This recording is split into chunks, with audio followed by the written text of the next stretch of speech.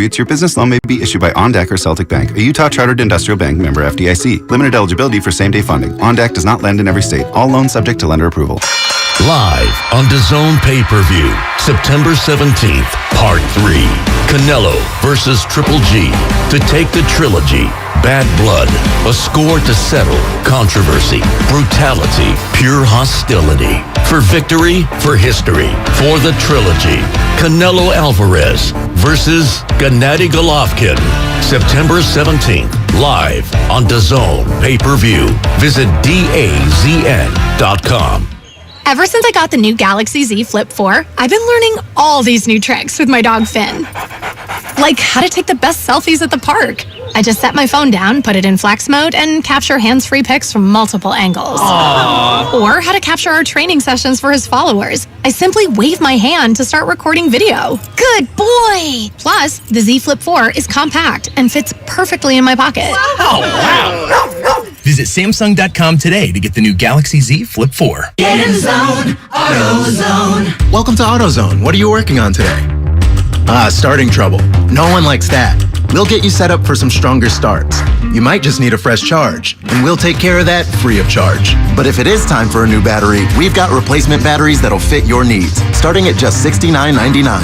You can learn more about our battery selection at AutoZone.com. That's what makes us America's #1 battery destination. Get in the zone, AutoZone. Claim based on data from the NPD Group 2021. I got Park Hill and West Valley covered on Tuesday. At Marita's Pool Service, the current staffing plan doesn't hold water. 3 more neighborhood pools on the same day. She needs more pool technicians to dive into work head first. That's awesome, but now we're shorthanded. Indeed can help her hire great people fast. I need Indeed.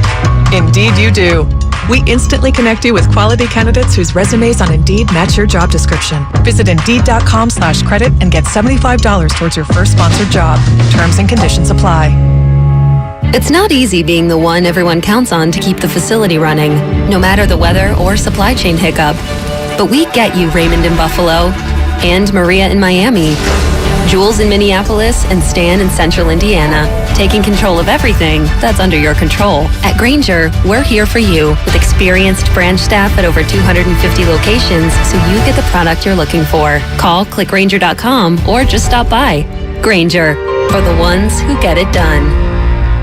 Hey everybody, it's Boomer Esiason here. When a part of your offense isn't firing on all cylinders, it shows. And sometimes the only solution is to replace that part with something new. It's true on a championship team, and it's also true with cars. That's why I love eBay Motors. They have all the right parts at the right prices. 122 million of them, by the way. And that way you can get the parts that you need to make your car a winner. ebaymotors.com. Let's ride. In Fremont, 74 today, partly cloudy and breezy. Weather brought to you by Pfizer and BioNTech.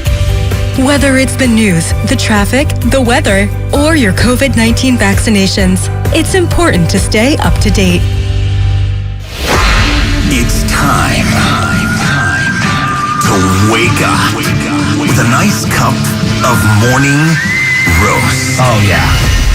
Featuring Bonte Hill and Joe Shasky. Well, I'm about that action, boss. Take him out! This is the morning roast on 95.7 The Game.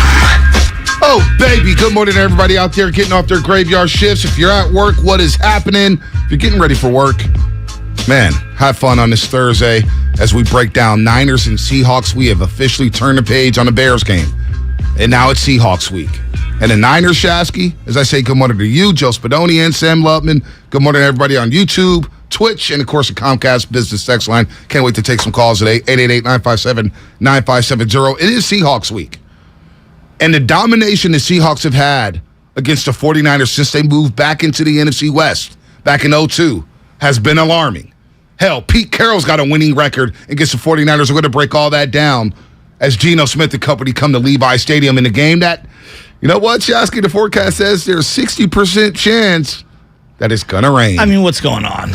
Like, seriously, this is like a cartoon where, like, the clouds are following us everywhere we go. It's absolutely ridiculous. 4 in a row, Shanahan's lost to Pete Carroll. 13 of the last 16, the 49ers have lost to Russell Wilson and Pete Carroll. That's insane. You know, Pete Carroll's 18-7 against the Niners. 18-7 all time against the Niners. It's really crazy. And he's dominated. And the Seahawks overall, since they've moved back into the NFC West, they're 28-13 against the Niners. They've had some big-time winning streaks against them as well. I've told this story 18 billion times, but I'm going to tell it again because every time we play Pete Carroll, I think about it. He was running things at USC. Yep. And anybody on the West Coast, unless you have affiliation to UCLA or Cal or Stanford, like, for the most part, we all looked at the USC program in the early 2000s. We were like, it's pretty damn good. Right. I mean, they're pretty loaded. And you had a lot of respect for Pete Carroll because there was a down period after John Robinson for USC. No doubt. And I do believe He flipped that program. He flipped that program. Whether it was on the up and up or not, like, playmaker after playmaker after playmaker. Some of the greatest college football teams I've ever seen with my own two eyes. And I remember in about 2009, 2010, when the 49ers were looking for a new coach, maybe it was 2007, Pete Carroll spurned the 49ers. Yep. And you could Google this out, look at it up, the York family was looking to find a head coach. And the rumor was, and this was before Bill's passing, that Bill Walsh, this is the rumor, had told Pete Carroll, don't go taking that 49er job. And he decided not to go to the 49ers. And it was right around the time Matt Leinart was going to either come back to school or he was going to go for the NFL draft. It might have been 05. No, it was 05. He told Matt Leinart to come back, basically. Matt Leinart had won the Heisman Trophy, had won the Rose Bowl and the National Championship, and would have been a consensus #1 overall pick. He was on fire. And Pete basically was like, you may not want to go to that dumpster fire, which the Niners were at that time. Let's be honest. They were a dumpster fire. New ownership changes. The Yorks trying to figure out what they're doing. Head coach after head coach, Nolan, Erickson, where are you going? And they basically told Leinart to come back to school. And think about how it hurt Leinart. Leinart went from being the #1 overall pick to being the 10th pick. I think he went behind Cutler and Vince Young, or Cutler could have went after Leinart, but he dropped. Vince Young absolutely went to the Titans. #3 overall. To the Titans. And then Leinart was either 9 or 10. Let me see here. That was the Mario Williams draft. Overall. So that was Mario Williams, Reggie Bush, Vince Young. Yep. Wow, look at us. Reggie Bush was amazing. I remember arguing at Sigmund Stern Grove with the homies. I was like, this Mario Williams is going to be the dude. He'll be the #1 pick. And everyone thought I was crazy. See, I thought the Texans messed up. And so, you know what? The Niners in the Bush Bowl. Yeah, but I saw this recently. I forget where I saw. I saw it recently where they said the Texans should have completely took Reggie Bush. Reggie Bush should have been the pick. I was a big Reggie Bush fan. He's one of the 5 best college football players I've ever seen. I agree. Tommy Frazier, Peter Warrick, Michael Vick, Reggie Bush is in that conversation. He had I think we look back and we're like, bust. He had a solid NFL career. Right. Wouldn't you agree he would have played better in this era? Just like 10 years later, 15 years later? In the spread offense, gun run, wide open one-on-one. He had a solid career, you're right. He had 1,000-yard season. Very underrated. 1,000-yard season with the Dolphins, 1,000-yard season with the Lions. He played well. He's a Niner. Well, he slipped at Edward Jones Stadium and then tried to sue them. It was done. It was How done random after is that? But back to Pete Carroll, because he basically spurned the Niners. And people forget he was the D coordinator for the Niners back in '95 when they lost to the Packers in the divisional round. He was an assistant coach at some level for many years at different spots, and I know that he was part of the Bill Walsh coaching tree. No doubt, he was. And he ended up getting the job with the Jets, ended up getting the job with the Patriots, and of course he was fired by New England. And that's when they brought in Belichick, and Belichick has gone on this run here. So, well, and think about how many guys in any sport have won a national championship at the college level and then go on to the NFL or Major League Baseball or whatever it is and win a championship there. I mean, he is on a short list. Jimmy Johnson, him, Barry Switzer. I mean, it is not a robust group of people. It's only 3 guys, huh? I mean, off the top of my head, that's all I can think of. Jimmy, Barry, Pete Carroll. Definitely not Dennis Erickson. No, it's not Dennis Erickson. He and didn't it's come close. Definitely not Urban Meyer. He didn't come close. Urban Meyer didn't come Larry close. Brown, Dante Wiley saying in the NBA, Larry Brown did that, and that is absolutely correct. Kansas Jayhawks and then, of course, the Detroit Pistons. And so what I'm getting at is that, for as much as I can't stand Pete Carroll, I've always had tremendous respect for him, and I know that when he plays the 49ers, his team will be so buttoned up and ready to go. They will be I don't care who's on their roster. I don't care what it's looking like for either one of the teams. I mean, think about it. One of the few wins the Niners have gotten against Pete Carroll was in a monsoon at Levi Stadium with Nick Mullins at quarterback. I'll never forget the game. And Russ threw a dime late in that game. He was down the line, like 40-yard bomb that a wide receiver dropped. Right. I'd never forget. Remember I'll never that game? forget because people were saying the Niners need to lose this game, and I was thinking to myself, no, you need to beat Seattle. That was one of the most fun games I've ever been to. But it was just like, you need to beat Seattle because they've beaten you up so many times in that game. What was it, 26-23 in the rain? That had snapped. Think about this. That is snapped 1, 2, 3, 4, 5, 6, 7, 8, 9. That snapped a 10-game losing streak to Seattle. Bonte, I remember taking Aiden, my little nephew, to the game. He wore shorts. And I go, bro, you know it's going to rain like crazy. I'm wearing a freaking like full-on Tahoe snowsuit to this game. I have never been to a game where it rained that hard in my life. Oh, yeah. Well, I was dry. Yeah, I remember. And the whole time you're texting me, I'm like, I can't even use my phone. It's soaking wet. Everything's soaking wet. I still have videos of Niner fans and their faces coming down those escalators and those stairs on how happy they were. And I know everyone tank. I don't care who you are. When you pay and you go to these games, you want to remember something. You want to have fun. And I remember there was a lot of media people and a lot of casual fans saying, you need to lose this game. Who haven't bought a ticket in a long time. And it was just like, you know what? This culture needs a win against Seattle. Think about that. They had lost 10 in a row to Seattle, to your division rival. We always discuss the Rams' domination in the 90s where the Niners had won, 19 straight against the Rams?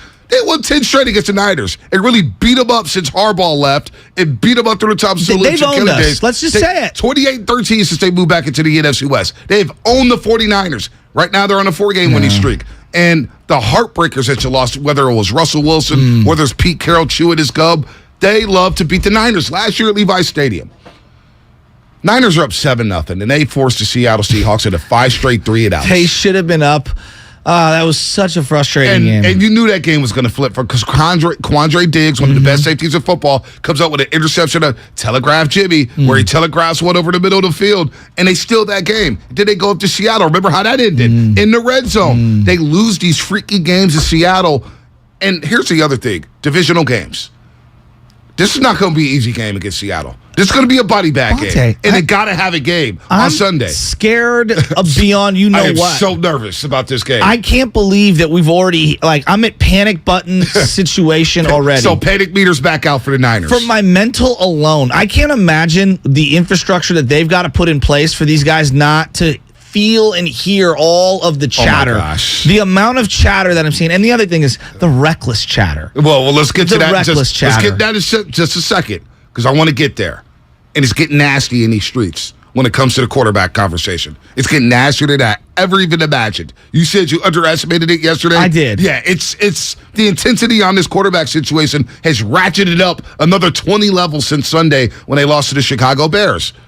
But divisional games, you have to win. Last year, the Niners went 2-4 in the NFC West. And their only saving grace was beating the Rams twice. Yeah, and they lost to Colt McCoy at home. At home. Remember that? James Conner looked like the Terminator. I mean, Colt McCoy threw a pass, a deep ball towards our end zone where we sit. And I said, damn, is this Roger Staubach? Who the hell is throwing that ball? Who was the cornerback that got ran over? Drake Kirkpatrick? You got the sound. Oh, my gosh. Drake Kirkpatrick. Eno Benjamin.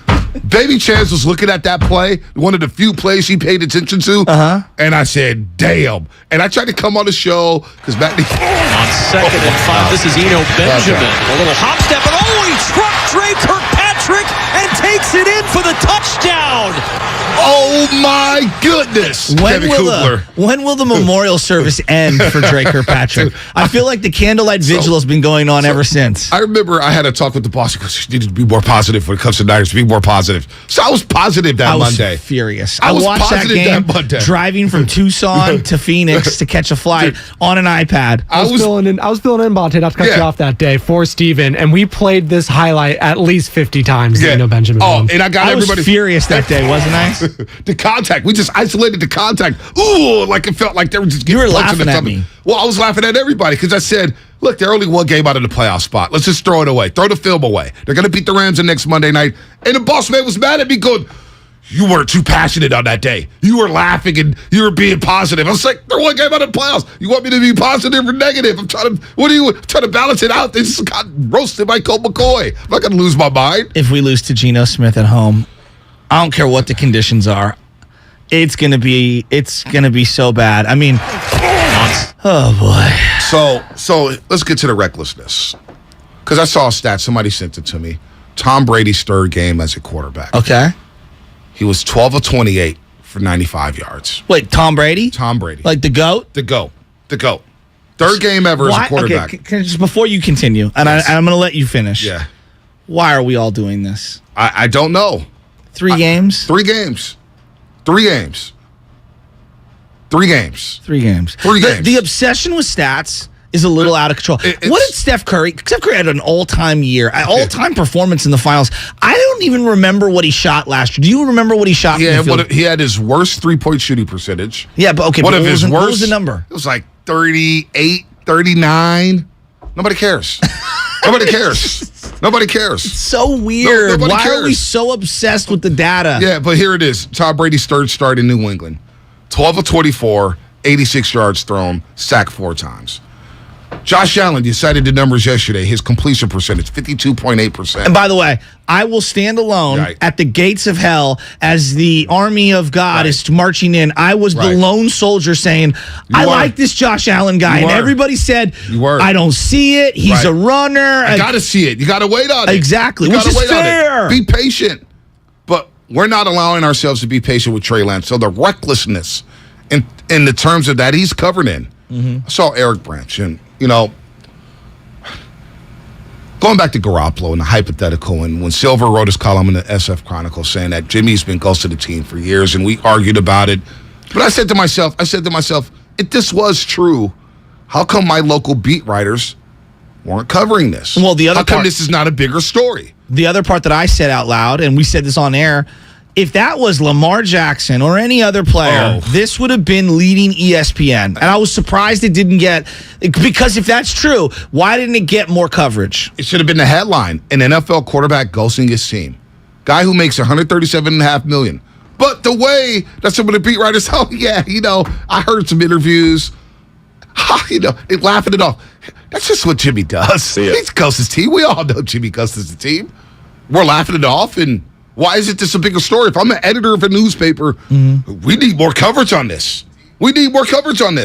So that to me was like, damn. So Jimmy's a nice guy. Nobody's going to go in on him. Alex Smith was elevated as a winner because Kaepernick wasn't nice to the local media. And so since Alex Smith was such a nice guy, he was elevated. And we made every excuse in the book for him. 7 different offensive coordinators in 7 years. How can you thrive like that? Does Tom Brady really need an offensive coordinator? You know what I'm saying? Did Peyton Manning need really a legit offensive coordinator? Russell Wilson's had every offensive coordinator fired that he's ever worked with. Not let go, not elevated to a new job. Fired. And he's walking into Canton, Ohio as soon as he retires. Well, he's going to be clapping in, he's going to be clapping into air. Clap air as he's going in. But he's going into the Hall of Fame. Big Roethlisberger, a slew of different offensive coordinators. Yes. Still balled out. But we make these excuses for Alex Smith. And we just reared our ugly head on Colin Kaepernick because he was a man of few words during that season. What was it, 2013 when they made the NFC Championship or something like that? But we elevate these guys because they're nice guys and we don't give them the type of coverage. The stuff I'm seeing about Trey Lance, and I'm calling out Eric Branch, San Francisco Chronicle. I couldn't believe my eyes when I saw this tweet. I could not believe it. In the past 44 games, the Niners have scored 10 or fewer points twice. Both starts with Trey Lance. Okay, that's fair, right? They scored 10 or fewer points in Trey Lance's two starts. 2 to 3 starts, they scored 10 or less points. But the context matters here, Shasky. Number one, if he would have gone back to 45 games instead of 44, he would have found out that, the Niners beat the Washington football team 9-0. Jimmy Garoppolo quarterbacked that team. And if you want to add more context, we could go into the playoffs against the Green Bay Packers and say, well, the offense only scored 6 points. They were saved by special teams. We all watched that game. Yeah.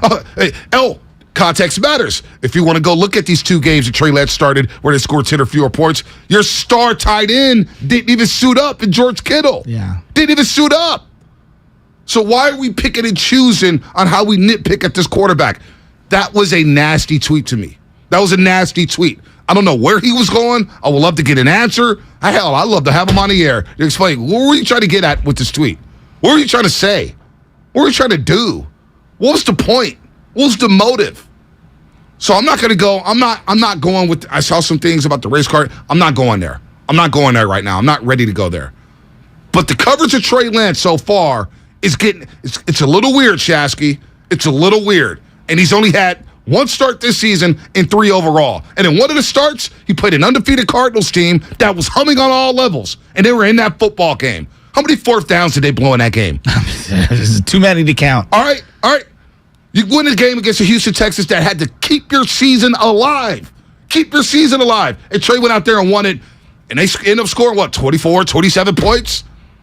And then you're playing the monsoon, and it's like, all right, you scored 10 points. We saw what happened there. So I'm a little surprised that it's gotten this nasty this early when it comes to Trey Lance. You and I have been going on this journey, this media journey together for a long time. I've hopped on the ride a little later than you, and you've been doing it longer than I have, and you have certain nuances of the game, I call it the game, kind of figured out. And what I mean by that is that you've covered high school, you've covered college, you've covered the pros from the journalist standpoint. I have not. I didn't go to school for journalism. Yep. And there have been many times where I come in here red hot faced and I'm like, the media, and I'll start throwing these bullets, and you'll say to me, Joe, you don't understand, here's where you're wrong, blah, blah, blah.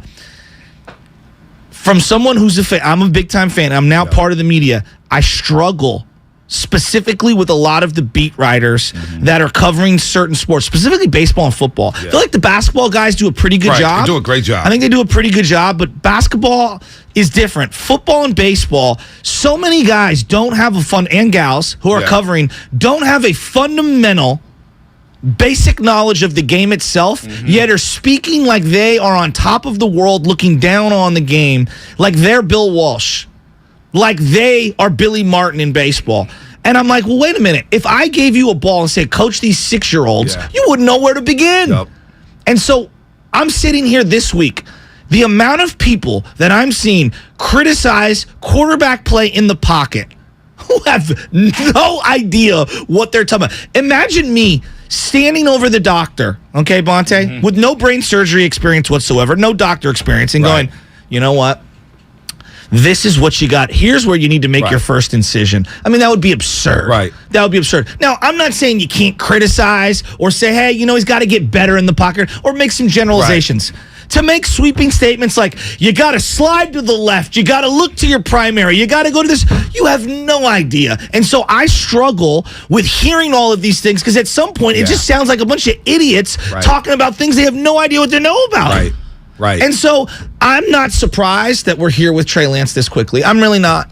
I'm not. And in fact, if you think it's not going to get worse, it is going to get worse. Even if they win this Sunday, which God, please do, we will dissect every incompletion and every completion, and we will say, the accuracy wasn't pinpoint. The guy wasn't able to turn the ball upfield. I'm not surprised that this is happening. I'm really not. I'm not. There's a text here, and I'm not ready to go there. But 510 Comcast Business text line. I get it, because I've been getting a lot of texts about these. Patrick Mahomes, Kansas City Chiefs quarterback, told everybody this summer, don't beat around the bush, that Lamar Jackson and guys like him get covered a lot differently than other quarterbacks. Well, that is factual. If Josh Allen was doing the exact same things right now, and he was a black guy, and I don't care what anyone says here, this is my opinion, you can disagree, you're entitled to do so. You know what we'd be saying? That running stuff is unsustainable. He's going to get hurt. Yet, have you heard one person in the last 2 years say anything about the way he runs the ball? Nope. He took shots against the LA Rams in the opener. Leading with his shoulder, taking shots, and nobody said a damn thing about it. So, if you don't think those things exist, well, that's your prerogative. I do. I think it does exist. Yeah, no doubt. And this is what I wish would happen, and somebody else put this very succinctly. Right. Man, if you just don't like black quarterbacks, just come out and say it. I mean, if that's what it is, if you're uncomfortable with a black kid playing quarterback, I mean, that's on you. Yeah, that's on you. I mean, that's sad. That is sad. I mean, come on. That is sad. I was very disappointed in that Eric Branch tweet, and I told myself, I'm not going to quote tweet. You know what? The hell with it. I need to speak up. And a lot of people, Kenny Caraway reached out to me, was like, this is nasty stuff. What is he saying? it's nasty. Stand on the other side. We'll say it on the other side. Maybe we'll get Kenny on, man. Maybe we'll get his ass up and get his thoughts on the coverage. What is coming up on the game, sponsored by BioNTech and Pfizer. Charging a cell phone can be like getting a booster shot. A booster is given to enhance or restore protection after a primary series vaccination, which wanes over time. Schedule an appointment when you are eligible. If you don't know your numbers, you don't know your business. That's true when your business is growing fast, and even more true when there's a lot of uncertainty. Inflation is running rampant, supply chains are clogged, and the labor market is tight. What does that mean for margins? But not every business is in the dark. Over 31,000 businesses know their numbers because they use NetSuite by Oracle, the #1 cloud financial system.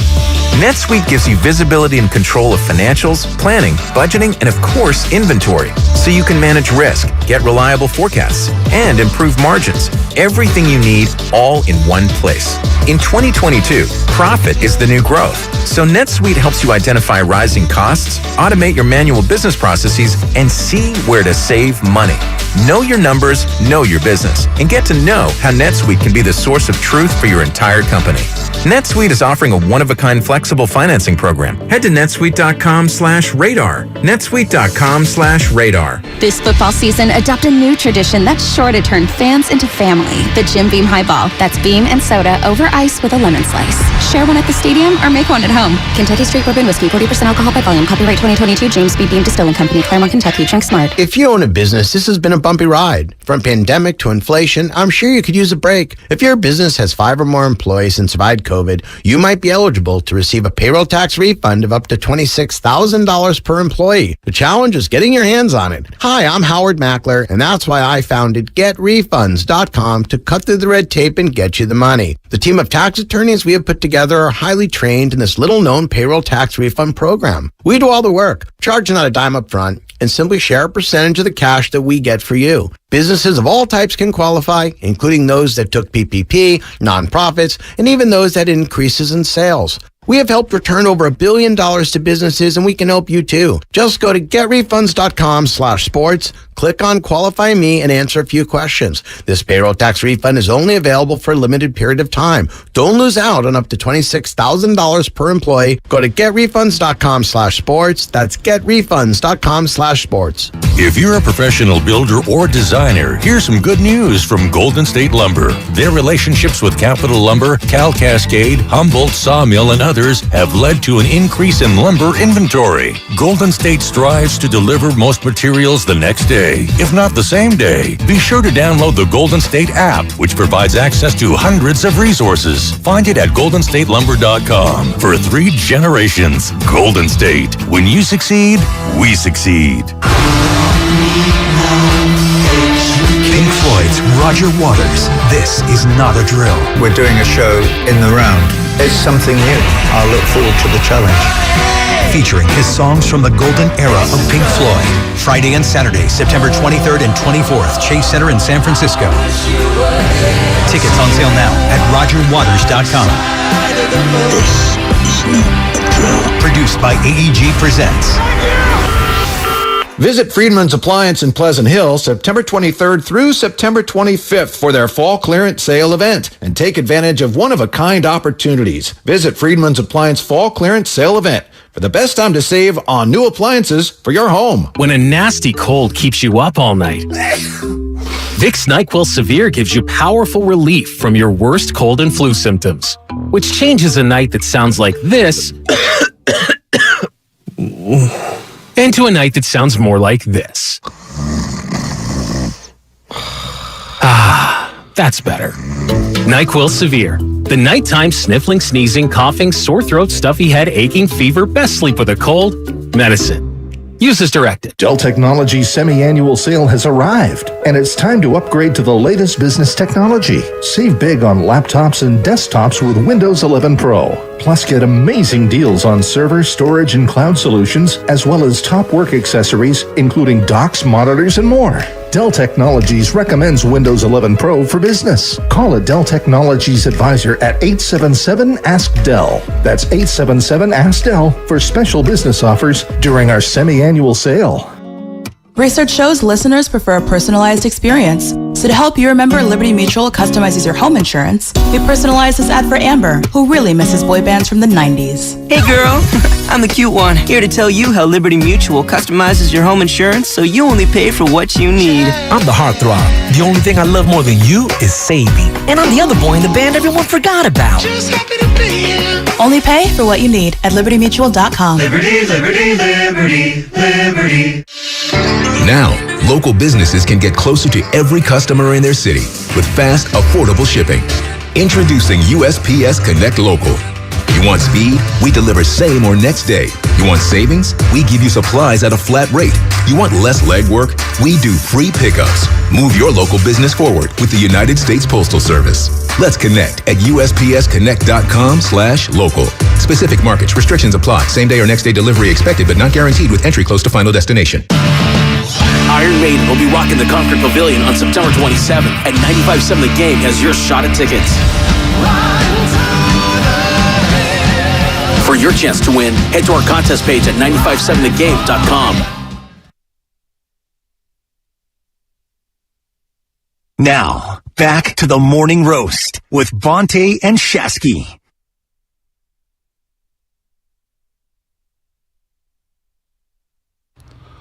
This segment presented by Golden State Lumber, serving the Bay Area for 3 generations. When you succeed, we succeed. Visit GoldenStateLumber.com. Little 50 Cent Thursday? Well, you know what today is? What's Pete Carroll's birthday? Pete Carroll, September 15th. How about this? Okay, How about this? No. Hold on. Pete Carroll, seriously. It's Pete Carroll's birthday. Why are you guys celebrating Pete Carroll's birthday? We're celebrating your birthday. Today is Bonte's birthday. Oh, come on. Why are you guys going to do this? Why are you guys going to do this? Look, I know we went on our soapbox the last segment, and we're going to get back on it. Pete Carroll turned 71 today. Yeah. Well, I don't want to break all the news and this, that, and the other, or make you feel uncomfortable, but I just want to tell you, I love you, buddy, and I'm very proud of you and all the things that you've accomplished up to this point. Obviously, just a great human being, someone who has completely turned his entire life around and is the king of sports media right now in the Bay Area. And I mean this not only as your peer, as your friend, but as someone that also simultaneously looks up to you and has to obviously keep your ego pamped down every now and then. I mean, imagine this, dude. You are doing Warrior pre- and post games. You are the face of Warrior basketball during the greatest dynasty run that they've ever had. You are hosting the #1 sports talk show in the Bay Area, a top 2 show in all of the industry right now in the major market that you grew up in, waking up the community that you care about every single day. And that's just the work stuff.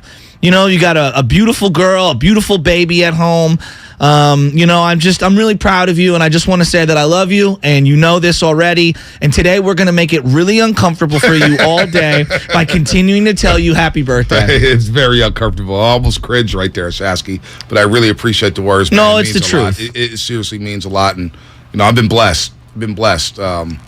It's a hell of a life right now. Doing the Warriors pre and post, doing this show with you. Waking up every day, we're able to go to every football game, wherever we go see the Warriors in person, in Boston, here at Chase Center. And you never forget where you come from. You know, this journey, and I hate talking about myself, but covering high school sports, I still remember it like it was yesterday, and I miss it. You know, I see people who have now grown up who are players, whether they're volleyball players or softball players or baseball players and hoop players, I remember when you covered me back in the day, and it means a lot, man. So to all the Did people you go to their win-loss record? No, I didn't. And omit certain games? No, just easy. Keep going. I did not do anything. Yes, I do look great for 48. There you go. But no, I appreciate the words, man. I really do. And it's a lot of fun because we get to share it with the roasters. Of course. We get to share it with the listeners who have been awesome to me here at 95.7 The Game. They've been awesome at NBC. But really, the 95.7 The Game audience, and especially our roasters, they really hold it down. And it's so much fun interacting with them on a day in and day out basis. So I feel the love from everybody, and I appreciate the wishes. It doesn't get lost on me as we go really self-involved here. We'll get back into sports in a second, but it doesn't get lost on me, and I know it doesn't get lost on you. Yeah. So many people move here and they choose to make San Francisco their home. And that's totally fine. I mean, there's nothing wrong with that. In fact, that's how this city was built. Right. People coming here trying to find gold. I mean, just go back to the history of San Francisco before, when it was Yerba Buena, for example. People have always tried to come here for a better life, whether they're an immigrant, whether they're someone who's trying to strike gold, whether it's someone who's coming here for a tech job, whatever it is. This has always been a transplant area. But we are natives and we're old school. And not only did we grow up seeded and breeded in this sports culture that we have here, you know, we are very rare to have made it through. And not just from like the periphery. We are born and raised, boom, right here. Went to school here, played ball here growing up, watched every single team, really didn't go anywhere. Never left. Stayed here our whole lives. I mean, Never it's kind of sad. It is sad. And it's also kind of, you know, unique for us. And now, I mean, look at you, man. And so I know it's not lost on you, but on a day where it's your birthday, and I was reflecting and I was thinking about things because Anna texted me and we were going back and forth last night. I wish she would have told me a little earlier, then I would have been able to, you know, get you an appropriate gift. See, Anna knows. She's been trying to do all these plans for the birthday. What, do you want to do this? I'm like, dude, I just want to have a nice little dinner and call it a night. That's it. That's all I want to do. I just want to move past it and get back to 49er football, Warriors basketball. She's a big birthday girl. I'm not a big birthday guy. I'm just not. Before we leave this segment, in honor of your birthday, I have a story for you. Oh, boy. And I saw it on Instagram yesterday. The SF cops, they're not happy. Oh, yes. 4 marked SFPD vehicles got their catalytic converters stolen when parked next to houses that are the SF SWAT team houses. Oh, boy. 4 cop cars in front of a cop house had their catalytic converter stolen. I know. I saw this because we had a sale. The reason why we were dressed up yesterday is we had this big sales meeting, right? And Shasky and I had to talk. Shasky did most of the talking. I just added my 2 cents here and there. And I was just sitting there. killing it. You were killing it, but you're talking. I was like Leonardo DiCaprio on the Wolf of Wall Street. Just relax, Shasky. They're looking at you crazy. But I was like, you know what makes our show special is we can talk about catalytic converters. We didn't even know what catalytic converters were, but we could talk about it for 45 minutes. And it was like these dirty dogs who were stealing catalytic converters. And now I see all these reports every single day. Hell, my mom had her catalytic converter stolen a couple months ago. I was like, this is insane. I didn't even know what it was 8 months ago. I still don't really understand it. I still don't really understand it. Now I'm parked on the street and I'm thinking to myself, damn, is somebody going to steal my catalytic converter? Those things are expensive. They are. But happy birthday, dude. I appreciate it. Keep it real. I love the young people. I'm giving you a sports wish on your birthday. Now, you're not supposed to tell your wishes, but we're suspending reality for a second. The sports wish has got to be beat Pete Carroll on Sunday just to shut up the Trey Lance, Jimmy Garoppolo narrative for your own psyche. Hey, dude, I was talking to Big Dog City yesterday, and he goes, man, y'all don't beat Seattle. I got to go to Denver and then play the Rams. And he brought up the old forward. I said, damn it, they got to win on Sunday. They got to win no matter what. And I need George Kittle in this lineup. I don't care if he's 80%. You just got to play. Speaking of stats that lie, somebody put out Trey Lance is not completed, but only 1 pass to George Kittle. Yeah, George didn't play in 2 full of the games of the 3 that he didn't play. Right. Again, we're losing our minds. There's so few sample size points to draw from. Yep. We're making these sweeping proclamations. I've honestly, when it comes to the 49er quarterback, I knew it was going to be hysteria. This is insane. Not like this. What even comes close? Kevin Durant and the Warriors, even then it was polarizing. But this has already superseded Colin Kaepernick and Alex Smith. You know what I'm putting this on par with? Montana? No, I was going to go the Heatles.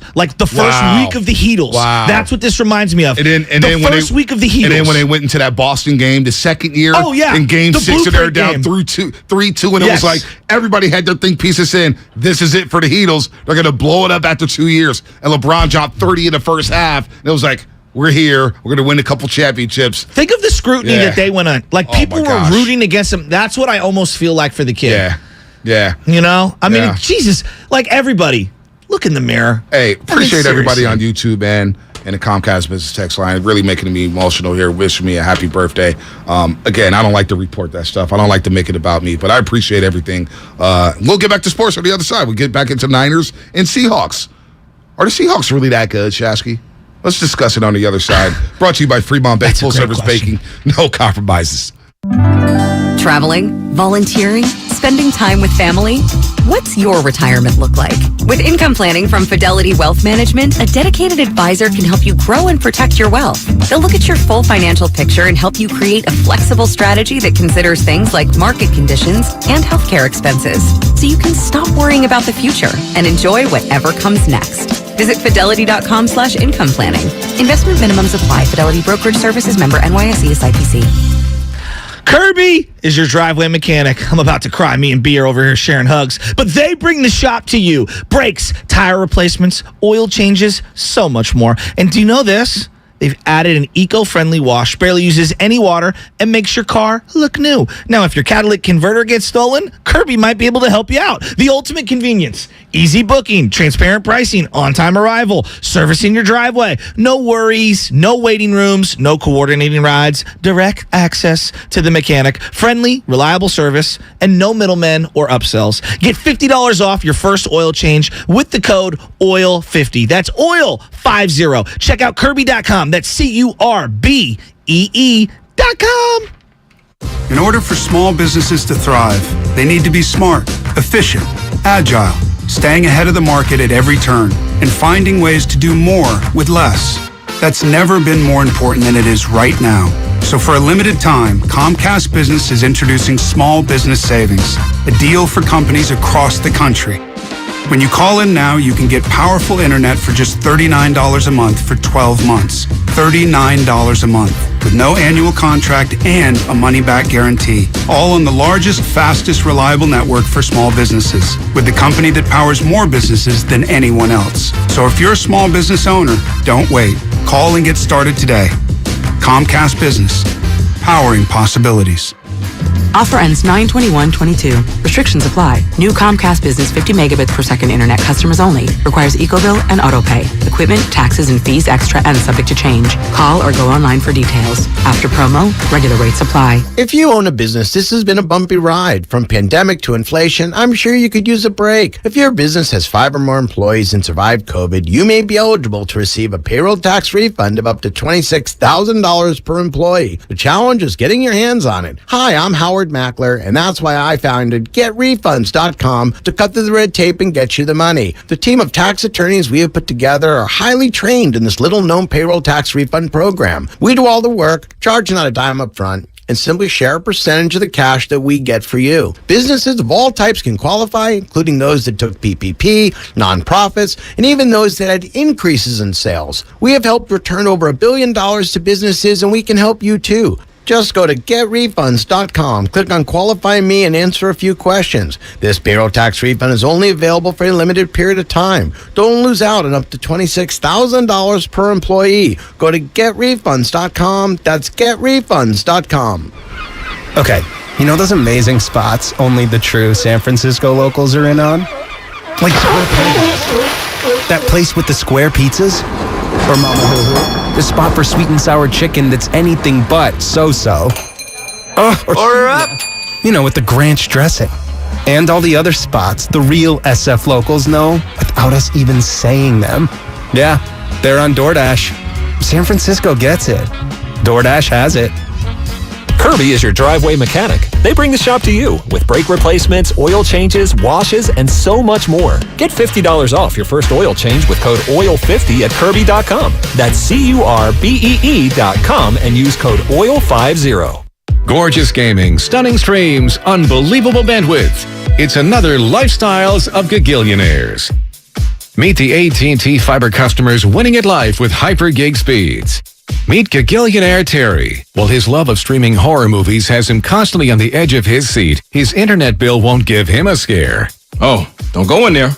I'm telling you. Because since Terry upgraded to AT&T Fiber with hyper gig speeds, he doesn't worry about data caps or equipment fees. Come on, man. The door's open for a reason. And best yet, he also doesn't stress about a price increase at 12 months, because with the amazing Gagillionaire lifestyle comes an exquisite sense of tranquility. Most of the time. Live like a Gagillionaire. Get straightforward pricing with AT&T Fiber. Internet that upgrades everything. No data caps, no equipment fees, and no price increase at 12 months. Limited availability in select areas. Visit att.com/hypergig for details. Dell Technologies' semi-annual sale has arrived, and it's time to upgrade to the latest business technology. Save big on laptops and desktops with Windows 11 Pro. Plus, get amazing deals on server, storage, and cloud solutions, as well as top work accessories, including docks, monitors, and more. Dell Technologies recommends Windows 11 Pro for business. Call a Dell Technologies advisor at 877-ASK-DELL. That's 877-ASK-DELL for special business offers during our semi-annual sale. At Church's, we put it all on the table for less. Get 10-piece legs and thighs, 2 large size, 5 honey butter biscuits, and 5 jalapeno peppers starting at just $20. Church's Texas Chicken. Welcome to the great state of flavor. Offer valid at participating locations. Breaking news on 95.7 The Game is brought to you by Beat the Street. For tips to win a $5.6 million prize. Listen wherever you get your podcasts. Oh my God! Now, back to the morning roast with Bonte and Shasky.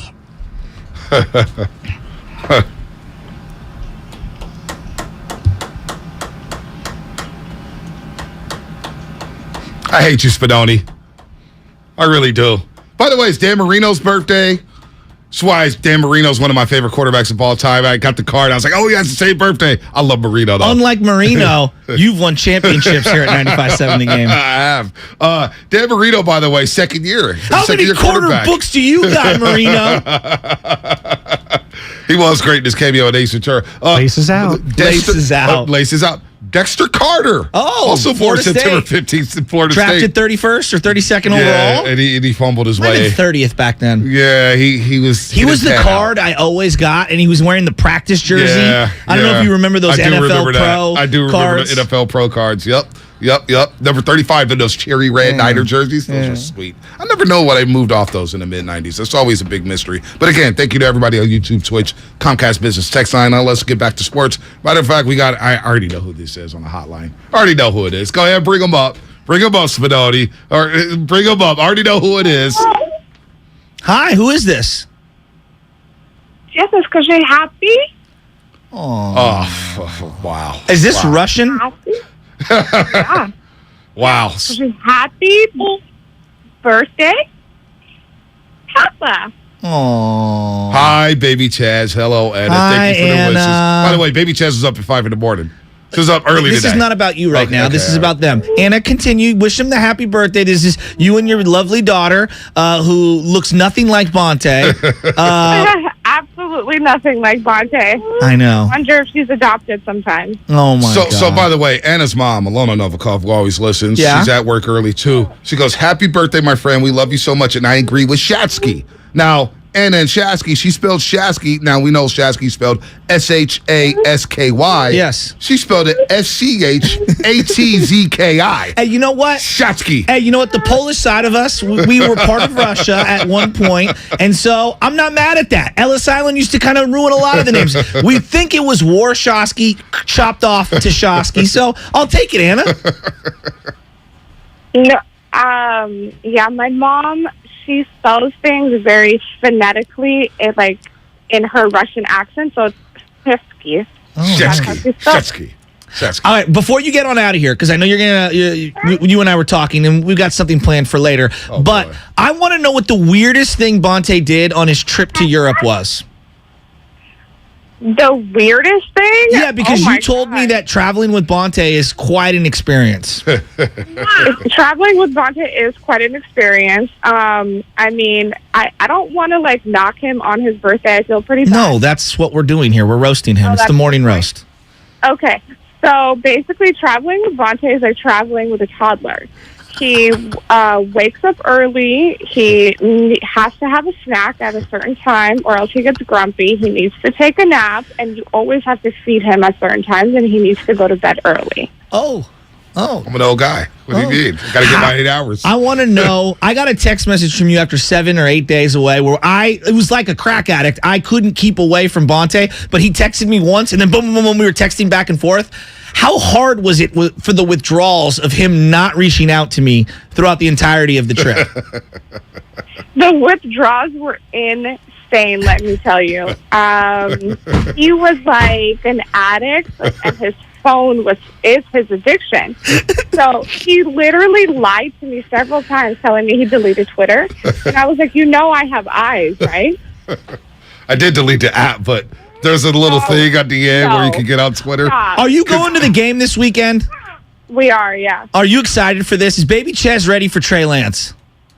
Vontae's not allowing me to bring her. Not the home opener. It's going to rain. It's going to rain. It's a lot going on. He had his... It's not going on. Listen, we're thinking Christmas Eve for Baby Ches.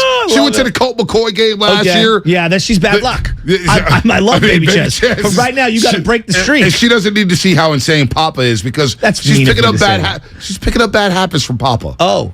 Controller throwing. I say the D word, she repeats me. Oh. If I say oh bleep, bye-bye, she's ready to go. Okay.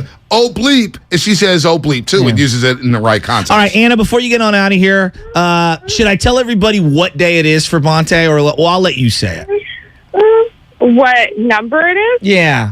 Oh, boy. It's the big 4-0, baby. Let's go. The big 4-0, not E40, not Bumgardner. No. The big Bonte, the big 4-0. Love you, buddy. I'm old. Let me actually wish you a happy birthday. I obviously love you and wish you all of the best. And I love you, too. Oh, thank you. Yati Balu Blue. What does that mean? I love you in Russian. Oh, I like that. Yeah, you like that? Teach me that later. Yeah, Tiba Will. Blue. Okay. But since you're turning 40, I think it's time for you to take the next step and go from boyfriend to hubby. So let's make that happen this year. Okay? That's an off-air conversation. Wow. Yeah, what you, was Anna. that? Damn. That took a turn. Yeah. Jeez. Oh, no. Bye-bye, Anna. Bye-bye, Baby Ches. The time is up. Back to the Warriors. Back to the Niners. Back to the Niners. Bye-bye. Bye-bye. Love you, Anna. Bye-bye. Love you guys. Bye. I don't even know what to say. So I was watching Brandon Belt yesterday, and he was in the booth with Kruk and Kite. Way to transition. This guy really thinks he's coming back. I don't want to talk about Brandon Belt. Let's talk about the Seahawks, man. Let's talk about the Seahawks and why they're not that good. Yeah. Happy birthday. I didn't know that was going to happen. That's my bad. Well, she's, it's been a lot of pressure there because you know what is happening is so many of my friends are proposing. Oh. Every other day I see somebody proposing. I'm like, is this the year of proposal? And she doesn't hold back. She doesn't hold back. Hear it every day. Shasky's like, I don't know where to go. I didn't know. I know where to go. It's not my business. It's your fault. You text her. You told her to come on the air. It's your fault. It's your fault. Birthday shenanigans are over. I did not mean to Let's do talk that. about the other birthday boy, Pete Carroll, who is 18-7 against the Niners. Pete Carroll, 18-7 against the Niners. And the Seattle Seahawks. Oh, man. Look like 925. Bonte, your girl is bad. You better wipe that up. Oh, man. Oh, man. Oh, man. The response is here. Who needs a ring quicker, Bonte or Shanahan? Bonte, help me. 888-957-9570. She's a real one. You better do it. What is it? Can I ask you, it's in full sincerity here.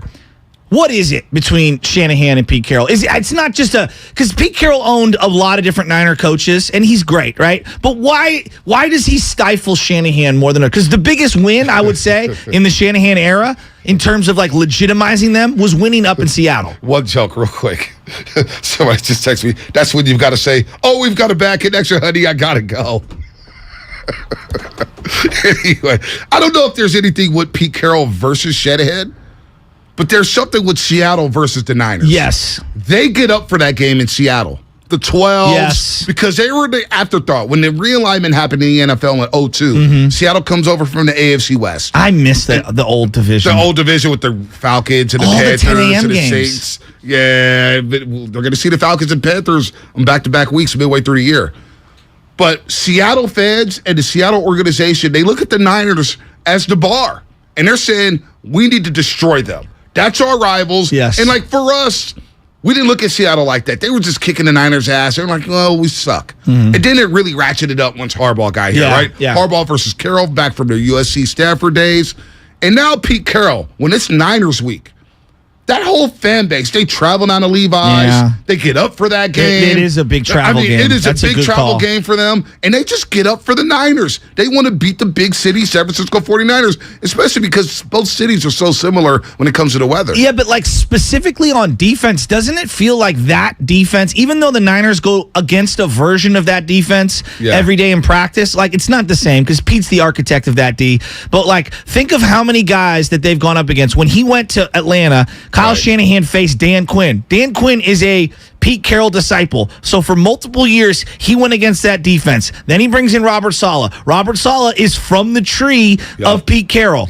Even DeMeco Ryans has some Pete Carroll elements in his defense. Why does that defense continue to stifle this team? All the time. And they moved away from that cover 3 a little bit, especially against the Denver game, but I don't want to put too much stock into it. Maybe that was the game plan against Russell Wilson. I don't know what Pete Carroll and company are going to cook up this week against Shanahan, but they seem to stifle the Niners, especially during this 4-game winning streak. This 4-game winning streak where the Niners, they start off fast against Seattle, and then they slow down. Remember the Monday night game in 2019? Niners got off to a hot start. They should have won going away. Clowney gets by. Who'd he get? He got by one of the backup tackles. And the fumble. Smacks Jimmy Garoppolo, and they flipped the game. Flipped the game. So last year, Niners get off to a hot start, but they don't take advantage, kind of like the Chicago game where they leave a lot of points on the board, and then later on in the game, Russell Wilson starts cooking, DK starts cooking, and the rest is history. As much as Russ factors into how great they were, I do also think Bobby Wagner destroyed the Niners. Big time. Destroyed them. Dominated the middle of that defense, and 650 is right on Comcast Business text line. They are running at 3-4 now. They moved to a 3-4 other than the 4-3. I know the comments are out of control. Stay focused here. My text line is going crazy. Stay focused here. I did not set you up, for the record. You set me up. Clint Hurt, defensive coordinator for the Seattle Seahawks. They moved to a 3-4, right? This is like when we were doing post-game shows, and there would be fans everywhere, and we'd be doing remotes, and Bonte would stare into my eyes, look at me, eye contact right now. Dude, the comments are out of control. They're out of control. I mean, look at this. You know what they said? They said that you and Jerry Rice and Roger Craig are going to be running uphill once you get home. By the way, can we get an over-under on the ring now? That's a thing now on the Morning Roast. Oh, boy. Oh, man. Bonte about to get his custom jeweler to design an engagement ring. I wish I had a custom jeweler. I'll make money. Bonte hitting up Jacob the jeweler for his ring. I see somebody on YouTube Is that still a thing? Yeah, no, I see somebody on YouTube say, you better hit up Shane Cole, dog. Shane Cole. I did have a homie. The homie Chris Diaz used to have the plug on jewelry. What about the Diamond Center? Paul from the Diamond Center. By the way, did he die, or is that all just Paul a joke? Dead? Like Bow Wow and the limo driver was a joke. Man. You remember Bow Wow and the limo driver? Oh, yeah. And then like there was also Paul from the Diamond Center died, and I didn't know if either of those were true. Well, he was the credit man as well, right? Was he? I'm the credit man. That was such a great. Get that jingle on the board. And he had the ladies holding him up. Yes. He had the ladies holding him up. Paul, he's a credit man. Look at him. Paul is a legend. God. Is he still alive? Can he get me a ring? I don't know. Maybe Victor can at SF. Victor, what's happening? Up, Victor? You're on the roast. Going, guys? What's up, Vic? I'm good. Bonte's going to kill me. Hey, happy birthday, Bonte. Thank you. This got really uncomfortable really fast. Know that, dude. Shasky was at a loss for words for the first time ever in his life. I did not see that coming. I thought she was going to bust a flow. What you got? I'm just calling. This is my first time calling in today. I listen to you guys all the time. Taking my call. Actually, I'm calling about the Niners, man. I'm not too worried about the Niners this weekend. You know, they usually start off slow. Yeah. That's I've seen that a pattern with Kyle Shanahan. But they're going to get that W. They got it. We got a squad. No doubt. 415 Comcast Business text line. Where's Bonte at on the panic meter? When that was said, Bonte was at a 13. Cue the situation critical from Nicotina. Pivot, don't panic. Start sweating real quick. Yes. Well, it's like the fiery emoji with the doggy. I felt like Billy Donovan at the end of those games against the Warriors, games 6 and 7, where I was just standing over there, overwhelmed by the moment. I was Daniel Hackett, or is it Nathaniel Hackett? Whatever that guy's name is. I was going for the 65-yard field goal, and I should have went for it on fourth. Oh, my God. Situation will be critical for the 49ers if they don't win this game on Sunday. They're saying you need to hit up Jared. Situation critical. What was the place on Powell Street where everyone used to go to get jewelry back in the day? Oh, wholesale jewelry. Wholesale. You get the no limit chains, the tape, the little fake tape. You'd wear it for a day and your entire skin would turn green. Dude, it was awful. Dude, wholesale. And then you had the Asian people in the front, and you had our Muslims in the back, and you had the lady was always saying, "Hey, my brother, where you been at, my brother? Come see me, my brother." She would always say, "My brother." Was it Burger King next door? Burger King was next door. My heart hurts. And Blondie's Pizza on the right. Wholesale jewelry. We get over there and get those $30 chains. Yeah. Thought we made it. I know. Thought we made Anna it. singing bling bling. Oh my gosh. Cash Money Millionaires. You're listening to 95.7 My Heart Hurts. KGNC FM and AC San Francisco. Always up on the free Odyssey app. Download the Odyssey app and favorite 95.7 Game for the best and most up-to-date sports coverage. And don't forget that you can also watch us every day on our YouTube and Twitch streams. Just log on and search 95.7. My mother-in-law, who listens every day, God bless her, Mary, says, "Oh my God, you two never let an ounce of air go by without talking. That was the longest dead air silence in the history of the morning roast." I was going to tell Spadoni, dump it, play sound, do something. I was going to say dump it, sound. The silence was definite. Play the Fredell laugh for crying out loud. My heart hurts right now. I'm sweating through the white tee, dude. You talk about a pressure cooker. Even Baby Ches didn't say anything. And she talks all morning. Even Baby Ches was probably looking crazy. She said bye-bye. She was ready to cut the segment off minutes and a half early. She could be a program director. Yeah. Where's the end drop? This is not good radio. Please continue on. Oh, man. God. Oh, let's go back out to the lines, man. Let's just go to all of them. Let's just go to calls, man. I don't even know. We're trying to break down Seattle Seahawks Niners. Are they still a rival for you? Absolutely. Yeah, me too. Absolutely. As long as Pete's chewing gum on the sideline. Absolutely. And when Seattle runs out that tunnel, when they run out that tunnel at Levi's Stadium, they're going to be dancing. Pete Carroll's going to be chewing gum. He's going to be fist pumping. And he's going to be on the field all game long. He never gets a sideline warning. Referees, throw a flag on his ass. He's on the field like he's the 13th man or 12th man on the field. This is a rivalry. As soon as you see those uniforms, as soon as you see that 12 flag at Levi's Stadium, things will happen in your brain where you're saying, I got to have this game. Absolutely. This is an absolute got to have it game. It's going to be raining. Oh, gosh. Come on, Trey. We're going to need the callers to pick us up today. Yeah. Who's on the line here? Who's on the line? I need to pick me up. I don't know. Hello? Who's on the line? Hello? Anybody there? Guess they're not. All right. Anyway, Seahawks, Niners, Seattle 28-13. We are so rattled. You look like Jaquaski Tart right now after dropping that pick. Oh, dude. Get up. Tyler Miller, YouTube. Bonte got to trade in Gucci's for a pair of dad shoes. Crocs. Thought he was going to say you got to trade them in for a ring. Somebody said if I get a ring for the Warriors, which I will not because I don't play, maybe give that to Edda. But she's not going to go for that. Ponte's going to give his dumb staff ring to Edda. Be like, hey, baby, will you marry me? Oh, man. A lot of people think you set me up, Shasky. I think you're in on that. You may have been on that one with it. I mean, you were snitching on Kevin Barlow last week. Bonte went from celebrating his beat into ring shopping real fast. Did the running back Marlon Mack do anything for you? You're trying here. You're so not into the show right now. I feel so bad. I didn't know what was happening there. JP Money's on the line. Oh, JP Money, save us. If there's anybody who can talk, JP Money can talk with the best of them. Before JP Money comes on, last night in softball, he got picked off of second. Yes, picked off for leaving the bag early twice and almost got doubled up on a third play. JP Money, how you doing? What you're forgetting to mention is that I batted 1,000, and my on-base percentage, I was on all 4 times. So you're failing to mention those portions of my game, the stat sheet. I filled it up. Yeah, I also had an RBI. I forgot about the RBI. But that's not why I'm calling. I'm calling to wish Bonte a happy birthday. You know, Joe and Anna and Baby Chez already said it all, but I'm so happy for you and hope you have another year of continued incredible success. Thank you, brother. And since it doesn't look like we're going to be able to celebrate a Giants playoff victory, I won't be able to bend your ear until Trey Lance takes it to the mountaintop. So. Well, hopefully I see you on Sunday against the Seahawks. You could bend my ear there and tell me how Trey Lance is getting ridiculed all day long, JP, buddy. Oh, dude, it's too much for me. I don't even like listening to it. It drives me crazy. Yeah, me too.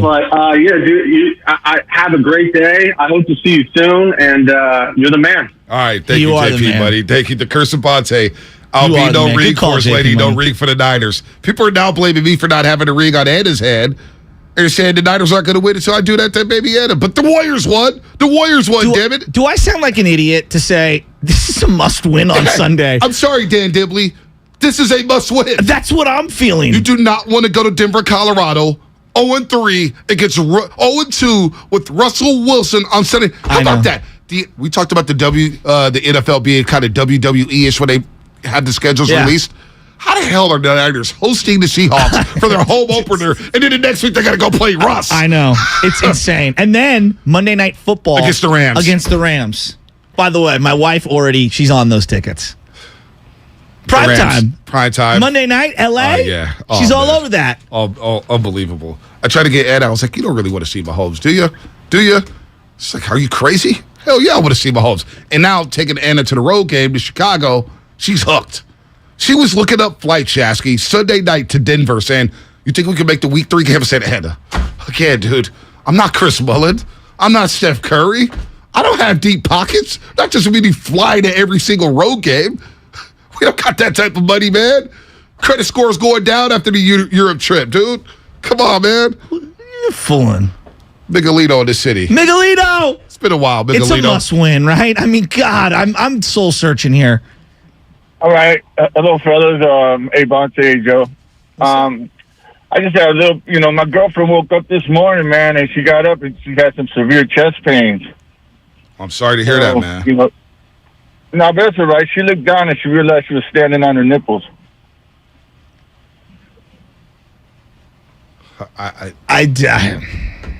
You know what? We're going to take a timeout. What's going on today? Things are off the rails. I don't even know. I don't even know what is happening. That is literally the opposite of what he said when I screened that call. What did you say when you screened the call? Miguelito never does that. This might be one of the worst days we've ever had on air. I mean, outside of you breaking the chair. This is one of the best. Well, our best work usually is our worst work. I mean, Loveman's in trouble right now on the bat phone. By the way, everyone's saying that you have a must-win situation the minute you get home. Yeah, it's going to be, it's all bad. It's all bad. It's all bad. Baptism by fire. Thursday Night Football, though. Bonte's credit score going down after the reimbursements, too. 8-3-1. Bonte's going to be doing a lot of Giants post games next year to make up for it. Carlos, you need somebody coming out of the pen? Call the lefty in, Carlos. I'll tell you all about that bit. I'll tell you all about the percentage of change-ups this guy's using tonight. All right, let's just... What's coming up in the game? I don't even know. Sponsored by Fremont Pick. Oh, my God. Full-service pick, no compromises. The Hall of Famer Tim Hardaway. Tim Hardaway is joining the show at 8:30. Tim Hardaway just got inducted into the Basketball Hall of Fame, the Naismith Memorial Basketball Hall of Fame. Seattle Niners must win. 888-957-9570. Two questions. One, are the Hawks still a rival? And two, is this a must-win for the Niners? Your call's coming up on the other side. In order for small businesses to thrive, they need to be smart, efficient, agile, staying ahead of the market at every turn, and finding ways to do more with less. That's never been more important than it is right now. So for a limited time, Comcast Business is introducing Small Business Savings, a deal for companies across the country. When you call in now, you can get powerful internet for just $39 a month for 12 months. $39 a month with no annual contract and a money-back guarantee. All on the largest, fastest, reliable network for small businesses with the company that powers more businesses than anyone else. So if you're a small business owner, don't wait. Call and get started today. Comcast Business, powering possibilities. Offer ends 9/21/22. Restrictions apply. New Comcast Business 50 megabits per second internet customers only. Requires EcoBill and AutoPay. Equipment, taxes, and fees extra and subject to change. Call or go online for details. After promo, regular rates apply. Wendy's new French toast sticks are so delicious, some are saying that they're better than their mom's breakfast. Excuse me. Did you just say Wendy's new French toast sticks are better than my breakfast? Mom, is that you? Answer the question. I said some people are saying that because they're so crispy on the outside and fluffy on the inside and perfect in every way. Uh-huh. And what do you think? I think it's time to tell people to choose wisely. Choose Wendy's new sweet and crispy home-style French toast sticks. That's still not an answer. At participating U.S. Wendy's during breakfast hours. A hot shower should be hot.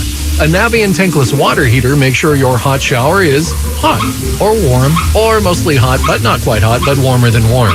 Whether you take it in the morning, after work, doesn't matter. Do you want a quick rinse or a full-on luxurious, I think I'm in heaven spa-length investment of time? Your choice whenever you want it. A Navien tankless water heater keeps your hot water hot.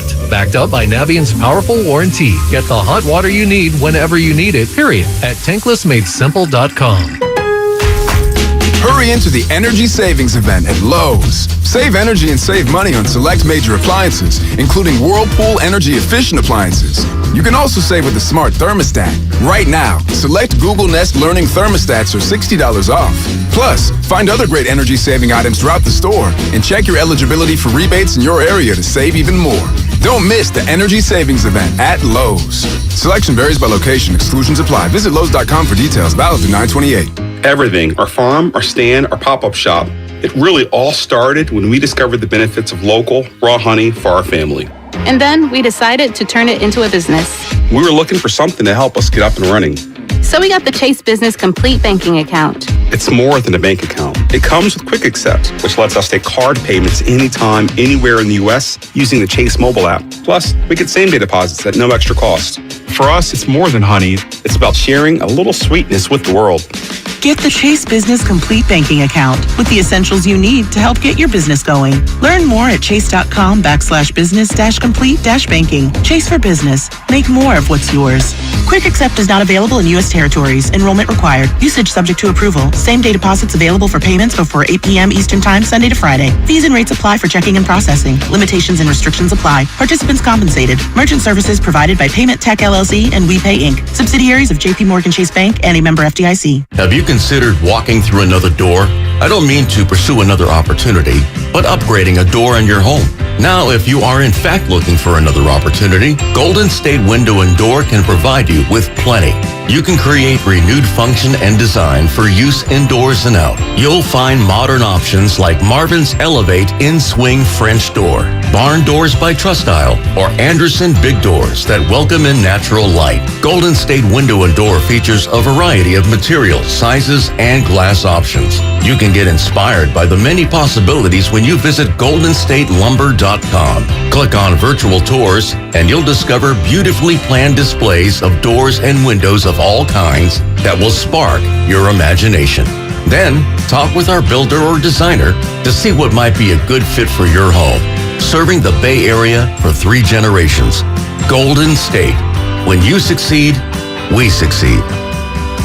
Kansas City Steak Company, another AmericanEagle.com success story. Started in 1932 as a family-owned butcher shop, today they're a leading distributor of superior all-American steaks delivered right to your door, ready for the grill and your taste buds. When it came to their website, an average site wouldn't do. They chose AmericanEagle.com to take their website to the next level. With a dramatic increase in competition and a softening market demand, they had 2 challenges: improve their brand presence and message, and produce a positive return. AmericanEagle.com got to work and executed usability feasibility studies, and detailed audits of site experience, digital assets, and marketing. The result? An integrated digital marketing and customer experience plan, organic traffic increase of 20%, and a long-term roadmap for success. If you love great steaks, go to kansascitysteaks.com for website design, development, and online solutions that bring efficiency and results. Visit AmericanEagle.com. If you need a results-driven website, call the team at AmericanEagle.com at 877-WebNow1. That's 877-WebNow1.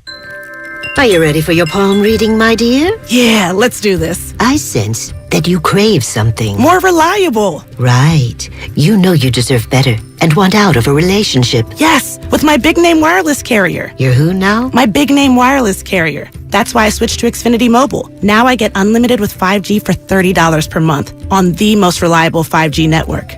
Let's talk about your aura. It's so... And get this. They can even save you hundreds a year on your wireless bill over T-Mobile, AT&T, and Verizon. Wow, that's actually really impressive. Yep, but you already knew that, didn't you? Oh yeah, I definitely saw this coming. Start seeing savings today. Switch to the fastest mobile service, Xfinity Mobile. Now with the best price on 2 lines of unlimited, just $30 a line per month. Switch today. Xfinity Internet required. Price comparison for 2 unlimited lines under available 5G pricing plans of top 3 carriers. Taxes and fees extra. Reduced speeds up to 20 gigabytes of usage per line. Most reliable based on root metrics. US report. Comcast analysis of mobile Wi-Fi and cellular data from Ookla Speed Test Intelligence Q2 2022. The Dave Matthews Band is coming to Shoreline on September 17th.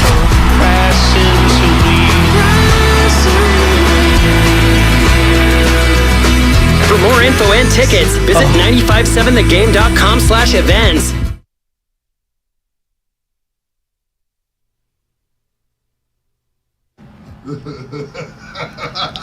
Next step and go from boyfriend to hubby. So let's make that happen this year, okay? Now, back to the morning roast with Bonte and Shasky. All right. Happy birthday to my sidekick. I hate you, man. I hate my you. husband at work, Bonte Hill. This might be the worst. For a 40th birthday, this may be the worst birthday ever. Listen, Oscar Perez on YouTube. Who gets a ring first? CP3 or Bonte? Text line. How can I miss the text line? Bonte down 28-3 right now. Oh. It rattled. Yeah. Remember NCAA football back in the early 2000s? And they had the momentum everything meter was shaking. and everything was shaking. Well, now they do it in the new Madden where your passing thing gets all screwed up. It gets all screwed up. I can't do no hot routes. It literally rattles me to dome. Is it just me or is it impossible to pass in the new Madden? I haven't played it since the first time. It's so hard. It's ridiculous. It's so hard. I don't even want to play nobody online because I'm like, I don't know how to throw the ball. Yeah. I don't. But you get rattled and it starts shaking and the crowd's jumping and in your head you're just like, oh my God, what do I do? What do I do? You don't even know what to call. I've never got delay games in Madden. This new passing mode and momentum meter. I had like 2 delay games. I didn't know what to do. Well, you had one earlier today too. Yeah, you had a few. All right, are the Seahawks still a rival? Michelino, man, what was he? I can't believe that. I know. Anyway, Happy 40th, though, my friend. Thank you. You know I love you. Let's move on. Seahawks must win game on Sunday. This has got to have a game. Now, do I think the Seahawks are that good? We got to remember. They didn't score a point in the second half. Well, and it felt like that was their emotional Super Bowl. Yep. But, again, I also thought that they were going to be a horrible team this year. I also thought the Bears were, too. And the Niners lost to the Bears. Right. I'm not sleeping on any opponent from here on out. No, that's done. I was wrong. All right? Done. So I'm going to freely admit it. But I also always appropriately fear the Seahawks because of Pete Carroll. And it's a division game. Absolutely. Like, the Niners are favored by like 9. And I'm thinking to myself, well, George Kittle may not play. And we'll get to the Shanahan sound about George Kittle. He may not play on Sunday. And George Kittle last year had monster games against the Seahawks. How did he get hurt that bad? Like, I don't get it. I don't.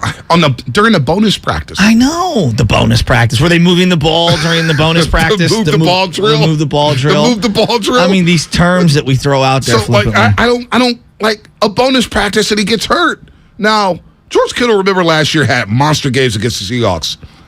In 2 games, he caught 13 passes for 221 yards and 2 touchdowns. The second game in Seattle, where we were all screaming, where's number 85 at the passing game? We had 9 for 181 that day, including 2 touchdowns. And for some reason, he didn't get a look in the goal line in the last four play sequence. That's old news. But they lost. I'm very worried about how they're going to establish the run in this game. It's just it's vital to what they want to do on offense, and I'm very worried because I don't know who the lead dog's going to be. Like if you said to me, Joe, Jordan Mason leads them in attempts, I'd say, okay, I can see that. Debo leads them in attempts. Okay, right. I can see that. Trey Lance leads them. Like I could be in belief of 5 different guys being the top dog come Sunday. That doesn't mean that all 5 are going to ball out. Right. I'm saying I have no idea what to make of their run game. And there's rain in the forecast. There's rain in the forecast. There's rain in the forecast. Let's go back out let's go to the lines in a second. We got a couple people on the hotline, and I believe it's Mrs. Shasky. Oh. She actually called the show. Mrs. Shasky's calling the show. It's a big day. She never listens to us. I know. Hey, hon. Hey, Michelle. Michelle, are you there? She put us on mute. Yeah. Wow. Wow. I mean, this is... We're just on fire today. We're firing off on all cylinders. Well, you know Papa Shasky's ready to go. Oh, yeah. The bat signal's out. Papa Shasky, talk to me. He's probably popped about 7 Vicodin from last night's softball game. His first game back in 2 years. Oh, my God. The hip must be well. The mouth is working because he was yelling at everyone last night. Papa Shasky, what's up, man? Good morning, fellas. Hey, B, I just want to call and wish you happy birthday, brother. You have yourself a great day. I was just thinking about you. You take care of yourself today, and I wanted to talk about what I want to talk about is why don't they Kyle do a scripted for Trey for the first 20 plays? That way, it takes the thought process out, like they did take a little playbook out of Bill Walsh's playbook and run some scripted plays the first 20 plays. And I was wondering why the 49ers, why don't they do what they used to do and not hit in practice so much? So you save the guys from getting injured for a game. I know. The Kittle injury is just it's devastating. It's crushed the early season here. Yeah, and he's a vital. Him and Usps are vital in having that run game be successful. Mm-hmm. I just don't see the other 2 tight ends being as successful blocking as Kittle is. It's not even close. It's uncanny how well he's a blocker. Real quick. I want you to be quick on this one. Belt coming back, in or out? Because he was on with Krug and Kipe yesterday. Yeah. Out. Okay. All right. The other thing, you've lived a little, Pops. Love you dearly. You've lived a little. This quarterback thing and the hysteria around it. Have you seen anything like this? I know you were around for Joe and Steve. You were around for Brody and all the different quarterback transitions.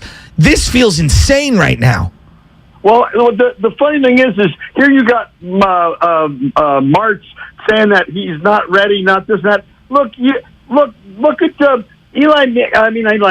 Peyton Manning threw how many interceptions his second year? You got to give this guy time to mature, right? What I thought was big. He stepped up, very mature for his age, and he took the hit on himself, saying how many mistakes he made. I mean, how many young quarterbacks have the nuts to do that? None. I mean, that just showed so much maturity to me that this guy, we're going to have some growing pains. Fans, we just need to be patient. Do you think he's got the skills to do it? Like eventually. He does have the skill. You couldn't put that loss on him. No, you can't. Jimmy Garoppolo would probably looked worse there. Yeah. He couldn't throw the ball. You can't throw the ball, a 10-pound wet ball in the fourth quarter, right? They couldn't run the ball, right? I'm not sold on McGlinchey. I know he's a big guy in the dugout, in the locker room, but he just doesn't do anything for me. No, he doesn't. Trent Williams had a penalty. You had a lot of guys that made boo-boo mistakes. Now that may have contributed because they didn't practice, they didn't play a lot in preseason. Right. That was more like a really good, fourth game preseason game. That first game. So the weather had a lot of factors. I'm hoping that the rain holds back. They got a little bit better surface to work with this week, and hopefully that they can run the ball like they need to do, and then Trey's going to make those throws. Papa Shasky, where does Seattle rank in terms of a rivalry? Yeah, because you're around for the Rams. You're old school, so I know a lot of old school, and I know you hate McVay, and I know you hate the Rams. But since Seattle has come into the NFC West, back into the NFC West in 2002, they're 28-13 against the Niners. They had a 10-game winning streak against the Niners at one point this decade, and Pete Carroll's 18-7 against the Niners. Seattle has owned the Niners since 2002. Where do they rank in terms of a rival? Well, for me, the longest-running rival is the Rams, right? Yeah, and the Cardinals and the Seahawks were a distant third and fourth combination. I mean, it wasn't until the 2000s when Pete Carroll took over and they were significant in winning ball games and matching us that it became a rival. But it's still the Rams and Niners. I mean, the Seahawks, yeah, but I just don't feel they're playing. They've been playing like they played pretty well the other night. The quarterback looked pretty good. He's a big, tall guy. You know, he needs to learn like he ran on a ball and he could have took a really big hit. You know, he needs to learn to get down. You know, you can't sleep on any NFL team. Just like they suit up like everybody else. What about Pete Carroll? There are 11 out there. What about you can't stand Pete? Yeah, but what about Pete Carroll? Like Jimmy Johnson, I couldn't stand him. Bill Parcells, Jerry Glanville, for crying out loud, talking all that smack in Atlanta. As a coach, he probably ranks up higher than any other NFL, any other team in the division. Yes, right? Because he's a guy you like to hate. So plus he's a Bay Area guy. You know, you throw a lot of it in there. And he's got that cockiness about him, chewing that 4 packs of gum. This has got to have a game, Pops. You got to win this on Sunday. I don't think it's a got to have it, but it's going to bode well for evening out the division, right? Yep. If they beat them, it'll even out the division. That way, given the other two teams may win. I just think that they got to win at home, right? Yep. Got to show the fans, and Trey doesn't have to have a great game to win, right? He can play just as well as he did last week, and they can still win the game. Well, before you get on out of here, Hufanga, I know you love him. I loved him when I first saw him. Now, for him to show up with 11 tackles and an INT last week. I mean, are you kidding me? He pops on everybody's radar. We need more of that. I know, and we need Greenlaw to play better. Oh, I never even heard. I didn't hear the main guys. Fred Warner with the long hair linebacker. Fred Warner Jr., Al Shire. You heard him for the wrong reasons. Well, a couple of those penalties, you're going to tackle the guy, and the quarterback slides right in front of you. It's so weak. How are you going to hold up? I know. Some of those were some bogus calls. You've got to be disciplined. You got to play better. They got to play. They got to play their kind of game. Yeah. They can't fall into the trap of, and they can't come from behind. They got to get that lead. And Shanahan has to put the foot on the throat. Yeah, he's got the lead. I know. Love you, Pops. Thanks, Papa. You guys have a great day. Thanks, happy Pops. birthday, B. Thanks, Papa Shasky. Papa Shasky, everybody. Papa Shasky. Lost in all the hysteria. Hufanga was so good. So good. He joined Damon Ratto yesterday. Joined Damon Ratto yesterday. I know you listened to it. I mean, he was everywhere. I mean, 29 was flashing. And even put in that 4-play sequence where Greenlaw grabs a face mask, Gibson drops a pick. The one positive play was him blowing up David Montgomery in the backfield to force a 3rd and long for the Bears. 3rd and 11.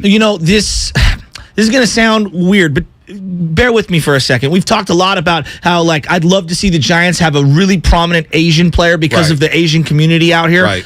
The Polynesian connection to football in this region, it's huge. It's humongous. Huge. And going back watching that Manti Te'o, Manny Tuiasosopo played for the 49ers. You know how many guys grew up with a Manny Tuiasosopo in their neighborhood? I'm from the Excelsior. Right. It's a very Polynesian-heavy neighborhood. Right. Jeremiah Masoli. Exactly. Then you had Jesse Sapolo for years as the center for the Niners. Exactly. He's a very underrated. And it's good to see a guy. I think it's a great representation of our community. And no doubt. Who doesn't want to see this kid thrive? I know. A hard-hitting safety?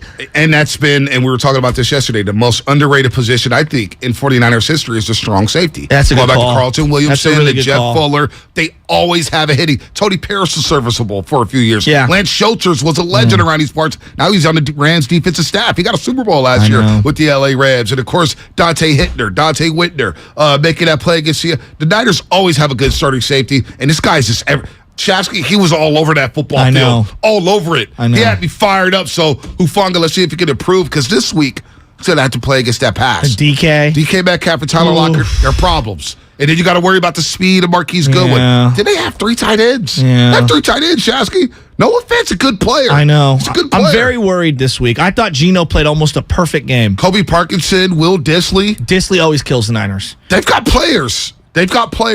This pass rush, and then, of course, Mike Iupati, no doubt about that. Oh, yeah, the road grader. This D-line needs to take over this week. Yeah. This has to be their signature game. If Kinlaw popped on tape, I need more from Eric Armstead. Yeah. I need more from 91 this week. Well, Kinlaw gave me a lot of flashes, and I felt very encouraged early on. Hurt the ankle. It didn't feel like you saw the same impact. Right. The field conditions clearly got muddied and whatnot. But I really liked what I saw from him in the first 4 drives. I loved what I saw from him. I love what his teammates are doing. Shared all his highlights on Instagram. Because the NFL highlighted Kinlaw. He's walking out there with no shirt on in the monsoon. Kinlaw's ready to roll. He's ready to roll. But I need Eric Armstead. Yeah. This has to be a big Eric Armstead game. And he's had big games in Seattle. Yeah. He's had big games against Seattle. He's got to ball out this week. This D-line has to take over. I'm so excited for this game. It's a big game. It's huge. Niners Seahawks from the 209 Comcast Business Text Line. Yeah. Is it nearly as big of a rivalry than Bonte and Aringar? Go from boyfriend to hubby. So let's make that happen this year. Okay? Michelle Shasky's on the line. And she never listens to the show. No. But she's calling us? Why? Michelle, why are you calling us today? Hi, guys. I'm just calling to say happy birthday. Well, I appreciate that, Michelle. Thank you so much. Means a lot. Means a lot. Somebody's got to check Joe here, and you do a great job at doing that. I try. How was it listening to us for the last 10 minutes, including Joe's dad on the line? Did it just feel like you were back at home? It's actually quieter when it's on the radio. Oh, that's pretty good. Oh, man. Hey, Michelle, are you ready for the game this weekend? I think you're going to be going, huh? I am going to be going. Yes, I think my goddaughter is going with me. Ooh, nice. You only come out for primetime games, so this must be a must-win situation. The home opener. Yeah, I'm excited. I think it'll be a good game. All right, I want to ask you about Jimmy G, Trey Lance. You remember Kaepernick, Alex Smith. What do you think about Jimmy G, Trey Lance? I don't think it's the same dynamic. Do you? No, but who do you like? Who's your quarterback? Who's Michelle's quarterback? Oh, I'm going to go with Trey Lance, I think. I like Get that. him done. That's why I love you, Michelle. Yes. That's why I love you. That's why you're my dog. All That's right. why you're my dog. Michelle, we love you. And by the way, Pete Carroll, do you hate him as much as we do? I would say hate's a strong word, so I'm going to say no. By the way, does Joe change during football season? All right, here's one thing to hear him about Last Giants week, I was screaming at the But television. how is Joe during a Niners game? He doesn't change, but he definitely screams at the TV. I'm so glad that, we have the downstairs now because he just goes and just screams at the TV by himself. Oh, my gosh. Oh, my gosh. She told me I had too much coffee on Sunday. There's no such thing, Michelle. No such thing. Anyway, Michelle, thank you for the wishes. I appreciate it. Yep. Really, it means a lot. Okay, take care, guys. Bye. All right, Michelle Shaska. Boy, we got all the heavy hitters. You know what? We got another one on the line. Who's that? It's our boy Heat. Oh, Heat! Shout out Outbound. Let's go. Let's go, Heat. What's up? Let's go. What's up with my guys, man? Happy birthday, Bonte. I appreciate it, Heat, man. It was good to see you a couple weeks ago. Yeah, I was going to tell you, man, we appreciated y'all, man. My son was lightweight looking like Debo on your daughter's bike riding around. She was so focused on the water fountain that she didn't care about that. Usually she doesn't like people touching her stuff, but the water little fountains that they had at the playground, she was so locked in on that, I don't think she cared. Yeah, it was just beautiful watching all the next generation of Niner fans, bro, getting together, man, and understanding the lifestyle, bro. It was a beautiful thing, man. No doubt. Where do you got the Seahawks? Because you're an old school diehard Niner fan, and I know it's seeded and breeded. Our dads actually played ball together back in the day, St. Mary's Park. But so explain to me, where do you got the Rams, the Seahawks? Where do you got Pete Carroll? I want to know your little your list of who's the most hated. I mean, we come from we the Rams back in the day, bro, and the Cowboys. Yes. Thing, bro. I mean, in recent years, obviously the Seahawks have been pretty prominent, and they've been putting it on us, and it's been some real battles, bro. But you know what? As far as I see it, it's an NFC West game. It's like your pops was saying, dude. We play them twice a year. You know what I'm saying? So every time we see them, it's pivotal, right? Yep. So I hate to use must win so early in the season, but for morale purposes, we got to win this game on Sunday. Got to win it. Got to have it. You got to have it just to quiet the noise. How we do it, bro. We had every home opener. That don't never change. It never changes. And with Russell Wilson on the horizon for Sunday Night Football, you don't want to go to Denver, Colorado 0-2. It's just not a good place to play. It's a tough place to win. Exactly. You know what? Before that's going to be a tough one in the lights and everything, man. But first things first, bro. We got to give it to Geno Smith and crew, man. And I love watching Pete Carroll soak on the sideline when he take an L. Oh, yes. Me no too. Doubt. I do too. Before you get on out of here, two quick things. Number one, you got a new song out right now. Yeah, all right. A Niner anthem that is super sick. We're going to pull it right now and play it. And then number two, before you get on out of here, the Trey Lance stuff. I mean, you've been watching the Niner quarterback thing and all the hysteria back and forth. Where do you stand on just everybody losing their minds on everything Trey's doing? Man, I'll touch on that part first, man.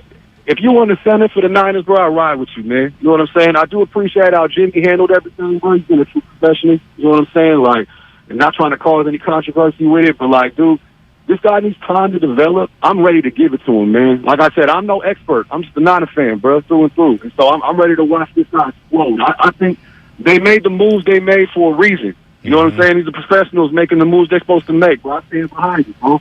Yeah. Trey looked good to me last week. Yeah, There's a lot of different factors going in. Yeah, no, Trey wasn't the reason they lost that game on Sunday. I truly believe that. We got the song. We got the song right now. We're gonna play the song, then we'll let you tell everyone where they can hear it. Boom, hit me. Hey man, this is the 22 remix. One sec, Dave.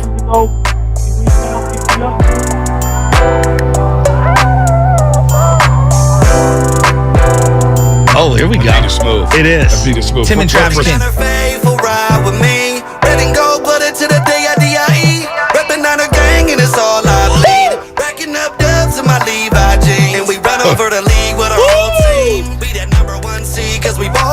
Wow.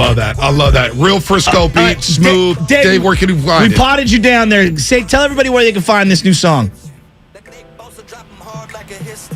Dave, you still there?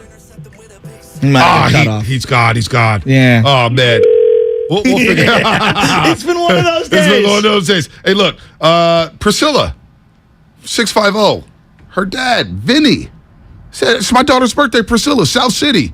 Comcast Business Text Line. Priscilla, happy damn birthday. Happy birthday. Share it with a legend in Dan Marino and Dexter Carter and yeah. Pete Carroll. Good job, Priscilla. Have a fun birthday, her 15th birthday. Let's go out to Danker. Danker is on the line here. Danker, what's going on? Must-win game on Sunday?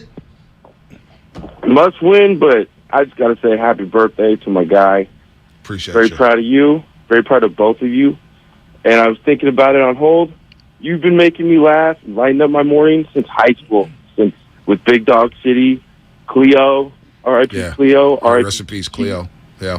Just having a ball in the morning and just reveling in what's going on. So thank you, bro. And keep doing it. Both of you keep doing it. And I'm just worried about the line. That's it. Tighten up, gentlemen. You got a young stud behind you. You better keep him safe. That's no doubt. Right there. They're a big key. They have to play a lot better, Danker. Good call. And people were asking where they can hear that Heat and Travis King song. You can check it out on YouTube and all streaming sites tomorrow. Okay, tomorrow that song is going to be released. They filmed a bunch of it out at Levi Stadium. It's really good. It's a Niner bang. It's a Niner bang. It is. It's we made real the video good. last time, a couple years ago. Well, I guess we didn't get the invite this time. I'll tell you this right now. Somebody wants me to do the Viking thing, 925. Happy birthday. Can you do me a favor? Can you do the Viking sound? It's so funny when you do that. Oh, okay. Well, they were doing a lot of it against the Green Bay Packers. Oh. And it was weird. Walking into Soldier Field last Sunday. Anthony Barr. Soldier Field, we were walking into there, and the Bear fans, instead of chant and beat the Niners, they were chanting, F Green Bay, F Green Bay, F Green Bay. And Anna was confused. She was like, why are they chanting that? They're not playing Green Bay. They're playing us. And I was like, well, that's their biggest rival. They can't stand. So it's the... Look, Justin Jefferson was catching all these passes. 8 catches, what? 8 catches? How many yards did he have? 180 or something? He was balling. And all you heard all day long against the Green Bay Packers... Hopefully we don't hear that too much. Thanks, Ragnar. All right, sorry about that. Kitty Caraway, 8 o'clock. Kitty Caraway, ESPN 1320, to talk about the quarterback dynamic in San Francisco between Garoppolo and Trey Lance. Kenny Caraway, 8 o'clock, 1320, ESPN. Let's go to Tyler in the city. Tyler's calling. It's supposed to be a big show. Tyler, what's up, man? Man, of course it's a big show. B, it's your birthday, bro. Happy birthday, my boy. Appreciate that, Tyler. Appreciate that. Means a lot. Hey, bro. It's been another legendary morning roast, man. Y'all definitely bring a lot of joy to our lives in the morning, you and Butch. So definitely wanted to shout out that. And also shout out Shane Cole, the Diamond Company, where you probably are going to have to tap into soon. Also, too, a quick Madden 23 life hack. Yeah. Put it on arcade mode. Why? Keep it on all Madden, but put it on arcade mode. You'll be able to throw it all over the field. Trust me. Dude, the amount of safeties and linebackers that make unreal interceptions you can't throw it deep. Drives me insane. I've almost broken the controller 5 times. Dude, also, too, for this weekend, I don't know if the Seattle game still hits like it used to without Russ there and without the LOB, who is now RIP'd, God, but definitely still want to stick at the Pete this weekend, guys. Totally. No doubt. Go Niners. I'm with you. And Tyler, I'll take it a step further. I think when this game goes off, because it's the home opener and everything that's happened, I think Niner fans are going to be salivating to cheer. They're going to be dying, leaning forward, waiting for stuff to happen. Seattle's won 4 in a row against the Niners. That's crazy. They've won 4 in a row against Shanahan. That's crazy. So if it's Harbaugh, Shanahan, Chip, hell, Mike Nolan, the Hawks have dominated the Niners. 13 of the last 16. It's unbelievable. That is a crazy number. It's a crazy number. A crazy number. And one of the signature wins in this rivalry was 2019, Week 18, Week 17. We're all here in the studios, Jasky. I'll never forget that. And Drake Greenlaw made the play to give them home field advantage, and it took them at the inch line. That's how. Think about the wins. Well, they threw a screen on the prior possession the Niners did, and it got called back for a phantom call. Yeah, I think it was lineman downfield or something like that. May have been Brunskill or something like that. Absolutely crazy. Look, you need this offensive line to step up. You need the quarterback to step up. You need the defense to step up. I can't believe we're here, but it is pressure cooker. To me, it's must win. Oh, my gosh. Can you Just for the sanity. So the scenario I was playing out in my head this morning driving in, because we're sickos. We think about stuff all day long. Baby Chaz could be sitting in my lap, and I'm thinking about the 3rd and 5 against Geno Smith in second quarter. It's just I'm wired like that. Who's guarding Tyler Lockett? Right. What covers are they going to play? Is Charvarius Ward going to be able to stick with DK Metcalf? Big time matchup there. Yeah. What if the Niners do go down 7-0 in this football game? You want to talk about patience being tested? There's going to be a lot of nervous energy in there. That's a I feel good like point. it's imperative for the Niners to get out to a lead. It's kind of like when the Giants play the Dodgers in that playoff. First? I want to play defense first. They need to set the tone. Yeah. They need to set the tone, get the crowd rocking, and force them into a quick 3 and out. I watched that Seattle game, and the first multiple possessions, they were humming. Their offensive coordinator had it rolling with Geno. Rolling. I mean, they wide open, hitting the guy in stride, boom, running a little. They didn't score in the second half. That's true. And let's be real. Russell Wilson did throw for 340 yards against that Seattle defense. He did. I mean, but Russ is Russ. And Trey is not Russ. 12 of 14 on 3rd down. But you're right. Denver's offense is probably a little more explosive right now than the 49ers offense. Yeah.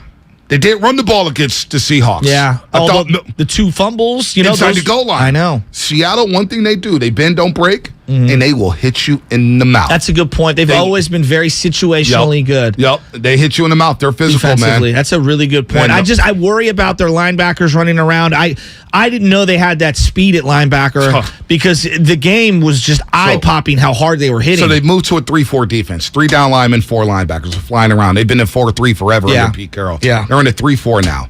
And this Nwasu kid, number 10. Yeah. Looks like a dude created in the lab. He does. And he's making plays in coverage. He's making plays against the run. He's physical. 57, Cody Barton. This linebacker was everywhere Monday night. I couldn't believe it. Shelby Harris, Al Woods in the middle. Puna Ford's a good defensive lineman. So this team, maybe we vastly underrated them because Russ left. I think so. I did. I know I'll be the first to admit it, and I'm not underrating them this weekend. And these young quarters are good. Well, and then their run game it's not going to gash you for huge yardage, but they're very consistent. It seems like Pete has always found a way to be decent at the run. No doubt. Going back out to the hotline. The best inning Wisdom put out. I don't even know who's on the line here. Okay. But I'm going to it. I'm going to it right now. All right. We're going who's on the line here? We're Who going is blind. this? Blind on the morning roast. Hey. Hey. What's happening? Fody Fonzarelli? Man, Bonte, man, happy birthday, bro. Oh, come on. Hey, come on, Fody Water, man. Come on, man. God. That's legendary right there. Fody, man. I just seen you in the new video last night that was trending on Instagram. I saw that too. I loved you in the all white at that party dancing With and stuff. Young You were Lot? gigging. I mean, Fody, man, you didn't have to do that, man. I appreciate that. I was on TikTok with the all white, man. But they tell me you turned 26, right? Yeah, 25. Yeah. 25 in the streets. 5. Okay, my bad for making it 1 year over. 40. Are you going to the game this weekend? Most likely. Hey, look, the goon with the Bang Niner gang. Bang Niner gang. Hey, look, I was in Chicago on Sunday watching them live and in person, live and direct. You know how we like to go on the road and represent. Yep. It was a disappointing loss, but I thought Trey played well. What did you think about Trey Lance on Sunday? I think Trey played good. I think Trey played good. You know, we're not used to them wet conditions like that. I don't want to make that the only excuse, but you know, we let them get that game. We'll be okay though. I think Trey did good though. Sincerely, I love to see him play. I think he's going to be a great asset to our team for sure. Seattle week. Oh, how much do you dislike the Seahawks? I don't care for them at all. I like Russell Wilson. I always liked him. You know what I mean? Even when they beat us, I still liked him because he's just a dope ass. You know, right? He's a dope quarterback, man. Yep. One of the best. You know, but what I am glad about. Huh? Oh yeah, he on the Broncos now. Yeah. I know he ain't on there no more. But I'm not a Seattle fan like that. You feel me? Yeah. Of any of the teams, but I love the city of Seattle and the fans of. You know, they love my music, so I love them. Right. On Yeah, no doubt. What about Pete Carroll? What about Pete Carroll on the sidelines? He's a character. He's a character with that gum. It's arrogant. He's hella arrogant. Well, he's a great coach. I'm not gonna lie about that, but he's hella arrogant the way he carry himself. But maybe that's how you get out. I ain't mad at him. We got E40 and B40 right now going on right now. I love it. Hey, Fody, Warrior season's coming up too. The champs. They just sleeping on the champs, man. Say it again, my bad, folks. The Warriors are coming back soon. They're going to be back on the court soon. I mean, back to back. Man, come on, man. You know what it is. We know baseline, man, front row 40, man. You know I'm in the building. We already know. Hey, man. That video with you, Young Lot, that's a fun video. That's a fun video, I like Fody. that. That's a song that hits. Right on, man. Yeah, that's Young Lot. You know, my nephew, man, he a good dude. And, you know, we had the legendary RBL in there. Yep. You know what I'm saying? We had my man Mitchie Slick from San Diego. I mean, we all folks. So, you know, it was only right for, you know what I'm saying, for you know, real players to connect and put it together like the weather. You dig? Yeah, no, absolutely, I dig. And you're on that Pilo album, Stunner, representing as you always are. You had the anthem, you had the dialogue, and then you had the heaters, man. Fody, you still doing it, man. I can't believe it. Shasky and I have been listening to you since we were 9 years old, man. We hadn't even got through puberty Knee high to a grasshopper. Right. Knee high to a grasshopper. You taught me that I didn't need no game. I didn't need a crease in my pants. You know what I'm saying? Come on, man. You know, I'm the father that a lot of people never had, man. You know, I'm here to just teach life lessons. Even when I was a young mustache, I was teaching life lessons, man. So, but I love music, man. You know, it's really my passion. Even when if I'm 80, bro, I'm gonna still be rapping. I'm gonna be honest with you, I am. But if I got my life, health, and strength, and I'm in my right mind. Even if nobody even buy the music, it's just therapeutic and healing for me. You know, music is therapeutic and healing, and it's what I've been doing since 4th grade is doing music, being in the band from 4th to 12th. You know what I'm saying? And just got into rap when I was 11 years old.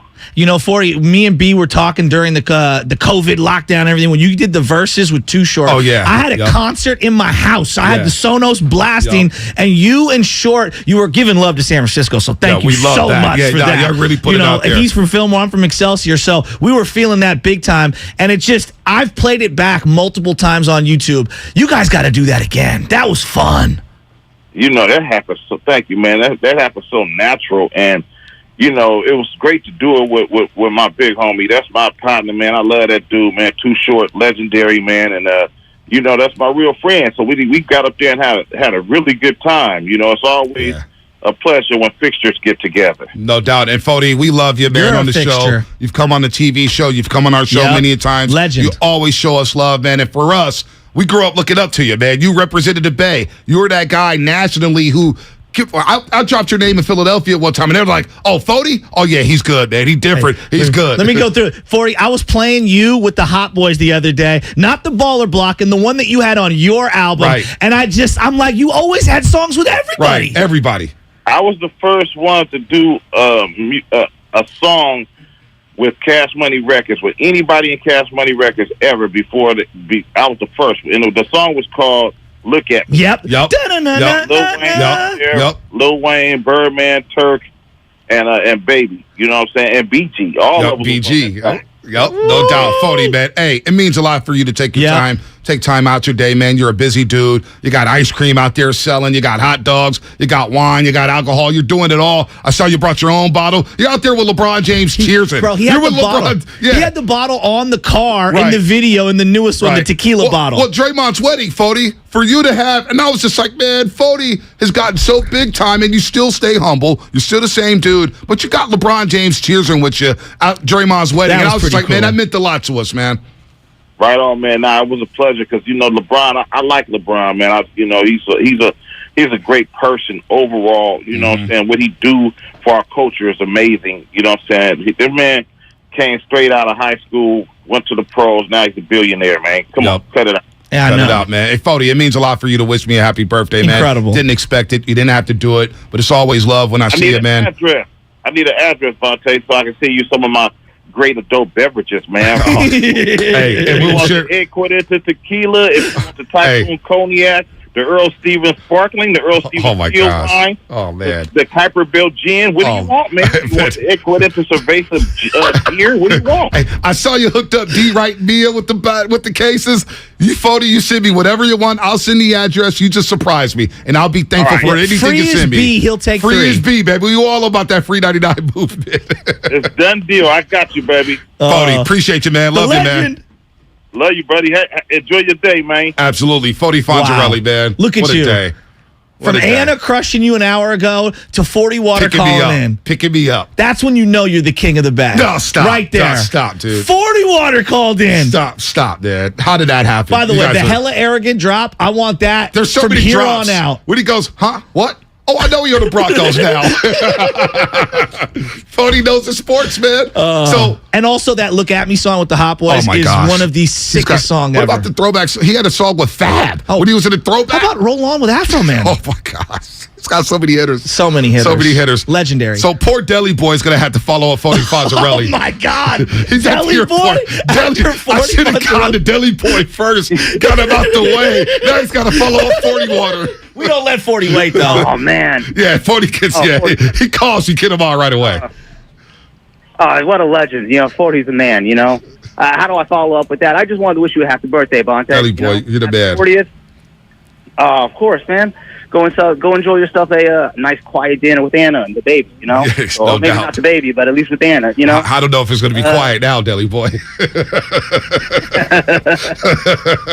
Well, that's good, Where you got the Seahawks? What about the Seahawks? Oh, I'm not really too worried about it. I think it's more of a win for Trey than it's more important for the Niners. I think it's good for Trey to kind of set off and get a win. I mean, it'll be good to kind of redeem himself to the Niner fan base by winning against Pete Carroll and the Seahawks. What are they? 4-0 the last 5 games? Yeah, they won 4 straight. 4 straight against the Niners. Yeah. I mean, we got to win. I think it's a big win. As I said, it's more of an important win for Trey than I think for the Niners in general. I think Trey needs to kind of come out and ball out and show the fan base and stop the this whole debate with Jimmy. You know what I mean? He needs it. I'm not really too worried about it. I think we're going to be fine. How many Advil this morning after last night's sliding catch in the 7th inning of the softball game? I'm actually feeling pretty good. It's more of a headache right now after hearing from you and Pops tell me how I didn't back up Johnny out in the outfield. Have a great day, Pat. Deli Boy, I love you, man. Hey, I love you guys. Have a good one. Happy birthday again, Bonte. Thank you, Deli. Thank you, Deli. What a show. What a show, man. This has been unbelievable. This is like the Seinfeld of radio. It's a show about nothing. Show about nothing. We're pretending to weave in and out of topics. Yeah, we're pretending to talk Seahawks Niners. So did I redeem myself with 40 Water? Because that was my idea. You did. Okay. You did. And you know what? I wish you just would have never said nothing about the birthday. I was locked in on Seahawks and everything. From Miguelito to Anna to Fody. It's been a hell of a show. How many people in the Bay can you say, hey, 40, it's his birthday. You need to give a call in. And at 7:45, a rapper called in. I'm speechless, man. Come on. I'm speechless. That just goes to show you. I'm telling you, the king now. I mean, Fody shows so much love, man. Like, so if you're the king, can I be the hand to the king? Well, like Game of Thrones? Not the hand right now. Well, no, but like in general, I'll be your consigliere. I'm not the king, man. That's wild. That's wild. So let's make that happen this year. That's gonna live forever. We got so many drops from the show. I mean, so many drops from the show. Anna Hella is arrogant. Anna is now the guru of this show, where she's drop crazy. Drop crazy. And then Fody just said Pete Carroll. He's hella arrogant. Like, hella arrogant. 40 had like 17 different things. Then saying he was going to drop off a case of alcohol. I couldn't. I'll just take whatever you want. Whatever you send me, I'll be thankful for. And I'll share all my guys. By the way, shout out to Dave in Body Armor. Oh, yeah. I've got a trunk full of body armor. I need to bring it up Dave's here. The man. Dave is the man. Lutman, you're going to need to help me. He rocks the leather jacket better than anyone I know. And I thought leather jackets were out. Well, no, it works for him. It works for him. I could never pull that off. I thought it was out. No, it works for him. Yeah, He's got style. He does. He have has style. very good style. All right, let's go. Body armor is Go ahead the and stuff. hit it. Go ahead and hit it, Tony. It's time for the injury report. That really hurt. Brought to you by Boxer & Gerson, Northern California's premier workers' compensation law firm, helping injured workers get their lives back for over 40 years. George Kittle, once again absent from practice yesterday as he continues to recover from a groin injury. Shanahan seemed to cast down on his chances, saying that despite his progress, the team will hope for some type of luck this week for Kittle to get back on the field. We'll see about that. Daniels Brunskill also was absent from practice today as he continues to nurse a hamstring injury. His status is questionable for Sunday. Boy, do the Niners need George Kittle. They need Kittle. 13 catches last year, 221 yards and 2 touchdowns against Seattle. Trey Lance needs number 85 in that lineup, man, and they got to have a game. Not saying a must win, but you got to have the home opener. Got to have the home opener against Seattle. So let's hope that Kittle does play. The injury report brought to you by Boxer & Gerson, Northern California's premier workers' compensation law firm, helping injured workers get their lives back for over 40 years.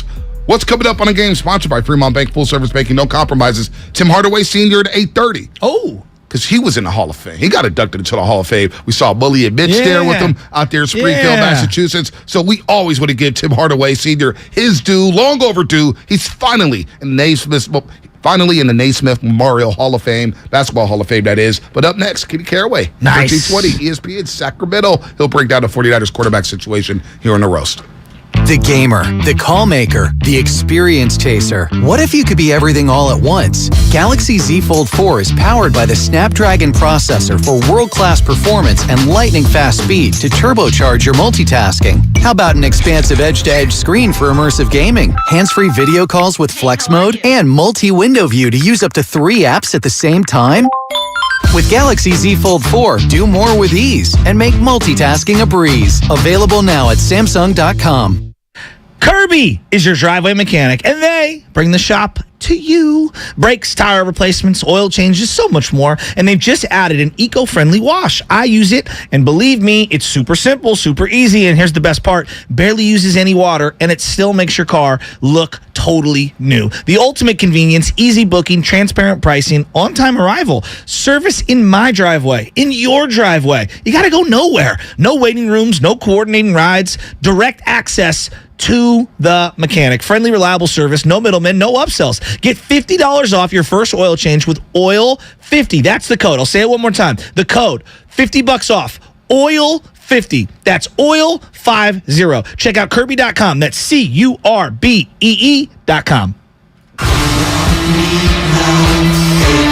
Pink Floyd's Roger Waters. This is not a drill. We're doing a show in the round. It's something new. I look forward to the challenge. Featuring his songs from the golden era of Pink Floyd. Friday and Saturday, September 23rd and 24th, Chase Center in San Francisco. Tickets on sale now at RogerWaters.com. This is not a drill. Produced by AEG Presents. Are you looking for a rewarding new career? Join the United States Postal Service and apply for roles nationwide. Serve your community with pride and receive benefits including competitive pay and opportunities for advancement. Whether you are looking for full-time, part-time, or seasonal positions, we have options that may be perfect for you. The United States Postal Service is an equal opportunity employer. Apply now at USPS.com/careers. Hey, Becky, what about this beat for your next song? It's cool, but I'm into faster stuff lately. Like Xfinity that gives me beyond gig speeds. Got it. What about this then? It sounds powerful, just like Xfinity. Because its supersonic Wi-Fi has 3 times the bandwidth, you can connect hundreds of devices at once. That's what I call power. Unbeatable internet from Xfinity. Made to do anything so you can do anything. Get the Xfinity Supersonic Bundle with unlimited gig speed internet, Wi-Fi equipment included, and a free 4K streaming box. All for $50 a month with a 2-year internet rate guarantee and no annual contract when you add Xfinity Mobile with unlimited data at regular rates. Go to Xfinity.com/gig, call 1-800-XFINITY, or visit a store today. Limited time offer. Restrictions apply. Requires paperless billing and autopay. New Gigabit Extra internet customers only. Taxes and fees extra and subject to change. Xfinity Mobile requires post-pay Xfinity internet. Reduced speeds after 20 gigabytes wireless usage. After 24 months, regular rates apply. Requires compatible Xfinity gateway. Okay, you know those amazing spots only the true San Francisco locals are in on? Like Square Plaza. That place with the square pizzas? Or Mama Hoo Hoo. The spot for sweet and sour chicken that's anything but so-so. Or you know, with the Granch dressing. And all the other spots the real SF locals know without us even saying them. Yeah, they're on DoorDash. San Francisco gets it. DoorDash has it. Whether you're buying a new car or used one, it's a big investment, which is why you should choose Pennzoil Platinum. It helps extend the life of your engine and protect it up to 15 years or 500,000 miles, whichever comes first, guaranteed. That's because Pennzoil's base oil is made from natural gas and 99.5% free from engine clogging impurities. The proof is in the Pennzoil. Enrollment required. Keep your receipts. Other conditions apply. See pennzoil.com/warranty for full details. Find it at Firestone Complete Auto Care. How's your mental health? I'm listening with Alanis Morissette. When it first started, I would have my nightly panic attacks, but then I started getting really curious about all the sensations. Like, I just really started looking at, okay, so chest is, I got really kind of granular in observing the details of what was really going on with the breath. It's just survival strategy. Chronic stress is trauma. Join us for Odyssey's I'm Listening 2-hour national mental health conversation, Wednesday, September 21st at 6 p.m. Talk saves lives.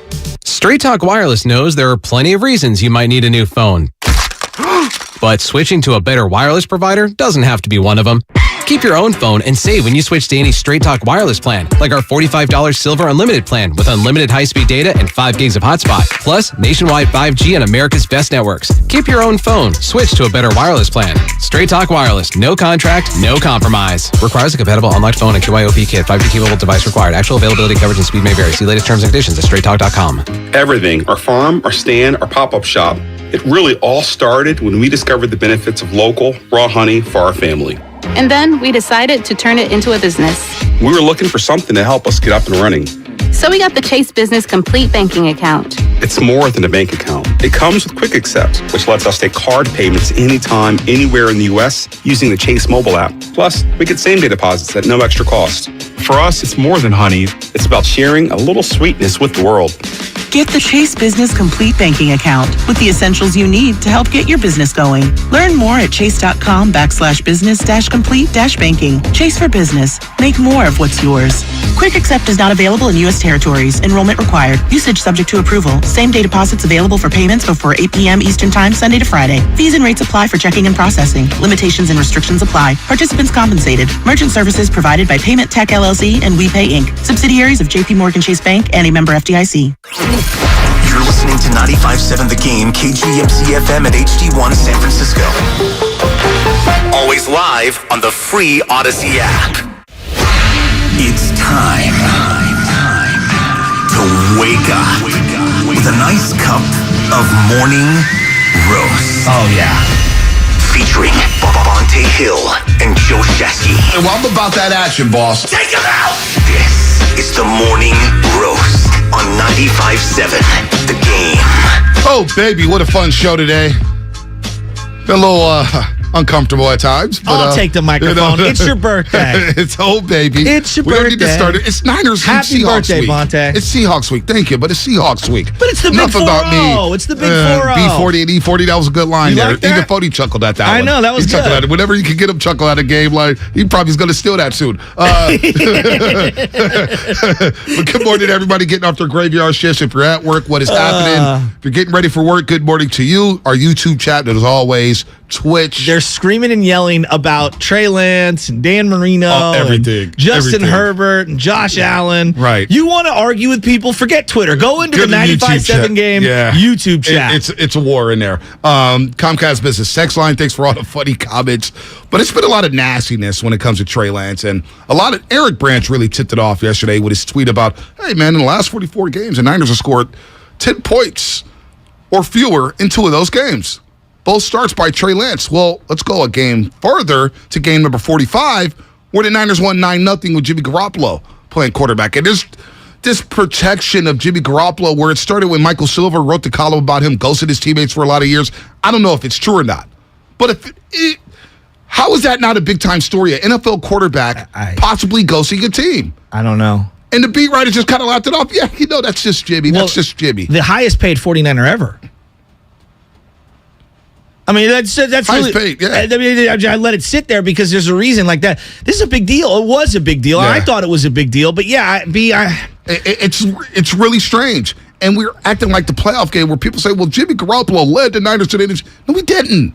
That was a team. That was a team that advanced to the NFC Championship game. Jimmy had his moments, but we saw the second half of the Cowboys game. We saw the Green Bay game where they needed a pump block by the special teams unit to win that football game. So it's a little strange, and I was texting with Kitty Carraway last night for a little bit about the situation. He's going to talk about it on his show today from 12 to 4, ESPN 1320 with Damian Barling. Kitty Carraway doing his thing. I call him Sacramento KC because he holds it down for the Kings. He joins us on the roast. KC, what's happening, my man? Yo, Bonte, Butcher, what's good, man? But before we start any of this Trey Lance, 49er, Michael Silver, all this stuff, come on, man, I got to pay respect, man, to my main man, Bonte. Happy birthday, big dog. If I had the air horns drop, I'd definitely be using the air horns right now, man. Happy birthday. And, y'all got me feeling like Jerry Stackhouse right now. There we go. That's what I'm talking about, man. But, yeah, I'm feeling like Jerry Stackhouse right now. I'm dunking right after Vince Carter. You guys had E40 on. Stackhouse right now. It's all good, though. That's such a good line. I forgot all about Jerry Stackhouse. I know. Well, you remember Steve Francis in that dunk contest because he was really good. I forgot Stackhouse was in. I wanted Rasheed Wallace or Stackhouse instead of getting Jameson. Yeah, well, that's man. Stackhouse. Vince Carter would do a windmill 360 dunking, and Jerry Stackhouse will come with like a double pump 2-hand, and you can hear a pin drop. It's like Harrison Barnes hitting the layup in the dunk contest, right? It's like, what are you doing?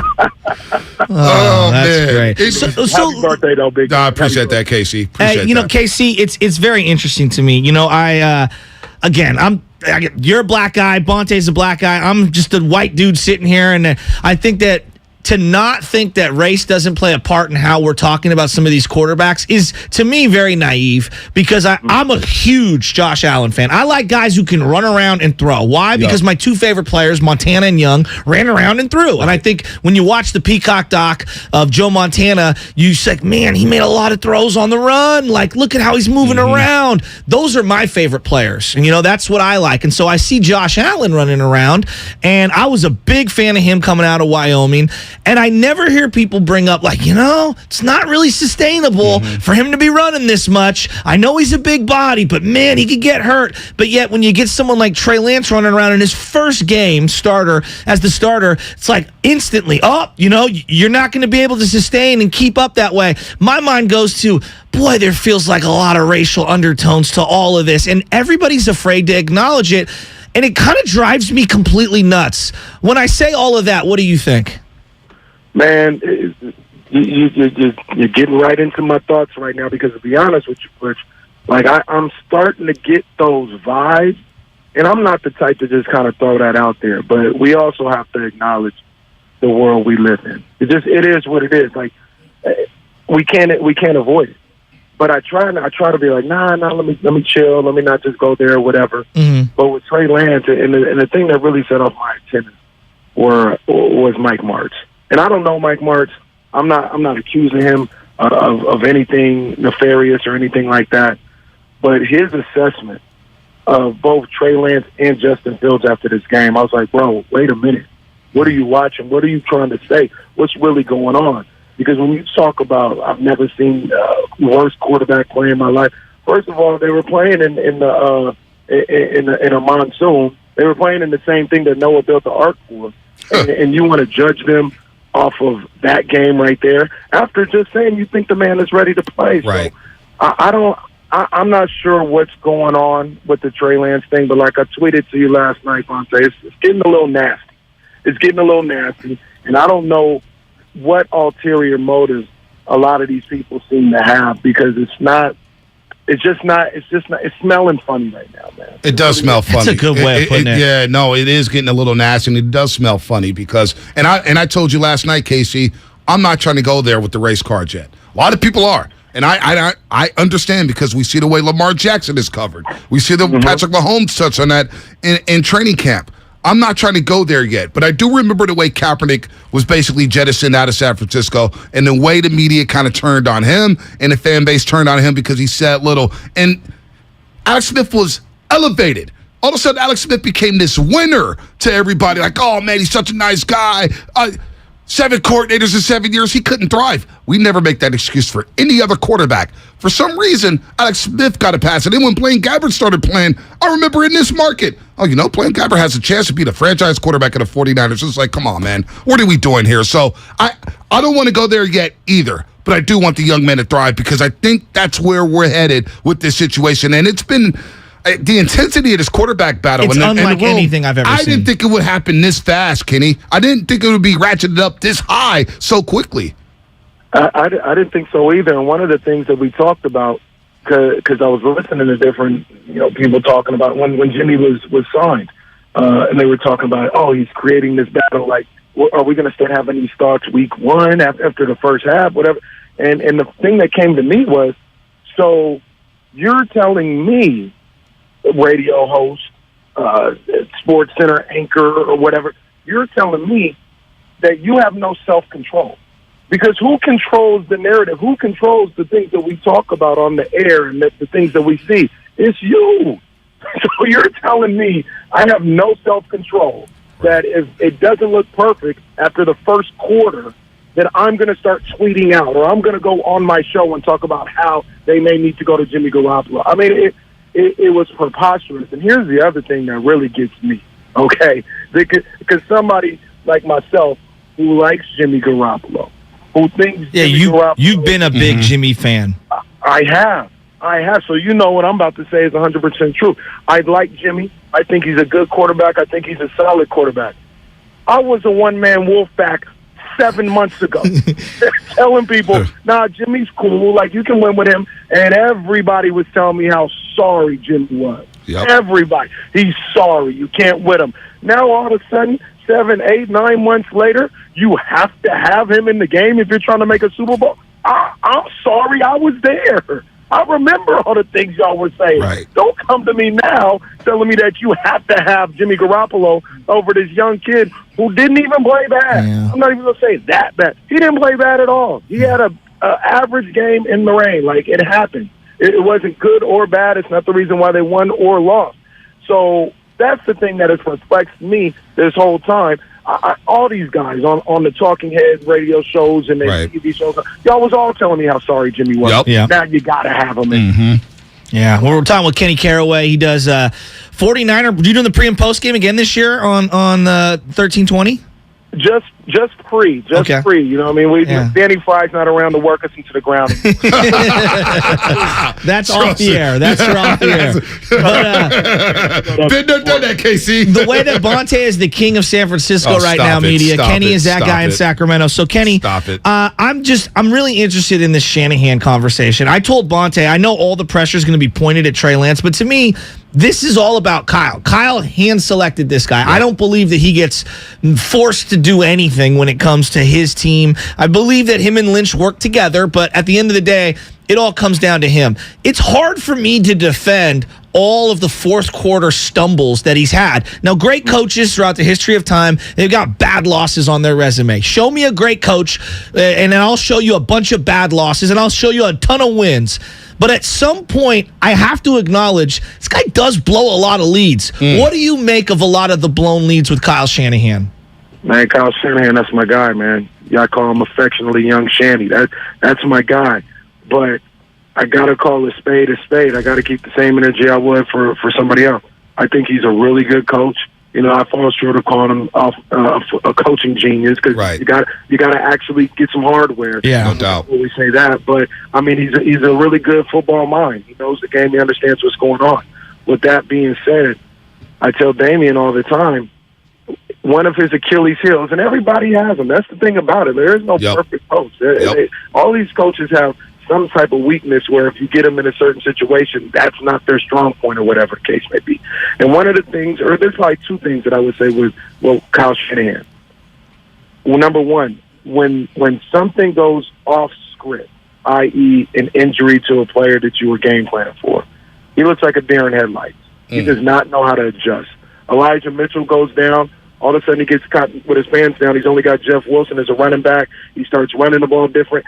To me, just from the outside looking in, I'm not baldy, but it just seems like he gets a little shook when things go off kilter a little bit, and it takes him a little too long to adjust. The other thing, when the game gets tight, when he has to hold on to a lead, not necessarily come back. This is the weird part about it. Like when he's down, we've seen him orchestrate play calls and sequences in games where he's able to get guys to come back from being down. He's not tripping off being behind. But when it's time to hold on to a lead a little bit, and you guys let me know what you think, I think he gets too conservative. I know he gets raked over the coals for what happened in the Super Bowl with Atlanta and New England when he wasn't even the head coach. Right. All people always want to put that on him. Yeah. But he gets raked over the coals for that all the time. I didn't really have a huge problem with it. I think he gets too conservative since I've seen him here with the 49ers when things get a little sketchy or whatever the case may be. I like to see him be more aggressive. For instance, on Sunday, after the Dante Pettis touchdown, that clearly changed everything. Changed the entire game. Changed completely. I would like to see somebody like Shanahan say, okay, let me go snatch that momentum back. Right. Let me get a big play here. Let me set up a play action here to snatch that momentum back, and that doesn't seem to be his bag. So I like Shanahan, man. I know a lot of these people, have been talking about, is he under fire? Is he possibly, coaching for his job right now? Come on, man. Say what you want. The man just went to the NFC Championship game. Right. He just got you to 2 NFC Championship games in the last 3 years. Yep. I love Shanahan. I'm not thinking at all of him not being here in San Francisco. But he does have some Achilles heels. No doubt. I like to see him work on those things. No doubt. Kenny Caraway, ESPN 1320 here on the roast. And you're right. I saw him blow a lead in Dallas in the wild card game. They hung on for dear life to win that football game. Yeah. They blew a 10-point lead against the Rams in the NFC Championship last season. They blew a 10-point lead in the Super Bowl to the Kansas City Chiefs. He has blown some leads. We've seen it in the regular season as well. But let me ask you this before we get you out of here.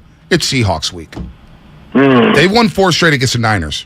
They're 28-13 against the Niners since they moved back into the NFC West, and that includes a 10-game winning streak. Shasky said they won 13-16 against the Niners. Yeah. Where does Seattle rank on that hierarchy of rivalries? Is it the Rams? Is it the Cardinals? Or is it the Hawks and Pete Carroll chewing that gum on the sideline? Because it's a big week for the 49ers. For the divisional game, home opener against the 12s, this is a gotta-have-it game. So where do the Hawks rank for you as a rival?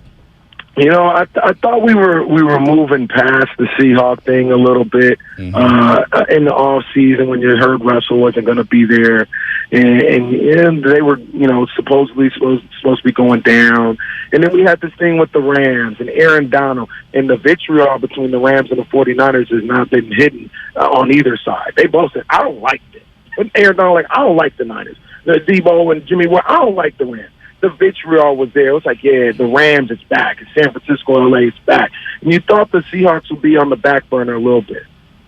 But then I'm watching Monday Night Football, and I see all them damn 12s, and I see that stupid neon green uniform set that they have, and then all of a sudden they want to be loud, and then I see Pete Carroll and all this other stuff, and then they win the game, and they run in their mouth, and people are like, oh, yeah, I think, people been sleeping on us.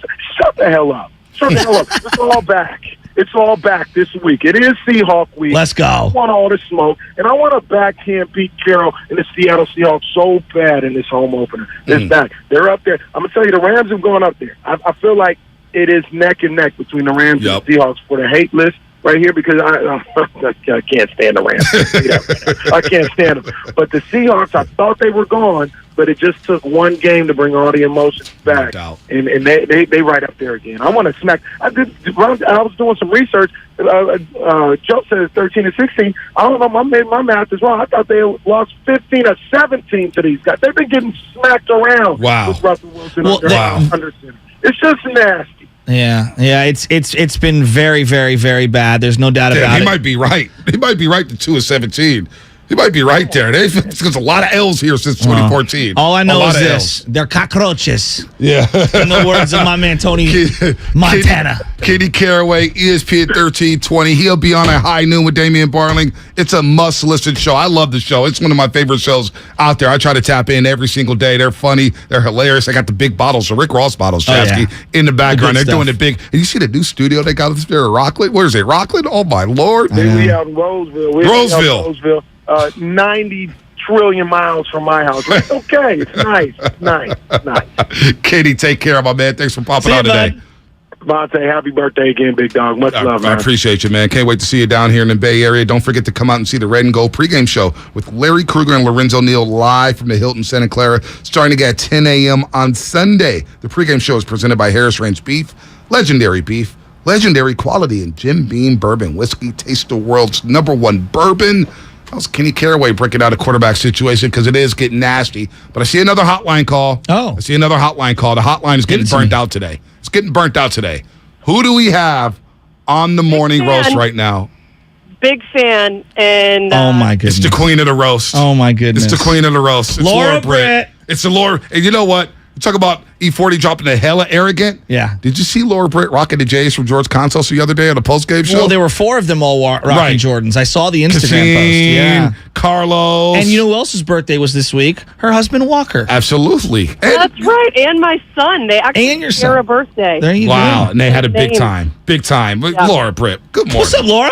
Happy birthday, Bonte. I appreciate that. You didn't have to do that, but I appreciate that. I mean, you got to spend the whole morning with Shasky?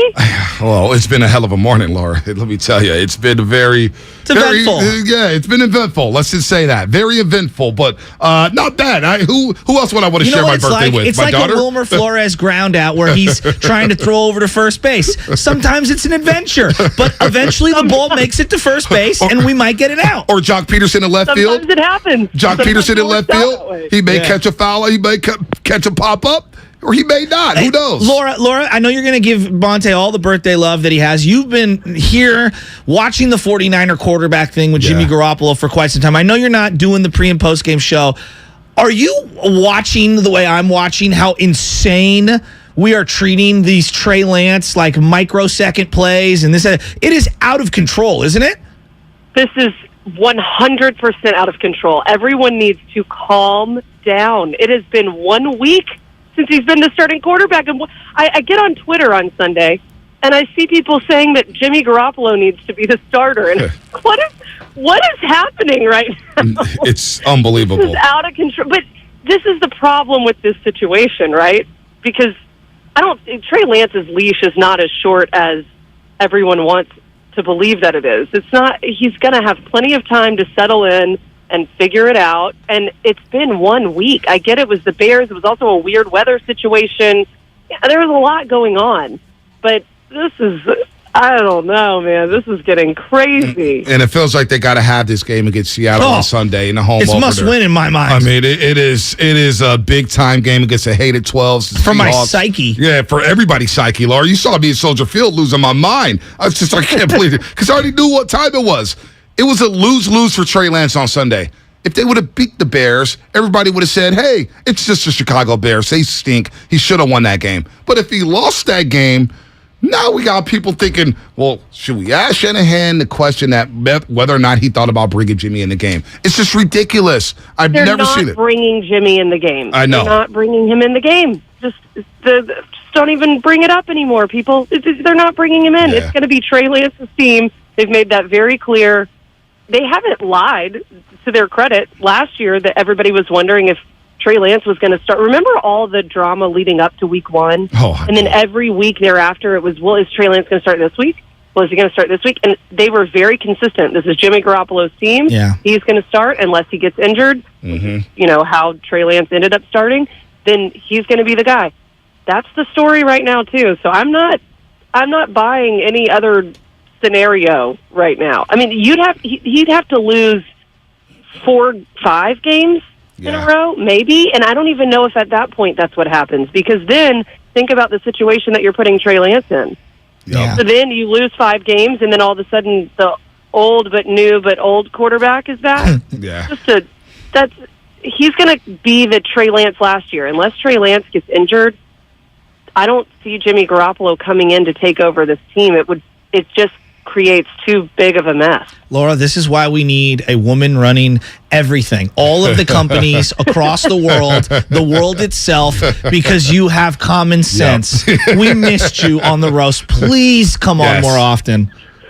I will. I'll connect with you guys. We'll figure out a time to get me back on. But I had to call in for Vontae's birthday. Yeah, we're gonna get Laura's. Really, we joke around a lot, and I poke at you a lot. But I got to tell you, I just appreciate both of you so much. And Vontae, I'm so proud to be your friend, and it's been awesome seeing you succeed on TV. We knew you had it in you. We knew you do it on radio every day. But to see you come over to NBC and crush Warriors has been really fun. And I've just really enjoyed getting to know both of you. But, I get to see Vontae a little bit more at NBC. So it's been really fun. We need to do a dinner or something. Well, no. Here's the thing, Laura. I love seeing you at NBC because then I could talk my trash about Shasky to you, and it doesn't get back to you. I'm the secret sauce. On radio. We get to talk about how Shasky's holding down the show. You know what I'm saying? We could be number one, but we do all that. But Laura, you've been a great friend from day one. You reached out to me as soon as I got the job. You've been very welcoming. I've learned a lot from just watching you, from talking to you. And you've been a great person to the roast. So we'll get you in the studio soon. So does baseball season. I mean, baseball season is technically over, but we'll wait for the official season to end for the Giants, and we'll get you in the studio very, very soon. Sounds good. Have a good morning, guys. Happy birthday, Vontae. Thank you, Laura. Appreciate it, man. I love her energy. From Laura Britt, her energy is great. So positive. And I know. She breaks it down. Yeah. She breaks it down well. She knows what time it is with the 49ers. So we're going to go from the 49ers, take a timeout, and we're going to pay our respects. Yesterday, we paid our respects to Dave Stewart. Yes. Which was really fun. Now we're going to pay our respects to Tim Hardaway Sr. Ooh, another Bay Area. Let's go. Another Bay Area legend. That's coming up on our roast. And that'll be brought to you by On Deck Small Business Loans. Mr. Crick with BetQL. Betting totals in the NFL can be a risky proposition, which is why finding a trend that makes sense works nice. Here's one to consider. No team has more consistently covered the under as of late than the Seattle Seahawks. They are 18-8 to the under in their last 26 games, which is a solid, nice 69% winning percentage. This week, they travel to SF, who has a rookie quarterback, and they struggle to score. Take the under and thank me later. I'm Trista Crick, helping you beat the books. You're the one who protects the flock, and that requires an eye for detail. Because when safety and well-being are on the line, it's the details that can save lives. Even when no one else is watching, you see everything. Grainger gets you, and we're here for you, and all the ones who get it done with a wide range of safety products and solutions, plus board-certified safety consultants here to answer your questions. Call, click Grainger.com, or just stop by. Grainger, for the ones who get it done. Brought to you by On Deck Small Business Loans. When you own a small business, sometimes you need funds fast. So go to OnDeck.com, America's largest online small business lender. OnDeck makes it easy to apply in minutes. Apply for your loan today at OnDeck.com. Hey, Becky, what about this beat for your next song? It's cool, but I'm into faster stuff lately. Like Xfinity that gives me beyond gig speeds. Got it. What about this then? It sounds powerful, just like Xfinity. Because its supersonic Wi-Fi has 3 times the bandwidth, you can connect hundreds of devices at once. That's what I call power. Unbeatable internet from Xfinity. Made to do anything so you can do anything. Get the Xfinity Supersonic Bundle with unlimited gig speed internet, Wi-Fi equipment included, and a free 4K streaming box. All for $50 a month with a 2-year internet rate guarantee and no annual contract when you add Xfinity Mobile with unlimited data at regular rates. Go to Xfinity.com Xfinity.com/gig, call 1-800-XFINITY, or visit a store today. Limited time offer. Restrictions apply. Requires paperless billing and autopay. New Gigabit Extra Internet customers only. Taxes and fees extra and subject to change. Xfinity Mobile requires post-pay Xfinity Internet. Reduced speeds after 20 gigabytes wireless usage. After 24 months, regular rates apply. Requires compatible Xfinity Gateway. Whether you're buying a new car or used one, it's a big investment, which is why you should choose Pennzoil Platinum. It helps extend the life of your engine and protect it up to 15 years or 500,000 miles, whichever comes first, guaranteed. That's because Pennzoil's base oil is made from natural gas and 99.5% free from engine clogging impurities. The proof is in the Pennzoil. Enrollment required. Keep your receipts. Other conditions apply. See pennzoil.com/warranty for full details. Find it at Firestone Complete Auto Care. Okay, you know those amazing spots only the true San Francisco locals are in on? Like Square Pizza. That place with the square pizzas? Or Mama Hoo-Hoo? The spot for sweet and sour chicken that's anything but so-so. Order up! You know, with the Granch dressing. And all the other spots the real SF locals know without us even saying them. Yeah, they're on DoorDash. San Francisco gets it. DoorDash has it. Pink Floyd's Roger Waters. This is not a drill. We're doing a show in the round. It's something new.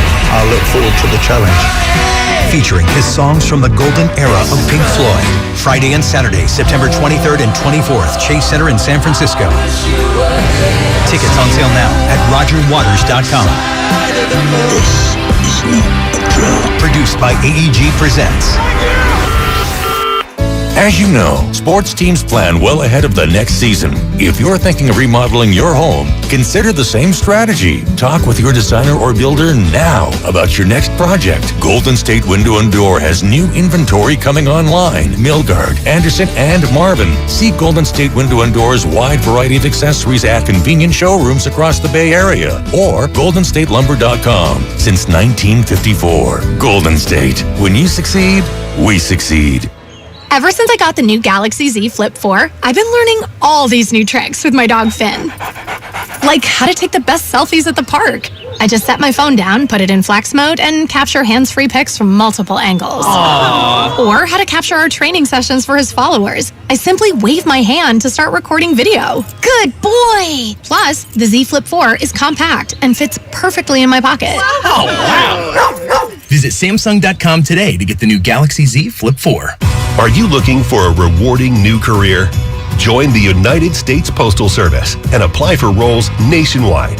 Serve your community with pride and receive benefits including competitive pay and opportunities for advancement.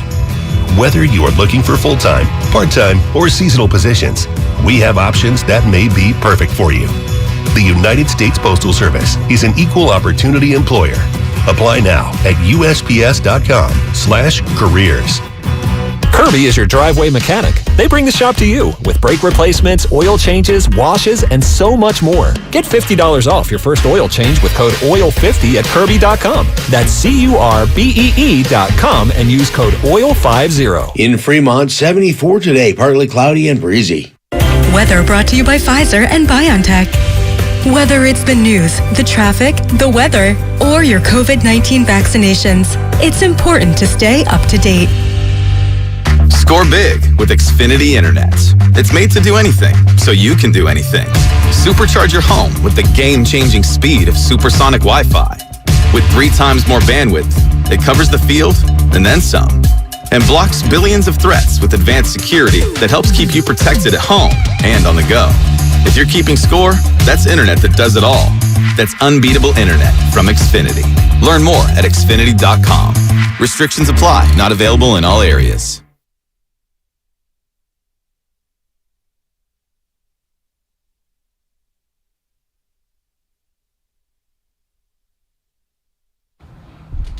Go from boyfriend to hubby. So let's make that happen this year. Okay? Now, back to the morning roast with Bonte and Shasky. Hey, dirty. Baby, I got your money. Got your money. Say hey. This reminds me of my senior year of high school. Money. That's a hitter, man. Such a good song. Rest in peace, oh dirty bastard. Rest in peace. Spadoni on the board, man, doing a good job. Well, Spadoni's the man. We both got we knew the assignment. Today we were both going to wear our Adidas fits. He does love that Adidas fit. And he's showing the taco meat. Always. He's showing the taco meat. Forgot the crucifix today, but man. It's okay, Chris from Sopranos. Tasanti? Christopher. R.I.P. Rest in peace to him, too, I man. still say that's one of the most nefarious scenes of all time when Tony just squeezes his nose with all the blood and everything. Oh, man. By the way, we have a special guest on the line. And yesterday we paid our respects to Dave Stewart, who got his number retired with the Oakland A's. Long overdue. But one thing that was long overdue, and you saw all these guys into the Hall of Fame, John Stockton and Gary Payton. But a lot of those guys say the toughest matchup for him was Tim Hardaway Sr. And last Saturday, Tim Hardaway Sr. finally got his due with Mitch Richmond and my man Chris Mullen on the side of him.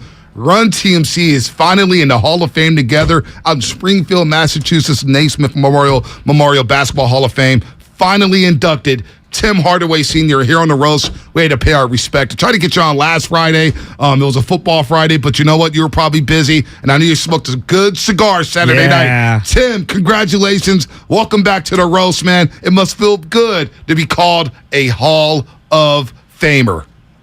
Yeah, it's great. It's beautiful. It's great to be called a Hall of Famer. It's still, I'm still trying to resonate. Still trying to, feel it. But it's fun. I have fun this past weekend with all the past Hall of Famers, all the new Hall of Famers. Went in with a great class. We all are humbled and thankful. And it's just it was just a blessed weekend, man. And I just thank everybody that paved this way for me from Chicago all the way through college, through the NBA.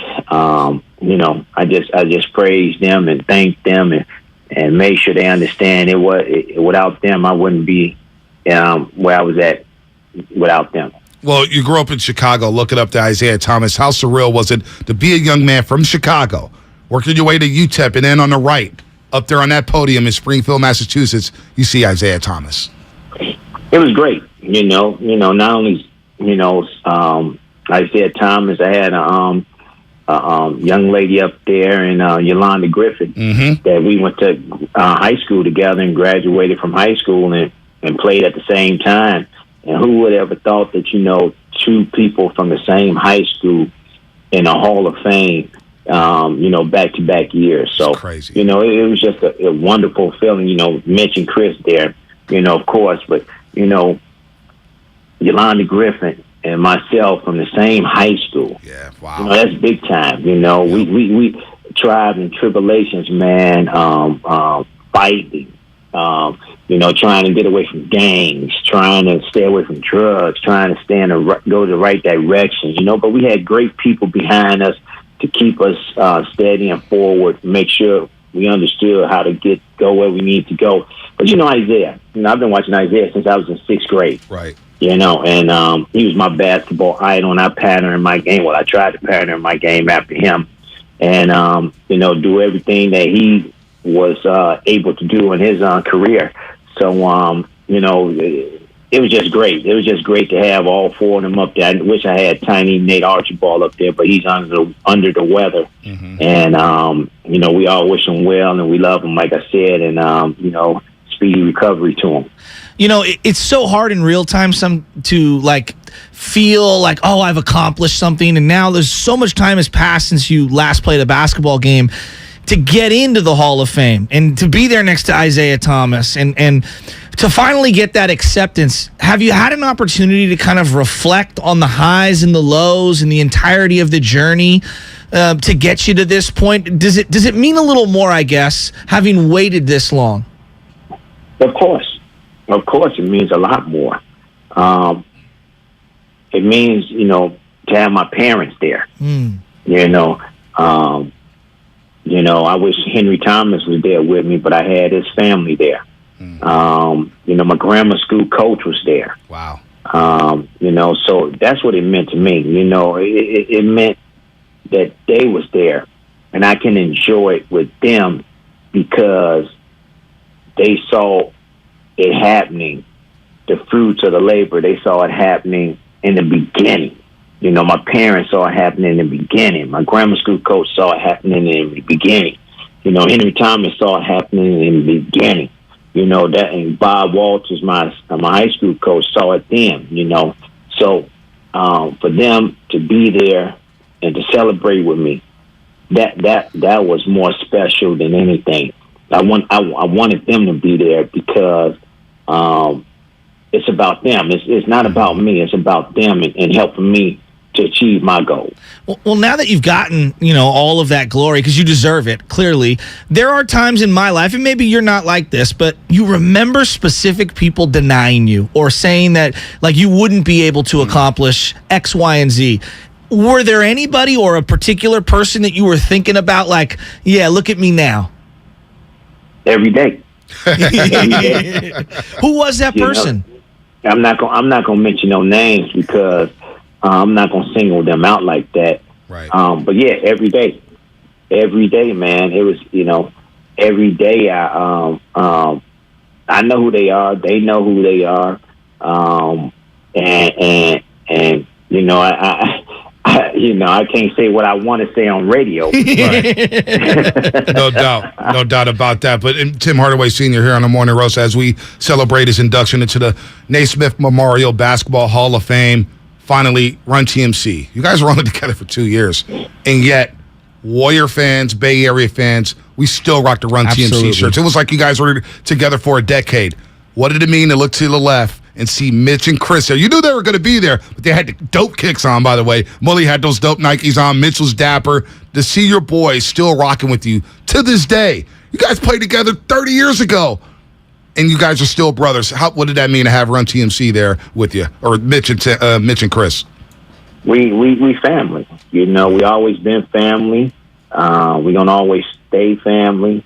Our families. We love each other, and it's genuine. A lot of people say, it's fake, or we don't get together, we don't do this, we don't do this. But this is genuine. Yeah. And for them to be there, and for them to want to be there, and for them to always talk about, me getting into the Hall of Fame, and I should be in, and should have been in, and stuff like that. Advocated it. That's the brotherhood of Run TMC. What did it get emotional? Because I've been working with Chris now for 2 years on the television side, and every day, whenever your name gets brought up, he's like, he needs to be in the Hall of Fame. What did that mean to have him advocate? Because Chris Mullen has a lot of juice in the league, but he advocated hard for you, and it felt genuine that he was advocating for you to be in the Hall of Fame. Yeah, I mean, if I'm gonna tell you this, Chris, if he don't think that you should be in the Hall of Fame, he wouldn't say it. Yep. And he wouldn't put it out there. And Chris, if you know Chris is a upstanding person that's going to tell the truth, and that's going to give it to you in the right way, but indirectly. Mm-hmm. So, and you got to understand how he's going to say it. And but he speaks the truth. Mm-hmm. He's not going to lie to nobody. He's not going to sugarcoat anything. He just speaks the truth. And it just meant the world every time Mitch was on TV or wherever. It means the world to me that they was right there, and they supported me, and they wanted this to happen because it should have happened. But it's here now, and we grateful, and we all happy, and we all had a ball. And like I said before, this is genuine, man. Mm-hmm. We are genuine people that love each other and love our families and love each other's families, and we want to excel, and we happy that we all in. But 2 years was too short to play with each other, and it was we affected people around the world. Yep. Around the world, and whenever we go somewhere, it's genuine. People really, you should see them just go bananas, just go crazy when they see us. And I'm like, wow, it's been a long time. Y'all up here are going it's been like 30 years. Yeah, basically. Yeah. It's great.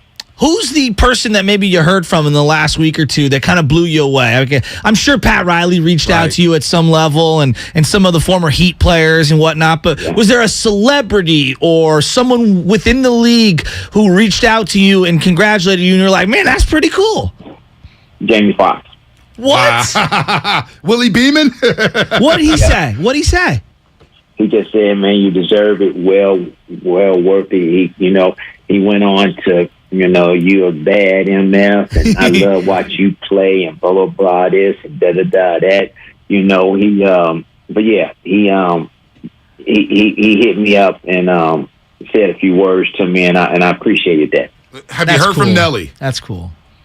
Yeah, I heard from Nelly. I heard from Nelly. I heard from Pat Riley.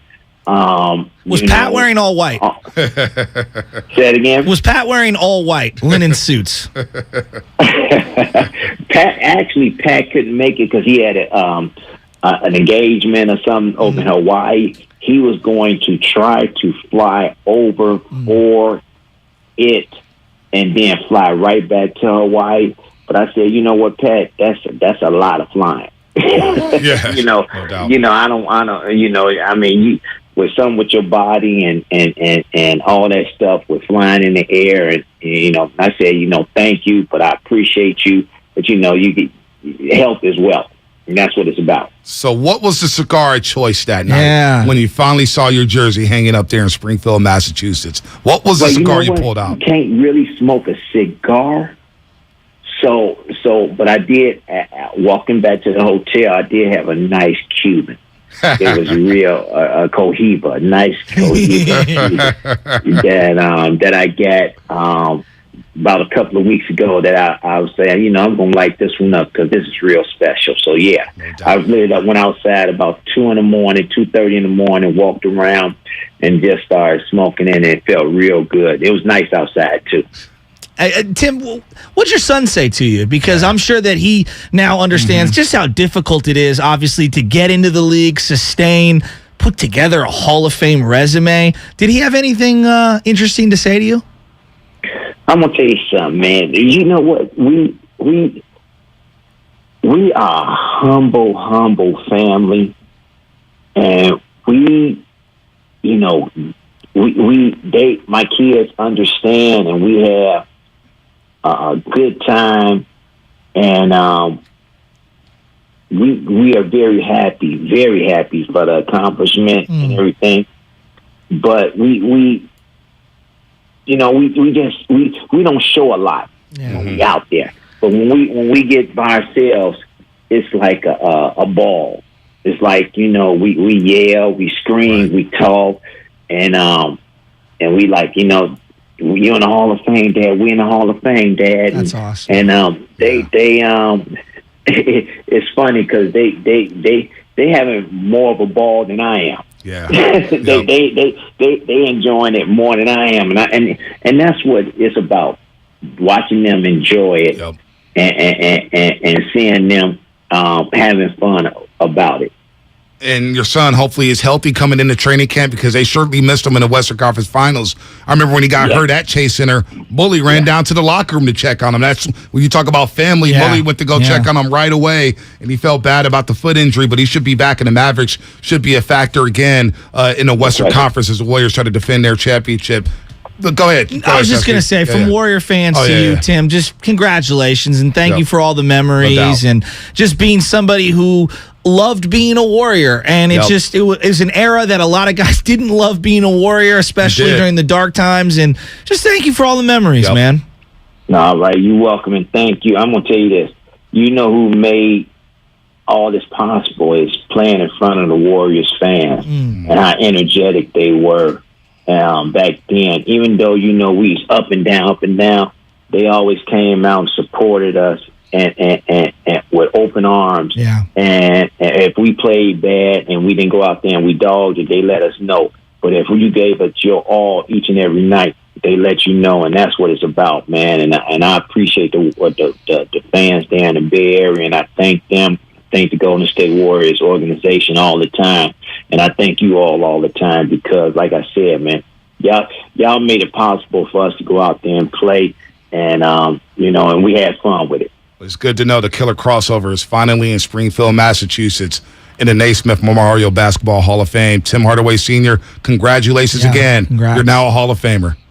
Thank you. Appreciate it. Anytime, Tim legend. Hardaway Sr. Give him that applause, baby. The Hall of Famer, the crossover. He's sitting there with Chris and Mitch, man. And they are brothers, Shasky. When they get together, dude, it's like they just click. They click. It's fascinating to watch from the outside, just looking at them vibe 30-plus years later, even though they only played 2 seasons together.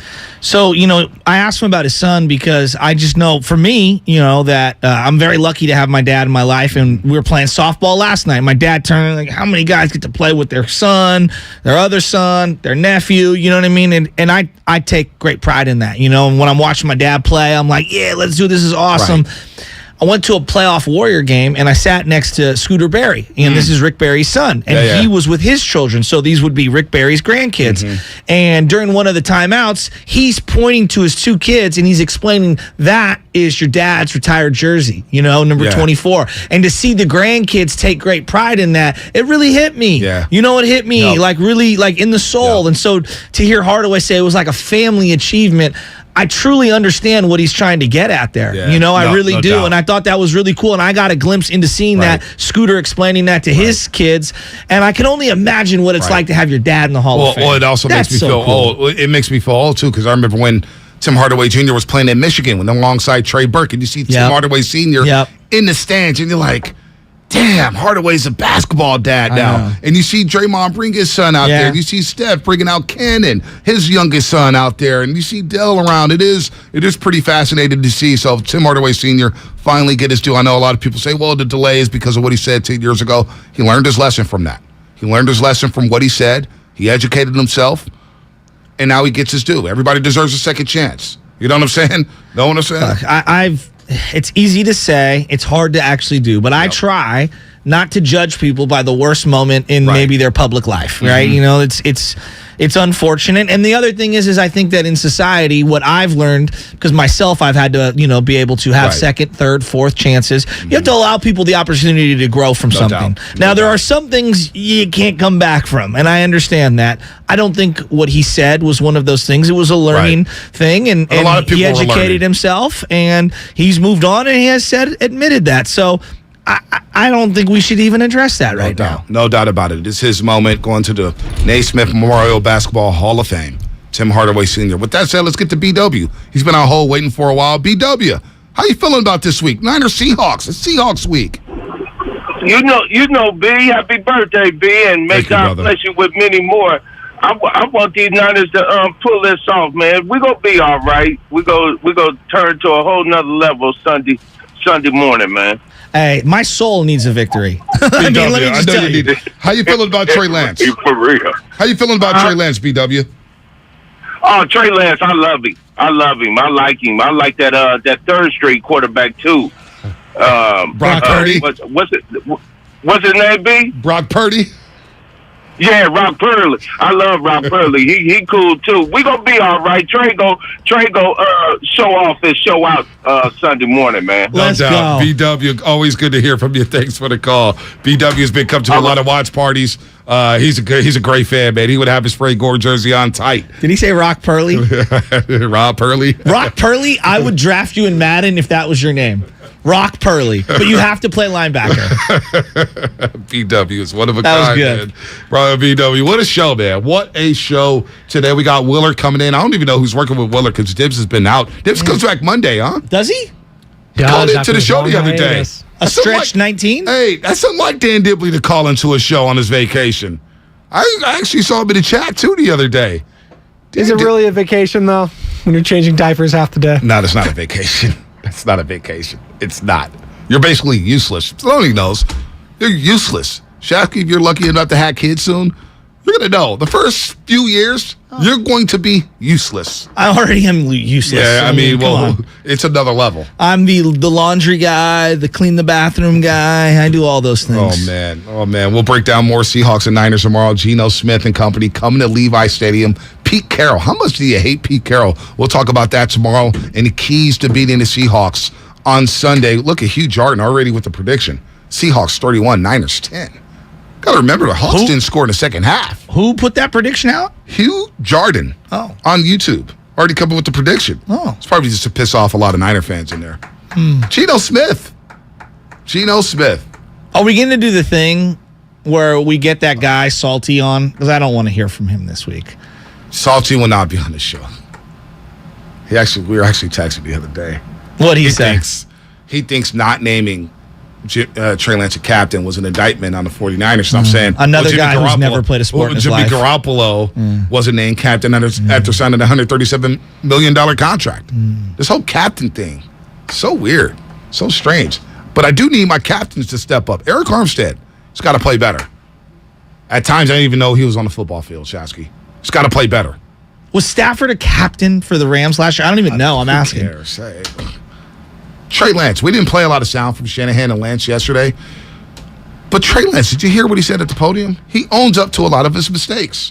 Trey Lance, here's what he had to say about reviewing last week's tape. Man, missed a few early, and I mean, whoever was ahead and going into a 2-minute drive in that fourth quarter, it was going to be a tough situation for whoever was in that situation. So for me, for us, made too many mistakes early. I missed too many early, but yeah, we'll turn the page on that. Turn the page on that, and then quickly, I love the accountability. And quickly on Seattle's defense. Fast, a little bit different schematically, but stout interior D-line. Linebackers play fast, and, I mean, Diggs is still one of the best safeties in the game. It's been a tough game. The kid is so candid in terms of his assessments and at the – look, we will see if he can become a pocket quarterback. Right. In terms of a podium quarterback, he's developing there. It's got that. And 408, before we leave, Comcast Business Text Line. He's right. Shout out to Roger Federer. Why? He just retired today. Spadoni and I were talking about him last week. Yeah, Fed is gone. He's retiring. One of the greatest ever. Federer, Djokovic, and Nadal. There may be nothing like that ever again in tennis. The only time we'll give a celebration for the Feds. Well, Stitchy Shasky, you do that all the time. I still can't believe that 4 catalytic converters were stolen right off of cop cars in front of the SWAT team house. I mean, you can kind of believe it, though, right? The boldness of people in 2022 is out of control in the Bay Area. My father-in-law's Escalade got stolen in Oakland a couple months ago. Just straight up, just jacked. Just for a joyride. It was. I believe everything. Where'd they find it? Who knows? In the cuts. In the cuts. Was it on Milk's carton? Spadoni loves his tennis. Quick take on Federer. Quick take. I think he's the greatest tennis player of all time, male or female. He's just the single-handed backhand, the grace, the poise. Wow. He had the all-around the best game, serve, volley, everything. Why get Brad Gilbert when we've got Joe Spadoni on? BG Tennis Nation. Hey, BG chopped my ear off at a finals game. Oh, dude, BG. Wow. God bless him. BG is up. I mean, right now, he'll text me at 5 in the morning. 5 in the morning, giving me the private show. I'm like, dude, I just woke up. I know. BG is too much. He gave me every Warrior take. Oh, dude. In a 14-minute span, and then they had to turn him like, we're on air, BG. And then we bring him on I was like, air. it wasn't me. We bring him on air. John Sackey, our producer over there. What up, Sackey? Saw him in Chicago as well. Uh-huh. B, we got to wrap it up. And he's giving out take on take on take on take. I was thinking he was going to point to me and the camera was just going to pan to me. I was ready for my TV debut. He's actually looking for you for the credential to get to the game. I know. But anyway, wanted to slide in together. I said, nah, not happening. Let's flex, baby. Let's flex. Let me actually wish you a happy birthday. I obviously love you and wish you all of the best. And I love you too. Oh, thank you. Yati Balu Blue. What does that mean? I love you in Russian. Oh, I like that. Yeah, you like that? Teach me that later. Yeah, Tiba. Will. Okay. But since you're turning 40, I think it's time for you to take the next step and go from boyfriend to hubby. So let's make that happen this year. Okay? That's an off-air conversation. Wow. Yeah, what was that? Damn. That took a turn. Yeah. Jeez. Oh, boy. Oh, no. Bye-bye, Anna. Bye-bye, baby Ches. The Flex of the Show, presented by Xfinity Flex, the 4K streaming TV box with voice remote and Peacock Premium, free with Xfinity Internet. Got a little awkward. It's a little bit. It's the only time in show history there was a full second without sound. I thought maybe I could help. Oh, the Love Doctor. Well, no, not so much Dr. the Love Drew. Doctor. Well, look, first of all, happy birthday, Thank Bonte. you. I appreciate it. I've been Happy listening birthday. all morning. You had E40 on, now you're B40.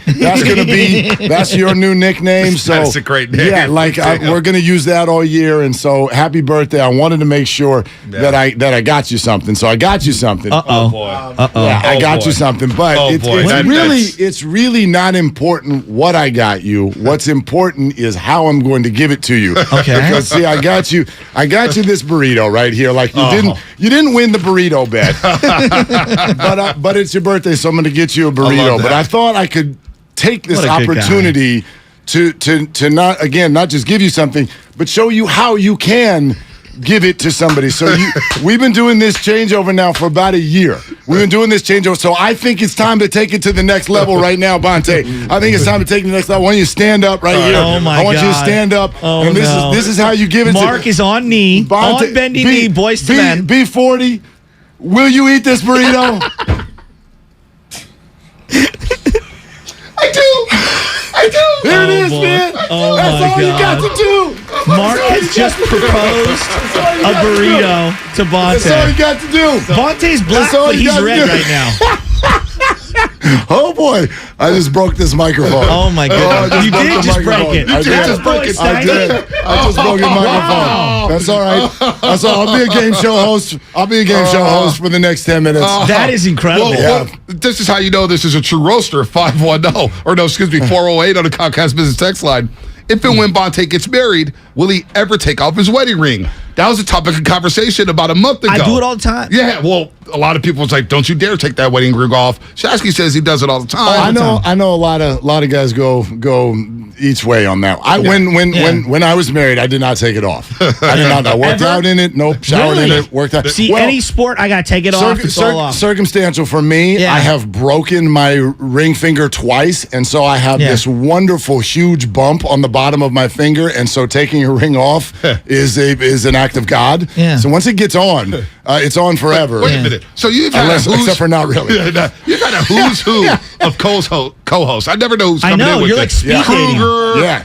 Dickinson, because he's milking his paternity leave. Check what I'm about to throw at you today. I'm looking at the screen here, and it's Sean Salisbury. Good luck, Willard, getting the word in, because Sean's ready to roll. You are friggin' screwed for 3 hours. That's what I just told Sean. I said, I got to do something with B40 for a second, and then you can take the next 3 hours. And then the next 3 hours, you're Now, Bonte, let me ask: was the caller? Was that your girl that called in? Yeah, that was. It better be. Right.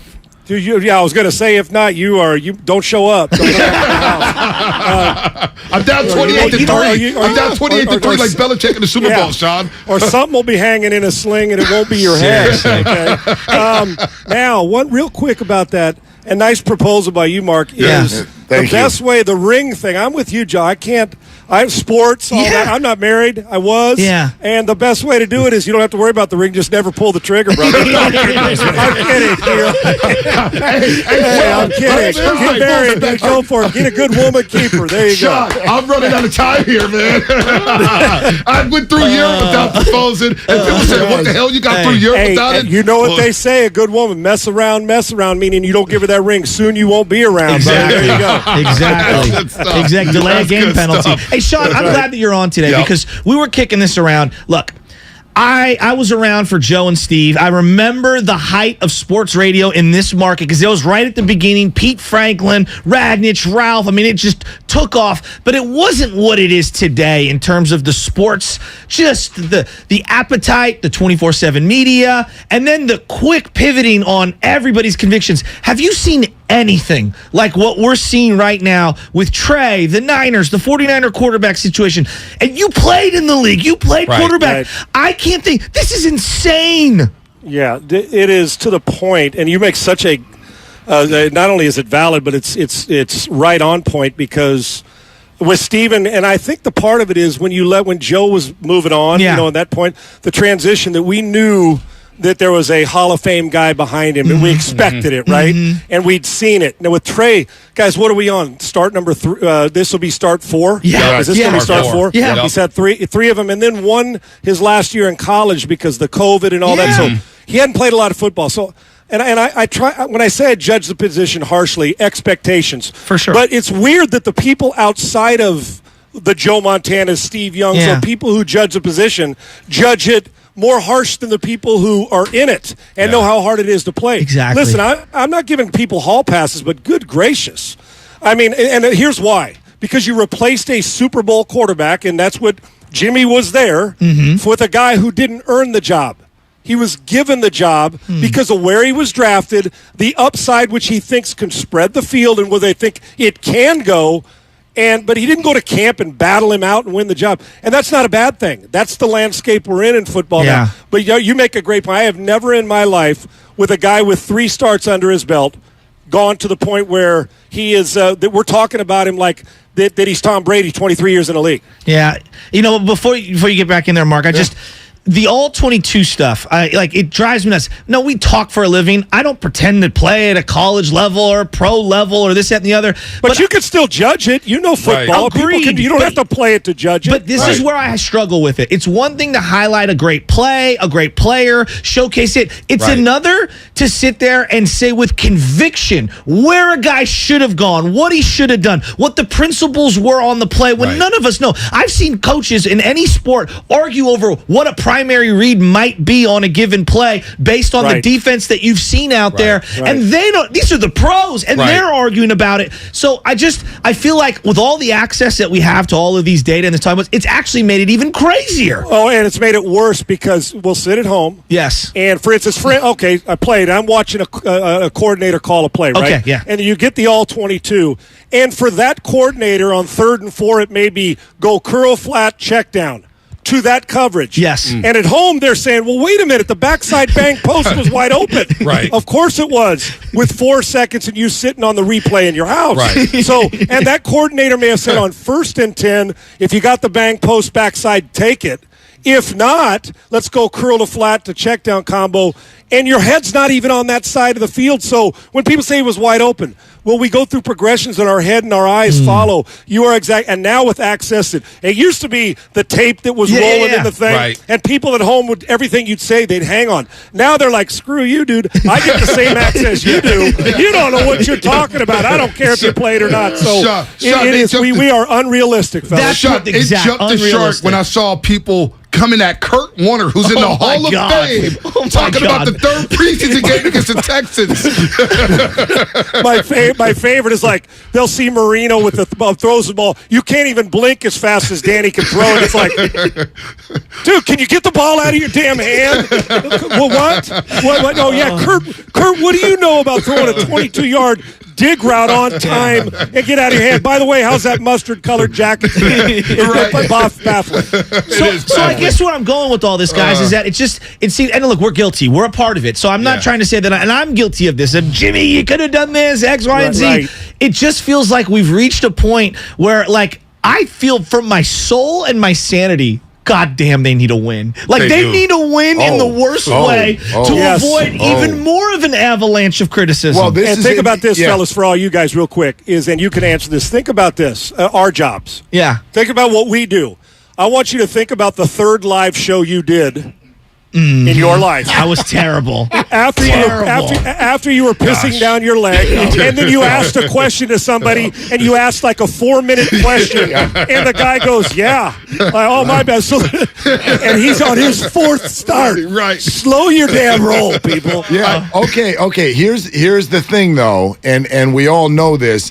When you just asked Sean, like, have we ever seen a reaction like this? And Sean, you said no. Let's also go, have we ever seen a situation like this, though, before? Because you just brought up, Montana Young, this is the home of Tommy Maddox? Right, it's the home of the best quarterback controversy of all time. But we've never, and when people said 2 weeks ago, oh, what's the big deal about keeping Jimmy on the... I was one of them. This is the big deal. This is the big deal. The same people that wanted Trey Lance in last year, like, whoa, wait a second now. I'm talking about fans. It's like, Jimmy would have won in Chicago because he'd have been better in bad weather, But Mark, you make a great point about this, because when I sit there and think about it, hasn't been like this. And think about a time. I know when Tommy Maddox was drafted by Denver and John didn't like it, but when have we had a Super Bowl quarterback in really the prime of his career who didn't get traded or signed somewhere else as a free agent or get cut because of still on the same roster with a guy who's got 3 starts after you've been to the NFC Championship game and there was no injury involved when it comes to it. That's Foles, one. Nick Foles, but he got moved. Sean, with all that said, we're going to rip the quarterback position to shreds. Sean, I was at Soldier Field. And I admit this. Every television timeout, every dead ball, my eyes were wandering to see what number 10 was doing. Is he talking to Trey Lance? Is he next to Shanahan? Who's he throwing the football with? I couldn't help myself. It's there. And I just worry if the Niners go down 7-0 at home against the Seahawks and Pete Carroll, and I know this fan base inside and out, there's going to be a lot of nervous energy in that stadium, and it's just going to intensify. And what if Geno outplays with all the what ifs we always ask on sports? If Geno outplays him and they win, and Trey's the reason in clean weather that they're not that he threw a couple picks. I'm not saying it's going to happen.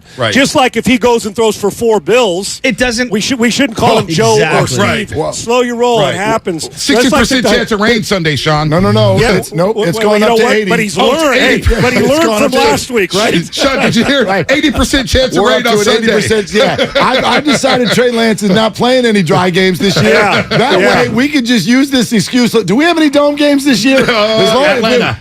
You got dome games. What are we going to do after that week? We don't have the rain excuse. I am so glad I don't play now because it would suck. Hey, you threw 4 touchdowns, but remember that check down you missed on 3rd and 4? Yeah, but we won. Dude, they want Dusty Baker fired here.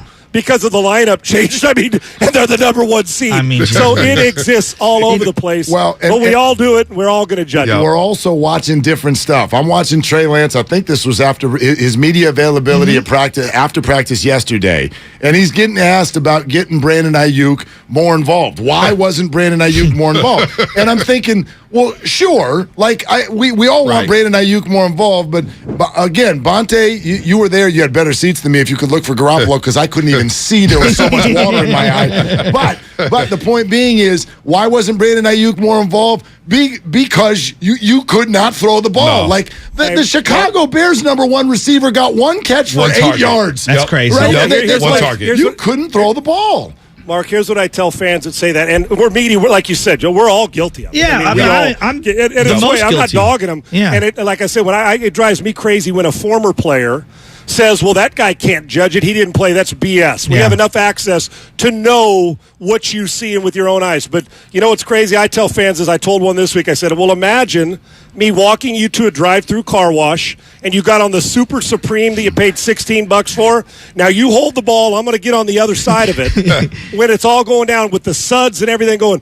You find me, and I want you to make an accurate throw. Now, a bit hyperbolic, but you get the point. Yes, right. Is it? That's a good point. You can't. The statistics you can't judge from last week, but where you can judge is decisions because Justin Fields had to play in it too. Yeah. So those are one of those you just gut it out and try to find a way to get to the locker room with a win. We'll see a better opportunity hopefully this week. You know what I just took from all that, Sean? Are you telling me that the Super Wash is only $16 in Houston? I'm like, wait a minute! I'll drive to Houston for a car wash right now. My bad. You have to have the Black American Express card in San Francisco to get that card. Exactly. Yeah, there it is. I'm not talking about for me. I'm talking about for you guys. That's Black American Express. Dude, I'm still suffering through the Green American Express card. That's $45 if you leave your house in San Francisco. Sean, Super Wash. What were some of the things that you took? Because we can critique the stats and the performance in this throw and that throw. What are some things that you saw early on from the kid or at any point in the game that are transferable or building blocks for him to move forward with? Well, the Captain Obvious part of this for me is that we know he can move, right? We know he can extend plays when necessary. I just don't want that to become a crutch for him where it's like, oh, the first guy's not open, let me bail out and use what we all do, our biggest strength. So, but that, I think he's the command of what's going on, but being able to fight through it knowing that you're not going to be able to survive throwing the football, that part of it. And in truth, I'm going to tell you guys, I learned more about a guy the next week after a game like this. We'll be at halftime of this week and how he's responded, if the weather's good, and how he overcomes it. But I loved what he said. I got some things to clean up and some things to do. But trying to judge, well, did he make the right read? You can't even see the read from even the TV, let alone there. But I do And I'd be crazy to say if I think he's going to be a great player. I don't know. He's got all the skill set, but I got to see more of it. And the fact that do things, I know what his strength is. I want to see if he can take that progression in the passing game and make me the consistent, simple play, which in a clean world with no weather, we'll get a better chance to see where his eyes go. I wish we had a camera in the back of the helmet or in the front of the helmet, and we could get that end zone shot where we can see where his eyes are working through his progressions, which was difficult to do. Last week was a survival game just to get through it and try to pull out a win. So with that said, Sean, can we really take anything away from Shanahan's game plan this past Sunday against Chicago? Well, we know what he wants to do, right? Run it, play action, change the launch point for Trey Lance, all those things.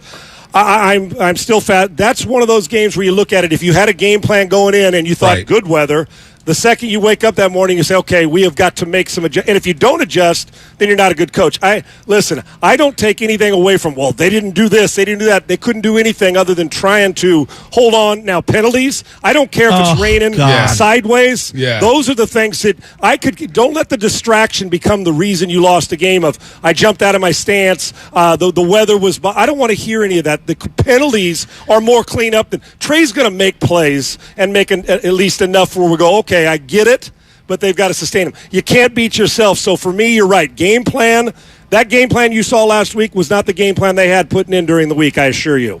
So here's the thing that I'm stuck on right now with all of this. What's that? Especially if it's funny how we sort of all expect, and you just said it, Sean, like go back to the fourth time you hosted a radio show. That hit me because I was like, oh my gosh, like it's terrible. The most uncomfortable thing of all time, right? Yeah. Right. So, but here's the thing. The whole fan base knows you got a Super Bowl roster, and they know you have a situation where you can at least compete. And then you bring in Trey Lance, and if it doesn't work right away, we're supposed to say, well, that's not fair. We got to have patience and let a guy kind of grow into it. Is it fair for a fan to say, well, wait a minute, you can't take a Super Bowl roster and then give me a quarterback and tell me I'm supposed to wait a year and a half for this to work? So it like Trey deserves time to grow, but this roster doesn't have that time, and the fan base doesn't have that. So what is a fan supposed to do with that subject? That's a great question. And also think about, I'm going to even take it even further to his teammates. Let's think about this for a second, and the fan first. You're right. And we're not, guys, no matter how we think it should be, and we're not apologists, but at the position whether we should judge quicker or later, it doesn't matter. It's going to be judged quicker. When you give up what they gave up to get him, we don't have pay. We ain't got time to bleed, as Jesse Ventura said, right? in the movie, we just don't have time to bleed. So with it, you say, okay, it's instant, and this is a Super Bowl roster. Here's the deal. Let's say this goes on and it's up and down. Justin Fields does not have to worry about that. Neither do the Bears. Even though they won, that's right. They don't have to worry. We're gonna, dude. It's you. You throw 4 picks, you're coming back next week. Right. You throw 5 touchdowns, it's you, dude. You're going to take shots in the mouth. That's how we're not worried about who the guy's behind you, because this is your show. We're going to win 4 or 5 games this year, and we're going to let it roll and see what happens. Then we'll talk to you when the roster gets better at the end of the year. This isn't the case because there's Super Bowl guy and a pretty damn good player in the league sitting over there, but you think you can do more with. That's why you're making the decision. Plus, you got to validate and quite frankly cover your ass at times when you draft somebody and give up those kind of assets to say, we're going to make him ready even if he may not be. That being said, the fans, I get their impatience. Think about it, teammates, and you mentioned, Mark, they go hand in hand, really. You can judge them both. Is this roster, aren't you doing a disservice? One way, just from an overall umbrella statement, aren't you doing a disservice? You think Trent Williams is worried about 2027? No. You think George Kittle cares about 2028? Nope. And we're building this for then. They may be playing somewhere else. And I'm not saying they don't care about Trey Lance. It could reverse it if it was Jimmy. Your responsibility is to your team, not the feelings of one player. So, yes, the fans' impatience, I get it. But you don't want to start out and say that's a Super Bowl. And Trey Lance has the best roster of all the second-year quarterbacks. Easily. And it ain't close. Sean, it's not close. Sean, do you think go ahead. I was going to say, do you think that locker room is chirping? Are guys having that conversation? If it is, it's a buddy. It's away from there where nobody allowed, where it's not loud talk. We all do. You sit around having a beer, man. I wonder how Jimmy would have done. That's human nature, but you can't let it.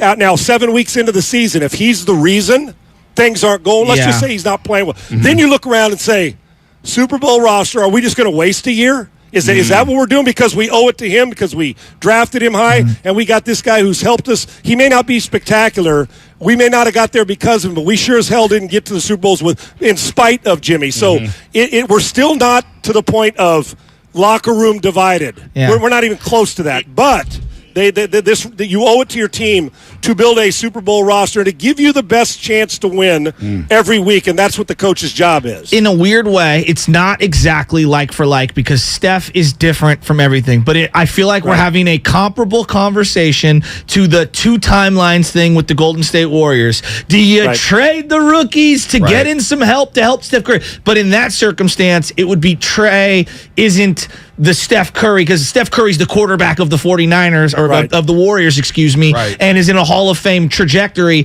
This was actually the exact opposite, meaning the most important spot on the offense is actually being held by a Moses Moody or a Wiseman or whatever. But I see comparable... You got both organizations. You know where I'm going with this? I probably didn't lay it out properly. Both organizations. You did 100. Yeah, they're trying to do two things at once. Two timelines. The difference is in the NBA, you can kind of do that because Steph Curry needs a night off. Steph Curry needs 15 minutes off. Whatever, you can have Jordan Poole be good, and there's Steph enough Curry inventory. And championships already, right? Yes, and that's the most important thing. This is why the quarterback position is different. It's different. You know what else too with that, Mark? What? Yeah, you know what else with that? In football, while the quarterback position, we know how important it is. If that left tackle and right guard aren't blocking, you probably got no shot. Yeah. Over the Steph can still just run up and grab the ball. If you got two superstars on your team in basketball, you can win an NBA title. Now the Golden State's fortunate they got more, but the impact of like a Steph, I agree. What we're hoping is the quarterback makes that same impact. Yeah. And Patrick Mahomes. But then again, we can't be comparing every single cat that walks into the league that guy's to a guy who flies around in a blue and red suit and has an S on his chest. Okay, right. Not fair. So this is why tonight's game is so relevant, I think, to the 49ers. What's that? There are three quarterbacks in this league right now who, to me, from a talent standpoint, I mean, we can do Brady and Rodgers. We've been used to that now for 2 decades. Allen. There are three quarterbacks. It's Allen and the two guys tonight. Mahomes and Herbert. Absolutely. I'm with you. Who, are the young, up-and-coming guys who are going to run the league for the next decade. Every team would want them if you don't already have Aaron Rodgers. Can I throw Joe Burrow into the mix? Sure, throw him into the mix. And he threw 3 interceptions last week, and nobody said anything. That's called first round, go to the Super Bowl hall pass. Right. That's exactly right. But I think it was those guys. I'm still at that Buffalo 49er game in prime time was the game that made Kyle Shanahan go, you know what? We can't do this with Jimmy. One of those. I can't beat Josh Allen with Jimmy. And if you look at even the arc of those guys, Patrick Mahomes, yes, a big college, but not Alabama. No. Right? And then you look at Herbert. Sure, Oregon, that's big, but Pac-12, you're out there on the West. He's looked better in the NFL than he did in college. Josh Allen, Wyoming. Like, these are athletic freaks who someone said, you know what? I know they're not going number 1 overall, but we see it. Yeah. They've developed. Boom, they're going to run the league. I think it's the same thought process that led the 49ers to Trey Lance.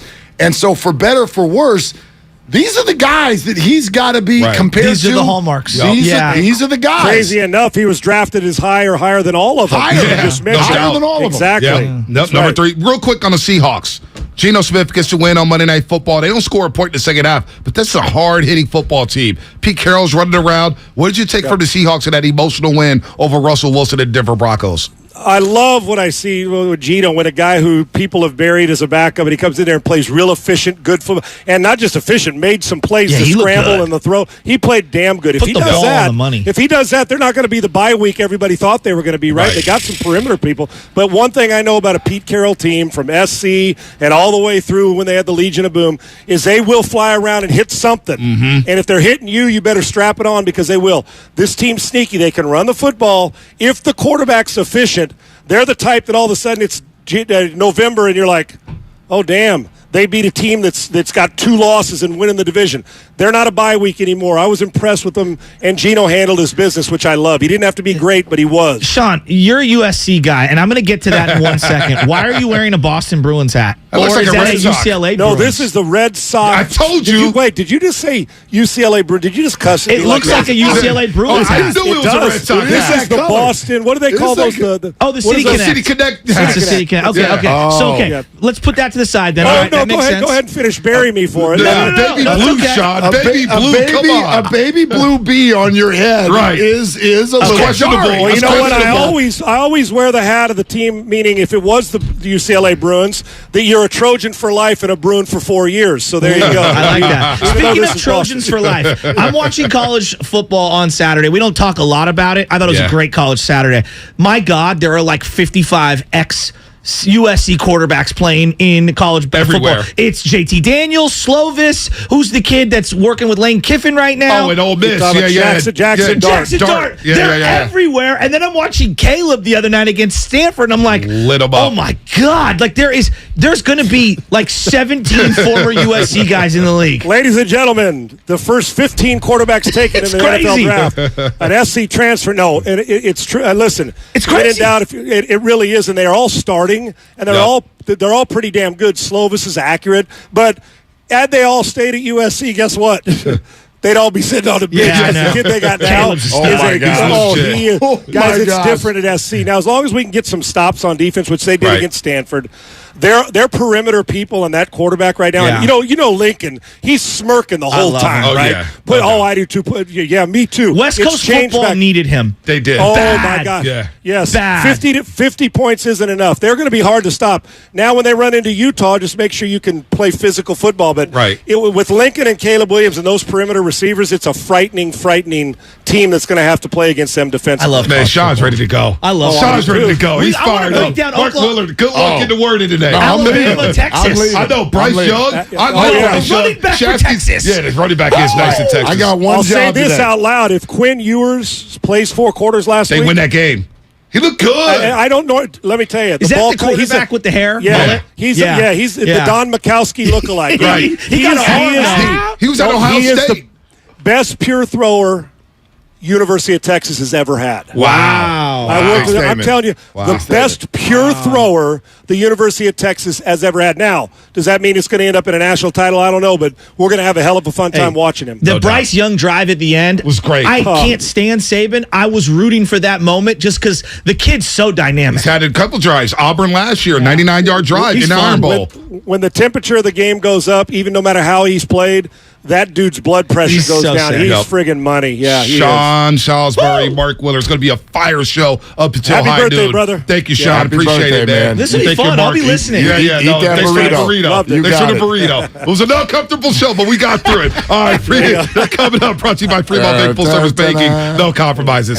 Go from boyfriend to hubby. So let's make that happen this year. Okay?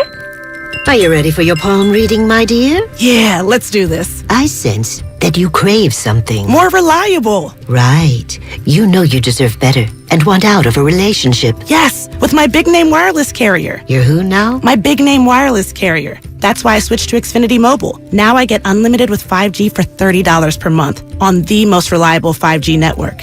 Let's talk about your aura. It's so... And get this, they can even save you hundreds a year on your wireless bill over T-Mobile, AT&T, and Verizon. Wow, that's actually really impressive. Yep, but you already knew that, didn't you? Oh yeah, I definitely saw this coming. Start seeing savings today. Switch to the fastest mobile service, Xfinity Mobile. Now with the best price on 2 lines of unlimited, just $30 a line per month. Switch today. Xfinity Internet required. Price comparison for 2 unlimited lines under available 5G pricing plans of top 3 carriers. Taxes and fees extra. Reduced speeds up to 20 gigabytes of usage per line. Most reliable based on root metrics. US report. Comcast analysis of mobile Wi-Fi and cellular data from Ookla Speed Test Intelligence Q2 2022.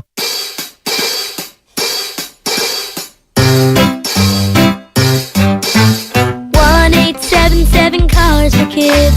KARS Cars for Kids. 1-877 Cars for Kids. Donate your car today. 1-877 Cars for Kids. KARS Cars for Kids. 1-877 Cars for Kids. Donate your car today. your car today at carsforkids.org. That's cars with a K. Your car, running or not, can be picked up as soon as the next day. You'll get a maximum tax deduction and a vacation voucher. 1-877 Cars for Kids. KARS Cars for Kids. 1-877 Cars for Kids. Donate your car today. Now accepting donations of land, homes, buildings, or any kind of real estate.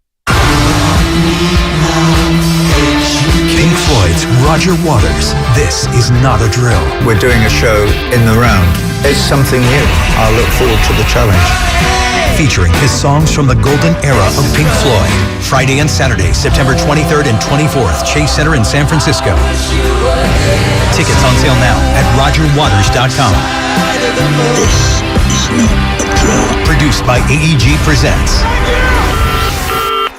This is your time to cash in at Cache Creek Casino Resort. To rock and to roll. Over the hills and bluffs. Go all out or go all in. With 4 stars and rising stars. Now we do more than ever. So you can do as much or as little as you want. It's your time to cash in at Cache Creek Casino Resort. Whether you're buying a new car or used one, it's a big investment, which is why you should choose Pennzoil Platinum. It helps extend the life of your engine and protect it up to 15 years or 500,000 miles, whichever comes first, guaranteed. That's because Pennzoil's base oil is made from natural gas and 99.5% free from engine clogging impurities. The proof is in the Pennzoil. Enrollment required. Keep your receipts. Other conditions apply. See pennzoil.com/warranty for full details. Find it at Firestone Complete Auto Care. Have you considered walking through another door?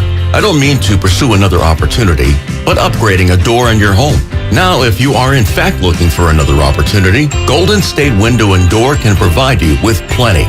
You can create renewed function and design for use indoors and out. You'll find modern options like Marvin's Elevate In-Swing French Door, Barn Doors by Trustyle, or Anderson Big Doors that welcome in natural light. Golden State Window and Door features a variety of materials, sizes, and glass options. You can get inspired by the many possibilities when you visit GoldenStateLumber.com. Click on virtual tours and you'll discover beautifully planned displays of doors and windows of all kinds that will spark your imagination. Then, talk with our builder or designer to see what might be a good fit for your home. Serving the Bay Area for 3 generations. Golden State. When you succeed, we succeed. Venture X from Capital One is the travel card for people always asking, where next? You earn 10x miles on hotels and rental cars, and 5x miles on flights booked through Capital One Travel, and 2x miles on everything else you buy with Venture X. Plus, receive premium travel benefits like access to over 1,300 airport lounges. The Venture X card from Capital One. What's in your wallet? Terms apply. See CapitalOne.com for details. You're the one who protects the flock, and that requires an eye for detail. Because when safety and well-being are on the line, it's the details that can save lives. Even when no one else is watching, you see everything. Grainger gets you, and we're here for you, and all the ones who get it done with a wide range of safety products and solutions, plus board-certified safety consultants here to answer your questions. Call, click Grainger.com, or just stop by. Grainger, for the ones who get it done. You might not have the biggest garage on the block, but with eBay Motors, there's 122 million parts right at your fingertips. Whatever you need, there's something that fits your vehicle. Air filters, tires, seat covers, and more. Get the right parts at the right prices. ebaymotors.com. Let's ride. They're longtime friends. Let me tell you something real quick about Dibs that I'm sure not everybody knows. And first-time partners. Hang in there, big guy. There'll be brighter days ahead. Now, these 2 homegrown Bay Area boys finally come together to take over sports talk. Get the hell off of my doorstep. Major League Baseball, you stink. It's Willard and Dibs. On 95.7 The Game. Okay, let's go. Let's go. Sean Salisbury is in for Dibs, and I think that's all I'm contractually obligated to say today. That's it. Here we go. Just wind you up and let you roll. That's what I'm told, right? I want to hear from you. You live there, brother. I'm just glad to be along. Thanks for inviting me in. No, man. I'm so excited you're here. And Mike Salk in Seattle is going to join us in an hour. The unmatched Amy Trask is going to join us at 11 this morning. And, of course, we've always got time for you at 888-957-9570. That's also our Comcast Business text line. And good morning to those of you on Twitch and YouTube. Yes, you can see Sean Salisbury's baby blue bee on his hat. It's Red Sox. Don't get it twisted. But you can check that out by joining us on YouTube right now. So I guess this is my question, Sean, and I want to throw it to you and everybody listening. Did the 49ers just flat out bite off more than they can chew? I guess that's my umbrella question now. Because if you want to tell me, okay, we are a big enough team and a mature enough locker room to handle a presence like Jimmy Garoppolo on the sideline while Trey Lance grows up, okay, I can buy it. If you want to say, yes, with this Super Bowl roster, we feel we can coach Trey up enough to compete even in his first year as a starter. Okay, I guess I can buy it. But how many of these things do I have to buy before I just ask the question, did you create 49ers a lane for yourselves that is so fine that to be able to walk it and not fall off and have everybody jump on your back, man, it seems this close to impossible, Sean. Mark, it's there's so many branches to this conversation, and you are 100% correct. Yes, they did. Of course they did. Rarely, and when we say, well, look what Kansas City did. Well, even they, with Alex Smith, right, ran through 15 games and they played. Even they were a little patient. Now, well, then Mahomes took over in year 2. I get it. But there's a difference here. They're just, well, why is there? Trey was drafted higher. Because you're drafted higher doesn't make you a better player. I look at like Davis Mills here in Houston and Trevor Lawrence. I want you to flip-flop Davis Mills and Trey Lance. Okay. Davis Mills and Trey Lance. What do you think the narrative is on Davis Mills, the way he played the last 6 games last year? You know what they're saying? Oh, man, okay, it's time to make a move. Why? Because he's seen a little bit bigger body of work, and the reason why we don't put the same expectations on him, which we should, is he's a starting quarterback, is he was drafted in the 3rd round, not the 1st. Even Lawrence switching with Davis Mills in the same division. So we have these expectations we put on first-round guys that are enormously, they're outrageous because we've had, it seems like a boatload of success, Mark. Herbert, you mentioned.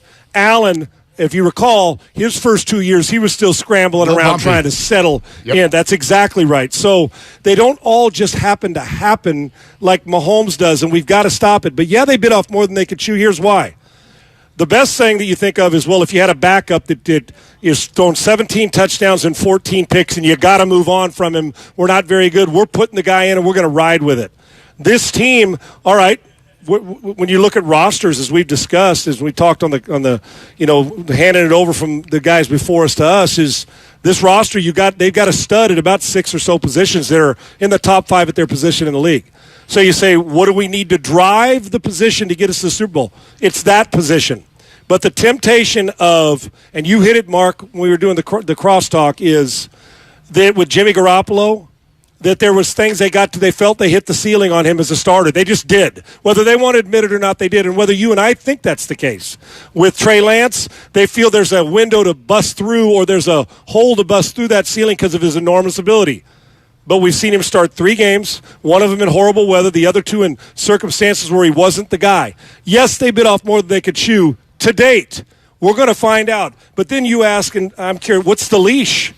What's the leash with the Super Bowl team? Is it 4 games? Is it 6 games? Where's your responsibility? Is it to the team? Is it to Trey Lance? Do you want to admit that you made a mistake in year 2 starting him if you're 2-4? All these things that there's a ton of ifs, and I know it's 1 game in, but you're taking a big-time flyer that you hope. I don't like to hope. I usually like to know. I think Buffalo knew. I think Kansas City knew. I still think there's a little bit of hope here. I don't think they're all set 100%. This is the best quarterback by far in our system. I'm not saying I don't. I'm not saying you don't. You don't make this decision. If Trey Lance is a 3rd-round pick, Yet you still think he's got the ability. Trey Lance is not the starter in San Francisco this year. Right. Even late first round. Look at what the Packers have done. Even late. Kenny Pickett. It's just different if you've got one of those first 10 numbers next to your name when you come out in the draft. Josh Allen did. Patrick Mahomes did. Justin Herbert did. Trey Lance does. We get it from a year ago. Trevor Lawrence, Zach Wilson. I know Justin Fields just on the outside looking in there. But it's different, and I mean, the one that goes to my mind, especially in you as a Trojan, the one that will always go to my mind when this conversation comes up is Reggie Bush. It will always be, for me, Reggie Bush. Part of it is because I was working there during and with that broadcast during that time, and I watched every play of his career. And if you look at Reggie Bush's NFL career, I know it spanned, 4 different NFL teams. If you look at his NFL career, by almost any metric, it's like, bravo, dude. That was a hell of an NFL career. But no, it wasn't, because at number 2 overall, we were told you were Gale Sayers. And you weren't Gale Sayers. And so this is always going to be a part of football players. It's going to be based on where you're drafted. But again, with this particular team, because so many of the guys drafted top 5 are going to teams that have no pressure, they're rebuilding. If they miss, okay, we'll try again in 4 or 5 years. There's so much on the line here, and there's no time. So, you compare this to anything. When you're late somewhere and you hit a traffic jam, you're hosed. I don't know what the answer is for the 49ers if this doesn't hit within the next 3 or 4 weeks. You're 100% correct, and it's unrealistic. But Mark, you're right. Now let me. A good comp is, even though he was drafted a bit later in the first round. Remember when Ben Roethlisberger went to Pittsburgh? Yep. We didn't have pressure on him. Ben had a great roster.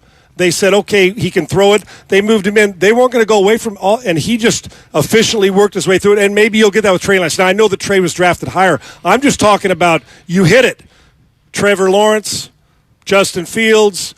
They go to bad teams because that's why they're picking high, and that's why you get the good player. And every now and then you'll get Joe Montana in the 3rd round and say, okay, he's the best quarterback until Brady waltzes around. So let me ask you, I'm going to ask, because I'm on every week, through the season. Yep. But it's still distant here, and I haven't missed a Trey Lance or Jimmy Garoppolo throw, just like you were talking about a Reggie Bush play.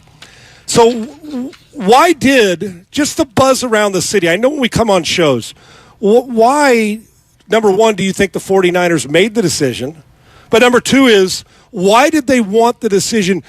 Mark, any other time, okay, give me somebody other than Jimmy that's a good player but not Brady or Dak Prescott. Okay. Dak Prescott. Dak. If Dak Prescott has 2 NFC championship games, and he's on the 49ers roster, yep, and took him to a Super Bowl and missed some throws late, he was a 4th rounder. Do you think Dak Prescott is still the starting quarterback? Yeah, I do. Okay. I do. All right, so here we are. So why the hurry so quickly to get Jimmy out? Okay, my mind goes to 2 different places at the same time. When you ask me why, the very first word that popped into my head was finances. Okay? Finances. Now, that's only a piece of the puzzle, but it's a team. We keep talking about a Super Bowl roster, and this team knows, as you know, teams are working 3-4 years ahead.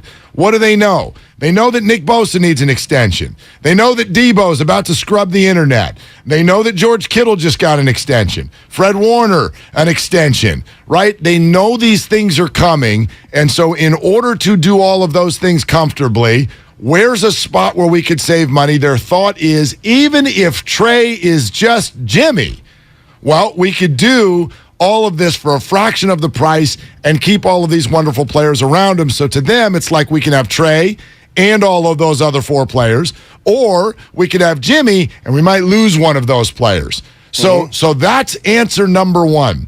But answer number 2 is, obviously, I do think that like Kyle Shanahan, being as hard as he is on offensive players, I think saw enough times where he ended up in a big game, whether it's prime time or at the end of the year, where he felt like he was behind at that position versus the team that he was playing athletically.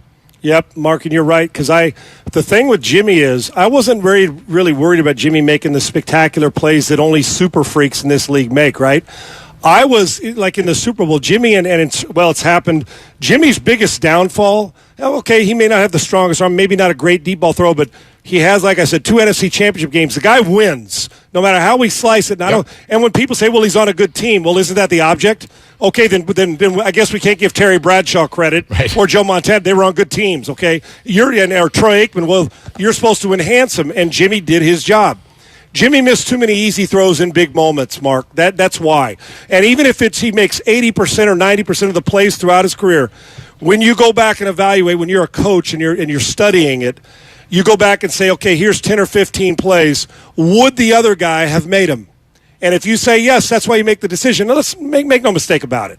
And, I've known John Lynch forever. I love those guys. Yep. But when you give up those assets to move that far up, you don't have to, you can't wait 4 years. You can, but the world's not going to let you, and neither is the finances, like you said. Like what's going on with Jordan Love in Green Bay. Yes. He got no shot to see the field. It's going to be the most wasted, unless they trade him and get an asset. He's going to spend 8 years sitting on the bench in his second contract without starting 3 games because Aaron's there. So, with that, do you think, and you make 2 great points on that, do you think the 49ers players, team, city, organization, while it's 1 game, I'm not putting anybody in the Hall of Fame or Baron. I'm just saying the overall thought going into this. Forget last week. Do you think they went in thinking that their best chance to win and be consistent each week, not spectacular, consistent, was Jimmy or Trey? This year? Yep. The players or the coaches? The stat, that building. I think that building. I think right now that answer they think is Jimmy. I think that's what they think. And I think that's why they kept him. I think that's why they kept him. Look, Sean, I said this 2 weeks ago when it came down. We love sports documentaries, HBO, Hard Knocks. We got all this great stuff out there now, 30 for 30. If there is any documentary that you could give me 5 years from now, I don't think we're ever going to get it, but I would love The Summer of Jimmy. That's my title. The summer, I want to know. The documentary starts as soon as the shoulder injury happens in Dallas. That shoulder injury, that's the first scene of the movie. Then take me from that to the re-signing in San Francisco, and then the rest of the script is still being written because I want to know if he's going to end up playing football this year or not. Because the reason I want that doc, Sean, is I think all of us, we're all running around in this world with opinions, and I think we know 10% of the story. What must have happened this summer with his shoulder, with conversations with other teams, with his agent. I can envision a shouting match with Parag Marathe at some point. Something. Trey, what they see in practice, arm fatigue. Oh my gosh, he might not be what we think he is. Actually, yes, he is. That whole thing, I mean, I think we only know and we're guessing on the tip of the iceberg. Mark, can you imagine being an organization? I mean, obviously it's a good problem to have with this kind of roster, and you say, well, we just went to the NFC Championship game, and they're an interception, possibly a dropped interception away from playing in the Super Bowl again. Yep. They are. Yep. And we know they had a couple throws and misses. But with that in mind can you imagine going into this season and thinking, okay, we just got there, we're just going to move on. We got a guy who wins, and you look at his nobody ever benches or replaces a guy who's won as much as Jimmy, who's not 48 or 38 years old, right? You just don't. Yep. You don't, unless of course you think, 1, you can't afford him. 2, we gave up too many assets. Or 3, the guy behind him is just better. Alex Smith, Patrick Mahomes. Okay, I get it. But what would have been the problem with making Trey beat him out, and if not, starting Jimmy Garoppolo? Wouldn't it be easier to go have Jimmy and have to bench him if it's not going well than Trey Lance as a young guy and having to bench him and go back to Jimmy? Don't you take more flack? I mean, I know it's both, but what was the rush? Why the rush to force a guy in who's only played, and with the COVID stuff the last couple years, still, I think Trey Lance has got an enormous amount of ability. I do. I think Jimmy's enormously consistent winner and an inconsistent on simple throws to get you to a level you say, oh my gosh, Jimmy's never going to be the reason you win a Super Bowl. But you get my point? Yep. Where I can look at Josh Allen and say, if they go there, of course it's 11 guys on both sides. But it's never going to be – they're not going to the Super Bowl and winning in Buffalo in spite of Josh Allen. They're just not. So those guys that, look what Brady does, goes to Tampa, boom, instantly in the Super Bowl. Jimmy will never be the reason, but he's never going to be the reason that you're not going to get there in spite of him because he's a solid player. Yep. Not spectacular, solid enough to take and Jimmy's always got to be on a great roster. Jimmy ain't taking the Houston Texans to the playoffs this year. Jimmy wasn't taking the Bears to the playoffs. Jimmy can take the 49ers back because he fits with what they do. I'm not saying Trey Lance can't bust through the ceiling. I think he's got a world of potential. The production over the potential. Why were we in such a rush? You said money, but as far as on the field, what would have been the problem waiting? Making him beat him out or let Jimmy play his way out of the job? Or do you think Jimmy played his way out of the job? I don't think. I mean, my gosh, the last time we saw him, he had one arm and he was in the NFC Championship. And yes, he missed some throws. But you also made the point. Who knows what our conversation is about Jimmy if Jaquiski Tartt holds onto a ball and things go a certain way from there. I'm not blaming Tartt. Who knows where it goes from there? The answer to your question, though, is our world. Our world does not have the patience for the third overall draft pick to not be playing by year 2. It's a rare circumstance that we even let him get through year 1. Mahomes and Lance, that's the end of the story. I guess, and Aaron Rodgers, but that was many years ago. How many big time, and Rodgers was 24th overall. How many top 10 quarterbacks, and you can give me Tyrod Taylor with a shot to the heart and all of the weird stuff that happens that leads to a guy being in. How many top 10 guys after the first year are not the starter? I can't think of any. None. None. Right. So we would lose it, and I know the answer is, well, a team, you can't listen to the fans and the media, but we're losing it now. What would we be? We would be calling him a bust, and he would have not even been on the field yet. Right, and the thing about it is when you said nobody in the top 10 the second year that guy's playing, and it goes back to your original point on this segment is this roster NFC Championship game is, those teams because they're on bad teams. This team, you're like, listen, if we take the Super Bowl and last year's NFC Championship game, Mark, the Super Bowl they were in, and say how many plays cost you those games offensively, what I guarantee you won't get to 10 of them. I guarantee it. If Jimmy's 6 of 11 in the Super Bowl, they win. If Jimmy, you know my point? So it's not like a cumulative, like, oh my gosh, the guy sucked. And it's not like Trey Lance is going to make plenty of plays. Sure. The question is he a Super Bowl guy? But when you make you're a Super Bowl team, get the NFC Championship game, you're in the prime of your career, and you still get sat down, and they're going with a guy that they think and hope is going to be better, and we all do, but I've never seen anything like it, and you can count less than a dozen plays, I guarantee it, is the reason Super Bowl and last year's NFC Championship game that the 49ers didn't win the first one and weren't playing in the second one. Sean Salisbury is in for Dibs. Get on over to YouTube and Twitch. You can watch the show. Keep on listening where you are. You can call in. Comcast Business text line as well. Those numbers are 888-957-9570. We're going to go to the phone shortly. Also this. Sean, I'm this close. I am this close to changing my mind about something. And this is what it is. When Trey Lance got drafted last year, I thought to myself, okay, we got 5 quarterbacks that everybody's talking about. Lawrence, Wilson, Lance, and then Fields and Mac Jones.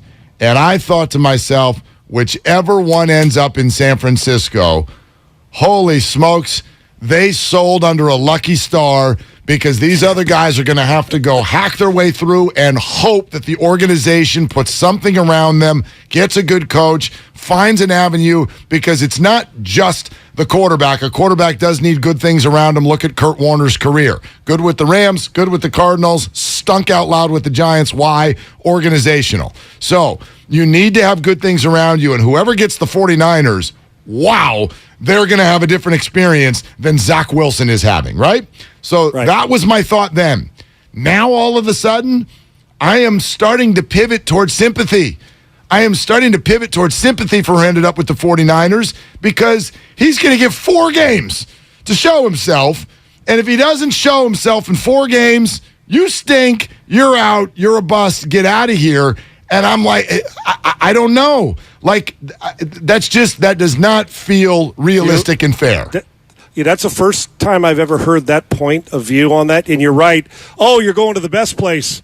But the best place also puts the most pressure on you because if you don't succeed early, we think it's your fault because, 4 games in, you're supposed to be, an MVP candidate. You are went to because really, while you're always pressure, you put pressure on yourself. Fields and Lawrence and all those guys living up to where they were drafted and trying to make their teams better. It's called the nature of the sport and the position. But in truth, Justin Fields is not worried about if he's the starting quarterback in 2023. That's not. He knows he is. But here. Yep. You're right. Will Trey Lance ever get the chance to make mistakes over an extended amount of time? Peyton Manning, 28 picks in the first year of his career, and then go on to be a great player. Will he even get a chance to spread his wings? That's something that we're not sure about. And right now it looks a little iffy because I think patience is going to be a problem. We're going to take some calls coming up next. As mentioned, Sean Salisbury is here, excited for the entire conversation, the whole day, in for Dibs. And also coming up next, many of you listening to this show heard this yesterday, or maybe you saw it on social media. Mike Martz absolutely lambasting both Justin Fields and Trey Lance as players. Sean, you said to me right before the show, you've known Mike Martz for how long? About 30 years. Okay, you've known Mike Martz for 30 years, and you said, you know what, I got some things that I would like to say about that. So we will play it again for you. Let Sean weigh in and go from there with your phone calls and much more. So glad you're with us. It's Willard and Dibs with Sean Salisbury today on 95.7 The Game. Are you looking for a rewarding new career? Join the United States Postal Service and apply for roles nationwide. Serve your community with pride and receive benefits including competitive pay and opportunities for advancement. Whether you are looking for full-time, part-time, or seasonal positions, we have options that may be perfect for you. The United States Postal Service is an equal opportunity employer. Apply now at USPS.com/careers. Everything, our farm, our stand, our pop-up shop, it really all started when we discovered the benefits of local, raw honey for our family. And then we decided to turn it into a business. We were looking for something to help us get up and running. So we got the Chase Business Complete Banking Account. It's more than a bank account. It comes with Quick Accept, which lets us take card payments anytime, anywhere in the U.S. using the Chase mobile app. Plus, we get same-day deposits at no extra cost. For us, it's more than honey. It's about sharing a little sweetness with the world. Get the Chase Business Complete Banking Account with the essentials you need to help get your business going. Learn more at chase.com/business-complete-banking. Chase for business. Make more of what's yours. Quick Accept is not available in U.S. territories. Enrollment required. Usage subject to approval. Same-day deposits available for payments before 8 p.m. Eastern Time, Sunday to Friday. Fees and rates apply for checking and processing. Limitations and restrictions apply. Participants compensated. Merchant services provided by Payment Tech LLC and WePay Inc. Subsidiaries of J.P. Morgan Chase Bank and a member FDIC. Hey, Becky, what about this beat for your next song? It's cool, but I'm into faster stuff lately. Like Xfinity that gives me beyond gig speeds. Got it. What about this then? It sounds powerful, just like Xfinity. Because its supersonic Wi-Fi has 3 times the bandwidth, you can connect hundreds of devices at once. That's what I call power. Unbeatable internet from Xfinity. Made to do anything so you can do anything. Get the Xfinity Supersonic Bundle with unlimited gig speed internet, Wi-Fi equipment included, and a free 4K streaming box. All for $50 a month with a 2-year internet rate guarantee and no annual contract when you add Xfinity Mobile with unlimited data at regular rates. Go to Xfinity.com/gig, call 1-800-XFINITY, or visit a store today. Limited time offer. Restrictions apply. Requires paperless billing and autopay. New gigabit extra internet customers only. Taxes and fees extra and subject to change. Xfinity Mobile requires post-pay Xfinity internet. Reduced speeds after 20 gigabytes wireless usage. After 24 months, regular rates apply. Requires compatible Xfinity gateway. Okay, you know those amazing spots only the true San Francisco locals are in on? Like that place with the square pizzas? Or Mama Hoo Hoo? The spot for sweet and sour chicken that's anything but so-so. You know, with the Granch dressing. And all the other spots the real SF locals know without us even saying them. Yeah, they're on DoorDash. San Francisco gets it. DoorDash has it.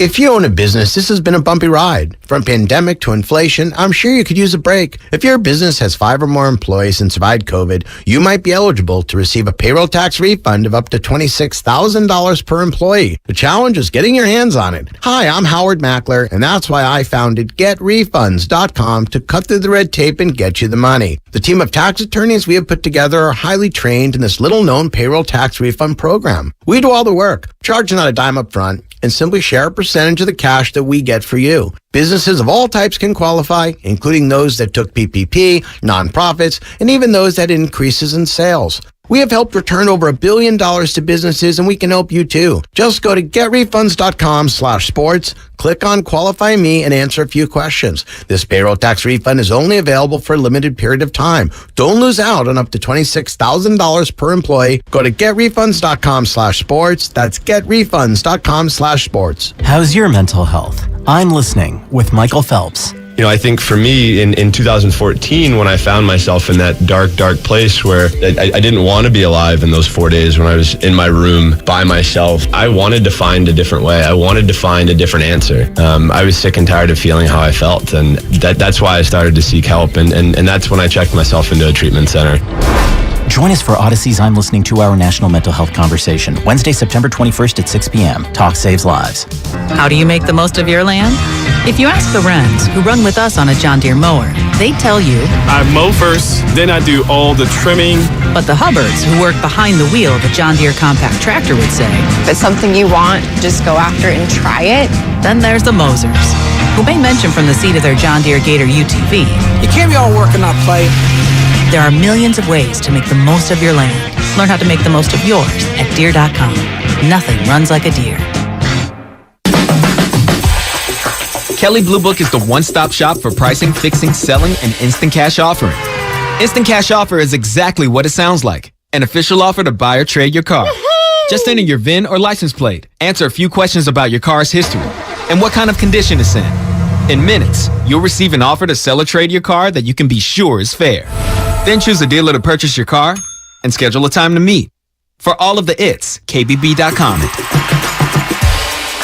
At Left Coast Buyers, we buy properties all over California. If you own a house or an apartment building and want to sell it fast at a great price, call us at 925-434-5000. We can pay cash and close in as little as 7 days. We buy properties in any condition, any price range. Do you own a property that is run down and needs thousands of dollars in repairs? Are you out of time, money, and energy? Are you looking for an easy way to get top dollar for your property and sell on your terms and timeline? Well, call Left Coast Buyers now at 925-434-5000. We buy divorce houses, inherited houses. We even buy vacant houses and abandoned houses. Do you have a tenant who hasn't paid? Are you behind on property taxes, mortgage payments, or even facing a foreclosure? Even if you're just nervous about capital gains or an upcoming recession, we've seen it all. So if you or someone you know owns a property and needs to sell, call Left Coast Buyers at 925-434-5000. That's 925-434-5000.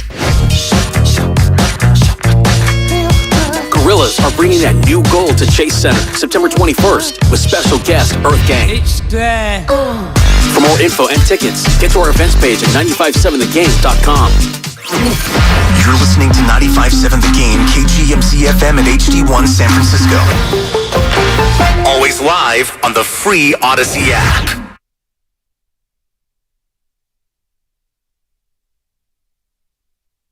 Now, back to Willard and Dibs on 95.7 The Game.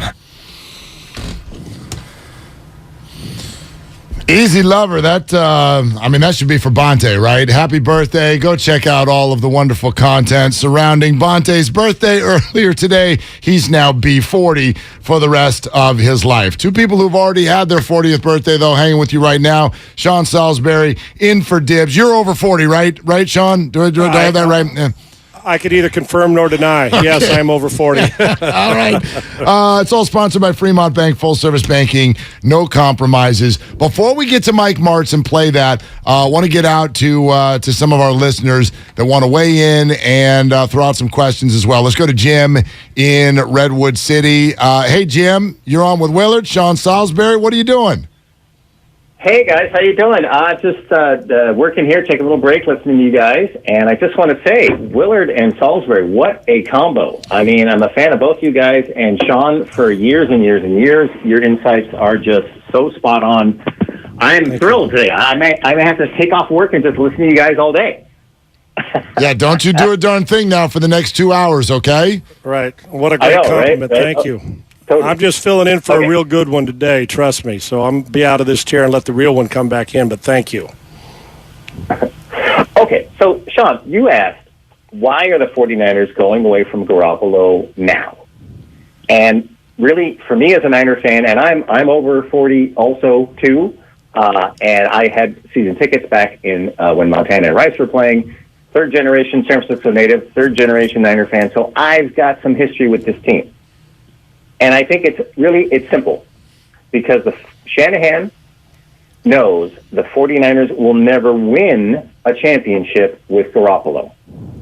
He does many things, like you guys have lined up here, and I acknowledge the good things that he does. He does many things very well. But his biggest problem, his biggest weakness is not with his mechanics or anything with how he plays the game. It's the decisions he makes under pressure.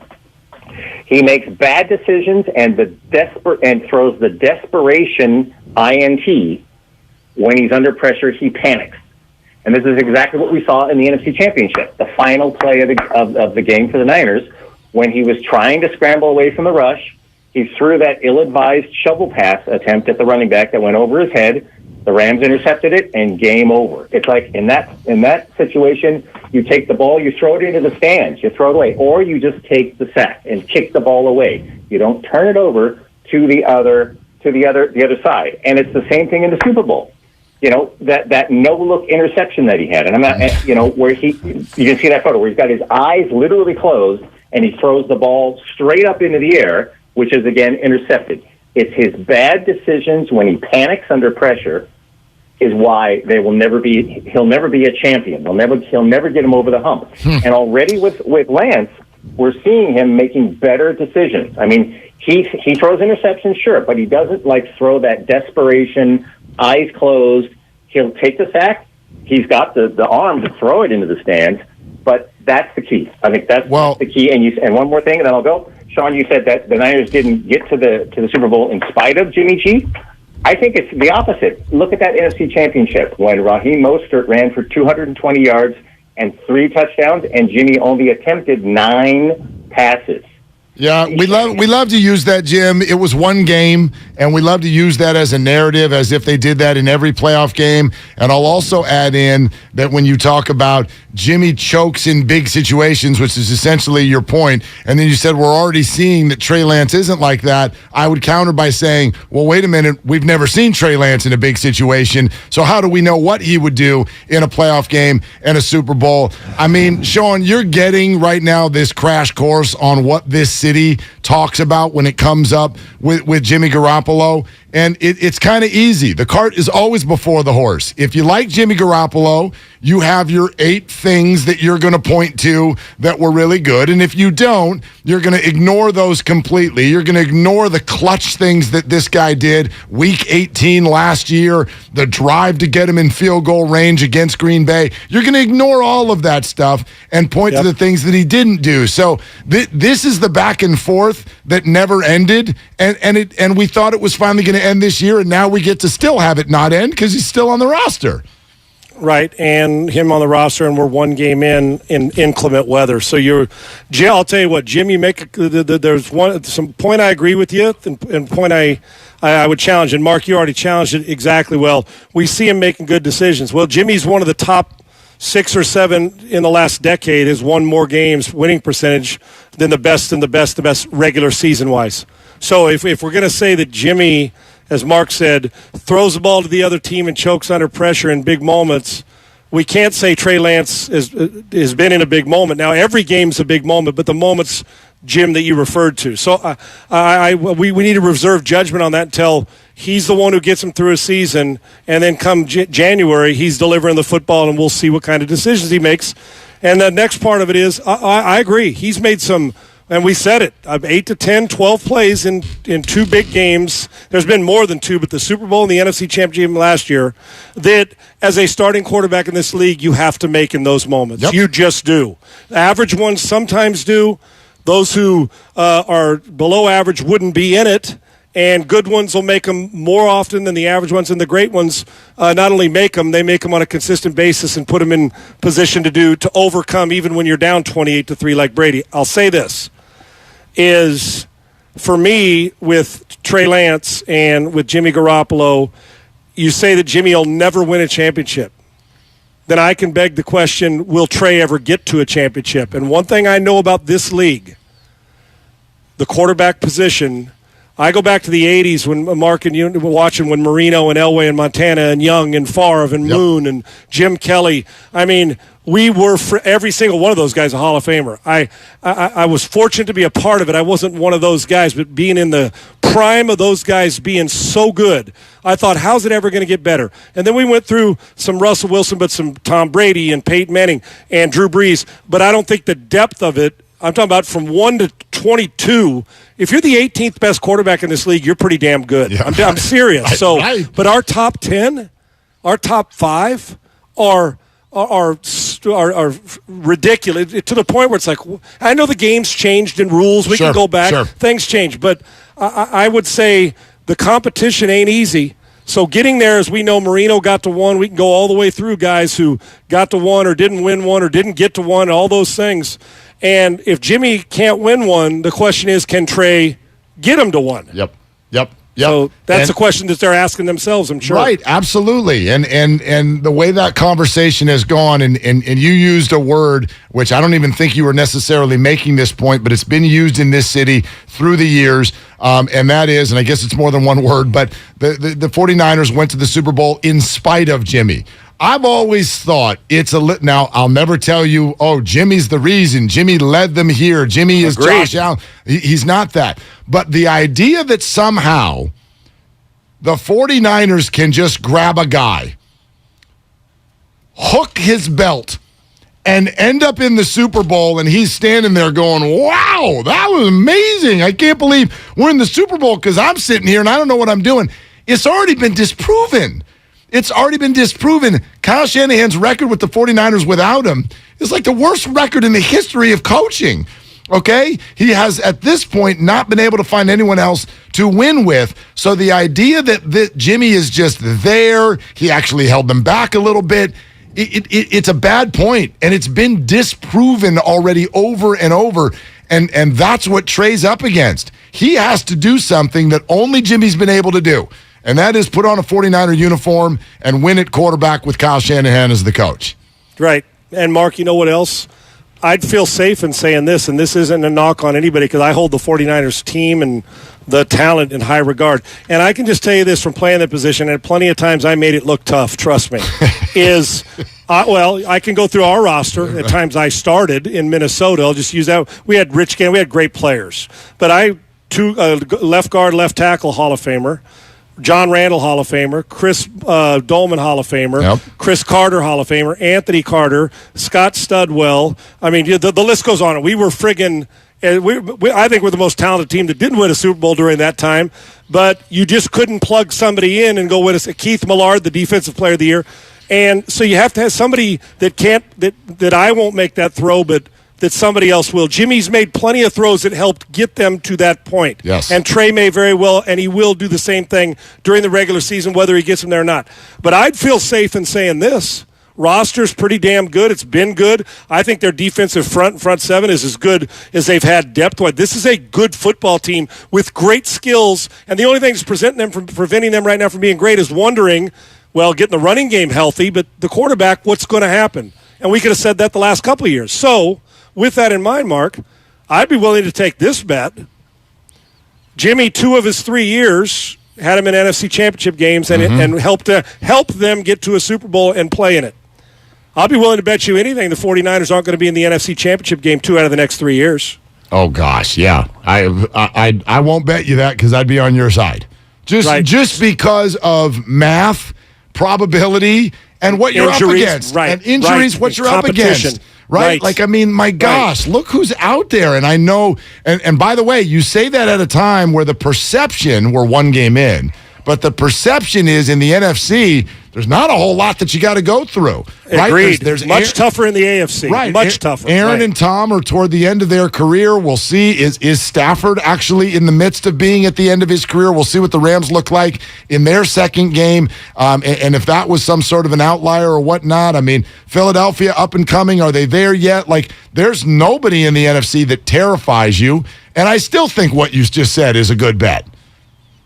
Oh, 100%. Yeah. And that's being the fact that you're not going to have to see Allen. I'm talking about on a consistent basis in the plays. You won't see him until February. Allen, Mahomes, Herbert, Carr, Lamar Jackson, Joe Burrow. I mean, the list goes friggin' on and on. Right. And if any of these other young studs that have been Trevor Lawrence, if any of these guys step their game, I mean, we're looking at the path you have to go to is a friggin' beatdown. So that's not to say they can't get there, but so the constant, put it this way, Jimmy's underappreciated, and we are way overly impatient with the quarterback position in Trey Lance, and it didn't do him any good that two of the best quarterbacks in the world played in that city. Okay, and it didn't do him any good. That's our it's bar. Not any favors, right? Yes, that's exactly right. That is our bar. All right, 888-957-9570. You know the voice. That's Sean Salisbury in for Dibs. Let's keep it going. Austin in Redwood City is next up. Hey, Austin, what are you doing? Hey, nothing much. Just got back to the house. Hey, I want to touch on this Jimmy thing. Hey, man, how is it fair that Jimmy is out to start his job? I feel like the 49ers owed his last season to him, and why not Trey Lance learn this extra year instead of starting greatness right away and wasting this greatness opportunity to being a good player in the NFL. Let's say Jordan Love behind Aaron Rodgers. That man's going to be a hell of a quarterback once Aaron Rodgers retired. This is a waiting game. If you can't do that, man. Well, Austin, thanks very much. You said something that to me, I think anybody watching sports, you got to be very careful about this. And Sean, I wonder what your perspective is. He used a phrase I hear all the time. They owed it to blank. And then you fill in a name. And I can already see you shaking your head, and I agree with you. Nobody owes anything to anybody when it comes to this stuff. You know what they owed Jimmy? His salary. That's what they owe Jimmy. And I'm pretty sure the checks didn't bounce.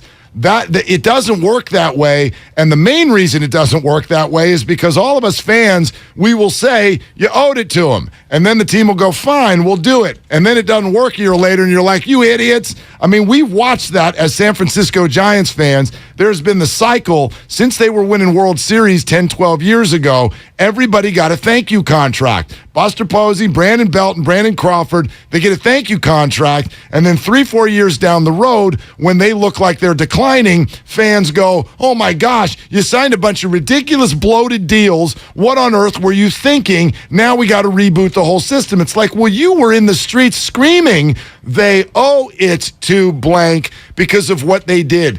It's a dangerous game for a front office to play, and quite frankly, they can't play it.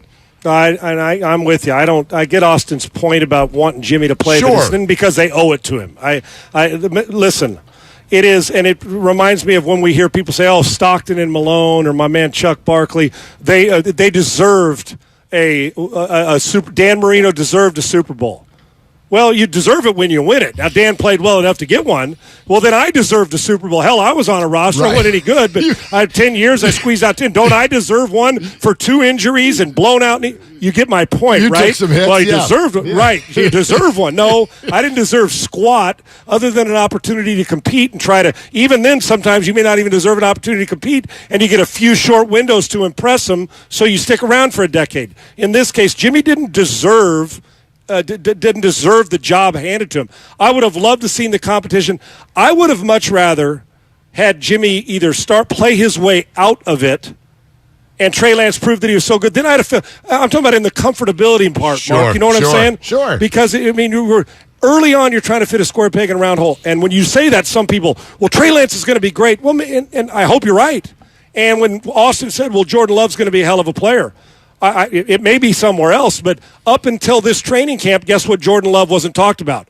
They said he wasn't going to be a player. They're talking about moving. Oh, you heard everybody. Oh, Jordan Love can't play. Now he had a good summer, and everybody's saying, we got to play. And why? Patience, learning, watching. What's the rush? Well, you got a Hall of Fame quarterback in front of him. Jimmy's not a Hall of Famer.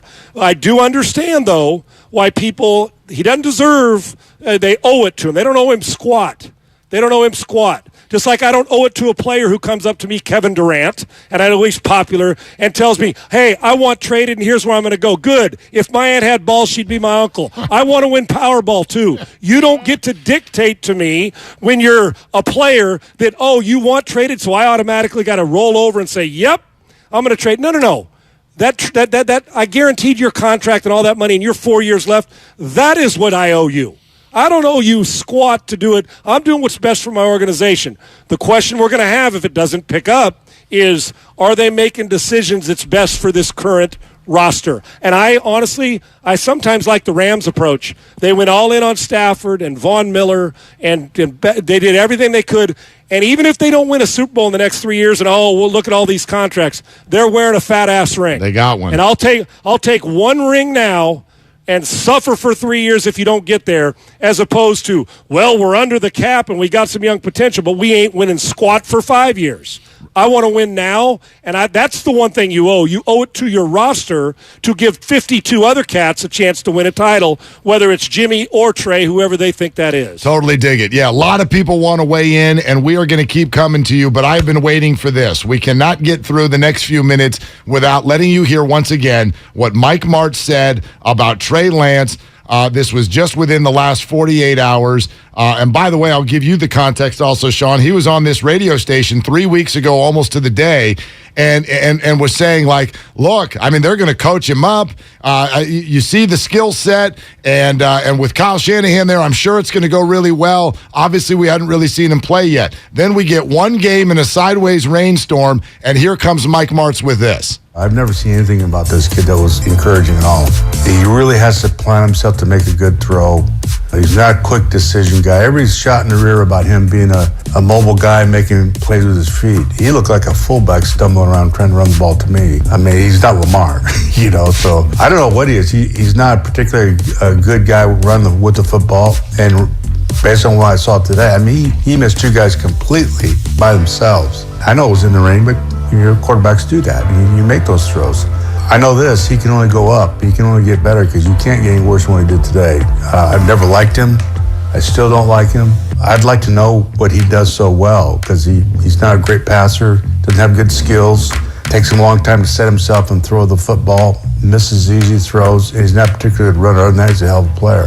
I mean, woof, absolutely unloads, right? So this is interesting. Now, Mike Lombardi goes public earlier today and says, hey, listen to Mike Martz. He knows quarterback evaluations, and then gave him credit for Kurt Warner, which made me laugh because, A, that was sort of inherited, and B, if all of you had evaluated Kurt Warner, then he wouldn't have been bagging groceries prior to ending up as a starting quarterback. So that's a quick aside. But as you said, you've known Mike for 30 years. What is your take on what you just heard him say? Listen, and I got to tell you, Mark, I love Mike Martz. Mike's always been great to me, right? Yep. I'm not going to judge a whole life of work by this. I hate Mike. Mike does know the position, and I'm going to tell you why. Now, a lot of that's hyperbolic. There's no way Mike, honestly, if him and I are sitting and having a beer, which we've done plenty of times before, and Mike was a trusted go-to for me when I was doing TV to get insight on their game plan, which I'll share about that Kurt Warner thing you're talking about. Well, listen, Mike's been around it a long time, and sometimes you get to a point, hyperbole and hyperbolic is what a lot of people do now. Now, Mike's old school. I was coached by Norv Turner. Norv Turner's been a mentor and been there. Mike and Norv, they even sound alike when they talk. Yep. And they like the pocket, deliver the ball on time, process information, throw it on time with accuracy. If you do those three things and you're not thin-skinned, Mike loves you. Listen, there's no way Mike thinks that Fields and or Trey Lance don't have any skills. He knows better than that. Mike knows better. And, of course, Trey Lance, and slopping around in the mud, Mike knows better than that, too. Mike also knows that while some scoring happens in a rain, but not in a deluge where it's up to your calf muscle and you can't grip a foot, Mike knows this. So I take it with a grain of salt. Mike, who'd you say was Mike Lombardi? About Mike Martz? Yep. Mike Martz does know the position. Ask Kurt Warner. Ask Mark Bulger. Ask Trent Green. There is no coach that's coached in the last 30 to 40 years that is tougher and more demanding, and I've known this about Mike forever, on his quarterbacks. The expectations are as through the roof for his quarterbacks as we think it should be for Trey Lance or a rookie starting his fourth game to be Patrick Mahomes. And I mean that affectionately for Mike. Now listen, if Mike said that in front of me, I'd say, Mike, camera's off now. Let's be real here. Now, do I agree that Mike might not think that he, in the urgency, early parts of his career in Trey Lance or Justin Fields, that they don't process the information or make the reads and deliver the ball to windows and throw people open? Of course, but it's a process. So part of what Mike said is right. A part of what Mike said is BS, and Mike knows it. And a part of it's true, because in truth, and when he says, I don't like the guy, I never liked the guy, well, he's never coached him, and it's early, because if the guy goes on a roll, guess what Mike's going to say? Well, they've coached him up, and he got improved. So Mike's difficult on quarterbacks. He likes a guy who's tough, and Mike was as tough on the practice. Ask Kurt when you get him on, or Trent Green or Bulger. I'm telling you, Mike will wear your ass out. And matter of fact, Sunday's a bonus because you don't have to deal with Mike for the other 6 days. And I mean that affectionately because he is a grinder. I call Mike Martz. I was at that last game Trent Green played in that game in St. Louis in the preseason game against the Chargers when Rodney Harrison, remember when he rolled into him and blew out his knee? Yes. That preseason, they had high expectations. Trent Green, that was a Super Bowl team. I was in the building for doing a special for Sunday Countdown. And it was the last preseason game, talking about how great the Rams are. He goes down, and everybody in the building, Mark, it went dead silent. Oh, my gosh, our hopes are done, right? Right. So I call Mike about 2 days later. I'm in the newsroom at ESPN. I said, Mike, what are you going to do? And Mike said to me, he goes, Sean, in that voice, Mike, as he goes, Sean, I really don't know. We're going to start this guy named Kurt Warner. And Kurt Warner, the running back, was my teammate in Seattle. He goes, yeah, we're going to start this guy named Kurt Warner that just knew but didn't know. Yeah, a guy that was just trying to hang on and be a quarterback in the league, make a roster, right? And he goes out there, and he said, and maybe at halftime we'll decide what goes on. And then Kurt goes on, and, Dick Vermeil, the famous speech, we're going to ride with Kurt Warner, blah, blah. And then the season's history, I called Mike a couple weeks later. I said, yeah, how's that guy doing right now? He goes, yeah, Sean, he's pretty good. Meaning, yeah, he can stand in there and deliver the ball on time with accuracy and a quick release, and he's tough as hell. So all those things, but Mike literally, and I'm not dogging Mike, it was just a great conversation. He goes, I don't know, we're gonna play this guy Kurt Warner. And then the MVP and a Super Bowl and all that, and then the rest is history. And Mike can coach his ass off. Mike knows X's and O's. Mike's demanding to unrealistic at times, but you just got to be tough-minded. Now, he'll build a tough-minded quarterback, Mark. I promise you that. But with this, it's what we do now. We say stuff that's all... Now, 4 years in, Mike Martz wants to make that comment. We'll all listen. We will all listen. Yep. I don't think you can make part of those comments. He doesn't like what he sees with him now, but Mike doesn't believe for 1 second that Trey Lance, in my opinion, that Trey Lance doesn't have a skill set. Sean, this is the first show that you and I have gotten the opportunity to do together, but I want you to believe me on something. I was not trying to reel you in on this. As you were making those comments, something was just whispered to me. Are you ready for this? Yep. Mike Martz joins us next. That's my guy. Mike Martz. Good, I can't wait. Mike is tough. Yes, I love it. So, how about that? Okay, with Sean Salisbury in for Dibs, Mark Willard, and Mike Martz joins us next on 95.7 The Game. Talk saves lives. Join us for Odyssey's I'm Listening special, our annual 2-hour national mental health conversation, Wednesday, September 21st at 6 p.m. You'll hear from Drew Robinson, whose story is one you have to hear. Former Heisman Trophy winner Ricky Williams will also join us to talk about his struggles. The 2-hour special is a constructive and supportive conversation about our mental wellness. I'm Listening, Wednesday, September 21st, starting at 6 p.m. right here on 95.7 The Game and on the free Odyssey app. For more, visit imlistening.org. Remember, talk saves lives. Cache Creek Casino Resort is the place for the biggest names and the very best in live entertainment. Catch the multi-talented entertainer Gary Vee on October 1st and Amy Schumer on October 8th. Then see live championship boxing on October 29th as Alan Sanchez takes on Sal Bustos. This is your time to cash in at Cache Creek Casino Resort. Find tickets and see our full lineup at cashcreek.com. Hi, I'm Aaron, owner of California Deluxe Windows. Ever notice? When your neighbors get new windows, there is a large black eye of broken stucco, uneven plaster, and even mismatched paint. At California Deluxe Windows, we never leave a ring around the window. Why? Because we are one of the only companies in California who custom crafts every window and door to your home's exact measurements. Almost everyone else on the radio is a distributor. They grab a window from a warehouse, break open your walls, shove it in, and patch things up. At California Deluxe Windows, we take pride in our work. Our installation technique is so precise, we do not break your stucco. Your house could be covered with potato chips, and we wouldn't crack one. Call now, and for a limited time, you get 30% off your entire order and 24 months of interest-free financing. 800-874-3600. 800-874-3600. That's 800-874-3600. California Deluxe Windows. Windows engineered for life. Certain terms and conditions apply. CSLB number 774518. At Harris Ranch, we do beef, just like we've done for over 50 years. Beef that's raised locally right here in California. Tender steaks, awesome burgers, and California classics like tri-tip roast. The flavor you crave, the quality you trust time after delicious time. Come on, it's time to get out and grill. Harris Ranch, we do beef. Legendary beef, legendary quality. If you're a professional builder or designer, here's some good news from Golden State Lumber. Their relationships with Capital Lumber, Cal Cascade, Humboldt Sawmill, and others have led to an increase in lumber inventory. Golden State strives to deliver most materials the next day, if not the same day. Be sure to download the Golden State app, which provides access to hundreds of resources. Find it at goldenstatelumber.com. For 3 generations, Golden State. When you succeed, we succeed. Did you know System Pavers has been designing and installing outdoor living systems for 30 years? Since 1992, we've helped more than 80,000 homeowners transform the way they enjoy their outdoors, and they've been happily talking about their remodels ever since. If I would have known how quick and easy replacing our crumbly old driveway was going to be, I would have contacted System Pavers years ago. We had a small issue with our outdoor kitchen, and System Pavers went above and beyond to make it right. Excellent service. I'm Larry Green of System Pavers, and nothing makes my day more than hearing how the quality,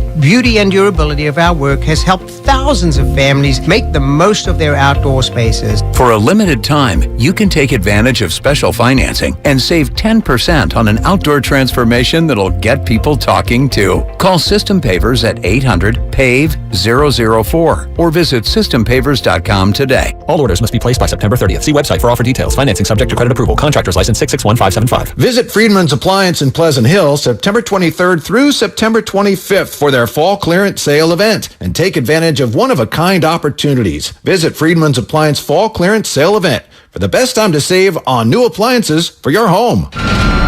You're the one who protects the flock, and that requires an eye for detail. Because when safety and well-being are on the line, it's the details that can save lives. Even when no one else is watching, you see everything. Grainger gets you, and we're here for you, and all the ones who get it done with a wide range of safety products and solutions, plus board-certified safety consultants here to answer your questions. Call, click Grainger.com, or just stop by. Grainger, for the ones who get it done.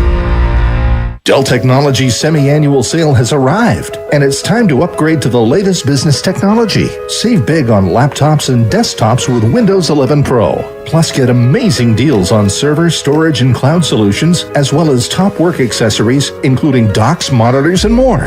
Dell Technologies recommends Windows 11 Pro for business. Call a Dell Technologies advisor at 877-ASK-DELL. That's 877-ASK-DELL for special business offers during our semi-annual sale. Imagine buying a pair of sneakers and getting a soothing, gentle foot massage like you'd get during a relaxing pedicure just by walking. Skechers' new Massage Fit sneakers. Because Skechers, the comfort technology company, has designed a unique innovation that makes it feel like you're pampering your feet with a gentle massage in every step. The secret is Skechers' new patented wave technology on the sole that gently massages your feet while you're walking around. Find them for men and women at a Skechers store, Skechers.com, or wherever stylish footwear is sold. At Church's, we put it all on the table for less. Get 10-piece legs and thighs, 2 large size, 5 honey butter biscuits, and 5 jalapeno peppers starting at just $20. Church's Texas Chicken. Welcome to the great state of flavor. Offer valid at participating locations. Watch the Morning Roast on Twitch and YouTube. Just search 957 The Game. The fan, the consumer who's consuming sports media right now is more informed than they've ever been. Right. And they are picking like a buffet what they like and what they don't. And they are coming to places like 95.7 The Game because we watch every second over and over again. And we know our teams inside and out. And you know what? So do the fans. This is the Bay Area's sports station. Spoken dope. 95.7 The Game. The following is an attorney advertisement. If you get sidelined by a workplace injury, the workers' compensation attorneys at Boxer & Gerson can help get you back in the game. Our team of skilled attorneys will fight by your side for the treatment and compensation you deserve. We care about justice for injured workers. That's what makes us Northern California's premier workers' comp law firm. Call Boxer & Gerson at 510-345-2341 or visit boxerlaw.com for a free consultation. Boxer & Gerson, your life is worth the fight.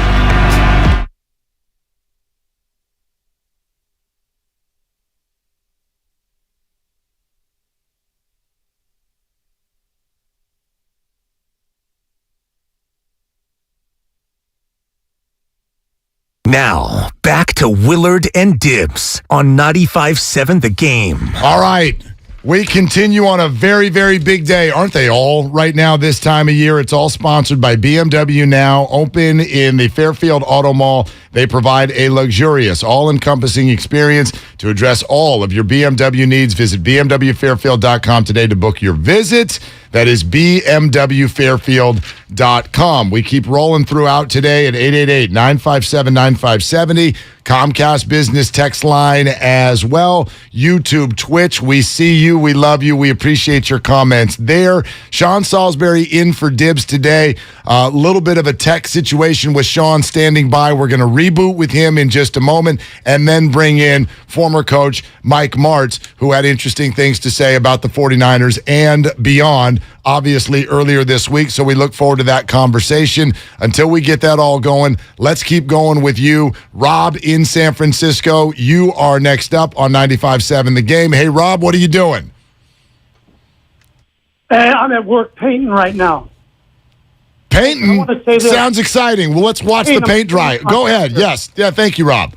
No, I'm a painting contractor, but I listen every day. Thank you. Hey, first of all, hey, Sean, don't sell yourself short, brother.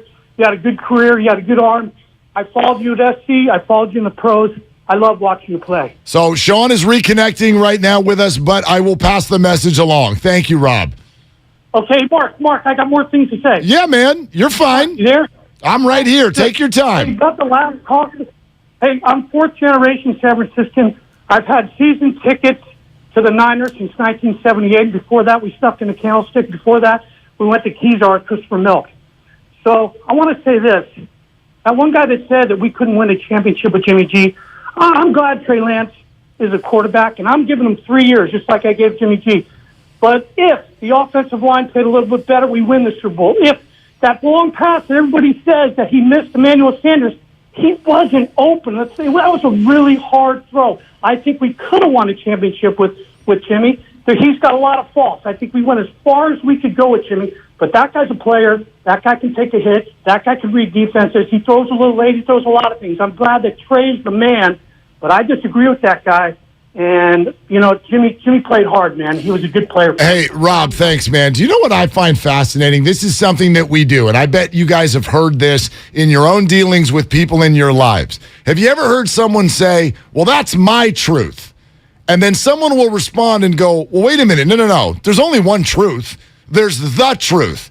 And someone else will go, well, wait a minute. You got two smart people sitting here in the room, and I see it one way, and this person over here sees it the exact opposite. How is that possible? Well, you're seeing this right now. You've watched it play out over the last 4 years with regard to the way we all look at whether it's Garoppolo, 49er football. Could Jimmy have won a Super Bowl with the Niners? Of course he could have.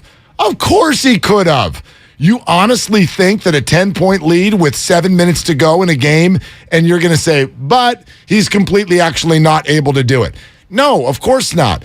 This is a football team. So you, each human, you get to decide which things matter to you when you want to assess. So if you want to say Jimmy overthrew Emmanuel Sanders, Jimmy didn't see George Kittle, that's your truth. That's your truth. Someone else's truth might be Nick Bosa was held. Offensive line played terrible.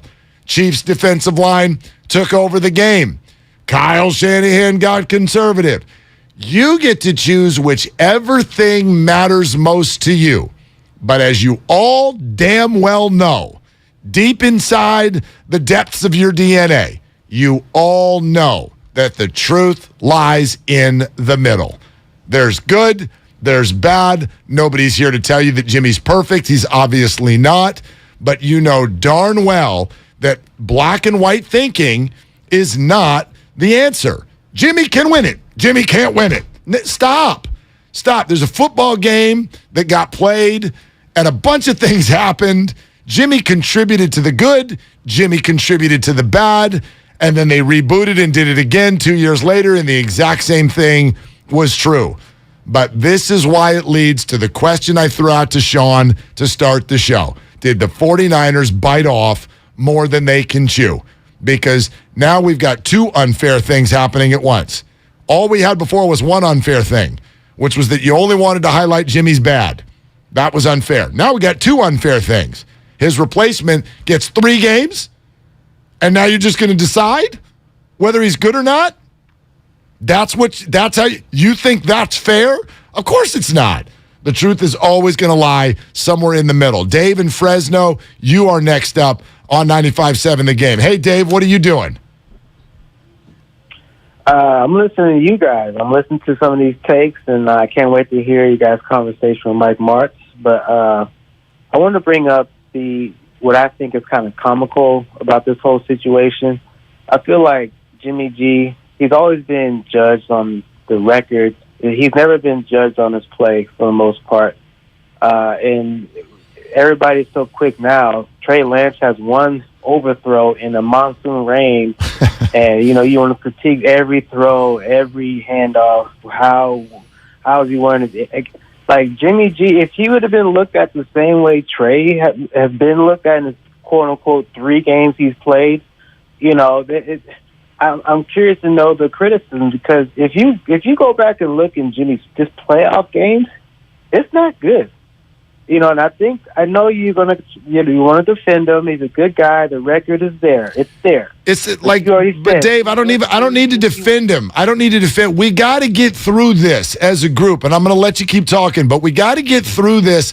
I pick that guy, and you pick that guy. Do you want to know why sometimes I get accused of being a homer? Do you want to know why? Because I'm just here for the story. Like, I'm not going to be painted as pro Jimmy or pro Trey. I am pro 49ers, and I am pro story. I'm here for the journey. I want to see what happens.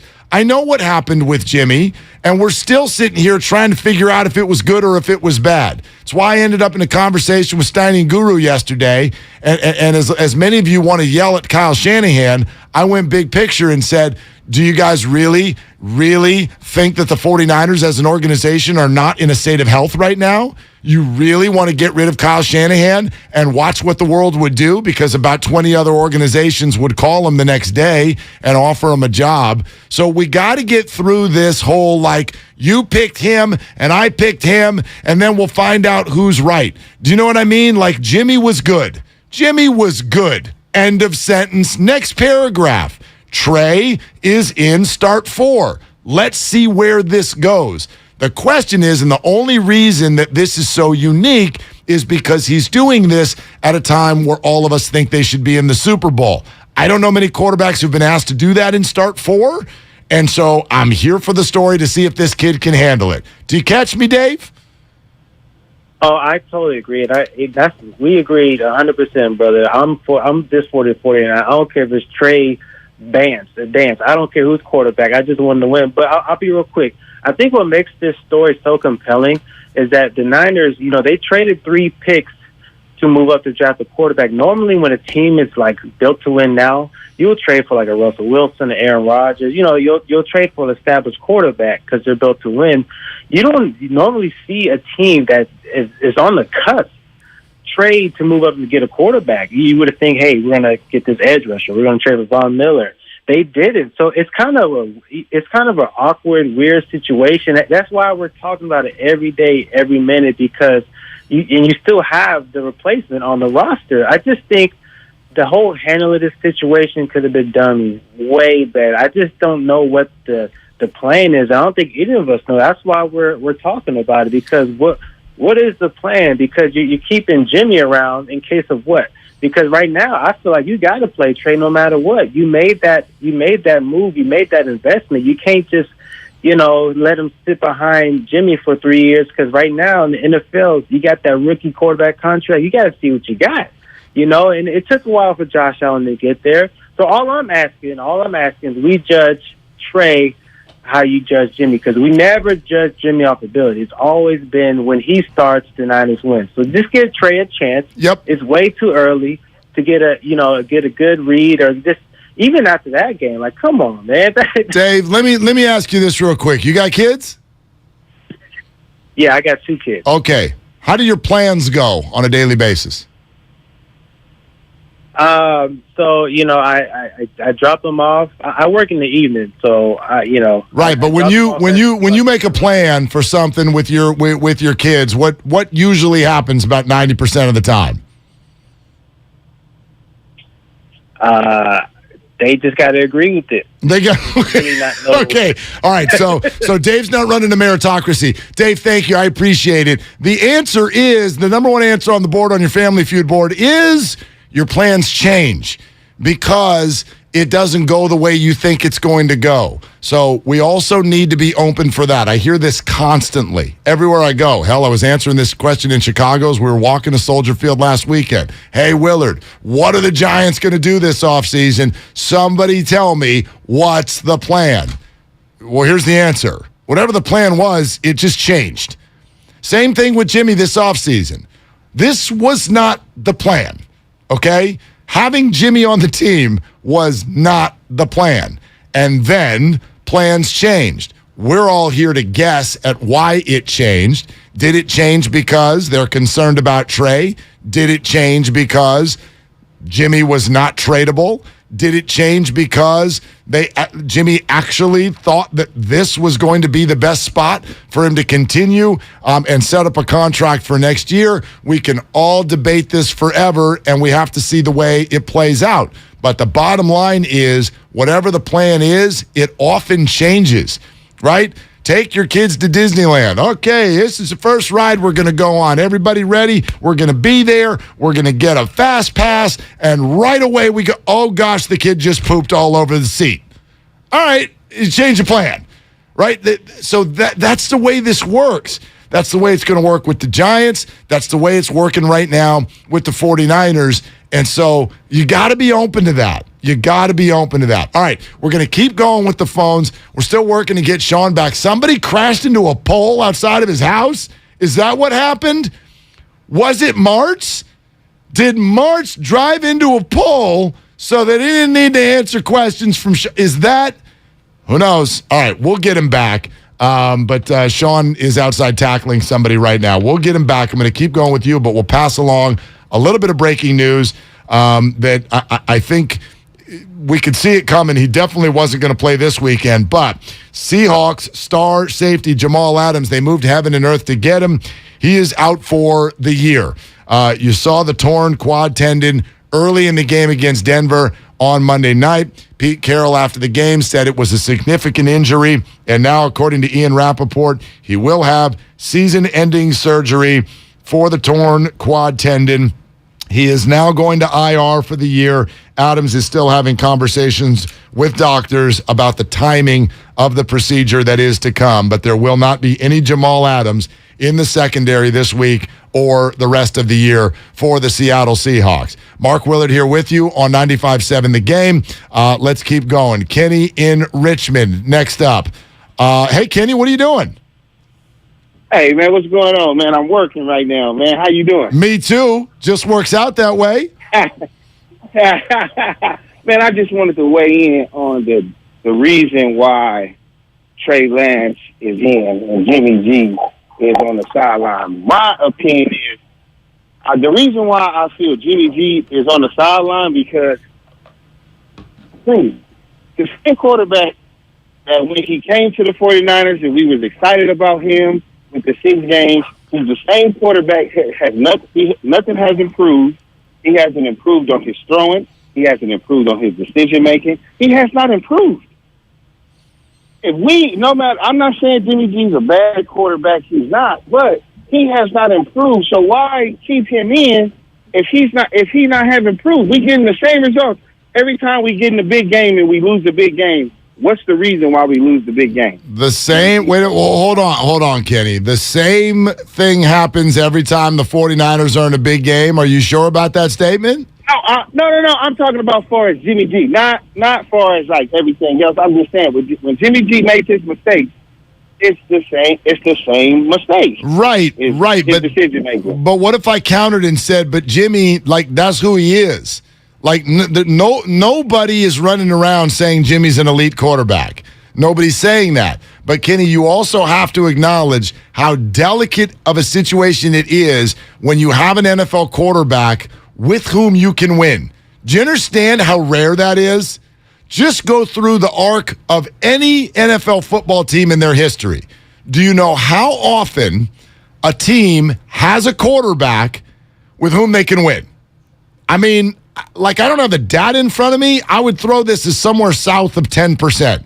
The Bears have never had one my whole life. I'm 47, Kenny. The Bears have not had one in my life. And I know they won a Super Bowl. Okay, one-off, elite defense, 40 years ago, all of that stuff, okay? But they've never had a quarterback where you're like, man, that's a dude. This is one of the reasons it's funny that we're having this conversation in San Francisco, and maybe it's why. I would argue that the richest quarterback history in the history of the NFL resides right here. It's right here. And it's why we do it the way we do it. It's why a B-plus quarterback isn't good enough. But to say Jimmy never got better, I could counter and say, but he was kind of good enough every time he played. No? Yes, no, you're right. And that's why I'm not saying, Jimmy G deserves to be, not a starter. I'm not on the hating Jimmy G bandwagon, but every great quarterback that has a Super Bowl or has done something has improved. Am I right? I don't know yet. I mean, that's what we're about to find out. Kenny, thank you very much. I appreciate the call. Mark Willard here with you, 95.7 The Game. Sean Salisbury on the show today as well. We are efforting with some technical stuff to get him back, and we will shortly. We hope Amy Trask is going to be on in 10 minutes. I mean, all you have to do is go back to the Elite Eight, if you want to call it that, of the playoffs last year. And you can see how this usually works. It's football, so there's context, there are upsets, but the quarterbacks who made it to the final 8, you could just make a list, and they were by and large the good quarterbacks, by and large. There were 2 party crashers, if you want to call them that, and it was Jimmy Garoppolo and Ryan Tannehill. I would argue Garoppolo is Tannehill plus, but not much. Not a whole lot better, but yes, better. But those are the 2 guys where you're like, okay, contextually, we got a defense, you got a really good run game, and we can do some things and navigate this, but in the end, we might get beat by elite arm talent. And that's usually, not always. I know everyone loves to go, Brad Johnson, Trent Dilfer. Usually, someone with elite arm talent is going to come get you in the end. And in the end, that's what happened to the 49ers 2 out of the last 3 years. And in the end, that's why I think the 49ers decided, let's go try to find elite arm talent. They could be wrong. I'm here for the effort, for sure. I think it's a gutsy move. And ... That's where it is right now. We're at the end of the ... But nothing else is filled in that blank. Kurt in Dublin, next up. Hey, Kurt, glad to have you. What are you doing? I'm doing good. Listen to this is a great show. I did have a couple ideas on the Trey Lance Garoppolo thing, especially it appears that you're wondering why Lance over Garoppolo when Garoppolo has got us to deep into the playoffs. And And from what I see is that what Lance does is he forces defenses to play our offensive philosophy and our offensive team honestly. His ability to throw the ball deep downfield, his ability to throw outside the numbers, coupled with his ability to run, really puts pressure on opposing defenses that Garoppolo doesn't.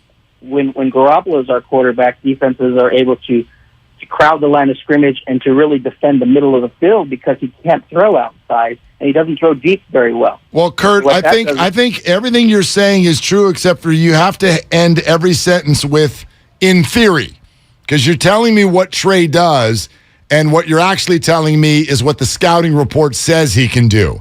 We don't know yet. Yes, the arm talent is there to do that, but then you've got to go do that. And in 3.5 games, we haven't really seen it yet. I understand all of the reasons why, but do you catch where I'm going there? Can Trey do that? Is he going to make the defense play it differently? You heard what the Bears said in the locker room after the game. They said, how do you defend Trey Lance? Their answer was, make him play quarterback. Because we don't know yet. You got to prove that you can go throw outside the numbers 25 yards down the field. Move in the pocket in a way where we can't catch you. We haven't seen that yet, Kurt.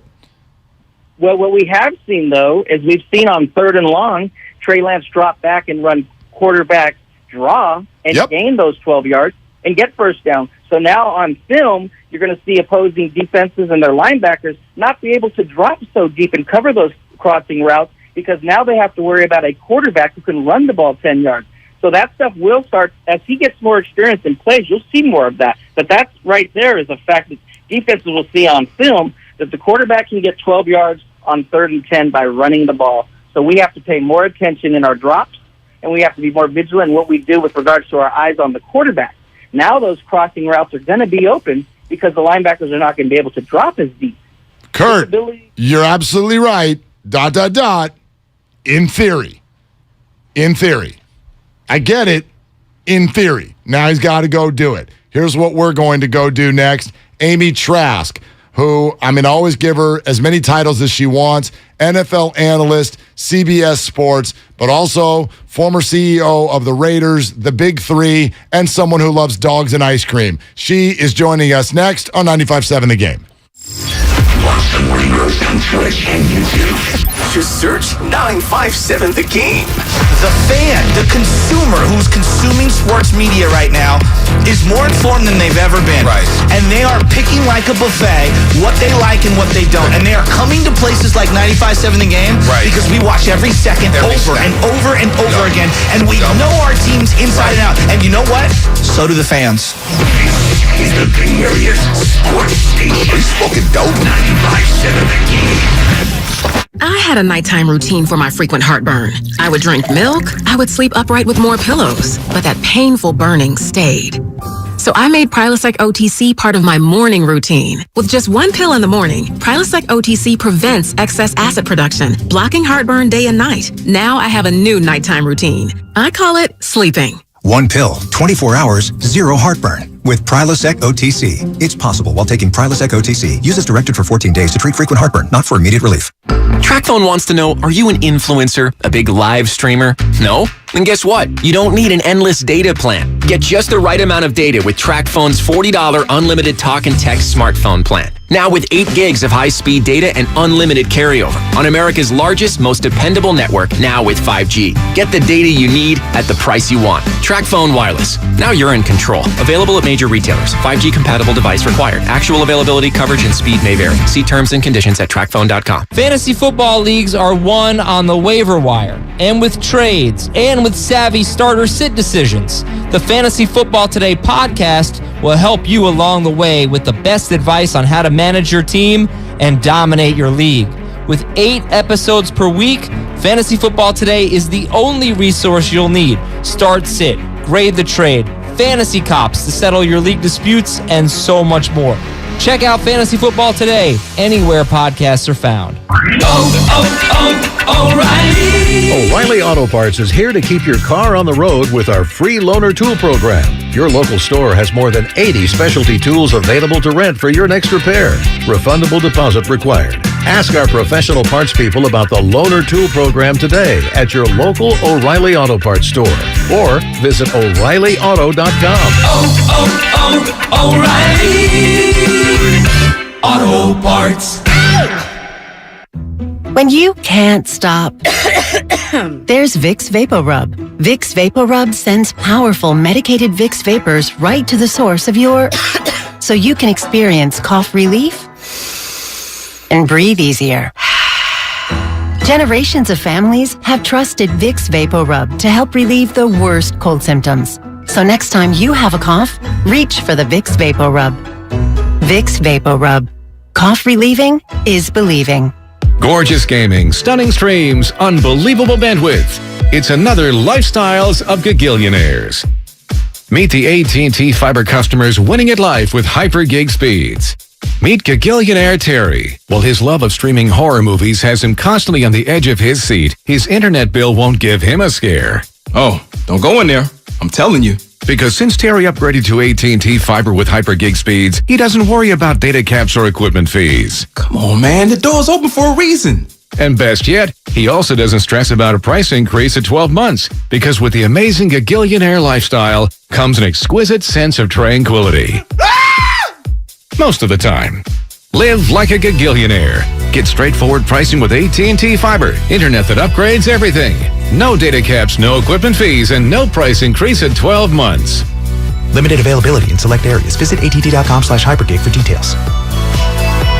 This football season, adopt a new tradition that's sure to turn fans into family. The Jim Beam Highball. That's beam and soda over ice with a lemon slice. Share one at the stadium or make one at home. Kentucky Straight Bourbon Whiskey, 40% alcohol by volume. Copyright 2022, James B. Beam Distilling Company, Claremont, Kentucky. Drink smart. Don't waste your time trying to sell your old car. Donate it to Cars for Kids. It's the easiest and fastest way to donate your car and get a tax deduction. Donate online at carsforkids.org. That's cars with a K. 1-877 Cars for Kids. Donate your car today. At Left Coast Buyers, we buy properties all over California. If you own a house or an apartment building and want to sell it fast at a great price, call us at 925-434-5000. We can pay cash and close in as little as 7 days. We buy properties in any condition, any price range. Do you own a property that is run down and needs thousands of dollars in repairs? Are you out of time, money, and energy? Are you looking for an easy way to get top dollar for your property and sell on your terms and timeline? Well, call Left Coast Buyers now at 925-434-5000. We buy divorce houses, inherited houses. We even buy vacant houses and abandoned houses. Do you have a tenant who hasn't paid? Are you behind on property taxes, mortgage payments, or even facing a foreclosure? Even if you're just nervous about capital gains or an upcoming recession, we've seen it all. So if you or someone you know owns a property and needs to sell, call Left Coast Buyers at 925-434-5000. That's 925-434-5000. You're listening to 95.7 The Game, KGMC FM at HD1 San Francisco. Always live on the free Odyssey app.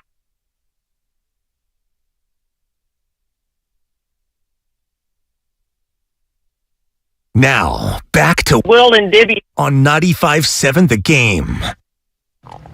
All right, Amy Trask is going to join us momentarily. Willard and Dibs. Dibs is out. Sean Salisbury is, air quotes, in, yet out in the moment because somebody drove into a pole outside of his house. I love to just share with people exactly what happened. Someone drove into a pole, and so now his internet is not working for the moment. We're working on getting Sean back right before we were about to have Mike Martz on, which may or may not happen as soon as we get Sean. But all good, because I love talking to Amy Trask as well. Mike Salk in Seattle is around the corner later on this hour as well. It is all sponsored by Fremont Bank. Full service banking, no compromises. So glad you're with us. Keep it going on the YouTube chat, which has been very, very active today. Twitch as well.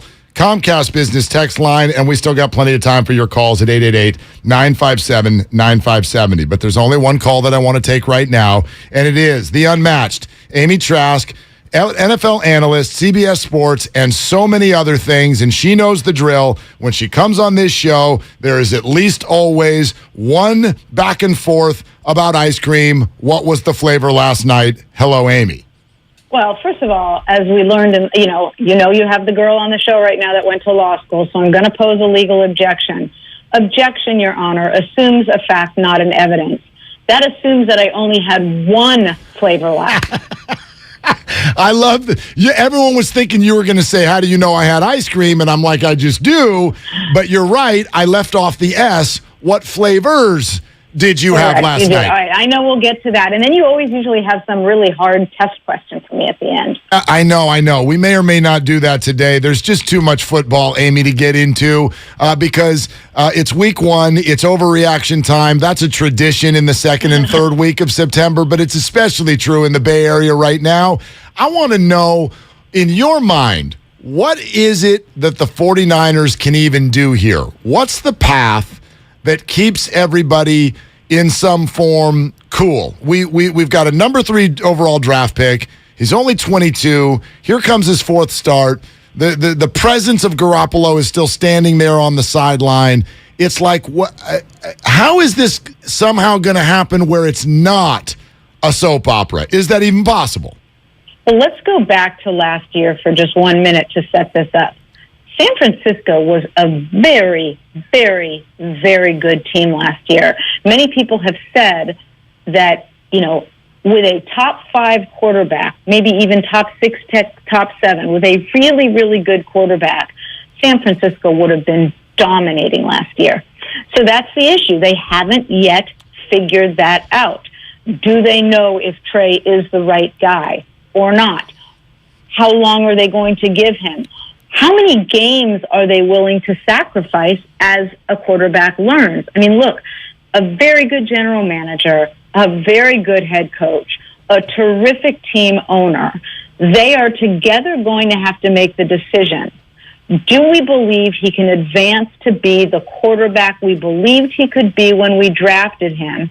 And if we believe that, how many games may we be willing to sacrifice? Not necessarily will sacrifice, but be willing to potentially sacrifice to see if he's that quarterback. We've seen around the league over decades quarterbacks who don't do well initially, who eventually turn into very good quarterbacks. We don't know if that's what's going to be the case with Trey or not, and they have to decide how many losses they may be willing to take to see if that is the case. I know that you're saying they need to decide that, and you're right, but put yourself in their shoes. What would your answer be? How many games can they sit and watch? Wow, that's a very well-stated question, putting me on the spot like that. And the answer is, my answer is not simply because of that whole law school background, but the answer is it depends. And here is what it would depend on. Do I still have the courage of my convictions? Do I still believe this is the quarterback we believed he could be when we drafted him? If I still had the courage of my convictions, then I would be willing to give him longer. If I was starting to doubt the draft pick, maybe less long. The other thing is, and since you've got the girl on the line right now who is a business executive, a business area, I wasn't in the football milieu of the team, although I always laugh when people say that because the whole thing is about football. But if you're looking at it from a ticket sales, a sponsorship, and advertising standpoint, the 49ers don't have to worry about that. They are a well-run business.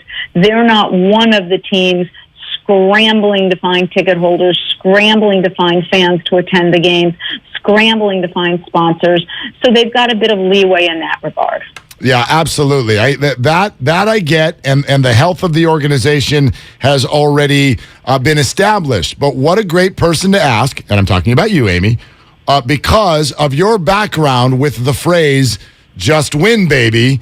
And then you have a game last week where a lot of us, self-included, I was in the building, and I was in the outside portions of it.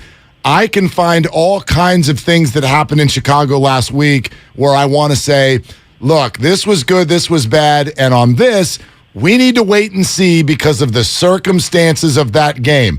That's not a just win, baby comment that I'm making. So you tell me, is that fair? Is it fair to talk about weather, first start as QB1, all of that, or is it just win, baby?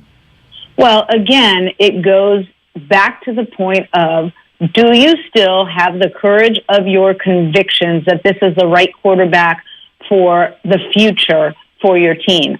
Because if you're doubting yourself, if you don't think that this is the guy, you're going to give him less leeway. If you still believe he is the man that can lead your team for years or decades to come, sure, you're going to look at weather. You're going to look at the condition of that field. My gosh, it was like a slip and slide. And by the way, who among us did not love slip and slide? Do you remember those? Of course. And we've got a history with it here. Nick Bosa did this in Washington just a couple of years ago. Zach Crockett. Right. It looks like a ton of fun. Zach Crockett did it in Oakland. We won a big game, and afterwards he was slip and sliding.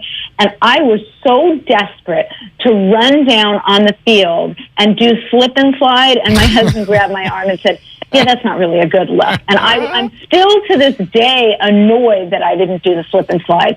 But my point is, if I still believed that this is the man that could lead my team, and I don't know what the 49ers believe in that regard. I don't know what their internal discussions are, the discussions that are only behind closed doors and not making it to the public.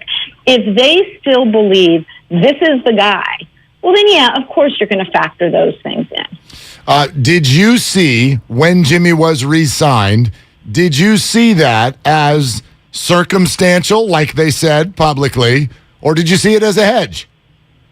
Yes and yes. And that's, yes and yes. Do I see it as a hedge? Yes, I do. And I'm, of course, using hedge in the financial sense.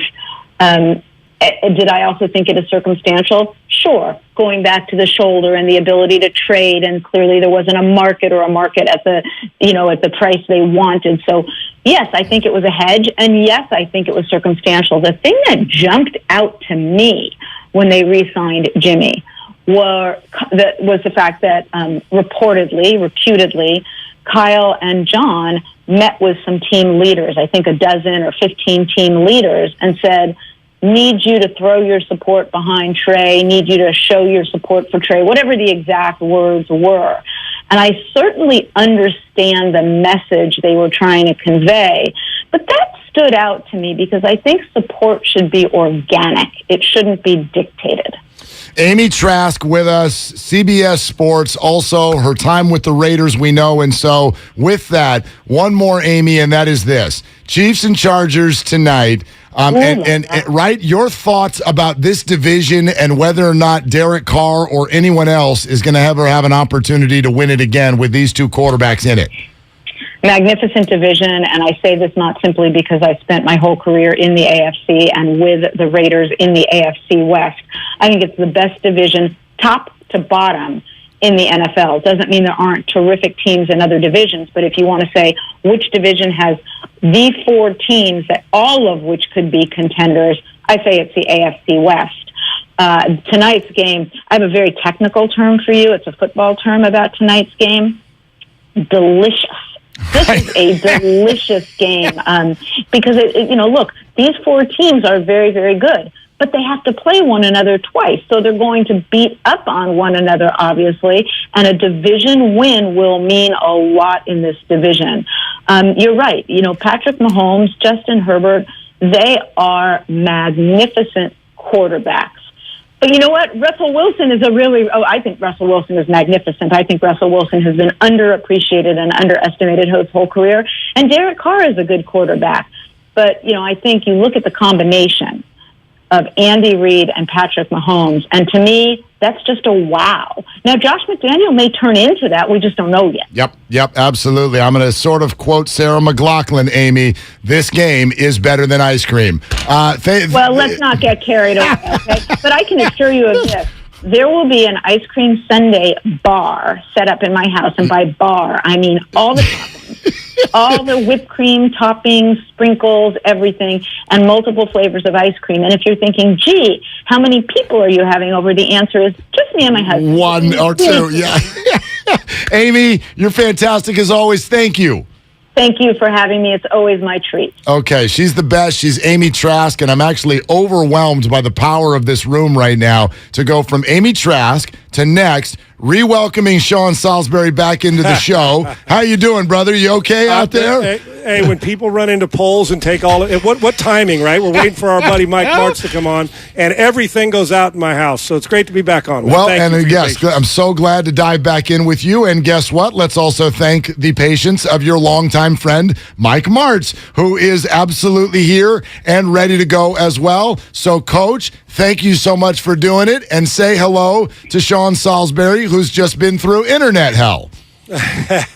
Mike, how are you, buddy? It's good to talk to you. I'm doing good.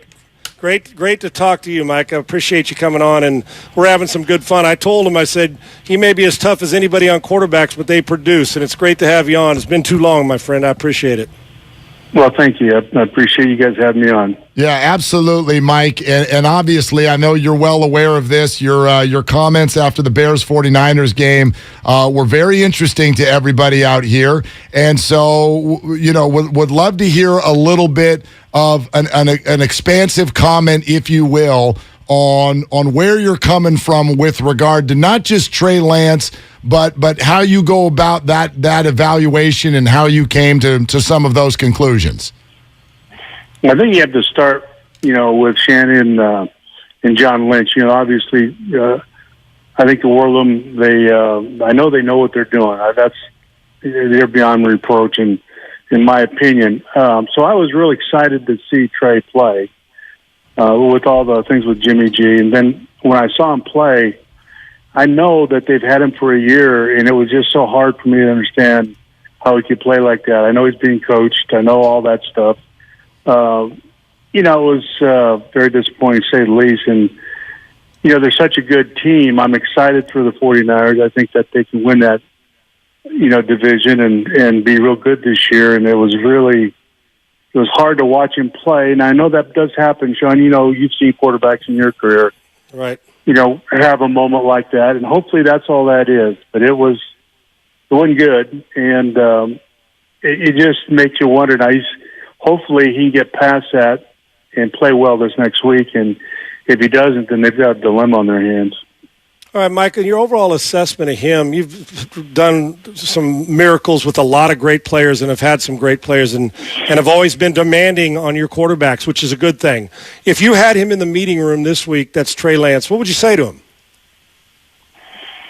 Well, I've had this happen to quarterbacks before, and, if you can't deal with the stress of it, then you don't belong, and you just have to find in your heart how to deal with it. You've got to be beaten down so far that you say that's enough, and you come out shooting, and I've had that happen to a lot of guys. It happened to Kurt, it happened to Mark. It happened to a lot of people. They discard it, and they have a bad moment or so, and they come back and they play well.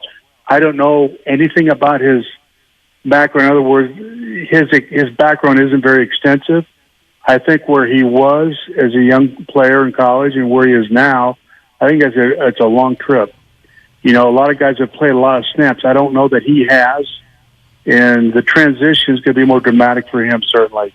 His skill level, I haven't seen nothing to know what the skill level is, but just listening to what everybody said, I was really anticipating more than what we saw, of course, in that game. So I don't know what he is, and maybe he's one of those guys that's going to take a few years, but in the meantime, they've got a really good football team, so what do you do, right? So hopefully they can win while he develops and comes along, and if he doesn't, then I think they probably would need to make a change.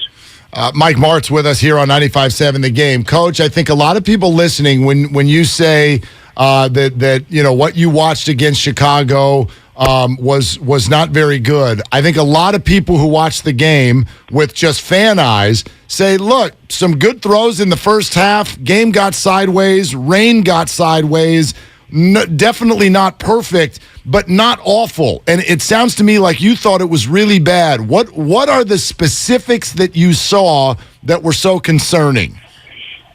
Well, he just did some things you just can't do. He was very slow, and they done things down for him a little bit, and missed throws he shouldn't miss. And I don't care about the rain. You think he's the first guy to play in the rain and throw the football? I mean, that doesn't fly with me. Wind and rain, you still play and you play good. That's the way it goes. But I just thought I'd see more out of him. He's been sitting in the wings now for a year. I thought he would play a lot better than what he did, and hopefully this next week he'll do that. I don't know, but like I said, through their eyes, they've seen him every day for over a year, and I'm sure that they're confident with him, and that's fine. Hopefully he comes to that point here in the next week or two where he's who they hope he'd be. Mike, give me 2 or 3 when you're evaluating these guys, which you've done for so long. Give me 2 or 3 traits when you want a quarterback that not a regular season quarterback, a guy who's going to take you where do you want to go where you've been in the Super Bowl. So with Trey Lance, give me 2 or 3 traits you have to have in a quarterback to win.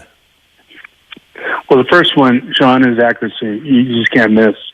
Ernie's MP, he told me when I first came into the league, I said, how do you evaluate quarterbacks? He said, do they throw it straight?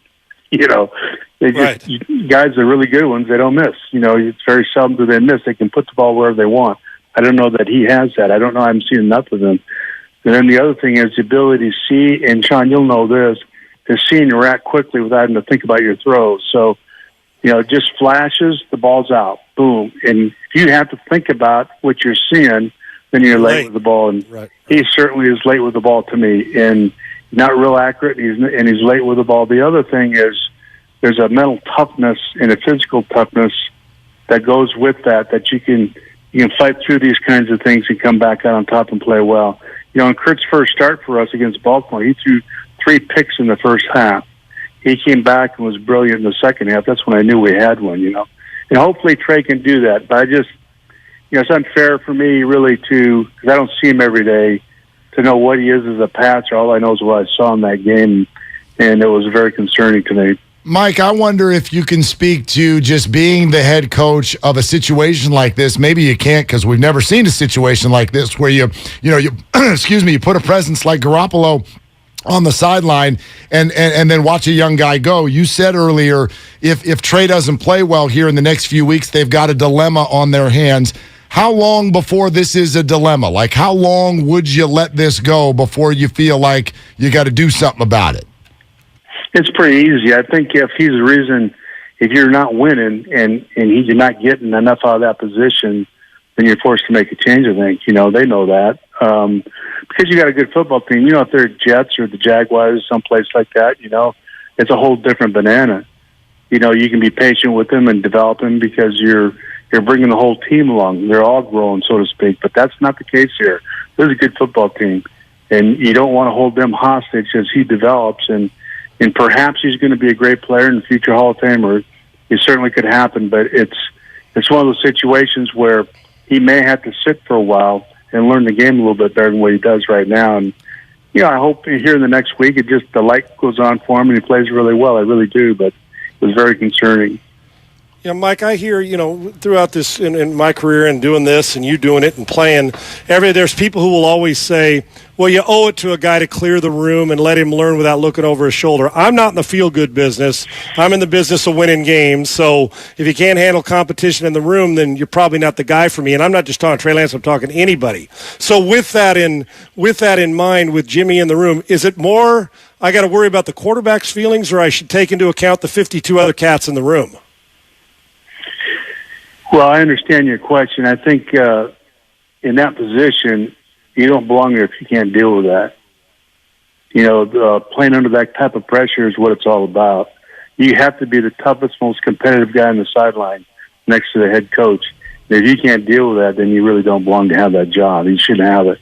And in a lot of the cases, I think, Sean, you develop a callous for it. But there's an inner confidence and a belief in yourself that takes over at some point, and you just don't worry about that stuff. If you don't have that, that means in tough situations, the NFC Championship, or you spit the bit. You got to find out. You just got to know whether you can, owe up to that and deal with it. And that as a quarterback, I'm sure you've been in that situation all those years that you played. And you played at a very high level. You understand that pressure.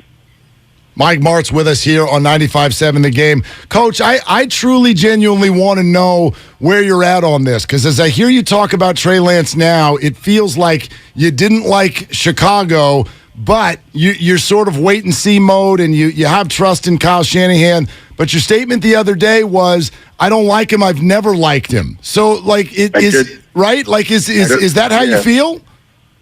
Yeah, I mean, I watched him coming out. There's nothing that I saw in him that relates to the NFL at that position. And but like I said, I'm limited in what I've seen, so I get all that. They've seen him. They know. They've got all the information. And I trust Kyle and his ability, and certainly John Lynch is beyond reproach in my book. So they know more than I do about it. But from my observation, I don't get it. Just don't get it. And maybe they're going to change what they do on offense to fit him. That certainly is a possibility. But, in the meantime, you got to win games. That's the bottom line. And I know this. When I turn a game on in the past, when I turn the TV on, the team I want to watch the Chargers, and I want to watch the 49ers.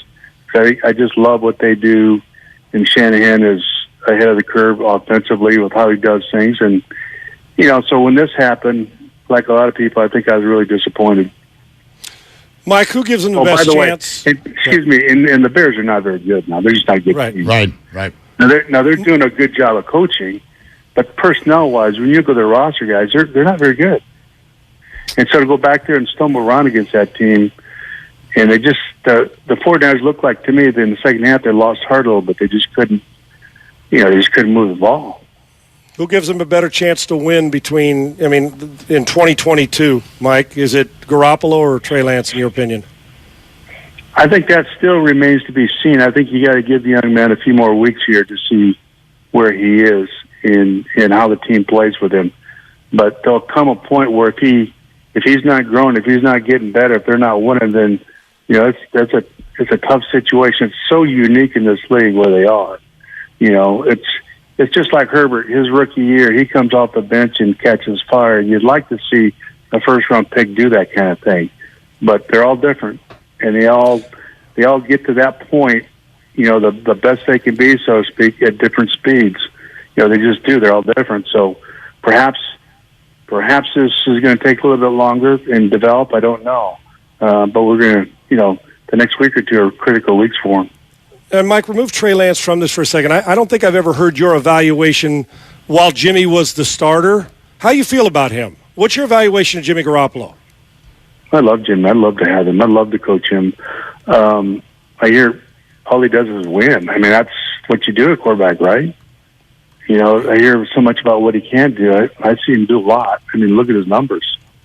I compare his numbers to anybody in the league, really. So, and I don't know what the situation between he and the coaches, or I don't know. It's none of my business, to be honest with you. But I like watching him play. He gets the ball out quick. He sees things very, very well. I like watching.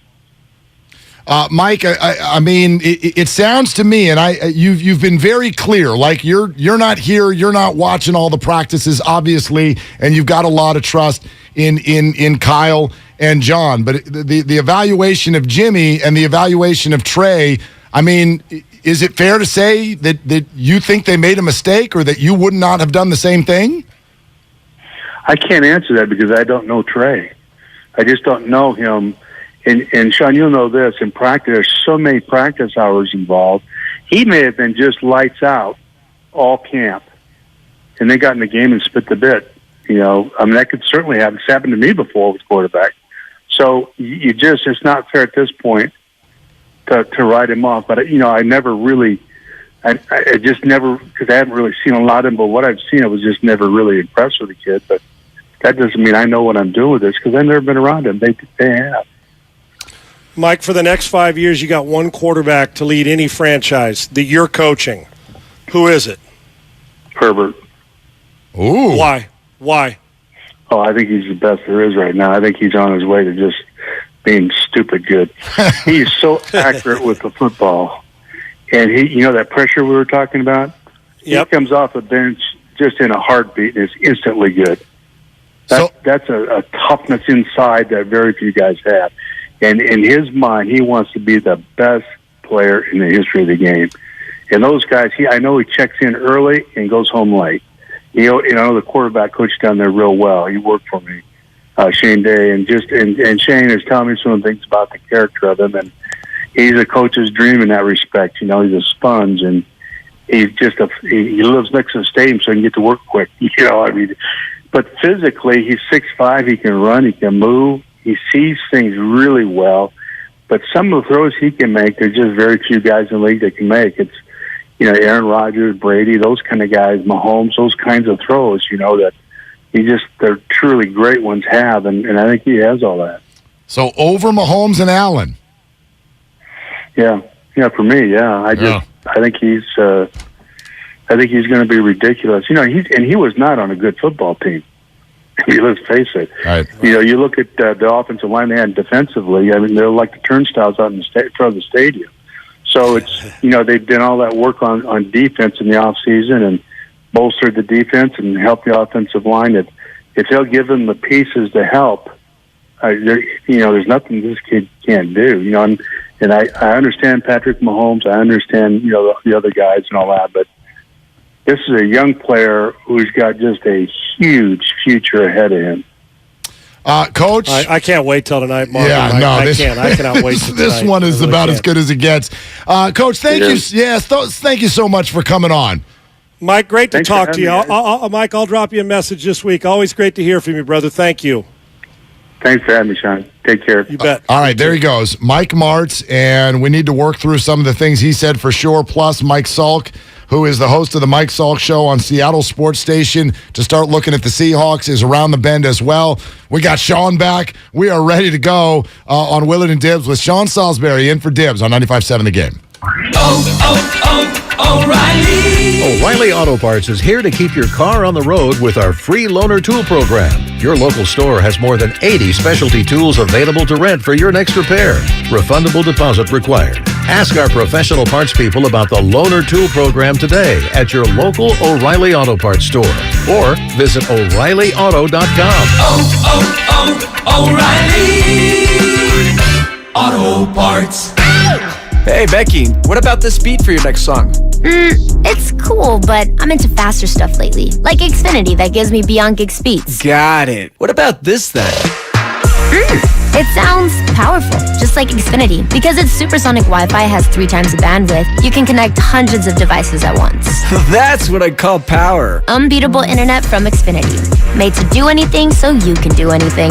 Get the Xfinity Supersonic Bundle with unlimited gig speed internet, Wi-Fi equipment included, and a free 4K streaming box. All for $50 a month with a 2-year internet rate guarantee and no annual contract when you add Xfinity Mobile with unlimited data at regular rates. Go to Xfinity.com/gig, call 1-800-XFINITY, or visit a store today. Limited time offer. Restrictions apply. Requires paperless billing and autopay. New Gigabit Extra internet customers only. Taxes and fees extra and subject to change. Xfinity Mobile requires post-pay Xfinity internet. Reduced speeds after 20 gigabytes wireless usage. After 24 months, regular rates apply. Requires compatible Xfinity gateway. The gamer, the call maker, the experience chaser. What if you could be everything all at once? Galaxy Z Fold 4 is powered by the Snapdragon processor for world-class performance and lightning-fast speed to turbocharge your multitasking. How about an expansive edge-to-edge screen for immersive gaming, hands-free video calls with flex mode, and multi-window view to use up to 3 apps at the same time?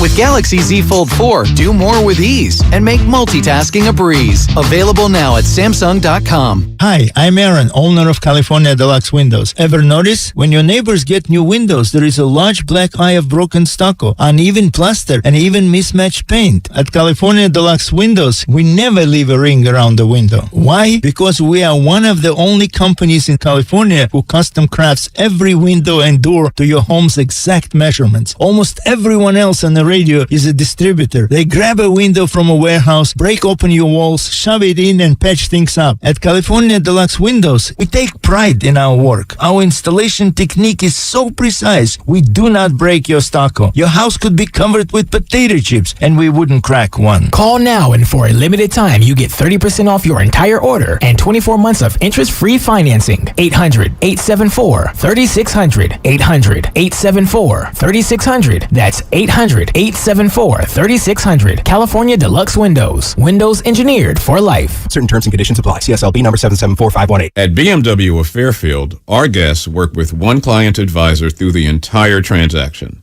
No handoffs to multiple car salesmen. No waiting for a finance manager to take you to a back room. Client advisors at BMW of Fairfield are thoroughly trained in every aspect of the process, so they can lead you efficiently and effectively through the purchase from start to finish. There is a better way. Experience it for yourself at BMW of Fairfield. One price, one person, 1 hour. Bart is turning 50 and we'd love to celebrate with you. Get 50% off your ride in honor of Bart's 50 years of service to the Bay Area when you pay with Clipper. That's 50% off Clipper Bart fares for the entire month of September. Add Clipper to your digital wallet for free.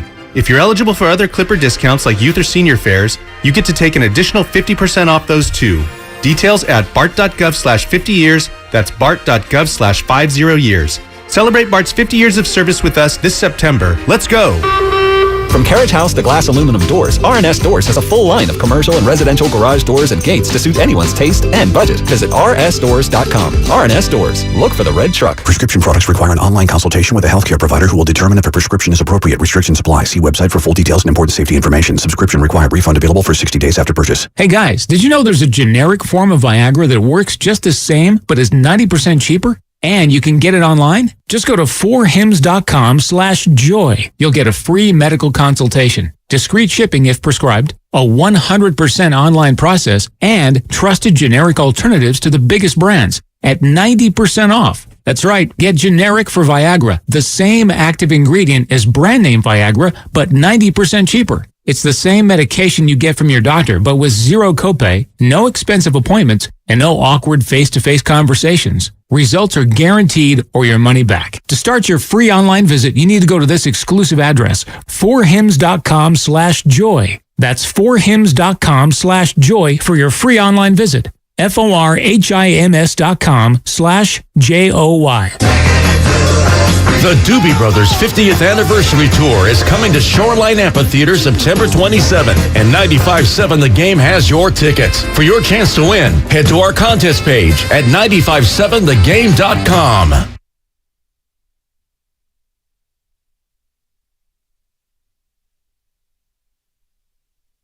Now, back to Willard and Dibs on 95.7 The Game. Okay, we got a lot to work through, and Mike Salk's going to hop in here in literally just a couple of minutes. But I'm spinning, Sean. There's a lot of quotes from Mike Martz, who just joined us, that are interesting. I mean, let's start just with quote on Trey Lance. There's nothing I've seen in him that relates to the NFL. What'd you think of that? Well, I know, like I said, I know he's harsh, and we've talked about it, and and Mike admitted it. He's hard on him and beats him down and breaks him down every way, shape, or form. But he also said the other thing that, I haven't seen enough of him. So the thing for me is that if you say you haven't seen anything, that was a rain game and a couple starts last year. So if it's a rain game, then Mike wants to wait 2 or 3 weeks or give the guy some weeks to have a chance.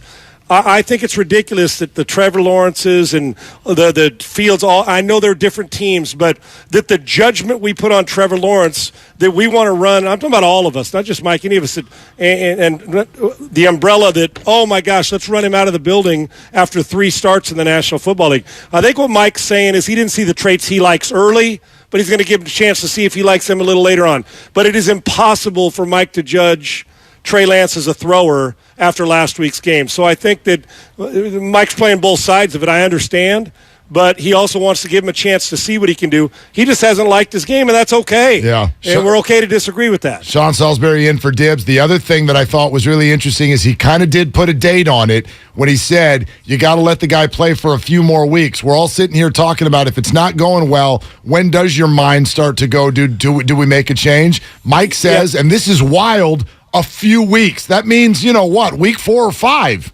Yeah, is a few weeks 8 or is a few weeks 4 of them? That's still not enough. Right. It's still, to me, it's still. Now, whether you like, it doesn't matter who you like or who Mike or you and me like, is that enough to truly evaluate the quarterback position? But Mike said what I told you he'd say about the quarterback position and winning and mental and emotional toughness and throwing it to the right guy and putting your team in position. And listen, I don't know how anybody can evaluate a position, expert or not, me, you, him, anybody, in 3 weeks' time and knowing if he's got the same skill set that you need to have or that dynamic skill set that you have to have that elevates you to another level. And he mentioned Herbert. Well, Herbert's first start I don't think was in the rain. I'm talking about as the full-time starter on the road in the rain, whether it's a bad team or not. So I get where Mike's hardcore evaluation is coming from, but I also know that we have not seen enough, and it is completely unfair for any of us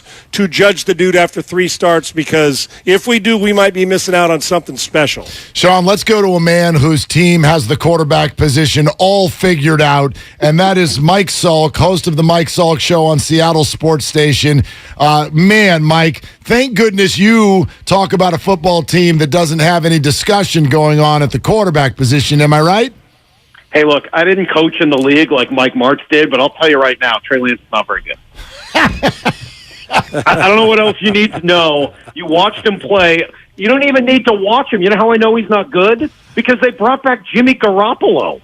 You guys have the easiest job in the world talking about this Niners team. What a complete debacle they have made of a championship caliber roster. What a hysterical situation from Seattle. Hey, Mike, let me ask you something. Do you honestly think that it was a distraction, good for the team or bad for the team to put Garoppolo back in the building? I think it's a disaster, but I think you have to do it because you don't trust the guy you traded up for with the 3rd overall pick. I mean, I think it's a mess, and it's funny to me. I watched that game on Sunday, and I'm just watching going, I know it's in the rain, but it looked the same as what I saw from him last year against Seattle, what I saw from him last year whenever else he played. He's just not an accurate passer. He can run and he can move, and he's obviously got an arm that's strong, but if you can't be an accurate passer, you know that, Sean. If you can't be an accurate passer in the NFL, then you're not an NFL quarterback. And I watched Geno Smith. I know what it looks like to have a great NFL quarterback. I mean, that performance, and again, you know what, it's funny, Mike, because Sean and I were talking about this earlier. The way we watch sports, maybe this is fair, maybe it's not, but the way we watch sports is all based on the expectations that we have going in. Geno Smith, very efficient, nice quarterback rating. I've never heard people gush over somebody who threw for less than 200 yards and got shut out in the second half before. Now I have. I had never seen that before. Yeah, it was quite a night on Monday night. I was there. It was intense. The booing was loud. It was as loud as that stadium has been in years.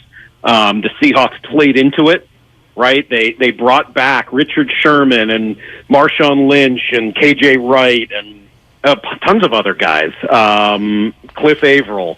And they were showing them in order to get the crowd to cheer, and then showing Russ in the blue and orange, and the crowd obviously would then start booing. I mean, the Seahawks played into it, and we interviewed Pete on the show on Tuesday and said, okay, did you have a role in that? And he said, yeah, I did. And then Pete said it was personal, and he made it very clear that this game meant more, not just to him, but to all of those guys that I just mentioned, the Legion of Boom guys who, for whatever reason, just aren't able to stomach Russell Wilson and wanted the Seahawks to win that game more than anything. Mike, looking forward, when this offseason, when they went through this quarterback situation with Locke and Geno competing and didn't make a move for guys in free agency or draft a guy, were the Seahawks, was a part of their plan front office? Players don't, tank's a bad word, but are they looking forward to drafting somebody in the first round next year? Was this just, let's hold it over, and we're not going to trade for somebody that could put us in draft purgatory? It's such a good question, right? Because when you're Pete Carroll and your whole mantra is compete every day, always compete, you can't tank, right? You're a culture builder. That's what Pete is good at.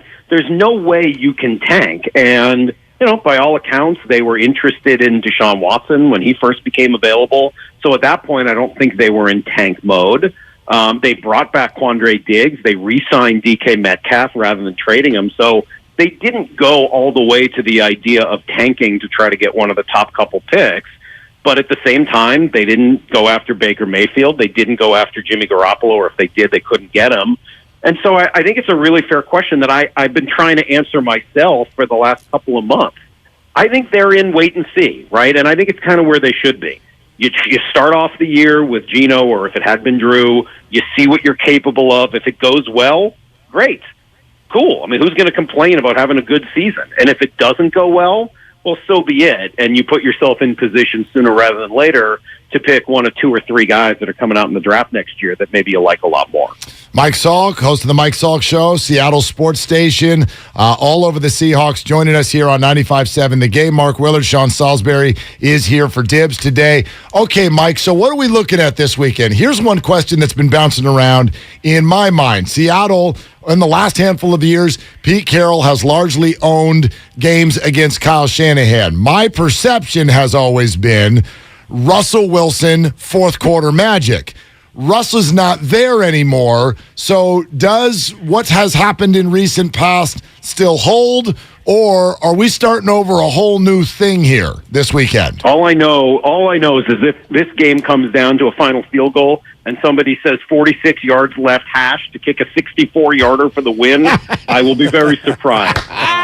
Yeah, exactly. Look, a lot of it is Russ. A lot of it is Pete. I don't know that you saw the real Seahawks last week. I mean, I think that was their Super Bowl in week 1. And because of it, I worry that, A, they're going to be a little bit of a hangover, and B, that the expectations now are going to be higher than they probably should be for this group.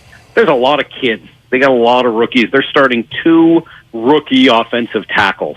They're playing, their third pass rusher is a rookie. Their starting cornerback is a rookie. I mean, that's 4 guys who are getting significant run that have, now played 1 game total in the NFL.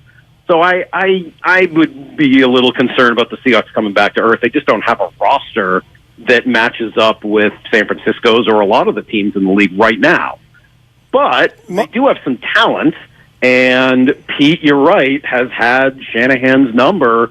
I think a lot of it was Russ, but some of it is Pete's commitment to stopping the run, and I think that's the key. If you're going to try to stop this San Francisco team, not just because of Shanahan, but because of the quarterback, and I'm sorry to bring it back here. I know it's sort of exaggerating before, but if I'm Pete Carroll, man, I got as many guys in the box as I can, and I'm going to be challenging Trey Lance to complete passes with any degree of accuracy. That is a great point. Mike, I want to go back to this Russ Wilson thing. I mean, obviously Denver looks at him as a treasure because they paid him $250+ million, right? And so all that time in Seattle, we hear it. We hear all the smoke coming out of there over the course of a time. You mentioned it being personal for the players and Pete. Why, if they don't, why is Russ Wilson in that building so disliked or disrespected by the players? It's such a good question, and we had KJ Wright on yesterday. He does an hour with us every week, and trying to get that out of him. And it I will admit, as a human, it sort of bothers me. Russell Wilson is inauthentic. He is sort of he's selfish, right? He cares more maybe about his legacy. He's just not a great teammate. But there is a part of, and I totally understand why that is a problem for those guys. It bothers me that Russell Wilson's teammates will speak out against him, while Deshaun Watson and Brett Favre's teammates won't. Guys who have done things that I think are a whole lot worse than caring about their legacy. But, that's the NFL, right? That's locker rooms, and that just seems to be the way they handle their business. I think some of it's the credit game, and Sherm and Doug and some of those guys got really wrapped up in it.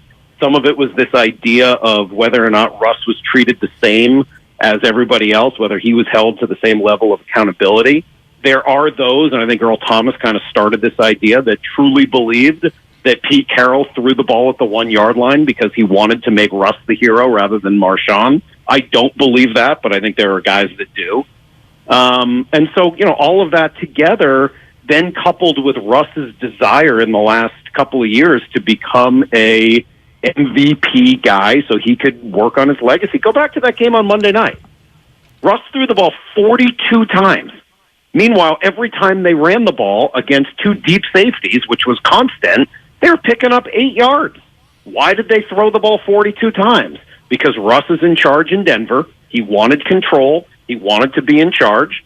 And he wanted to throw the ball in order to prove that he can be that kind of a quarterback, not a guy who does what Russ is actually best at, which is to be efficient and run the ball a little bit. Oh, let's talk about that. Can Russ still run the ball? Because he ran once for 2 yards in that game. Yeah. I mean, it is the nightmare of all nightmares. He gets out of Seattle so he can be the guy. And what's he get in his first game? A trip to Seattle, 2 fumbles inside the 5-yard line from his running backs, and a coach who yanks him off the field in favor of a 64-yard field goal attempt.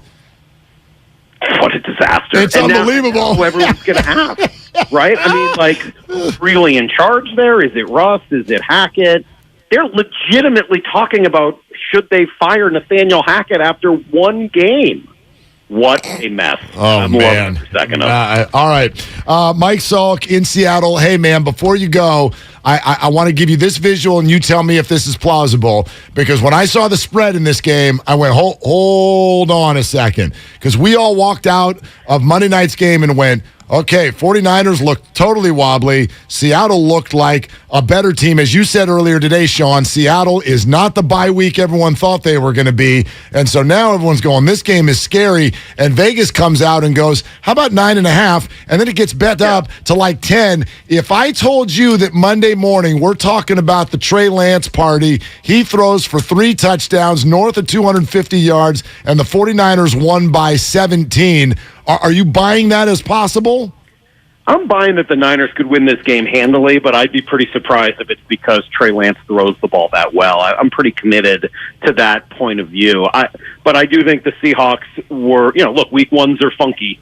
Any football fan knows week 1 is not indicative of the rest of the year. I would think Vegas is capitalizing on people, overreacting to what they saw from both of those teams in week 1.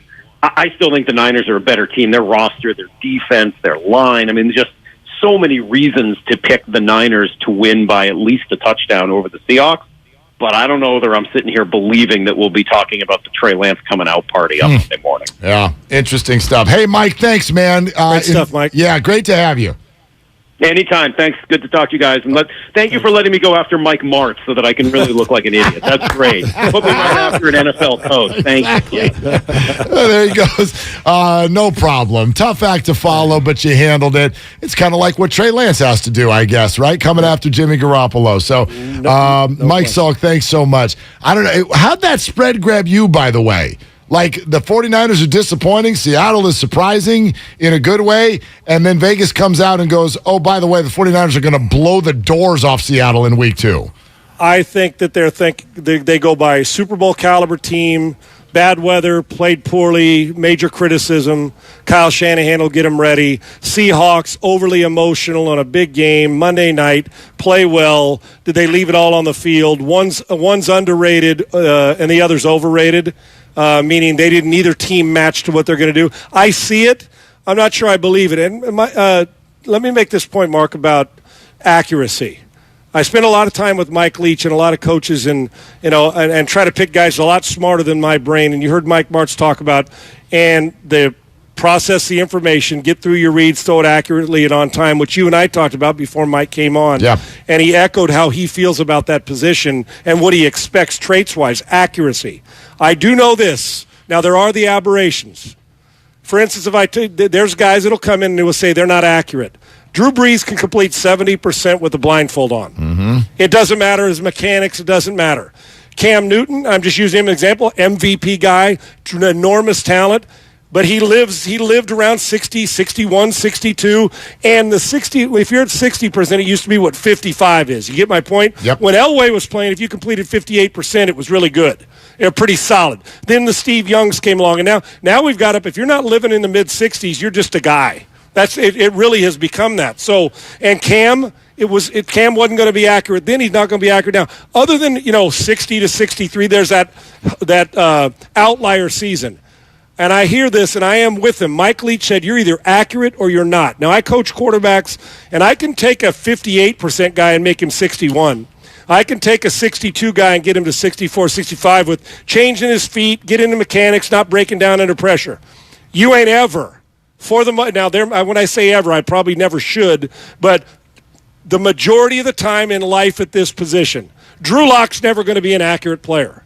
He's just never going to be. Justin Herbert's always going to be accurate. He's always going to be accurate. So, with that in mind, I do believe, and this is going to be a problem, that Trey Lance's special skill set is always going to outweigh his accuracy. He is not going to go 7, 8, 9 games in a row where it's 70, 71, 68. That's not him. But that's okay if you got other traits that you can overcome. Accurate passers are accurate passers. I do understand that question mark over his career and in the last year and this year. Not last week, but what you see, he can't miss easy throws, and Jimmy missed some of those too. I buy the premise totally. My question is, though, can't accuracy evolve and change in a player? I'm looking at Josh Allen's stats right now. He's the one outlier. Right, rookie year, 52%. Year 2, 58%. Year 3, 69. Yes. Year 4, 63. And in game 1 this year, 84%. Right. So, I mean, and you're okay, if that's the answer, he's an outlier. Oh, you know, I can accept that, but like there is that chance, right? Yes, possible, yes. Now the one thing about it, you know, with Trey, we've heard people talk, and I have too, that the wind up needs to quicken. Right, the ball up and out a little quicker, and not as much take away and drop it before you get up and out. And accuracy improves when you learn to trust people and throw to windows. And I'm not knocking Trey Lance, saying he's not going to be a good player, and he may go and have 65%. But the talk on in Wyoming, and maybe just maybe Josh Allen playing in Wyoming had more accuracy in his skill set. He was well coached by Dable, but I'm just telling you, look over the history of time. Guys don't make quantum leaps with accuracy on a regular basis. You usually are within a framework who you are. Steve Young was never going to be inaccurate. He just never was. Elway was sometimes, but John was never going to lead the league in accuracy and completion percentage. But, yes, it can change. But that is, I'm telling you, Mark, it doesn't happen. You're either accurate or you're not with a few changes. And look at Josh Allen. We talked about it. Josh Allen's now the ultimate weapon in football. Yep. Period. Yep. And Herbert's charging, but Allen's the ultimate weapon. Those outliers don't happen very often at this quarterback position. It's tough. Sean, real quick, with Herbert and Mahomes going here in a number of hours, Chiefs -4. What do you like tonight? I think it's a field goal game. I think it's going to live up to the hype, like a 30-27. I'm taking the over in the game. Yep. I think the quarterbacks are just too good, even without Keenan Allen. And you'll see some of the plays that you saw Allen and Mahomes make last year in the playoffs. I don't know if you're going to see all those, but you're going to see a great quarterback duel. Chiefs at home by a smidge, but I got the Chargers in the AFC Championship game against the Bills. Yeah, I can buy all of that. By the way, that over-under number is huge. It's 54. I love the Chargers. I'm only going Chiefs to cover because of that home opener dynamic. I know it is one of the hardest places to play in all of the NFL. Sean, man, what a treat. We got to do this again. That was a ton of fun, man. Thanks to Dibs for letting me sit in, and thanks to you. What an honor. You're really good at this, and I appreciate you having me in and let me be a part of this for these 3 hours. No, man, thank you. And it ended up only being about 2 hours and 15 minutes, so we got to do it again. I was listening. Yeah. There you go. That's right. All right, man, there it is. Sean Salisbury, Steiny and Goo coming up next on 95.7 The Game. I'm Chelsea Messenger, helping you beat the books with BetQL. Two of the best young quarterbacks in the NFL face off on Thursday Night Football as the Chiefs host the Chargers. These teams combined for over 100 points in the first two head-to-head meetings last season, and both teams are trending towards the over. KC has gone over the number in 8 of their last 9 games, and the Chargers are right there as well, with the over hitting in 6 of their last 7. So it's no surprise the BetQL 5-star play of the day is to take the over on Thursday Night Football. It's not easy being the one everyone counts on to keep the facility running, no matter the weather or supply chain hiccup. But we get you, Raymond in Buffalo, and Maria in Miami, Jules in Minneapolis, and Stan in Central Indiana, taking control of everything that's under your control. At Grainger, we're here for you with experienced branch staff at over 250 locations so you get the product you're looking for. Call clickgrainger.com or just stop by. Grainger, for the ones who get it done. Everything, our farm, our stand, our pop-up shop. It really all started when we discovered the benefits of local, raw honey for our family. And then we decided to turn it into a business. We were looking for something to help us get up and running. So we got the Chase Business Complete Banking Account. It's more than a bank account. It comes with Quick Accept, which lets us take card payments anytime, anywhere in the U.S. using the Chase mobile app. Plus, we get same-day deposits at no extra cost. for us, it's more than honey. It's about sharing a little sweetness with the world.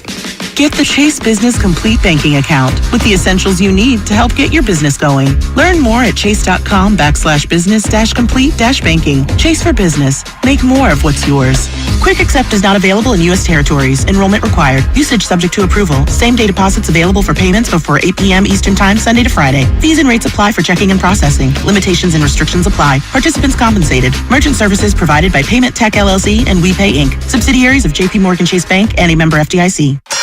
Live on DAZN pay-per-view, September 17th, Part 3. Canelo versus Triple G. To take the trilogy, Bad Blood, a score to settle, controversy, brutality, pure hostility. For victory, for history, for the trilogy. Canelo Alvarez versus Gennady Golovkin. September 17th, live on DAZN pay-per-view. Visit DAZN.com. Every search you make, every click you take, they'll be watching you. Are you tired of being tracked online? There's a simple solution. DuckDuckGo. It's an all-in-one privacy app with a built-in private search engine, web browser, one-click data clearing, email protection, and more, all for free. Download the app today and get the most comprehensive privacy protection with the push of a button. DuckDuckGo. Privacy simplified. If you own a business, this has been a bumpy ride. From pandemic to inflation, I'm sure you could use a break. If your business has 5 or more employees and survived COVID, you might be eligible to receive a payroll tax refund of up to $26,000 per employee. The challenge is getting your hands on it. Hi, I'm Howard Mackler, and that's why I founded GetRefunds.com to cut through the red tape and get you the money. The team of tax attorneys we have put together are highly trained in this little-known payroll tax refund program. We do all the work, charge not a dime up front, and simply share a percentage of the cash that we get for you. Businesses of all types can qualify, including those that took PPP, nonprofits, and even those that had increases in sales. We have helped return over $1 billion to businesses, and we can help you too. Just go to getrefunds.com/sports, click on Qualify Me, and answer a few questions. This payroll tax refund is only available for a limited period of time. Don't lose out on up to $26,000 per employee. Go to getrefunds.com/sports. That's getrefunds.com/sports. Come into Friedman's Appliance in Pleasant Hill September 23rd through September 25th for their fall clearance sale event. Take advantage of factory direct prices, one-of-a-kind opportunities, special pricing on floor models, and convenient financing. And save on new appliances from trusted brands like Miele, Bosch, Electrolux, LG, and Maytag. Visit Friedman's Appliance in Pleasant Hill for their fall clearance sale event, September 23rd through September 25th, for the best time to save on new appliances for your home. Golfers, tee it up this fall at the Golf Mart for big savings. Save up to $150 off on Ping G425 woods. Upgrade your gear with discounted Wilson standard cart golf bags and stock up on TaylorMade Distance Plus golf balls, now 2 dozen for $35. Don't miss these items and more happening now at the Golf Mart, and get a free custom fitting today. The Golf Mart, home of the 90-day satisfaction guarantee. Shop us online at worldwidegolfshops.com. It's not easy being the one everyone counts on to keep the facility running, no matter the weather or supply chain hiccup. But we get you, Raymond in Buffalo, and Maria in Miami, Jules in Minneapolis, and Stan in Central Indiana, taking control of everything that's under your control. At Grainger, we're here for you with experienced branch staff at over 250 locations, so you get the product you're looking for. Call, click Grainger.com, or just stop by. Grainger, for the ones who get it done. Ad paid for by the Sentinel Group. Attention Marines, military personnel, families, and contractors who were stationed at Camp Lejeune. Were you present at Camp Lejeune between August 1953 and December of 1987? You may be entitled to significant compensation. For nearly 34 years, those in the Marine Corps' base Camp Lejeune were exposed to contaminated drinking water, resulting in devastating injuries, including several forms of cancer, adverse birth outcomes, Parkinson's disease, and more. North Carolina's procedural laws have prevented victims from getting the justice they deserve, but passage of the Camp Lejeune Justice Act of 2022 would allow you or a loved one to file lawsuit seeking compensation for illnesses and injuries linked to the toxic water. Call today for your free consultation. 800-631-3019. Let our experienced attorneys fight to get you the compensation you deserve, and you pay nothing unless there's a recovery in your favor. Call 800-631-3019. That's 800-631-3019. Again, 800-631-3019. In Pleasant Hill, 76 degrees and mostly sunny this afternoon. Weather brought to you by Pfizer and BioNTech. Whether it's the news, the traffic, the weather, or your COVID-19 vaccinations, it's important to stay up to date. You're listening to 95.7 The Game, KGMZ FM at HD1 San Francisco. Always live on the free Odyssey app. He brings the passion. For what? I want to know now. I'm mentally invested. Don't tell me to pray and you don't say what for. He brings the perspective. Yeah, I think they both have great points. Get off me, text line. He's truly one of a kind. That is wow. Oh, my God. And he's doing a great job. I need you to man up and say what you really want to say. Simon, you're doing a great job. And together, they're Steiny and Guru. Yeah. On 95.7 The Game. All right. How about this? Yeah. I got two things we're not talking about today. How about that? There's two things we're not talking about today. I like when you say were. Okay. Yeah. One is, it looks like it's going to rain Sunday. The 49ers. It is ironic. Have an inexperienced quarterback, a great defense, and a dominant running game. If you can't win a game under those circumstances at home, give me a break. This is a 49er advantage if it rains. Let me get that out of the way. All right, that's one. Then there's another one. All the criticism, there's a level to the criticism of Trey Lance that no other quarterback has faced. I mean, he's getting criticized. It's unfair. People are going over the top with the criticism of Trey Lance. Nobody's been criticized like Trey. Oh, really? How about a guy named Jimmy Garoppolo? Jimmy Garoppolo was criticized, scrutinized, and picked over dog meat. every single game. Trey Lance isn't getting hit any more than Jimmy Garoppolo got hit. It's 1 week. Mm-hmm. I'm just telling the masses, dude, this is we got the best job. I'm listening this morning to the roast. Happy birthday, Bonte. I texted him this real quick, Steiny. When you get older and you tell somebody else they're getting older, so I said, happy birthday, old man. It kind of felt good. But anyway, I digress. The pressure is on Kyle. Tell me any coach, even the one in Dallas who's a sacrificial lamb, dead man walking, McCarthy, who has the most pressure on them going in a week 2 game. I'll give you the answer. Kyle Shanahan. You better not lose to the Seahawks. This ain't got nothing to do with Trey. This is about your team, your running backs or lack of running backs. And we're going to get into that in the conversation you had with Ray Ratto about the running back position for the Niners. Everybody seems all ho-hum. Just call it next man up. Are we sure about that? Mitchell was a beast. They get credit for drafting him. But what is this theme about every 49er football season here in the last 5 to 6 years? They're dropping like flies. And the O-line that I thought was going to keep everybody upright, clean, I'm worried about that. Now you're talking about Mr. Weatherman. Steiny, you gotta give me this. I'm gonna wrap it up. It's ironic that it might rain here in California after this the last time I'm mentioning this word, the monsoon in the Chi. Dude, I'm juiced. Yeah, I can tell. I don't know what to do there. So okay. Define let's start here. Define okay, Kyle Shanahan. I'm gonna write it down. Has 22, 23. I think he's got 4 or 5 more years left in his deal. Please define pressure. Because you're the writer of this show. It's not about him losing his job. It's about him losing the confidence from the fan base. Hold on one second. Okay. Stop right there. Right. I just don't account for it. That's just outside of here, and doesn't really have to do with what we're doing. There you go. We need to do more of that. I like that. I'm still in the line from Willard. Okay.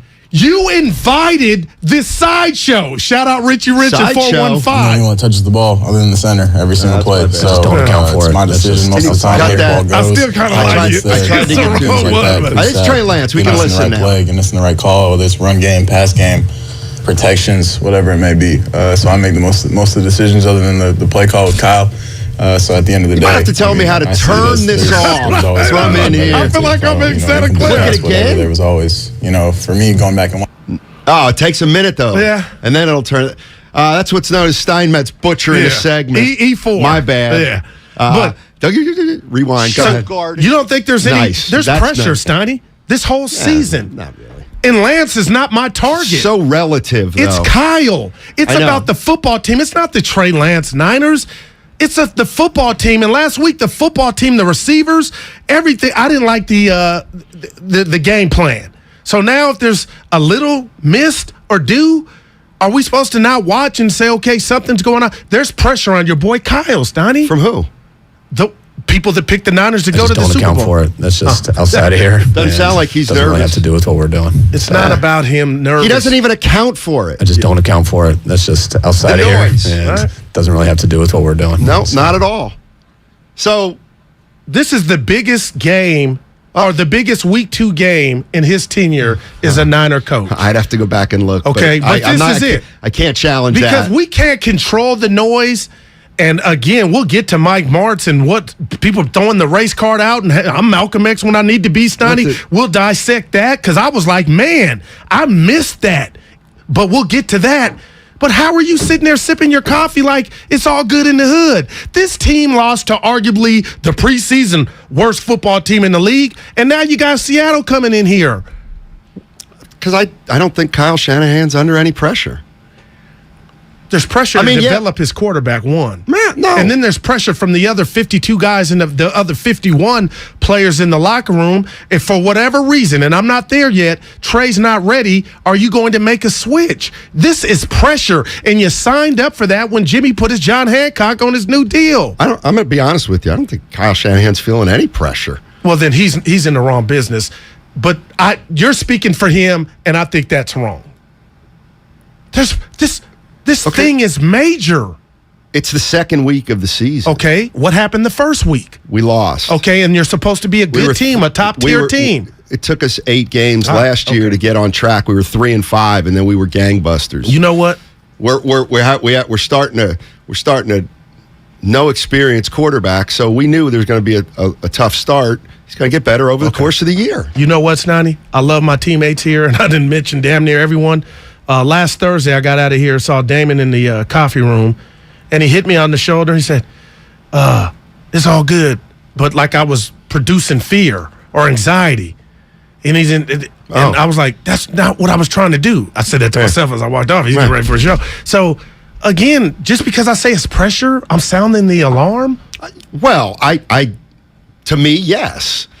Pressure on, listen, Kyle Shanahan will be forever linked to Trey Lance. But the book is not going to be done after Seattle. In fact, the book still has chapters and chapters and chapters and years to go. Kyle Shanahan, Jed York made it clear. Jed made it clear. Shanahan's his guy. If the 49ers start out 0-2, it'll be uncomfortable. He's not feeling any pressure. You know what? And here's the other thing.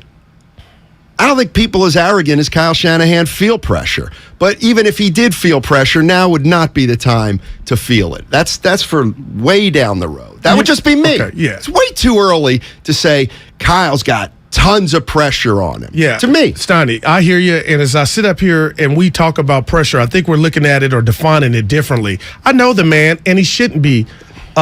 His job is not in jeopardy. I'm not even dare saying that. And you know what I think of him and his play design. Now, there are areas that he can grow as a ball coach. The 10-point lead, I'm on record as saying that concerns me. But the pressure is to live up to the expectation of your team. And the Niners this year, again, and everybody, overreaction Monday, it's Tuesday, Wednesday, it's Thursday. It ain't us. It's everywhere. You just can't start off this campaign losing to the Bears in Seattle. And I don't expect them to lose, but damn, is the O-line going to get any better? and the line of the year was from him to me. Hey, offensive line, his musical chairs. That was a line, I thought, but now if that becomes an area of weakness, how is Trey or any other running back going to get their groove back? Well, then why are we? If so, the offensive line is in shambles. I'm not there yet. We got this week. I'm just saying, position of strength. Wearing defensive lines down, running the ball up the gut. I don't know.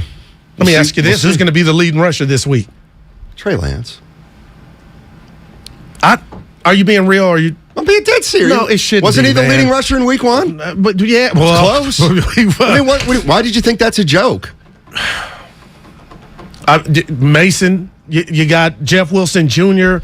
I don't want to get Trey Lance hurt, Steiny. Well, and I love the fact that the facet of his game is he uses his wheels. Trey Lance but not was like, the leading rusher in week 1. Okay, yeah, you're right.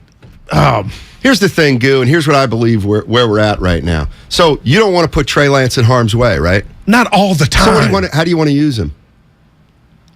Like Donovan McNabb, or how I envisioned him, Aaron McNair. Pocket passer and run when you need to. His worst attribute is right now might be, I could make a case, his worst attribute is throwing from the pocket. Throwing from a stable pocket. So now you're going to say, why don't we, and this is really interesting because, believe it or not, you know what I wanted to come out with today? Yeah. I wanted to come out with, and we're still going there. Okay. The things that we saw in Trey Lance on Sunday, they were good. Because I got a list of 5. Yeah, okay. And I'm being dead serious. All right. But my point is, in terms of him being a pocket quarterback, then Kyle Shanahan's saying, let's put Trey Lance in the position that we think he excels in least. He has to be able to run. You have to run him. Otherwise, he's a one-dimensional quarterback whose weakness is throwing the ball downfield. See, and I'm not ready to say that's his weakness. I talked about accuracy, Steiny, but what did I tell you? I can't wait to hear your 5. I watched the game again last night, fell asleep to it. I don't feel like he threw the ball 28 times, Steiny. It felt like he threw it 14. So I'm not telling Kyle Shanahan how to devise a game plan, but I want to see Trey whop, whop, whop. Okay, when you hit Ayuk, give him another chance. And he hit Jennings. Come back with another one. That's just me. So I can't wait to hear your 5. But for him to fall in love with this young quarterback like he obviously did because he put a ring on it, I don't think he's looking at Trey as, oh, this is his weakness. Of course he is. No. I beg to differ. What's Trey Lance's biggest strength? His body. His athleticism, that's a problem. His arm strength, okay. I haven't heard and one. His wheels. I haven't heard. Okay, wheels. Yeah, finally, okay. I heard one. Right. Finally, but he's running like 3 flies up when we play. I don't like the contact. That's all. And you could call me a worrywart. The thing I have is you can't throw a bomb every play. That I get, okay. Especially when the guy. I'm listening. All indications are at this point that one of the things he needs to improve is his accuracy. And I said that. Okay. So how do you improve that, Matt? You don't go to Walmart. You go to practice. That's where you improve it. You don't say, well, let's practice by Trey throwing 42 times a game. Night. I'm going to give you okay. That would be so weird. But what did we do all off season? We said. Trey, they worked on this, I'm sure. When you asked me, what do you think the 49ers offense will look like with Trey as opposed to Jimmy Garoppolo? I said, I'll bet it doesn't look that different, but for some plays here and there where Lance's athleticism shows. And you know what else here? And this is the other thing. Here's the, I'll tell you, here's number one. The number one positive I saw. I got my pen. He made 3 incredible throws as far as I was concerned. With the one to Ray McLeod being unbelievable. A dart. That was incredible. But here's the thing, Goo. Why don't you go right back to it? Because it would have been intercepted the next time. See, of course I do. He threw the perfect ball. That was one of the best throws I've seen. He can't make it again. That's what inconsistency is. But you just want a guy who can throw 40 times. Okay, I'm just asking you in your mind. I feel like I'm talking to an offensive genius. Okay, you complete said pass. Does that equate to 7 runs to hide him from another opportunity? Because there's going to be some games, and we saw it on the drive when they were down 9 to where, guess what, Steiny? We ain't running the ball. We got to pass. But here would be the logical answer. Okay. Guru, we were using a quarterback who's 22 years old. We were using a quarterback who's got no experience. We're on the road. It's in the rain. We've got a great defense. We've got a running game that we think is the best part of our game. Why would you possibly want this unproven quarterback to throw 40 times in the worst conditions that you can come up with? Matt, because we're trying to win a football game. And the guy's got a jersey. By running the ball, we're not trying to win a football game? No, you were down. My point is you can't hide. You got to work on that.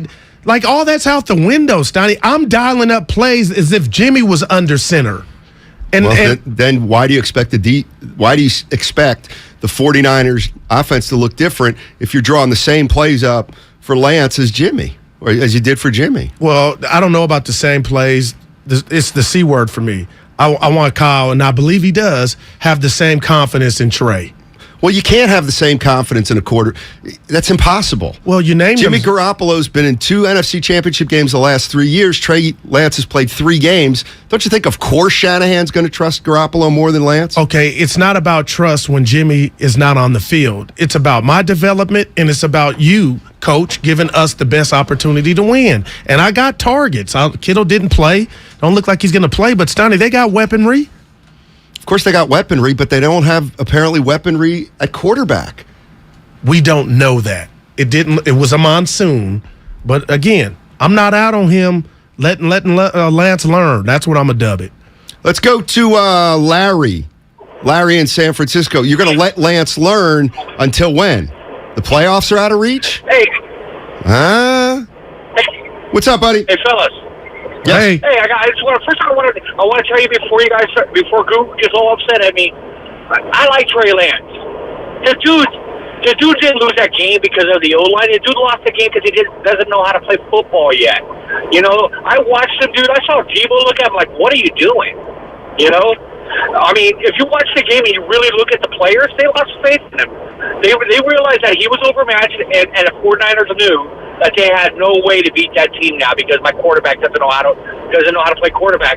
The Bears defense themselves said, we knew all we have to do is force Trey Lance to be a quarterback and we'll win the game. And man, just because you can hit 2 nice throws a game, you're not going to win a game with just 2 nice throws a game. Yeah, he has to learn how to hit Debo on a screen pass.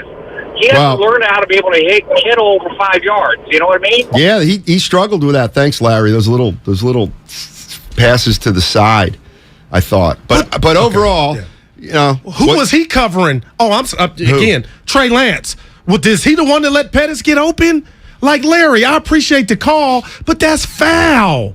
To say he's got to learn. Oh, obviously he's got to learn and get the experience, but he's got the job. If you watch that game, they were up 10-0, and the defense collapsed. And if you want to say that's because the offense didn't do anything, Steiny, that's fine. But for Larry to say they lost because he doesn't know how to play football, he wasn't the one on any defensive position to allow Fields to get points. Like, that was a low blow, Larry. Well, then, you know, and this is going to be my theme. Good.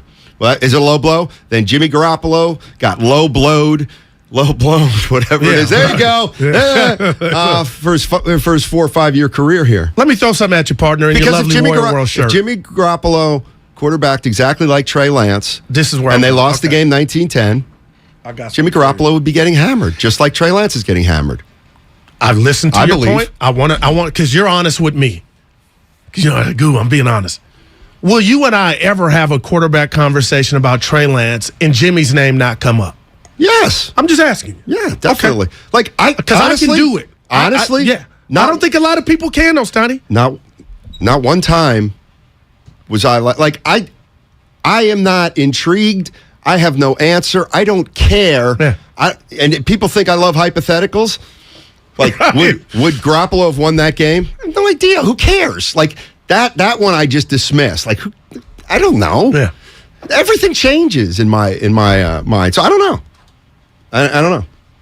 I'm trying to. Did you think Larry was low? That was a low blow to Trey, though? What did he say? That he doesn't know how to play yet. He doesn't. And he cost him the game. I wouldn't say he cost him the game. I would never say Jimmy cost him the game because I never believed. I don't believe one guy can cost the team a game in football. So anyway, Trey Lance has the ability to throw down the field deep and make big plays. There's no doubt he's got a much more confident long arm than Garoppolo. So that's one. Okay. Here's two. Trey Lance, to me, seems to have a good instinct when he's running the ball. Now, I know that he's got to get down quicker, and I think that'll come with experience. Remember, he played Division I AA. He's used to running guys over. He's got to figure that part of the game out. But when he's got the ball and he's he's going to run, right, I think he's pretty good. I think he's strong, but that's the game he's going to have to play. He's going to have to take his yards and get down. But slide. The 3rd and 13 that he turned into 15, no doubt, was incredible. Those are backbreakers. That's one where it's like, well, Jimmy couldn't have dreamed about that one in his sleep. So there is an aspect to Trey Lance's running ability that is a real bonus, but you got to balance it. That's going to be Kyle Shanahan. The problem I think the 49ers are going to have is balancing Lance running and passing because he's not a great passer now.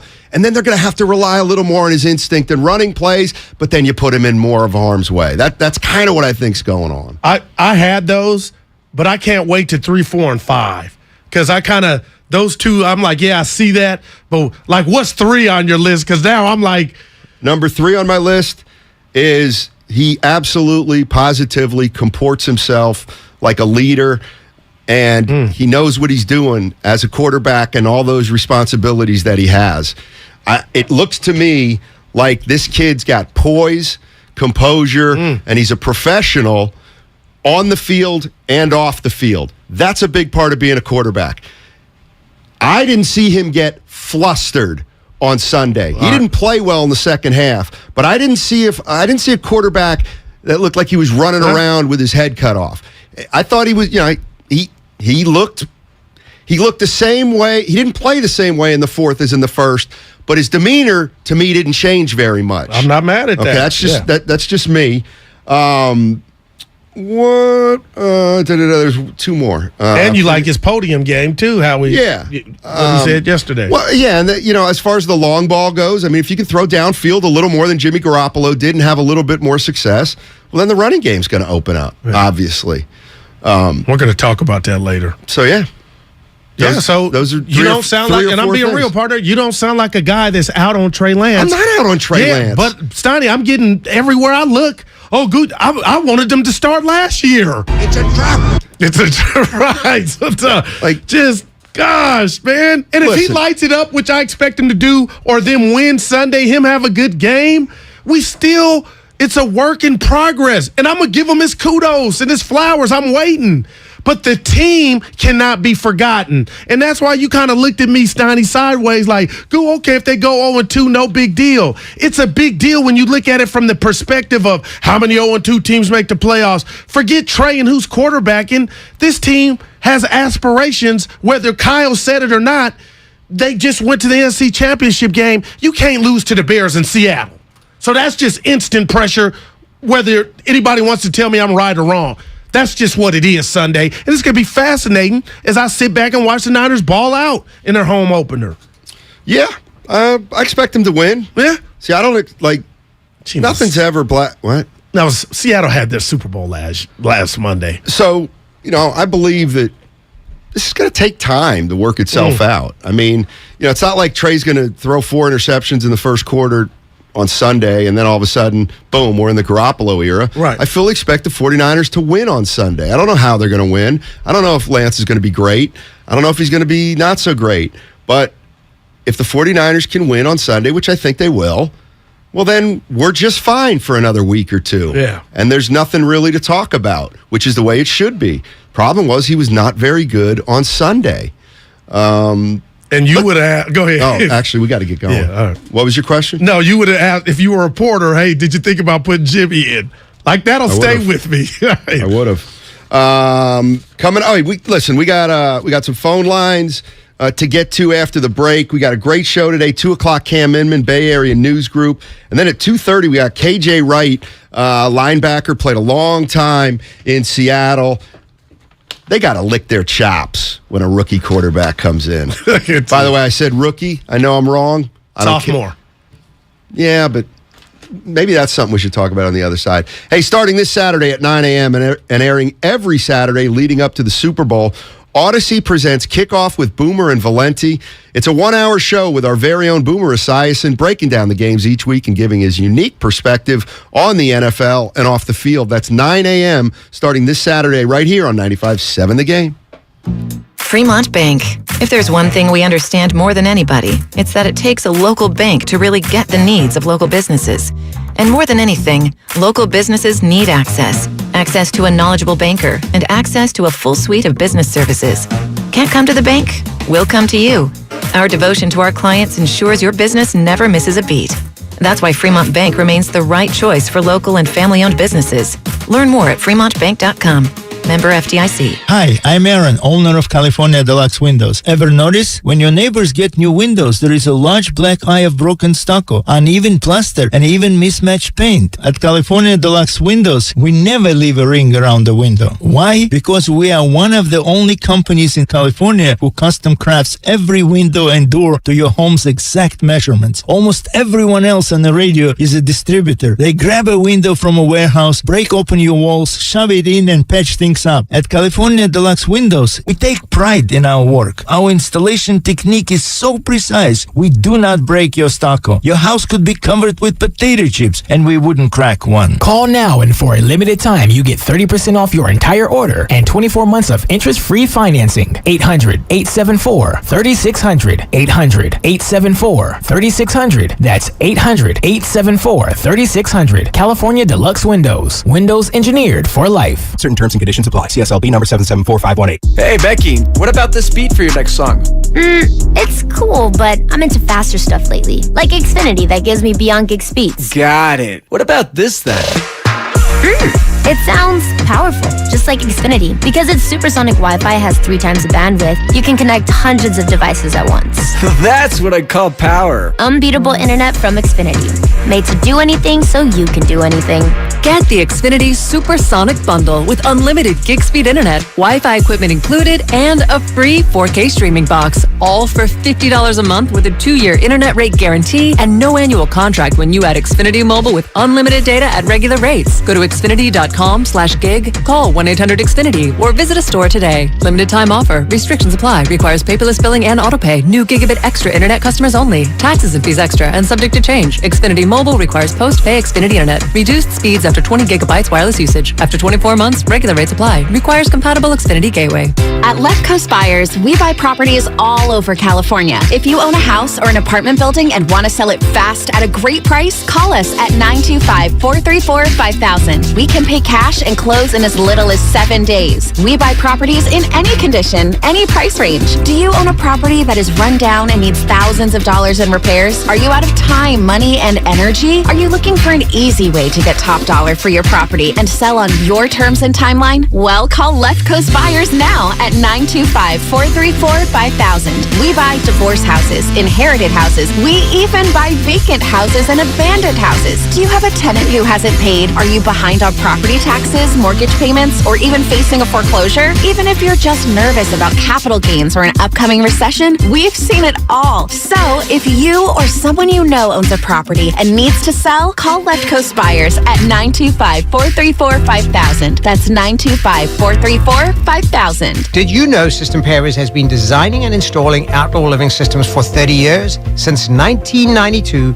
we've helped more than 80,000 homeowners transform the way they enjoy their outdoors and they've been happily talking about their remodels ever since. If I would have known how quick and easy replacing our crumbly old driveway was going to be, I would have contacted System Pavers years ago. We had a small issue with our outdoor kitchen, and System Pavers went above and beyond to make it right. Excellent service. I'm Larry Green of System Pavers, and nothing makes my day more than hearing how the quality, beauty, and durability of our work has helped thousands of families make the most of their outdoor spaces. For a limited time, you can take advantage of special financing and save 10% on an outdoor transformation that'll get people talking too. Call System Pavers at 800-PAVE-004 or visit SystemPavers.com today. All orders must be placed by September 30th. See website for offer details. Financing subject to credit approval. Contractors license 661575. Eddie Gleason here. Join me and John Dickinson at Friedman's Appliance in Pleasant Hill, Saturday, September 24th, when we broadcast live noon to 4 p.m. Take advantage of one-of-a-kind opportunities at their fall clearance sales event. That's September 24th, 12 to 4 p.m. at Friedman's Appliance. TrackPhone wants to know, are you an influencer, a big live streamer? No? And guess what? You don't need an endless data plan. Get just the right amount of data with TrackPhone's $40 unlimited talk and text smartphone plan. Now with 8 gigs of high-speed data and unlimited carryover on America's largest, most dependable network, now with 5G. Get the data you need at the price you want. TrackPhone Wireless. Now you're in control. Available at major retailers. 5G compatible device required. Actual availability, coverage, and speed may vary. See terms and conditions at trackphone.com. It's not easy being the one everyone counts on to keep the facility running, no matter the weather or supply chain hiccup. But we get you, Raymond in Buffalo, and Maria in Miami, Jules in Minneapolis, and Stan in Central Indiana, taking control of everything that's under your control. At Grainger, we're here for you with experienced branch staff at over 250 locations so you get the product you're looking for. Call, click Grainger.com, or just stop by. Grainger, for the ones who get it done.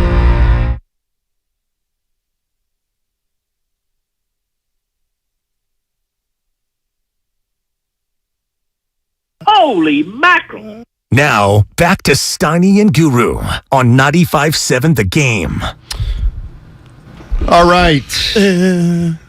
Hold on a sec. I made a note. There's somebody texted me yesterday, caught my eye, and I want to make sure to give the person the proper credit. I said what I said. Arrogant, Shanahan, and me. He said basically, we were called Shanahan arrogant. And then he called me out. He said, Steiny, you're arrogant too. Oh, this is a personal tweet. Yeah, he's like, you're Did just you respond? No, I'm going to respond now. Okay, right. Perhaps so. I'm not a leader. I just work here. Kyle Shanahan's a leader of men. So that arrogance is far more important than mine. Like I don't. You know what I mean? Yeah. I'm not leading anybody. Right. I'm a follower. You sounded like a leader in a presentation yesterday. Thank you. Little bit. But anyway. You told the joke. It kind of, I don't think it went over well. You know what? Look, I was driving home about my boy went improv on this. All right, should I do it? Yeah, he should do. All right, I'll set it up. I don't think it's a big deal. No, but it was shocking. It wasn't wrong. Right. I told David. So yesterday, Guru and I in each of the shows met with our sales staff. Lovely sales just staff. getting to know, little give and take, and getting to know each other a little better after the pandemic because there's some new people and whatnot. And so Guru and I had to go up and just tell the sales team in front of everybody a little bit about our show. And I said, look, Guru and I have really good chemistry. We have a lot of fun out there. We love talking sports. And I said, but one of the things about our show that I think is pretty interesting is Guru's black and I'm white. And there's a little uneasy. Yeah. I do believe you led with that. Yeah, as well. he did lead with it. Oh, did I lead with it? Yeah. Didn't bury the lead there. And there was a couple brothers in the crowd, because you don't know this because you're not one, and they look like, dude, who's your boy? Who you working with? I was like, that was just, anyway, you shocked me with that one. I have no sources. That's true, right? It is true. I'm white and Guru's black. See, I thought the one at the end, my one-liner, was better. Which was? The one where did you get a little emotional at that one point? You did, I think, which was beautiful. It was beautiful. Get emotional at all. So Somebody asked Guru about something, and Guru told his story that he won lucky break. Yeah. But he set it up perfectly because, he's like, hey, I was a salesman. I missed my shot at doing that. I'm not going to do it. A buddy of his, I forget who. My brother. His brother said, Rodney. Guru, you're never going to be able to forgive yourself. You got to give it a try. Guru enters the contest. Lo and behold, he wins. Lo and behold, he starts doing radio. Lo and behold, everybody loves him. And now I'm doing a show with him. And he's like, and now I get to do a show with Steiny. It's unbelievable. And I said, yeah, I've... this part. I said, yeah, I've been in the media game 30 years. TV? Worked as a journalist in newspapers. I did TV. Now I'm on radio. I've had a great career here. Been around for a while, and I got to work with a guy who won a contest. See, Otis Bird Jr. ain't going to like that line because they think you're tough on me, Steiny. Wow. But, yeah. One for two. All right, let's get it back out there. You know what? I wanted to start on a positive note today because some people have said we don't like Trey Lance, but I don't have an opinion of him. So here's three things that I saw Sunday that are positive and, yes, reason for optimism. One is, yes, he threw the ball downfield a few times just more confidently, and it just looked better than a Jimmy Garoppolo. There's no doubt about it. He had a couple throws that were flat out amazing. The one to Ray McLeod is the one I'm going to talk about all year. I thought it was an incredible throw. Two, Lance does seem to have a good instinct when it comes to running the ball.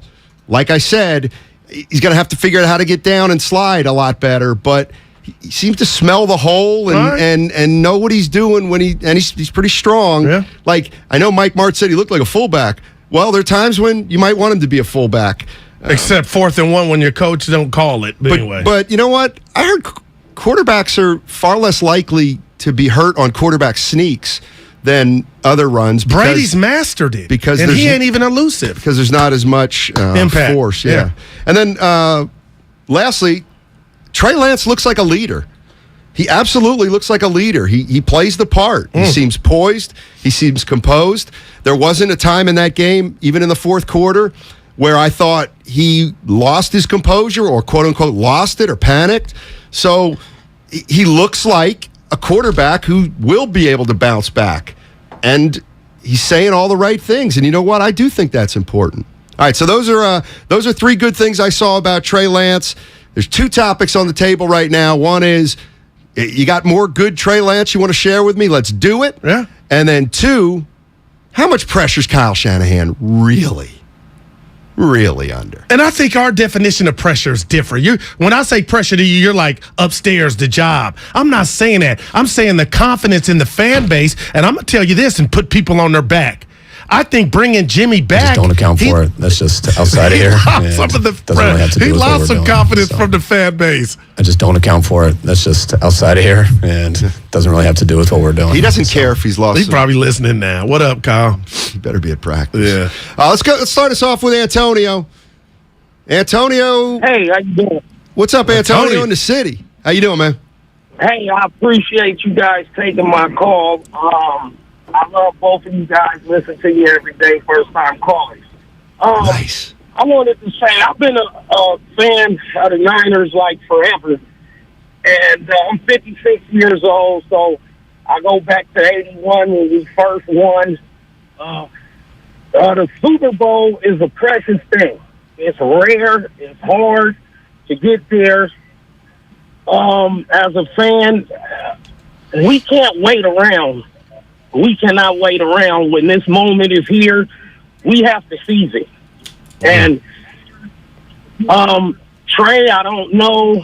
Either way, my thing is, I heard somebody say earlier, it's about the team. And I know those veterans in the locker room. Yep.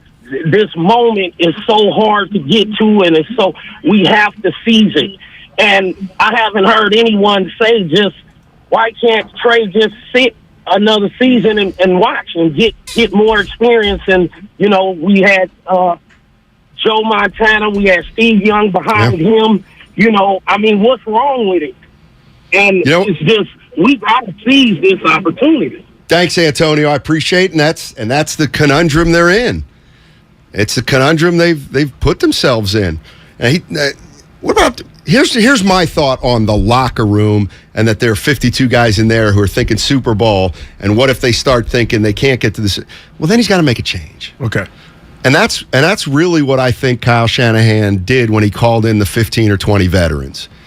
He basically said, Trey's going to be our quarterback of the future. You guys saw him all last year. He's pretty good. He does a lot of different things than Jimmy. We want to give him a shot because we think he can play, and we're going to ride him as long as we can, as long as we stay in this thing. And I think the team is fine with that. How about this? I'm going to say something, and people may get on me. I think the 49ers, you look at their personnel. Yeah. Kittle, Ayuk, Warner, Bosa, Trent Williams, all those guys, Juszczyk, have experience. Yeah. I think they kind of know, and I think the veterans know they can dig out of a little bit of a hole if they have it. And they did it last year with Jimmy Garoppolo. Exactly. And they may have to do it again with Jimmy Garoppolo. To Antonio's call and to his point, Steiny, I said this was CNN. The reason Trey is playing, I believe, because of politics. And the politics start with how much you spent and what you invested in this kid to where he can't sit year one or even year two, and everybody just sit back and that not be an indictment.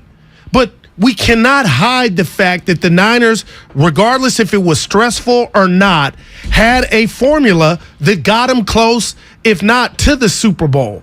So let's just imagine a world we live in.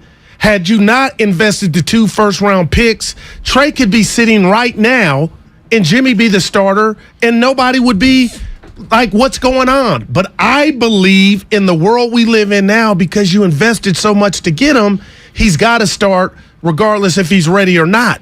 And I tip my cap to Kyle for saying, I'm taking this unknown, basically. You guys don't know, but I can make him ready. And all we've watched is one game. All we've seen is one game. And I can come in here and say, Steiny, he didn't wow me, but it ain't about me. And you talk about that leader, you know who the real leader is and better be? Is Kyle Shanahan. And he has a gauge. He's not a leader. He has a gauge on that locker room, and he controls the lever of, you know what, we need more. And that's why I said, ain't no way Jimmy's coming back on the field unless Trey gets hurt. Week 12 maybe, but I don't even think Trey's getting relieved of his, this is Trey or bust, barring injury. That I disagree with completely. I think if Trey Lance, so you're saying that if Trey Lance guides the 49ers to a 1-4 start, that these same veterans in the locker room will be like, let's keep rolling, guys. Coach, let's just keep rolling with Trey. I don't think it's going to happen. Well, you're telling, and I think and 49er fans, tell me what you think about it. That's the deal Shanahan made with those veterans. The deal Shanahan made with the veterans, I believe, is saying we're going to start the year with Trey, but we are not going to be afraid to go back to Jimmy if Trey struggles, because he has to say that to his veterans or he loses them. The minute Trey Lance starts a game that that they're maybe out of, or I think the veterans aren't going to be happy. Okay. And as for Shanahan being a leader, I said he's not a leader. I should be more precise. I don't think he's a good leader. Name me one time when you were like, man, good leadership, Kyle Shanahan. See, and here we go, Steiny. Some things guys like us from the outside don't see. Yeah, I think he's detached. And it's from like the team. A quarterback win-loss record. You could say, well, Steiny wasn't that great of a quarterback, but hell, look at his starting record. Something's happening. My thing is, last season was teetering, 3-5. He was hearing the noise, and he got that team to the playoffs. I don't care who the head coach is, I got to give you credit. You earned it. You saved the ship. Now, maybe it was because of the defense, of the defensive coordinator. It don't work like that. If we can criticize, if we can hate, we can congratulate. There's nuance to what you just said about 1-4. I do believe, and I said it last week, and I ain't trying to contradict myself. Okay, they're 1-4. I'm going John Dickinson.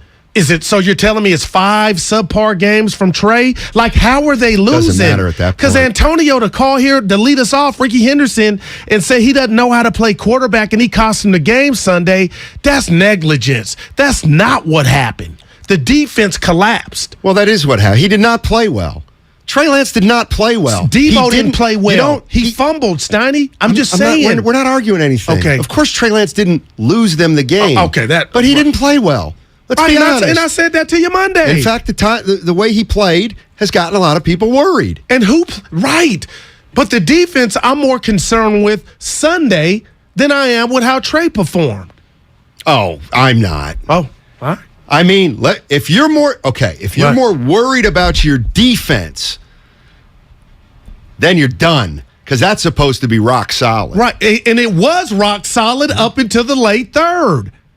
So you got to be able to call a spade a spade. They they tired. It was week 1. They hadn't played much together in the preseason. You could give me all of that, and I'll eat it all up. But I'm not going to sit here and say, now, again, Steiny, I'm asking you, I said it's nuanced. If it's 5 straight games of him being subpar and not great, then, and we can see that the naked eye. 1 and 4, he's got to be awful, I would think. Yeah. You give me a scenario. They ain't going 1 and 4. I didn't think they were going 0-1 to the Bears. Exactly. Yeah. Rob's in San Francisco, I think. What's up, Rob? How you doing, buddy? Hey.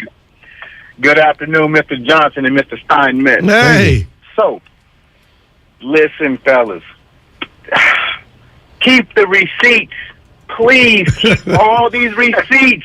Please do it, because my man is going to be just fine. Like Steinmetz said, this is what, 2nd year? He's going to be fine, man. We're good, y'all. Now, as far as Shanahan's concerned, look, Shanahan is stubborn. Yes. Shanahan is not going to pull this young man. He will not. I don't care if we go 0-7, 0-8. Jimmy is not going to see the field. Period. This is our golden boy from Shanahan. He's not going to pull his kid. He will not do it. He won't do it. Well, I'll tell you what, Rob. Thanks for the call. Tempted, Steiny. Go ahead. That's my point. Why'd you keep him? That's my point. He has to do it. If Trey Lance is not playing well, and the 49ers are suffering because he must go with Jimmy Garoppolo. I'm going to give you that. Because the bottom line is this.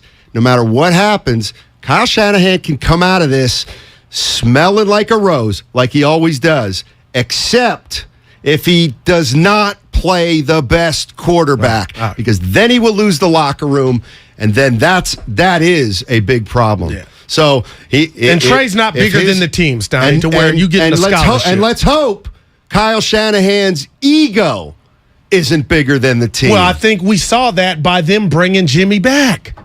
Like that might have been a survival technique. All right. Geico's always good. Insurance is always good, Steiny. Cam's in Sunnyvale. What's up, Cam? How you doing? Talk to me. What's up, man? Hey. I was thinking something that I don't know if anybody's been thinking this, and I was kind of thinking that last year we kind of saw it a little bit in the preseason. What would you guys think? I know they're not going to do it this year, but I think it'd be the best for Trey Lance. What about a 2-quarterback system? Jimmy Garoppolo starting, and then Trey Lance comes in for specialized plays, and he already has to play in his head. Kyle Shanahan kind of telling him what the play is, and he comes in sparingly, and Jimmy Garoppolo is still our leader, but we still get a little bit of Trey Lance. But well, I'll tell you why. Didn't we see that movie last year? Come on. They tried that, and Kyle Shanahan, and what did John Madden say? You got 2-1. I'll just do it because they tried that already last year. But Kyle said he got out of rhythm as a play caller. When Trey Lance came into the game, it threw off Kyle Shanahan's real game plan. So you sound like Lowell Cone when you do that. I don't even. Yeah. I have no idea who I sound like, but the point is they tried to do that last year, and he scrapped it after week 2 or 3. And who's ever won doing that? You know what? Woodley and Don Strock or something. What about Rook? Well, he ain't here to defend himself. Why would he defend himself? No, I'm talking about Spadoni. He said Federer was the best male tennis player ever, and you and I we threw names at him that, hey, dude is awesome. I agree. But I don't think he's the best by far. I'm with Spadoni. Yeah. Hashtag random. Couldn't care less. Well, you did when we talked about it. That was off the show. I do that to humor you guys. Antonio in Oakland. The town. What's up, Antonio? How you doing, man? Good, man. Yeah, Trey Lance, man, like, he got to win this game because, I mean, not all by himself, you know. The stars have to play like stars, and that's why we didn't win the last game. Trent Williams, you know, Fred Warner, Kittle was out. Deebo Samuel didn't play that great. But Trey Lance is the most hyped quarterback to come out since another guy who played Bay Area quarterback, Andrew Luck, out of Stanford. So he got to deliver some wins, man, at some point, man. But right now, he's not ready, and I don't think they're going to go to Jimmy, and I don't think they should unless it's an injury, you know. But at the same time, last 44 games, the Niners have scored 10 or fewer in 2 of them, and Trey Lance was a starter for both. So I'm just saying. But I'm letting them know. Yeah. We can't, you know. Yeah. Appreciate the call. And I saw who tweet. You think? Come on, help us out. What? I didn't know that the 10 points and the last time they did it, they were like that's when you're trying to cook the books. He started one game in a monsoon. How many? Come on. I found that to be. What are we doing here? Did Andrew Luck go to Stanford for like 3 or 4 years? Yeah, he did. That's how he sounds when he talks. So in other words, Andrew Luck played 60 college games. Oh, okay. At Stanford. So, Antonio, we cannot compare Trey Lance, who's played 19 Division I AA games. Talk to me, Steiny. Yeah. 1 AA game. Kyler Murray on line 1 for most hyped quarterback coming out of college. There you go. How'd they do week 1? Huh? Dude, they look bad. So did 16 other teams. Yeah, Greg is in Oakland. What's up, Greg? Hey, how you guys doing? Great show today. Hey, I just want to throw down my 2 cents about Trey. I saw a couple of moments of brilliance. Yeah. In him, and the way I'm watching this thing is that it's like a long shot in a horse race, you know, coming out of the outside gate. If he gets to the second furlong, whether it's half a season, whether it's next season, if he gets anywhere, these guys, if he gets us to the NFC, these guys are going to enter the pantheon of like Bill Walsh and Carmen Policy. This is going to be seen as a really, really, somebody saw something up front, and that's amazing. And so I like to hold that thought and I'm right behind Trey all the way. Thanks for the call. Appreciate it. There you go. That's a diehard. It is. Yep. I was talking to Evan before the show, and I said to myself... Well, you weren't talking to him then. You were talking to yourself. So I said... he gave you 3. Let's go to Rolando. Rolando's in Napa. What's going on, Rolando? How you doing, man? Hey, buddy. Doing good. I'm a big fan of your show. I'm a real Niners fan, and I'm not like the other Niner fans who, after one game, the sky's falling and we need a quarterback change. And I just want to make this point out. Yeah, it's on 3-way. What? Remember 3-way? What happened there? Can we? Yeah. I know we got 3 more minutes, but can we get out right now? Man. All right, so I was talking to Evan out loud, and I said to him, what do you think's going to happen? What do you think's going to really happen? Make a prediction. And he told me his. And this is what I think is going to happen. I love it. Because there's going to be some skating done, but I think the bottom line is I think Kyle Shanahan knows that he's still got a little bit of a project on his hands with Trey Lance, clearly. And what I think is he realizes that right now he's kind of a one-dimensional quarterback. His running far exceeds his passing. And so I think he figured that out sometime this summer and realized if we're going to play Trey Lance, we must put him in harm's way. We must allow him to use his feet because he's not yet ready to do it from the pocket. We can't ask him to do it just from the pocket because he'll look bad. So we must allow him to run because if we don't, we're taking away half his game. So we're going to allow him to run, but now we know he may get hurt. And that's what I think is going to end up happening. And it's kind of maybe take everybody off the hook. And I'm not hating on anybody or wishing anybody, but I think we all agree Trey Lance can't last 17 games if they're like game one. So, unfortunately, that's kind of what I see happening. Even if it's, Trey gets nicked up for a few games. But I hope you're wrong, and I don't think they have that built in. He has to run the ball. Otherwise, the 49ers are saying, hey, guys, we're going to play one-dimensional football. He threw it 28 times last week, Steiny. And where does that rank with the whole rest? Is that a lot? For me, I thought he'd be on a shorter leash. Especially in the rain. Especially in the rain. All right, when we come back, 888-957-9570 is the number. We were talking about some of the things you saw maybe on Sunday that gave you some hope with Trey Lance. Where did he look good? I listed about 3 or 4 things that I really liked about him on Sunday. Is there anything you like about him that you saw? Also, Kyle Shanahan. Guru says he's under pressure. Is he? Is he really? We can delve into that. It's all brought to you by BMW Fairfield, now open in the Fairfield Auto Mall. They provide a luxurious, all-encompassing experience to address all your BMW needs. Visit BMW.com today to book your visit. That's BMW.com. The best place to be before kickoff is the Kickoff Show. There's 2 primary questions with Trey Lance. Is he going to bail out of the pocket after the first read? The other question is, how precise can Trey be with the ball placement? Larry Krueger and Lorenzo Neal get you ready for Niners Seahawks. Sponsored by Harris Ranch Beef and Jim Beam Bourbon Whiskey. Are you ready for your palm reading, my dear? Yeah, let's do this. I sense that you crave something. More reliable. Right. You know you deserve better and want out of a relationship. Yes, with my big name wireless carrier. You're who now? My big name wireless carrier. That's why I switched to Xfinity Mobile. Now I get unlimited with 5G for $30 per month on the most reliable 5G network. Let's talk about your aura. It's so... And get this. They can even save you hundreds a year on your wireless bill over T-Mobile, AT&T, and Verizon. Wow, that's actually really impressive. Yep, but you already knew that, didn't you? Oh yeah, I definitely saw this coming.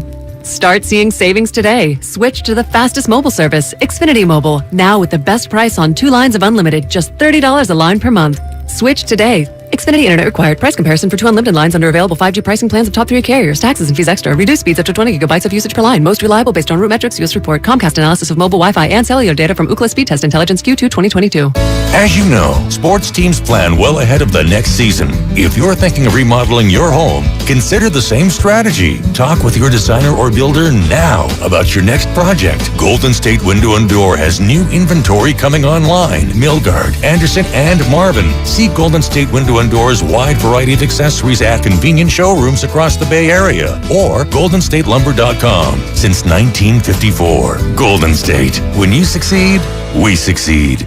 I did a site visit and the space is absolutely incredible. Este's Reiki Clinic is opening another studio across town. But there's a lot to wrap up. But staffing an entire office requires more than just deep breathing. Receptionist and at least 4 new practitioners. Indeed can help them hire great people fast. I need Indeed. Indeed you do. We instantly connect you with quality candidates whose resumes on Indeed match your job description. Visit Indeed.com/credit and get $75 towards your first sponsored job. Terms and conditions apply. Get in the zone, AutoZone.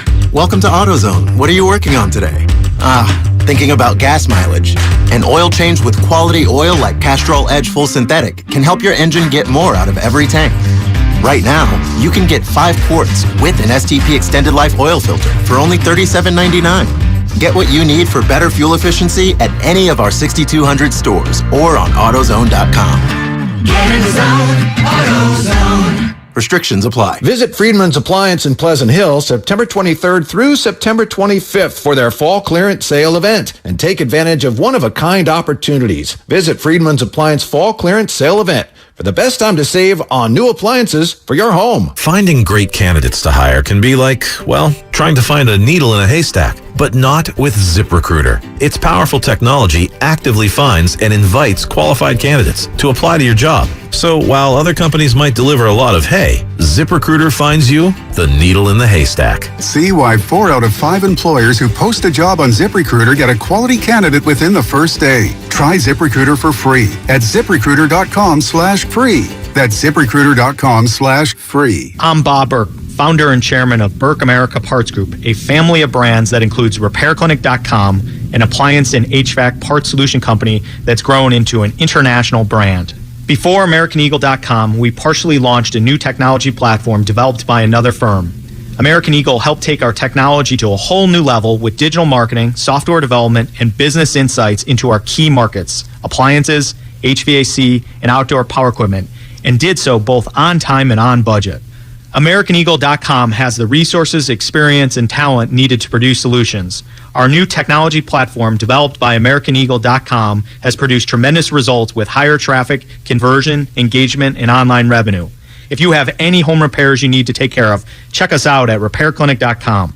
If you need a world-class website or technology project, then I would highly recommend AmericanEagle.com. Call AmericanEagle.com at 773-NETWORK. That's AmericanEagle.com, 773-NETWORK. Starting Stronger starts at AutoZone, where they've got battery solutions in the form of free battery testing, free battery charging, and replacement batteries that fit your needs. That's what makes them America's #1 battery destination. Get in the zone. AutoZone.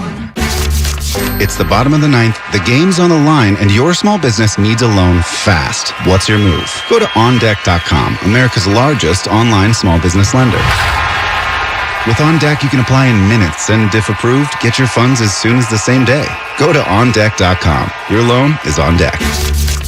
Depending on certain loan attributes, your business loan may be issued by OnDeck or Celtic Bank, a Utah Chartered Industrial Bank member FDIC. Limited eligibility for same-day funding. OnDeck does not lend in every state. All loans subject to lender approval. The gamer, the call maker, the experience chaser. What if you could be everything all at once? Galaxy Z Fold 4 is powered by the Snapdragon processor for world-class performance and lightning-fast speed to turbocharge your multitasking. How about an expansive edge-to-edge screen for immersive gaming, hands-free video calls with flex mode, and multi-window view to use up to 3 apps at the same time? With Galaxy Z Fold 4, do more with ease and make multitasking a breeze. Available now at Samsung.com. You're listening to 95.7 The Game, KGMZ FM at HD1 San Francisco. Always live on the free Odyssey app.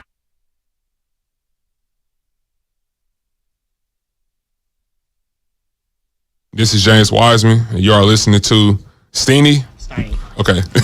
This is James Wiseman, and you are listening to Steiny and Guru on 95.7 The Game. All right, here's what we got coming up. 2 o'clock, Cam Inman, Bay Area News Group. I'll tell you what, I'm coming at him. You going at Cam? Yep. I'm gonna ask him to defend not asking Shanahan if he thought about Garoppolo. And, of course, I know what his answer is going to be like. Oh, Steiny, that's a bad question. And then I'll say, Cam might be or that's too early for that, or there's still be asked. There's going to be a valid reason why Cam says the media didn't ask Shanahan about whether he thought about going to Garoppolo.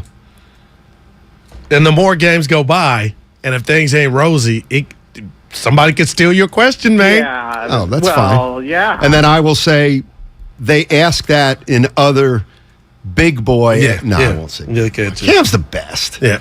One of them. We got a lot. And then 2:30, KJ Wright, linebacker, played a long time with Seattle. Legion of Boom, baby. Bobby Wagner's cohort. Mm-hmm. What about Richard Sherman's cohort? Dude, Richard, and I want to find out why he don't like Russ. Hey, pretty boy. Something ain't right. I'm starting not to like Richard Sherman a little bit. I used to like him. He been going in on Russ. Now I'm ambivalent. But anyway, I was just thinking about it. So you're a linebacker, and Trey Lance is coming into town. Can you imagine the great linebackers coming in against a rookie quarterback? Oh, that must just be. Yeah. But he's got Kyle to come up with a game plan, Steiny. Keep him out of harm's way. And Kyle takes advantage of porous linebackers, and that's what Seattle has. He does. Ain't no Legion of Boom. And he's ridden that all the way to a 39-43 record. Super Bowl 2019, and I don't wear Kyle underwear. What about the noise? I just don't account for it. That's just outside of here, and doesn't really have to do with what we're doing. Yeah. So. All right. Started the show with Guru saying he thinks Shanahan's under some pressure. I want you to define pressure. Okay. Because I don't think he's under much pressure at all. Or not right now. I mean, do you want to go into? No. But pressure? Nah. And then I created a list of everything I saw Trey Lance Sunday that I liked. A lot of people said we're being a little too negative. Just some of the things real quick before we get to your calls. Love the kid's composure and toughness. He's definitely acts the part of a quarterback, and he looks like he's a leader from afar. He didn't get rattled on Sunday, even when things were going a little haywire. He never looked like a chicken with his head cut off, so that's a good thing. Obviously, his arm is better than Jimmy Garoppolo's arm, which gives him the ability to stretch the field a little more, and he'll get more accurate. So, yes, the arm is, to me, legit. And then the third thing for me was his instinct as a runner. I thought was pretty good. And, again, he's going to have to learn how to slide and get down quicker. But I thought he knows what he's doing when he's got the football in his hands, and he's kind of looking upfield and thinking about himself as a runner. And the 3rd and 13 that he turned into a 15-yard gain, I mean, that's the play. Yeah. That's the play that if he makes, and it can go along with good, solid quarterback play, now the kid's going to be really good. Yeah, and we saw that, I don't know if you were watching, Todd, you might have been in London, but we saw that against the Packers. When he and I were watching the game, I know it's preseason, but he showed his legs and he kept some drives alive. So I like that, but you're just giving him he's going to learn how to slide. And if you're concerned more than I am about him getting hurt, I mean, learning how to slide can prevent you from getting hurt. And we see other more experienced quarterbacks, but the Kyler Murrays that look like they're playing a game with the defenders. You can't touch me, but I ran and got a first down and got out of bounds. Russell Wilson in his prime sliding. It's imperative that he masters this or gets better at it. And I'm going to say this because a lot of people throwing Josh Allen around. Steiny, last Thursday, I don't know what Josh was doing, but I know what he wasn't doing, keeping himself in Buffalo season out of harm's way. So with that, Trey, you got to get down, buddy. Live to play another down. But again, we can go at the history of the NFL to where 0-2 teams, and I know they haven't lost to Seattle, but damn, Steiny, the pressure's on Kyle because you invited the circus to town when you retained the services of Jimmy Garoppolo. That's going nowhere. Forget how Trey performs, okay? So now you got Seattle, 1 o'clock game. You got to have your team ready to play. And 2 passes to Debo, 2 passes to Ayuk. I'm not putting that at Trey. Why? I'm just because it was just a mess. You know they were running around free and he was missing them? No, he missed Croft on one, and I know that's one. I'm hanging on to it, but that's just one throw. But I'm telling you, the home crowd is watching. The noise is already there just because, and I want to see the Niners, not I just Trey. don't account for it. That's just outside of here, and it doesn't really have to do with How what we're about doing, Trey, Debo, and Ayuk? You know, they want to put up numbers. And the fact that they want to put up numbers? Yeah, that's not going to get it done. Get that? Are we going to get how about they want to win the game? Well, that too. They want to Debo fumbles. If Debo, you know what? Maybe. Hey, are you saying something here? Maybe you're saying Debo just is playing for the numbers. Is that what you're saying? No, Ayuk and Debo are just playing because you want to feed your receivers. Yeah.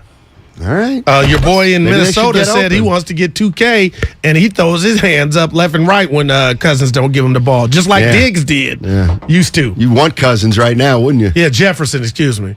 Yeah, Justin yeah. Jefferson. A bad dude. There's one other thing. So you admit there's some, like you don't want to go 0-2. I don't care if Jesus was your quarterback. Yeah, no, of course, but do I think it's a death knell? No. And I ain't saying that either. And here's the other thing. All hell would break loose that Monday. Can I give you a little context? Yeah. So, we don't know what the stat is, but teams that start out 0-2, all right. For for half the league's existence, they played 14 games. So being 0-2 in a 14-game season is a lot different than a 17-game season. I'll give you that. That's basically what I'm saying. 3 more games. Let's go to... God, we had some good callers. Yeah, okay. Trey Lance defending him. These are the comments. You ready? One guy wants to talk about Trey Lance, wants to defend Trey Lance. Another guy wants to say, I'm a Jimmy fan.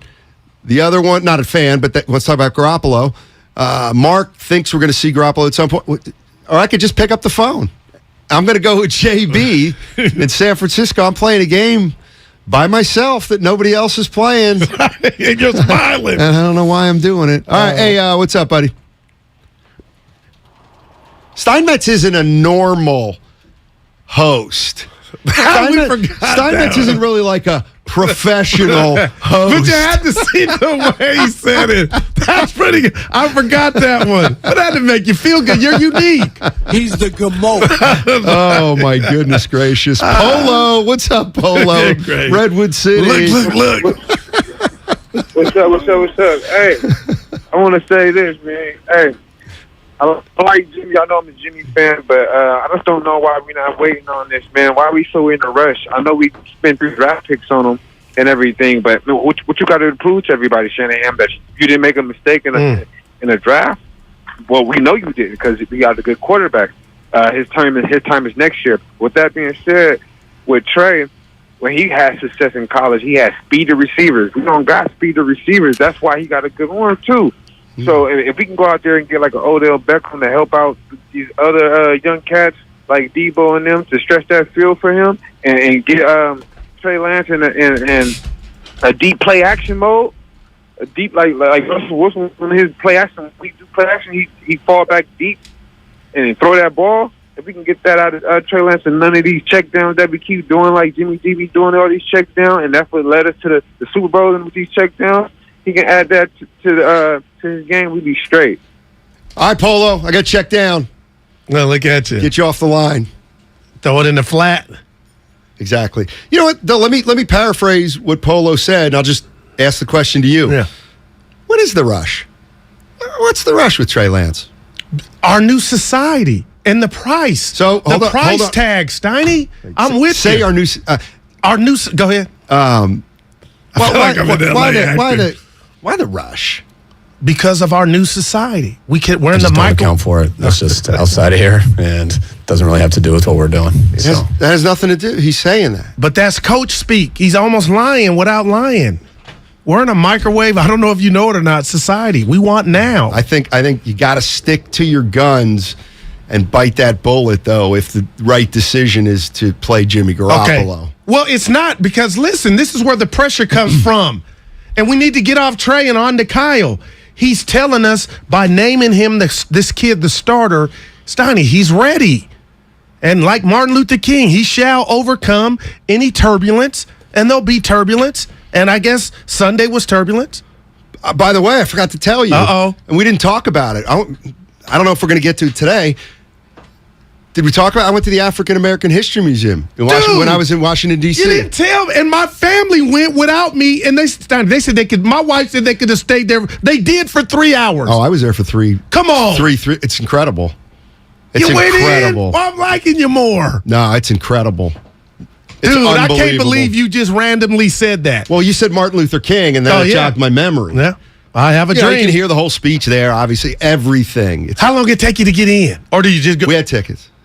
Oh, so you got my daughter's kind of a big deal got in you. DC. You know what I mean? But if you didn't, to the average by by the way, you got to wait in a line like around the corner. But it's free. It's what? free. All the National Smithsonians, I think, are free. Give me the video component, or were there people talking? Well, there's video all over at every station light. Yeah, so it's 3. It's 3 floors. Oh my God! Guru and I are talking about the African American History Museum in Washington, D.C. You didn't be in, and I ain't been. There's 3 floors. Yeah. You start at the bottom, and you just kind of work your way up. But each floor's big. So the first thing was slavery. Okay, gotcha. And it's all about slaves coming over, but it's so comprehensive. And there'll be some videos playing. They're not all the same at the same time. Okay. But like you can listen to somebody talk about the period that you're looking at and all that stuff. And while the thing that to me was incredible about it, while it's immense and it's vast, it comes at you in ingestible sizes. Right. Like you can go up and you read 3 or 4 paragraphs. Tuskegee Airmen. Oh, man. You can spend 5 minutes, watching a little video and reading and, getting that on the. That is wild, man. I got to get there. Rosa Parks. Yeah. You do, all that kind of stuff. But anyway, and then the second floor is reconstruction. And I'll tell you what, I got a lot to learn. I had a lot to learn about that. And then the fourth is basically civil rights, and so it kind of goes from like at the end is a little more uplifting. You know what I'm saying? Right. But you got to go. But the history is definitely there. Oh my God, it's unbelievable, man. You know me, I'm into the Black Panthers and Malcolm X. Shout out to the Oakland. Yeah, they had stuff that I hadn't really seen. You know what? Speaking of which, I guess Back we can to the transition. No, in the green room, because you know my old sayings. I'm Malcolm X when I need to be. Right. And my criticism of black quarterbacks like Dak, I hate when I have to do it because I know the plight of Warren Moon and black quarterbacks and the stigma that's still there. But what floored me, I'm listening to the morning guys today and Mike Martz and that criticism, and I kind of said yes to you when we played it yesterday, kind of, Steiny, was that over the top? That sounded personal, but people brought up the racial element of it.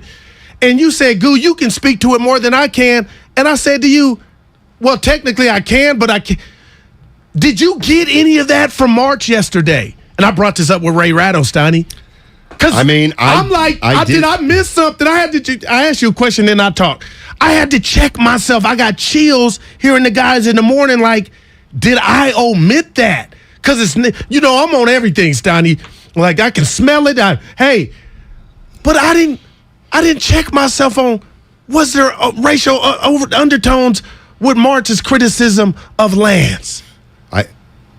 I don't know. I mean, I didn't take it that way, and I sure didn't. But shame on me. It doesn't matter. Doesn't matter how I take it.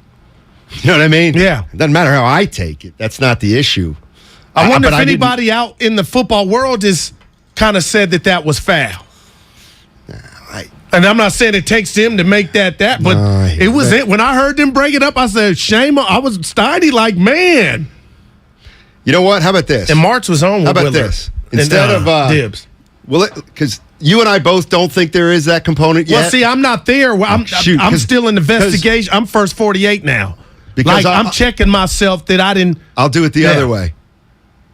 You know who's a scumbag?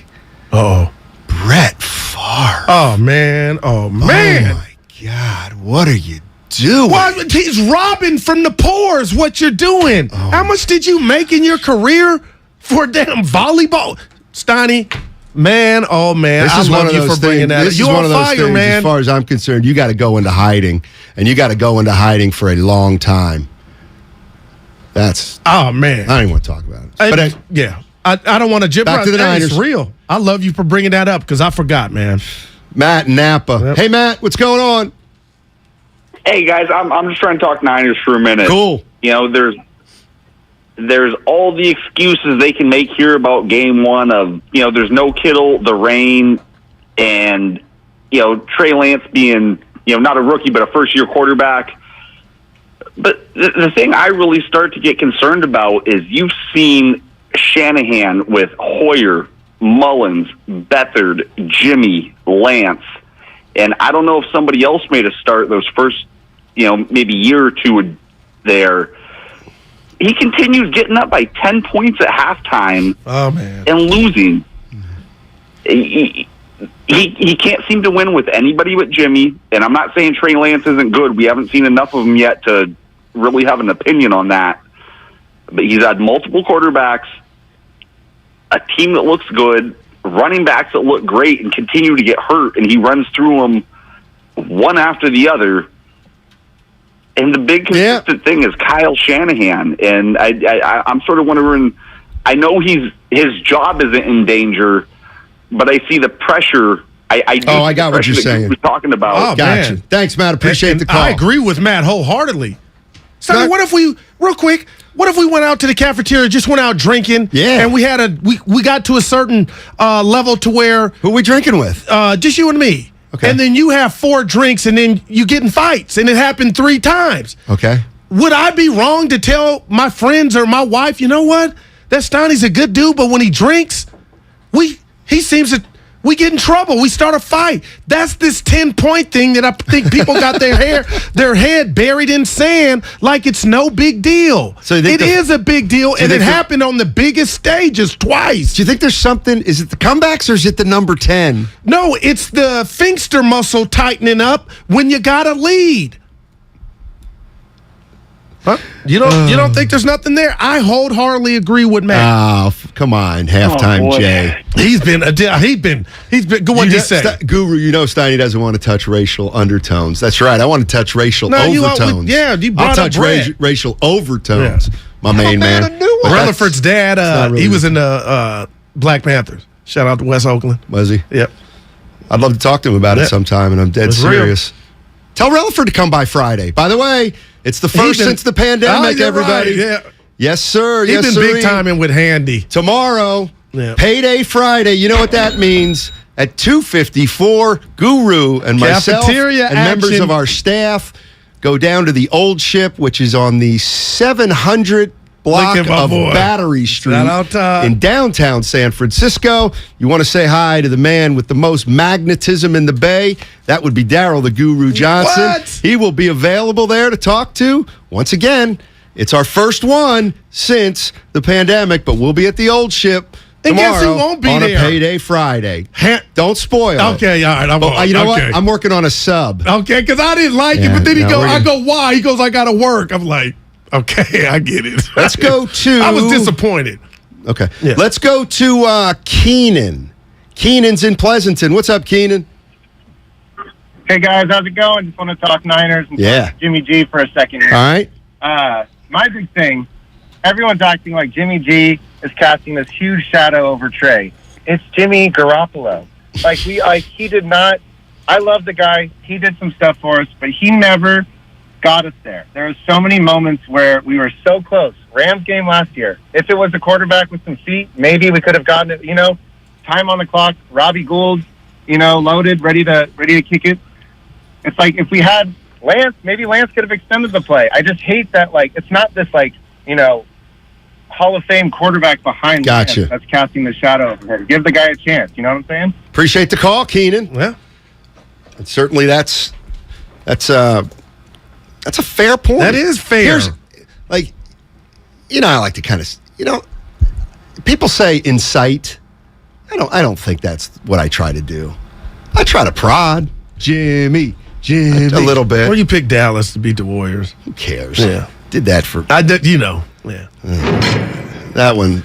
That was the only time I ever worried about you at nighttime. I saw your Twitter. I said, dude, I hope he's handling this well. I was going to call. I kind of feel like talking about that again because that really got under my skin a little bit. What food is good at the Old Ship? It's all good, man. For real. Dude, chicken Caesar salad? Let's not. Grilled chicken? Let's not go. I'm going to get one today. What if I just said this? And I'm going to use a phrase. Steiny, I'm getting hot. Just stop interrupting me because I'm throwing this right at you. Yeah. This is right down your alley. I'm breaking down. You know that phrase? Boy, they really put him in a position to succeed. Yeah. Did the 49ers put Trey Lance in a position to succeed? I believe one of the best. You believe they put... This team was just in the NFC Championship game. You believe that having Jimmy Garoppolo as the backup is giving Trey Lance, making it is he being put in a position of strength with Jimmy Garoppolo looking over his shoulder?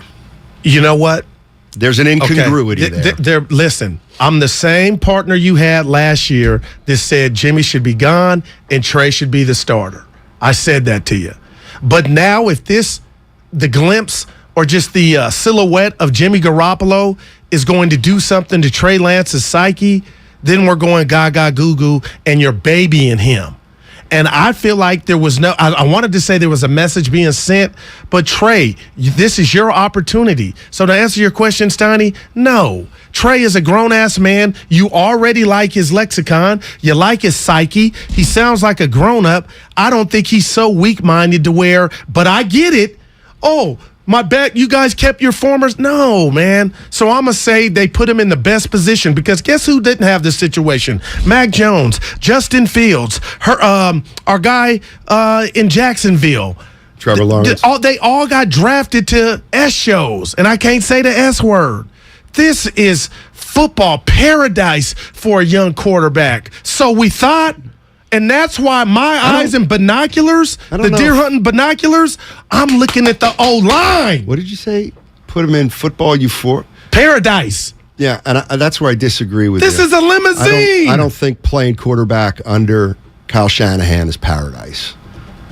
I don't. We are all waiting for you to expand. Jimmy Garoppolo got to the Super Bowl with this team. You're misunderstanding me. I don't necessarily think Garoppolo is a big fan of Shanahan. Shanahan is too critical of his quarterbacks. Like, you can just tell he is by his body language. You got to expand when we get back. Clearly doesn't like the Jimmy can't, whatever, I don't know, second read, third read, whatever that read is, he can't get to it. And Shanahan knows that. And Shanahan also knows, we can't run a fly pattern, Jimmy, because he can't reach him. Like, that's what I think. But, again, that's a hunch. I just don't think it's a lot of fun to play quarterback under Shanahan, even though, I guess as far as creativity goes, it would be. All right. Man, we got action. We got action coming up on the other side. Kyle Shanahan, pressure? Not really. You tell me. Hey, let's just go to commercial. Come into Friedman's Appliance in Pleasant Hill September 23rd through September 25th for their fall clearance sale event. Take advantage of factory direct prices, one-of-a-kind opportunities, special pricing on floor models, and convenient financing. And save on new appliances from trusted brands like Miele, Bosch, Electrolux, LG, and Maytag. Visit Friedman's Appliance in Pleasant Hill for their fall clearance sale event, September 23rd through September 25th, for the best time to save on new appliances for your home. Score big with Xfinity Internet. It's made to do anything, so you can do anything. Supercharge your home with the game-changing speed of supersonic Wi-Fi. With 3 times more bandwidth, it covers the field and then some. And blocks billions of threats with advanced security that helps keep you protected at home and on the go. If you're keeping score, that's internet that does it all. That's unbeatable internet from Xfinity. Learn more at Xfinity.com. Restrictions apply. Not available in all areas. Every search you make, every click you take, they'll be watching you. Tired of companies like Google and Facebook watching everything you do online? There's actually a simple solution. DuckDuckGo. It's an all-in-one privacy app with a built-in private search engine, web browser, one-click data clearing, email protection, and more, all for free. Download the app today and get the most comprehensive privacy protection with a push of a button. DuckDuckGo. Privacy simplified. Attention veterans. If you were stationed at Camp Lejeune between 1953 and 1987, you and your family may be victims of toxic water poisoning. Cancers, birth defects, deadly illnesses have all been linked to the contaminated water. Congress is now holding the government accountable. You could be awarded financial compensation for your suffering, but you must act now. Visit sickvets.com for your free case review by True Law. That's sickvets, like veterans.com. sickvets.com. Visit sickvets.com.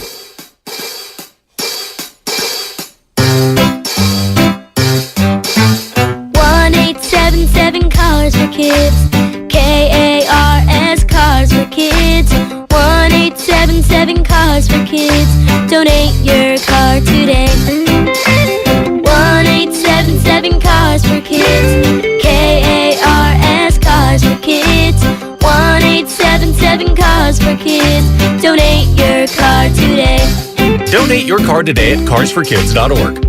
Your car, running or not, can be picked up as soon as the next day. No title, no problem. Call 877-CARS-FOR-KIDS or go online at carsforkids.org to donate today. 1-877 Cars for Kids. KARS Cars for Kids. 1-877 Cars for Kids. Donate your car today. Now accepting donations of land, homes, buildings, or any kind of real estate. At Left Coast Buyers, we buy properties all over California. If you own a house or an apartment building and want to sell it fast at a great price, call us at 925-434-5000. We can pay cash and close in as little as 7 days. We buy properties in any condition, any price range. Do you own a property that is run down and needs thousands of dollars in repairs? Are you out of time, money, and energy? Are you looking for an easy way to get top dollar for your property and sell on your terms and timeline? Well, call Left Coast Buyers now at 925-434-5000. We buy divorce houses, inherited houses. We even buy vacant houses and abandoned houses. Do you have a tenant who hasn't paid? Are you behind on property taxes, mortgage payments, or even facing a foreclosure? Even if you're just nervous about capital gains or an upcoming recession, we've seen it all. So, if you or someone you know owns a property and needs to sell, call Left Coast Buyers at 925-434-5000. That's 925-434-5000. The Golf Mart, home of the 90-day 100% satisfaction guarantee, serving Northern California golfers for over 30 years. Traveling, volunteering, spending time with family. What's your retirement look like? With income planning from Fidelity Wealth Management, a dedicated advisor can help you grow and protect your wealth. They'll look at your full financial picture and help you create a flexible strategy that considers things like market conditions and healthcare expenses, so you can stop worrying about the future and enjoy whatever comes next. Visit fidelity.com/income planning. Investment minimums apply. Fidelity Brokerage Services, member NYSE SIPC. Now, local businesses can get closer to every customer in their city with fast, affordable shipping. Introducing USPS Connect Local. You want speed? We deliver same or next day. You want savings? We give you supplies at a flat rate. You want less legwork? We do free pickups. Move your local business forward with the United States Postal Service. Let's connect at USPSConnect.com/local. Specific markets, restrictions apply. Same day or next day delivery expected, but not guaranteed with entry close to final destination. New on Curiosity Stream. How did a dropped beaker lead to bulletproof glass? A botched batch of cheese lead to tofu? War lead to the Slinky? Discover the accidents behind the inventions that changed everything. It's Oops, I Changed the World. And the raid that killed Osama bin Laden produced a bounty of private documents now made public. It's the inside story you didn't know. Osama bin Laden up close and personal. Watch now on Curiosity Stream. Annual plans are $20, just $1.67 a month. Visit curiositystream.com. Gorillas are bringing that new goal to Chase Center September 21st with special guest Earth Gang. For more info and tickets, get to our events page at 957thegame.com.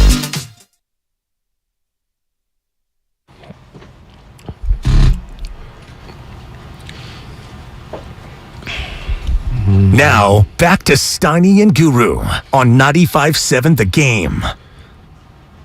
Hey, take a pair of friends separated by 500 miles but united by their love of football. Give them a podcast and you get First and Pod. Danny Parkins and Andrew Filipponi. They're going to get you ready for week 2 with in-depth previews on every game. Give them 40 minutes and they'll give you the league. New episodes every Monday and Thursday. Follow First and Pod on the free Odyssey app or wherever you get your podcasts. Couple pieces of news to pass along, Goo. Okay. 49er news. Give it to me. George Kittle, Daniel Brunskill, both not practicing. And Trent Williams is participating after his usual Wednesday off. Well, that's good news, but, Stoney, what did they say? If you ain't practiced Thursday, you probably ain't playing in the game. Right. Damn, who saw Kittle not being available the first 8 quarters? 2 games.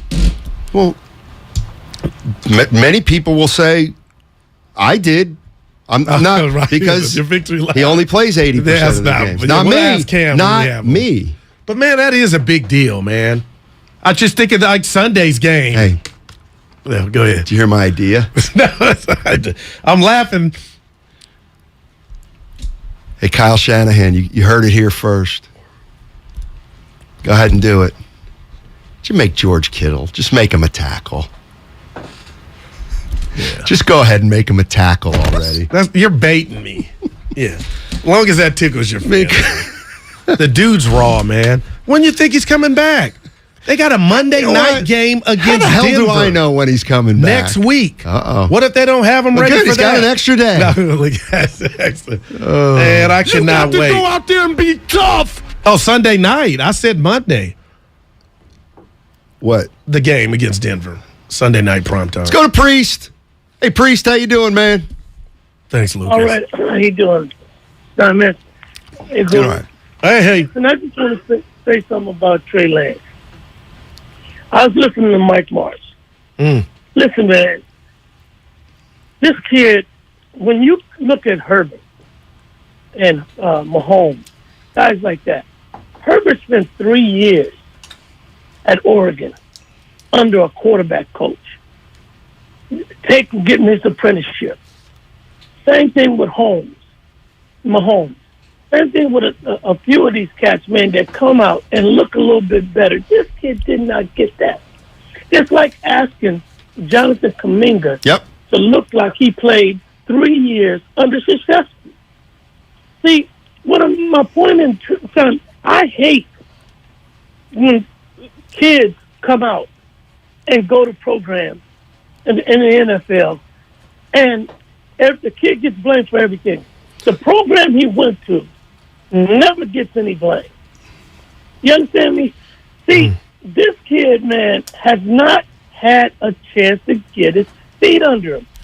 And all this pressure is being thrown on. They talk about winning the Super Bowl. They're not even winning no Super Bowl, man. They're point blank in the period. They ain't. Listen, Shanahan took 3 first-round picks because he was desperate to get a guy at the helm to compete with them cats that's out there. Yep. This kid does not deserve. Mike was talking about he needs to be able to handle it. Thanks, Priest. Appreciate the call. I'm with Priest. We're talking about Trey Lance and that old saying. I'm listening. We love you, Priest. We put him in a position to succeed. Have the 49ers put Trey Lance in a position to succeed? I think it's convoluted. He's got a great team. That's all that counts. No, it isn't. What am I missing? No, it isn't. That he might not be ready. That they brought back the starting quarterback from last year, which we all acknowledge is unusual. Well, he's not 18. He's 22. You know what? And he's not going to tell, hey, guys, don't draft me. I'm not ready. Here's what I think of Kyle Shanahan. Yeah. I think he expects too much from the quarterback. I actually think sometimes it feels like he wants him to be able to do things that very few quarterbacks could pull off, if you know what I mean. And that's why I kind of said, I bet it is kind of tough to be a quarterback in a Shanahan system in terms of dealing with him. Not that his stuff doesn't work. It works. He's a hell of a mind. Okay. That we both agree on. And I'll say this.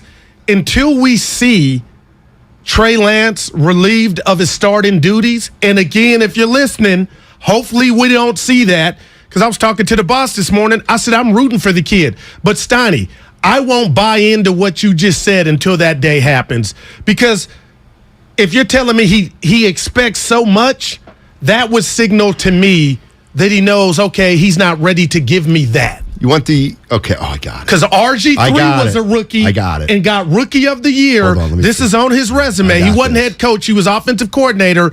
And he made RG3 the talk of the league. Matt Ryan, the only time he hoisted up an MVP trophy and got to the Super Bowl, it was under the tutelage of Kyle Shanahan. Those are things I don't think anybody can take away from Kyle. But he's not an offensive coordinator anymore. He's a head. He's a head coach. But he's calling the plays for Trey in that role. I got it. I finally got it. I finally figured out. I figured the ad. Real quick before you say it, Priest said they're not going to the Super Bowl. You don't know that, Priest. I agree with Priest because I don't think that's too early to tell. Priest. You know what? You and I got to take advantage of this, Priest, because everything you said today, I agreed with you, and we don't always agree. You know what this is like? An analogy. Because the quarterback situation is so big. This would be like the Golden State Warriors saying, all right, we want to repeat this year. Okay. And we're also starting Wiseman at center and Kuminga at power forward, and Looney and Draymond are coming off the bench. Now go win a championship, Warriors. Shasky said something like that this morning. Did he? Yeah.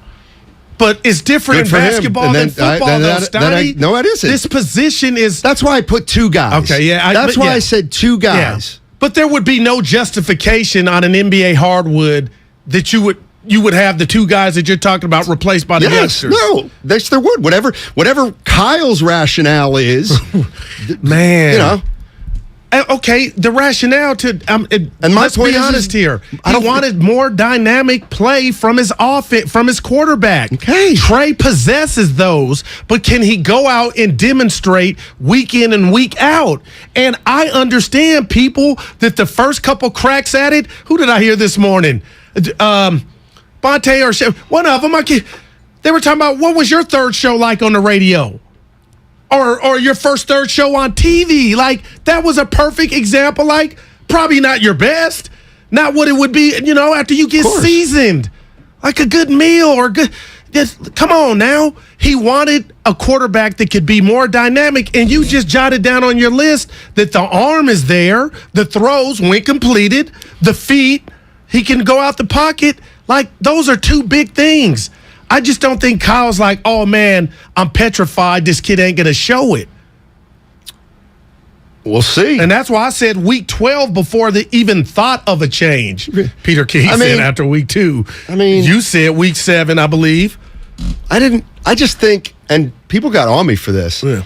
And they get on us for having I'll put it another way. And I said, you cannot continue to run Trey Lance like they have in his first 3 games. He will get hurt. He already got hurt in Arizona. So I'll give you that. That is the way I see the season playing out, unfortunately. Unfortunately, I feel like this kid is not going to be able to stay healthy, and Jimmy Garoppolo will be the quarterback at some point. Okay. You know what, Steiny? We got a goat to put on the table. This morning we were talking about arrogance. And I said, who's the lead back this Sunday? You told me it don't matter because Kyle I said Trey Lance. Yeah, I'm talking about outside of Trey. Oh. And you said the reason, Goo, is he feels like it can be anybody. Yeah.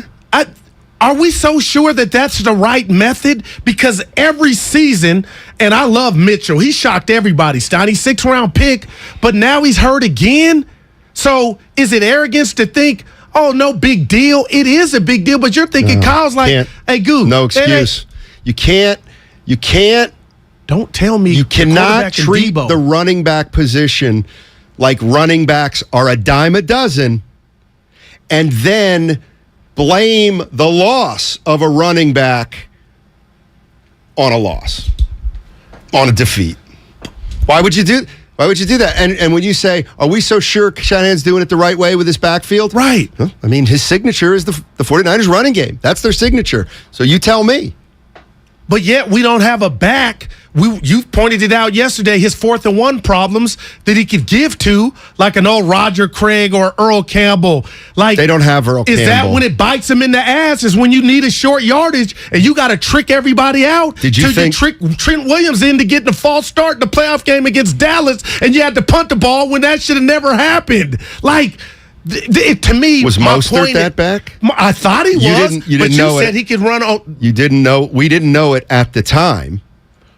We didn't say, boy, Mostert's going to be a big boy in this offense. No, he had that one good year, and then you're like, Mostert, and then he got hurt. And this is Elijah's 2nd time getting hurt. I just, like I said Sunday, like, the Niners run game. Are we so sure? And I'm watching. The O-line's a big part of that, but Seattle could be like, we ain't scared of none of their backs. See, I don't think.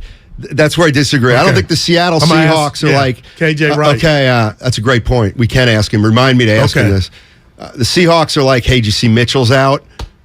They're not going to be able to run the ball like they normally do. You would not be saying that if you're Seattle. Okay, I can't Elijah Mitchell was a 6th-round pick last year. And I'm not denigrating him, but it's not like, hey, we got to change our defensive game plan to. But he showed you he was a baller, though, Steiny. He's fine. Okay. It's no big deal for you then. No, it's not a big deal for me. Kyle Shanahan's teams have had 5 different rushing leaders, 5 different years. Don't tell me that this running back, Elijah Mitchell, is so important that the 49ers can't win without him. Well, I guess where I'm going, Steiny, it's continuity. Okay, well, look, deal with it. It's the NFL. So you're going Charlie Sheen, platoon. Platoons that You're New running- York Giants. Your The running San back, Francisco Giants. your running back's hurt. Go out and win the game. I mean, Again. give me a break. Your tight ends hurt. We're giving Kyle that. Oh, you didn't have Kittle in game 1. Oh, well then, you know what? Take that loss. Take that I loss didn't off say Kyle's that. ledger. Yeah. I didn't. You know say what? it was a monsoon, That's what we're doing. so take it off the ledger. I don't know. I have Kyle's record at 26-3. Because I'm gonna give you all a 2. his losses, they had nothing. He had nothing to do with it. You know what I mean, man. By the way, we got Cam Inman 2:00. I'll be coming down his road in a big way. You keep hyping it. Don't get scared, as they say in the streets. Tell Cam when he calls in that I'm going to give him grief, though. I don't want to blindside him. And then 2:30, KJ Wright played linebacker for Seattle. And no, that's great. That's a great idea to ask him that question. I just forgot what it was, so hopefully you wrote it down. That's right. No, I got it. Zach's in San Jose. What's up, Zach? Afternoon, gentlemen. How are we doing today? Doing well. Good, good. I have a couple things I want to maybe ask. I'm actually a Raiders fan, but I follow the Bay Area sports, and I think this Trey Lance issue is kind of interesting. I mean, the kid is multi-talented. I'll give him that.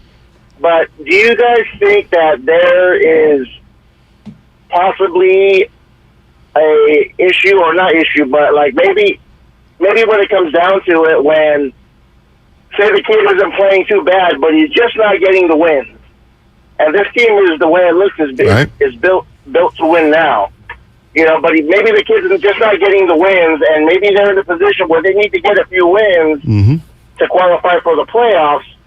Do you think maybe Shanahan would bring in Garoppolo just to get those wins at that time? Absolutely. Absolutely, Zach. The issue is this: is like, what's their? That's his job. I mean, to me, if they're 3-5, just like last year, I mean, if you listen, that almost would be the best thing possible for Kyle Shanahan. If Trey Lance has the 49ers at 3-5, okay, with some mixed results. Yeah, oh, no doubt. Because at that point, if I'm Shanahan, you're going to be fair. Well, then he's got to start game 9 because no player is bigger than the team. 9. What? No, not because of that. Because they were 3-5 last year. Oh, okay. And Garoppolo, as the starting quarterback, was given a chance. 2 games under 500, 8 games into the season, to get on a roll, and he did. And I firmly believe, had they lost that next game to go to 3-6, we would have seen Trey Lance. Okay, right. Now, if Trey Lance gets to 3-5, guess what? Trey, you better win that next game. Otherwise, we're going to Garoppolo. Because if we're 3-6 and I go to Garoppolo, I know he has it in him to win. What is it? To win 6 of 8. Yeah.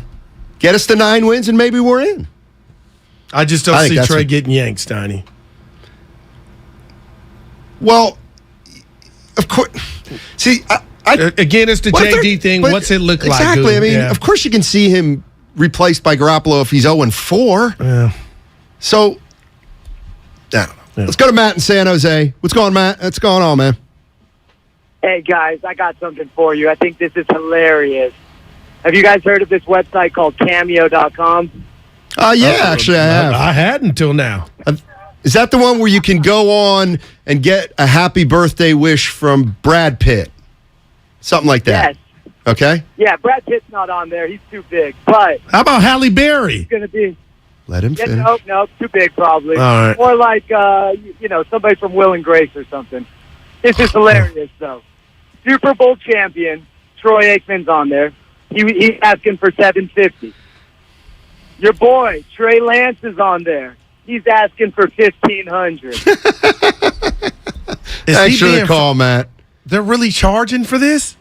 Of course. Oh, my, what? All right. If you don't know what we're talking about, yes. I was approached by them, believe it or not. What? What you did? So what it is there's Cameo. How much would you charge? I'll use $250.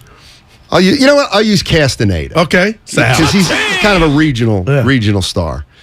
Cameo goes up to Sal Castaneda and says, "Would you be willing to wish people happy birthday? Have a little." Of course. And you'll get paid $100 a pop. But you're not doing it from the heart. Yeah, you can do it from the heart. Antonio, somebody did one of these. You're getting paid to be nice. But anyway, the point is like, if you want to, like, that's what we should have done. God, see, you know what? Matt, dude, Matt. Oh, if only we going earlier. Good idea. What we should have done is we should have chipped in $1,500. Oh, I'm out. As a station. Oh, a station. Given it to, and gotten Trey Lance to do a happy birthday cameo for Bonte.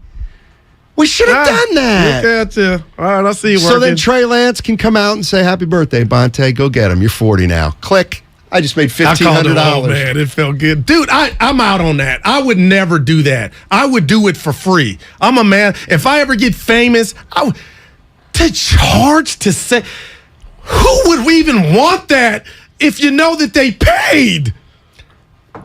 Hey, somebody wants to pay me $100 to wish somebody a happy birthday, I'll give them 5 good minutes. But the person getting the happy birthday, if they know that the person, it ain't legit, it ain't. No, I'll find out some stuff about the person for sure. I bet you will. Absolutely. Dude, our world. When I leave this show today and get in the car, this will stay with me. We are the selfish most. This hurt me. This hurt me. If it's a Make-A-Wish kid, then yes, I'll donate my time. Right. But just Joe. I hope tell you Denzel what, ain't on there. 888-957-9570. I hope in high esteem are not on there. I got to do this. If anybody out there would like me to wish anybody out there a happy birthday, oh my goodness, via Zoom, I'd love to do that. It'll be personalized. It'll be a couple minutes.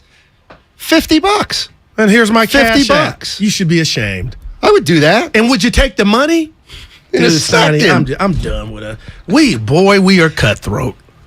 Goo. Yep. Pimps, players, and hustlers. Looney said it. Yep. You know what, Goo? Goo. What's that website? I'm going to do a little Patrick Ewing. Yeah. You know, I don't spend a lot of money because I don't make a lot of money. I thought that was Spreewell.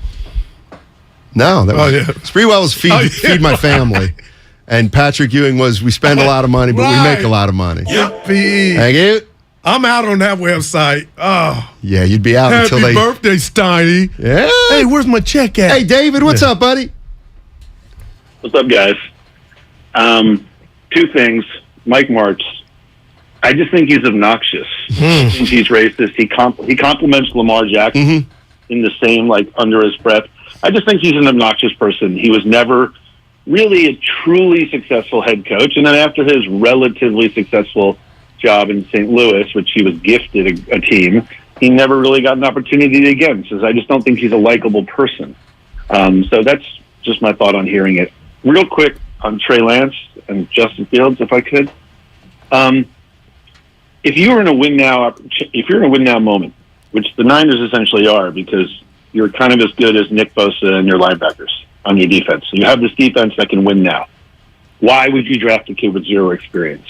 Because I'm watching Justin Fields, and I'm not thinking he's the greatest player in the world, but I know that he's played in massive games. I know he has the ability to run an offense. I know he's physically capable to do it, and he can do kind of all the things that you hope Trey Lance can do. Why in the world would you draft Trey Lance if you are in a win-now moment? Thank you for the call. Hey. Thank you for the call. And was that Monday's show? And I'll say it again. Is that fair to ask? And that doesn't mean we're out on Trey? The bottom line is, and this is the bottom line, the San Francisco 49ers gave up 2 first-round draft picks to select the rawest quarterback who's ever come into the league. Is that hyperbole? I don't know. He just turned 22, and he played a total of 19 Division I AA games. 19 Division I AA games. That's not we are expecting Trey Lance to keep this team from start to finish in Super Bowl contention and at the end of the day win a Super Bowl, because that's the goal. I'm putting my trust in Kyle for this kid to tap into what Kyle saw. And that's why it's going to be hell to pay for Kyle, not this kid. Kyle, you're right, and I call it the unknown. I know up against it, Steiny. I'm rooting for Trey, but Kyle, you drafted him because you thought he could get it ready. How's that putting a guy in a position to succeed? Let's Well, maybe you ain't asking him to do everything's not on his shoulders. Because you got a Debo, you got a Kittle, you got a IU. That's a crock of crap. And I'll tell you why, is because even if you don't ask Jimmy Garoppolo to do a lot, he's still going to have to do something. And Trey Lance at some point would have to do something. But, really? Yeah, I get it. The 49ers are good.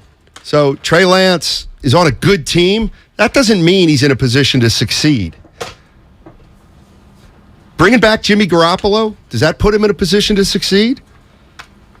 Telling the world, everybody thinks the 49ers are a Super Bowl contender. Okay. Hey, Trey, welcome to the NFL. You better take us to the playoffs, even though you've only played 19 college games. We moved up to get you, so here's what we need from you. We need you to take us to the playoffs right off the bat. That's not right. That's not right. All right. At 22 years old, though, Steiny, there's two sides to the coin. Just turned 22. Let's say you're the 22-year-old prospect real quick. Would you say, you know what, I want to go to a losing team so there are no expectations? No perfect situations. No perfect situations. I mean, they took a gamble on Trey Lance, and I won't let people make a conclusion about Trey Lance early in his career. Right. I'm just not gonna. The problem is Kyle Shanahan and the 49ers want to win right now. So do those things collide at some point? Those disparate philosophies. What are the biggest games this weekend? The ones that make you money. If you want to beat the books, then you have to cash the ticket. Hosts Mike Valenti and Jim Costa set the stage for the weekend of football with some tips and tricks to help you bet confidently. This is the perfect podcast for football fans. New episodes Thursday and Friday. Follow Cash the Ticket on the free Odyssey app or wherever you get your podcasts. Coming up next, 49er Insider, Bay Area News Group, Cam Inman. I'm going after him. In order for small businesses to thrive, they need to be smart, efficient, agile, staying ahead of the market at every turn, and finding ways to do more with less. That's never been more important than it is right now. So for a limited time, Comcast Business is introducing Small Business Savings, a deal for companies across the country. When you call in now, you can get powerful internet for just $39 a month for 12 months. $39 a month with no annual contract and a money-back guarantee. All on the largest, fastest, reliable network for small businesses, with the company that powers more businesses than anyone else. So if you're a small business owner, don't wait. Call and get started today. Comcast Business, powering possibilities. Offer ends 9/21/22. Restrictions apply. New Comcast Business 50 megabits per second internet customers only. Requires EcoBill and AutoPay. Equipment, taxes, and fees extra and subject to change. Call or go online for details. After promo, regular rates apply. You're the one who protects the flock, and that requires an eye for detail. Because when safety and well-being are on the line, it's the details that can save lives. Even when no one else is watching, you see everything. Grainger gets you, and we're here for you, and all the ones who get it done with a wide range of safety products and solutions, plus board-certified safety consultants here to answer your questions. Call, click Grainger.com, or just stop by. Grainger, for the ones who get it done. Dancing crew, trip for two, nailed the final interview. Game with Doug, brand new mug. Come here, kid, give me a hug. The more you want to do, the more we want to do. Boosters designed for COVID-19 variants are now available. If you've had your primary series, schedule an updated COVID-19 booster appointment as soon as you're eligible. Sponsored by Pfizer and BioNTech. In this market, you'll find Fisher Investments is different than other money managers. Different how? Aren't we all just looking for the hottest stocks? Nope. We use diversified strategies to position our clients' portfolios for their long-term goals. You don't just provide cookie-cutter portfolios? No, we tailor our clients' portfolios to their goals and needs. But you still sell investments that generate high commissions for you, right? No, we don't sell commission-based products. We're a fiduciary, the highest standard of care for a financial advisor. It means we're obligated to act in our clients' best interest. So when do you make more money? Only when your clients make more money? Yep, we have one transparent management fee structured, so we do better when our clients do better. Sounds like you really look out for your clients.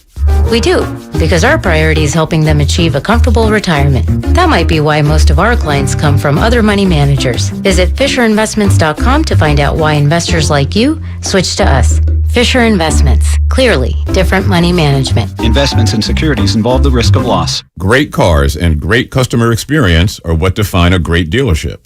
At BMW of Fairfield, we deliver on both counts. BMW of Fairfield is the top-rated BMW dealership in the Bay Area, according to Google reviews. We love selling the ultimate driving machines, but our success rests on the outstanding experience we provide our customers. It's a better way to buy and own a vehicle. Experience it for yourself at BMW of Fairfield. One price, one person, 1 hour. Doug. Hey, listener. Welcome to Limu's Karaoke Lounge, where Liberty Mutual customizes your car insurance so you only pay for what you need, and the music never stops. Hit it. There's an emu with a full-time job. His partner's Doug, but Limu's the heartthrob. Grubs and worms, that's what Limu eats. Gotta fuel up to save you money and hit the streets. Only pay for what you need at libertymutual.com. Liberty, liberty, liberty, liberty. You're the one who protects the flock, and that requires an eye for detail. Because when safety and well-being are on the line, it's the details that can save lives. Even when no one else is watching, you see everything. Grainger gets you, and we're here for you, and all the ones who get it done with a wide range of safety products and solutions, plus board-certified safety consultants here to answer your questions. Call, click Grainger.com, or just stop by. Grainger, for the ones who get it done. Starting Stronger starts at AutoZone, where they've got battery solutions in the form of free battery testing, free battery charging, and replacement batteries that fit your needs. That's what makes them America's #1 battery destination. Get in the zone. AutoZone. The Dave Matthews Band is coming to Shoreline on September 17th.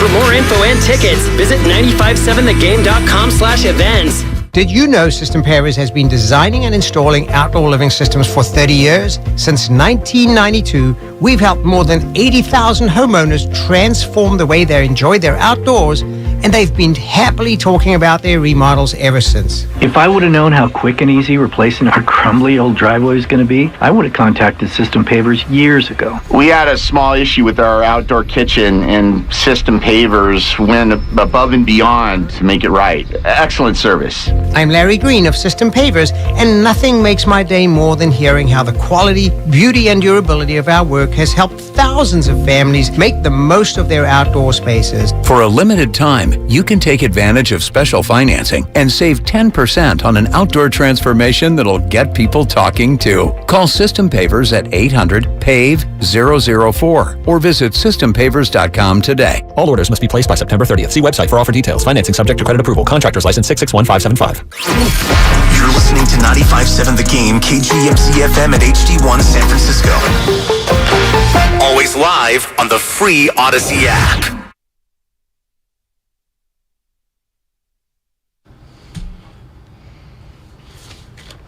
I got to agree with Steiny. Now, back to Steiny and Guru on 95.7 The Game.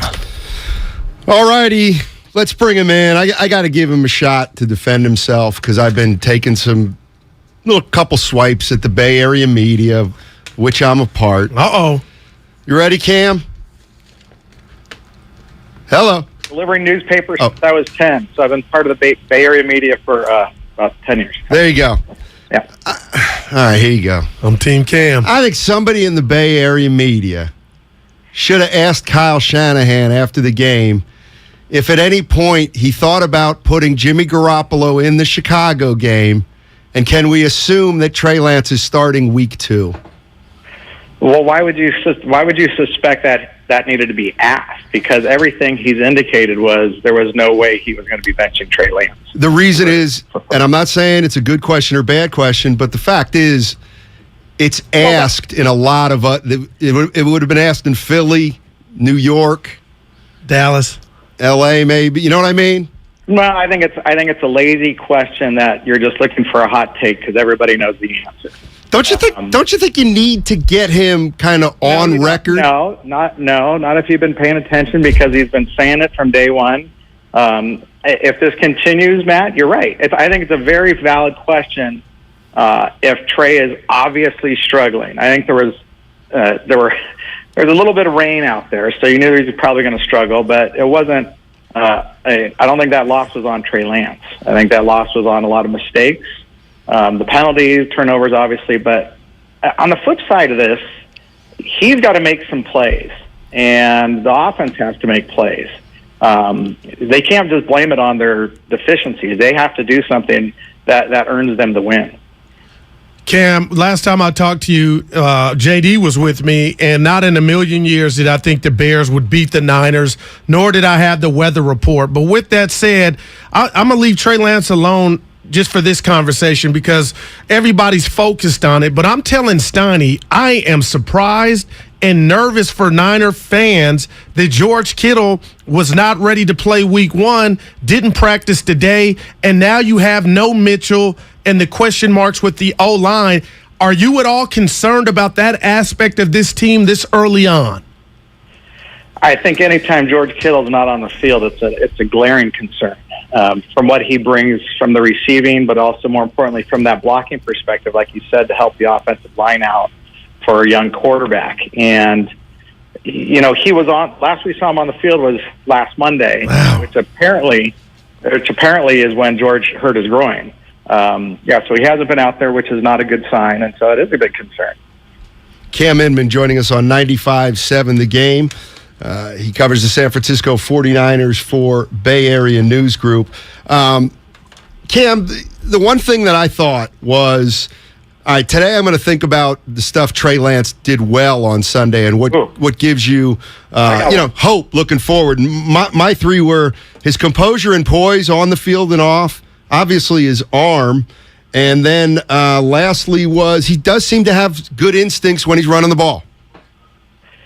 Yeah, I think all three of those are his best assets. And let's start off running the ball. He's a bigger body guy, right? So he's subject to a lot of these hits, but he's willing to withstand them, and he's learning fast about the game, right?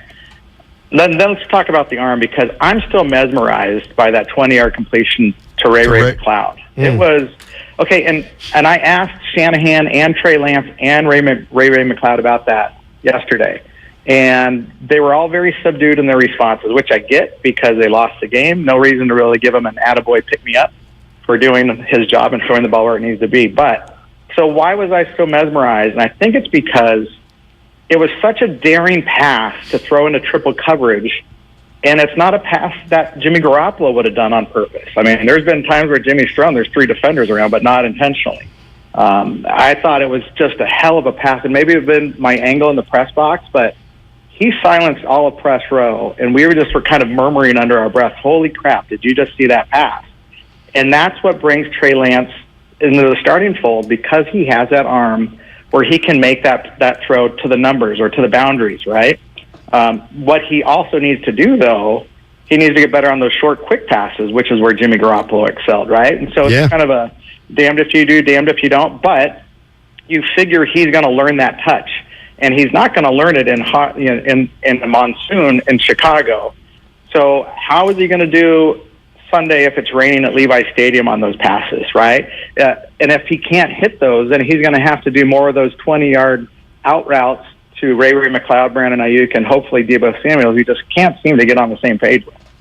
Yeah, Cam, that's where I was going next. You know, all off season we heard about Ayuk and Trey Lance and their rapport, but how much of 2 receptions for Ayuk, 2 for Deebo do you put on the monsoon? Or do you just say, you know what, Goose, something's got to change this Sunday? But that stood out to me, the lack of production from those 2. Yeah, I mean, and Trey kind of dismissed it, saying, "Don't worry about it. I'm going to be going to Brandon." And I certainly think that's going to be the case. I think Brandon will get more throws his way when it's not raining so hard.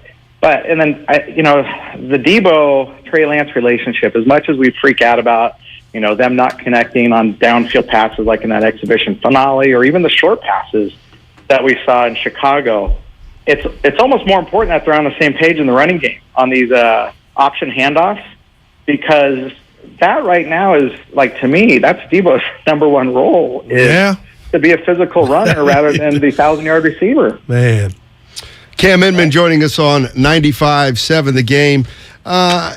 Cam, I know what he says about the penalties. 49ers have been the most penalized team since the beginning of last year. Has he ever said, you know what, that's on me? I don't think he ever has. I think he dismisses it and says we're going to get it cleaned up. Some of those were avoidable. This is what he said yesterday, was that some of those penalties were avoidable, which is true. And then you can't really get into the whole ticky-tack thing because a lot of these penalties are judgment calls, and when things aren't going your way, you're going to be bitching about them. And so I did a lot of reading of the Chicago papers and just to see how they reported about this game. And not one of them talked about the Niners' 12 penalties. They just talked about what won the game for the Bears, right? And it's a losing team's mentality if you're bitching about penalties.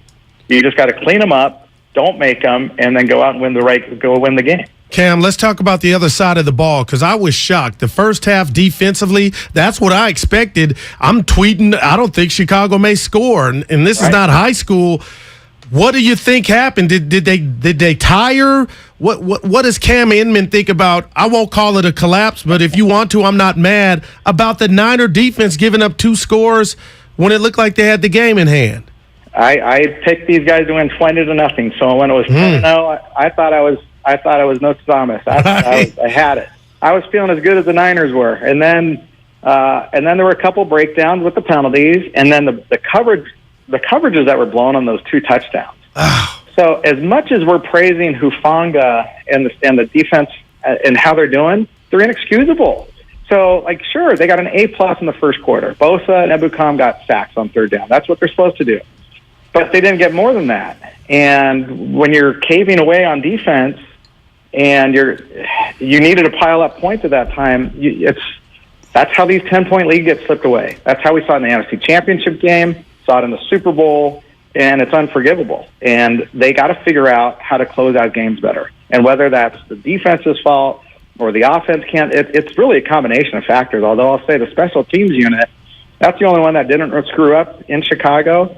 And they kind of have a big game this week because this is my transition to the home opener. Is they're playing Seattle, and Seattle's former special teams coordinator is now the Niners special teams coordinator. It's Brian Schneider, right? Did I get that right? And I think, the Niners special teams cost them both games against Seattle last year, and they need to take that seriously this week. That's a good nugget. I'm going to, as the kids say, noted. Yeah. Cam, thank you so much for joining us as always, buddy. Were you going to join me at the game on Sunday, or are you going to be rained out? It's a good question. Oh, wow. It's a good question. Rally up. Let's go. Yeah. Says the field. We need you here. Yeah. Says the guy who will be in the press box. 20-0 prediction. I'll be down on the field before game. Okay, then I'll retreat. All right. Have a good one, buddy. Take it easy. Hey, thanks, guys. Yeah. All right. Cam and I will agree to disagree there. But he said the question was valid, just not yet. What if you went out there and asked? Willard, you'd go viral, as they say. Willard noted that he's like, you're on this, aren't you? Meaning, you kind of won't let it go. And it's like, yeah, it's going to get me Willard. I mean, I don't know. That's a great job. You got to ask that question. Yeah. I don't think anybody's scared of him or Cap. Because you said, who said, John Dickinson thinks the reporters are scared of Kapler. I don't get Kapler? That. Yeah, like they're walking on eggshells. I would say Kyle more than Kapler. Yeah, either one for me. But I would fire that bad boy off. Especially, it had to be in a loss, though, Steiny. It can't be when you went, 30-10. But you ain't ruined my day, but that website for Happy Birthdays really bothered me. Cameo. There's a bunch of those. She's so strange, and I like it. That's somebody the Cameo said they'll pay I know. me. Hold on a second. Yeah. You see where this let's go to the Comcast business there text you go. line. And somebody said they'd pay me to wish him a happy birthday. That's material, Steiny. If it ain't happened yet, for the text person. By the way, don't forget tomorrow, a payday Friday. Yeah, baby. It's a payday Friday tomorrow. That means the crew. Yeah. And when I mean crew, I mean Guru and myself and anybody else who comes along from the station. 3:00 tomorrow at the Old Ship. Get this address. It's 298 Pacific. Okay. So it's right on the corner of Pacific and Battery. Guru will be down there. And as always, we'll let you buy us a couple drinks. And we haven't done one of these since the pandemic. And your hair game is on point. I see Marky D in the morning at and I'm down DNR. I'm down a few pounds since our last one. Mm-hmm. My wife said, I'm down 20. Don't say how much you're down. Let somebody tell you. I didn't say how much. And you just did it. I said I dropped a few. I guess I'm jealous. Put a specific number on it. I didn't like you saying it. Hey, Cam said something that's interesting to me about Trey Lance. And I'll ask you this question. What? Can you teach touch? I don't believe so. Well, then we got a problem. And I said you can't go by accuracy either. I'll too. Somebody remembered. Yeah, so we'll see. But Josh Allen apparently is fixed his touch and his completion percentage. I'm not saying this is the biggest indictment on Trey. He played one game, and those throws you guys talked about, I saw it. I watched the game again. But you're going to laugh here or scoff. That Debo fumble, it was one play in the first. That changed everything. What if they go score, he settles in, but then you did have a 10-point lead. I just like, damn, Debo, you held out, scrubbed your IG, you out here fumbling. Man. Yep. Yeah, let's go to Shaka. Shaka's in Berkeley. He's on a high. Minnesota. What's up, Shaka? How you doing, man? You can give us the horn. Hey, man. I don't mind the horn. Hey, man, I want to talk about Sandra Douglas first, man. Uh-oh. Sandra Douglas, NFL, first black woman for the Raiders team president, man. That was big, man. Yeah. Whatever we say about Al Davis' son, he's doing the things that Big Al did, man. Minorities, letting minorities through the door, and moving to the stadium, the big stadium. He's doing things his dad did, man. Right now, I want to pivot like Jordan did later on in his career to the 49ers, man. And I was thinking, man, do you know Kirk Cousins and RG3 was drafted on the same draft? Yep. RG3 was number 1. Kirk Cousins was number 3. I would want to know what was going on in their mind to make them do that. So I'm kind of leaning that the son wanted Cousins. They drafted Cousins, third round. He played a lot, and he's went on to have a great career. We all know that he wants him.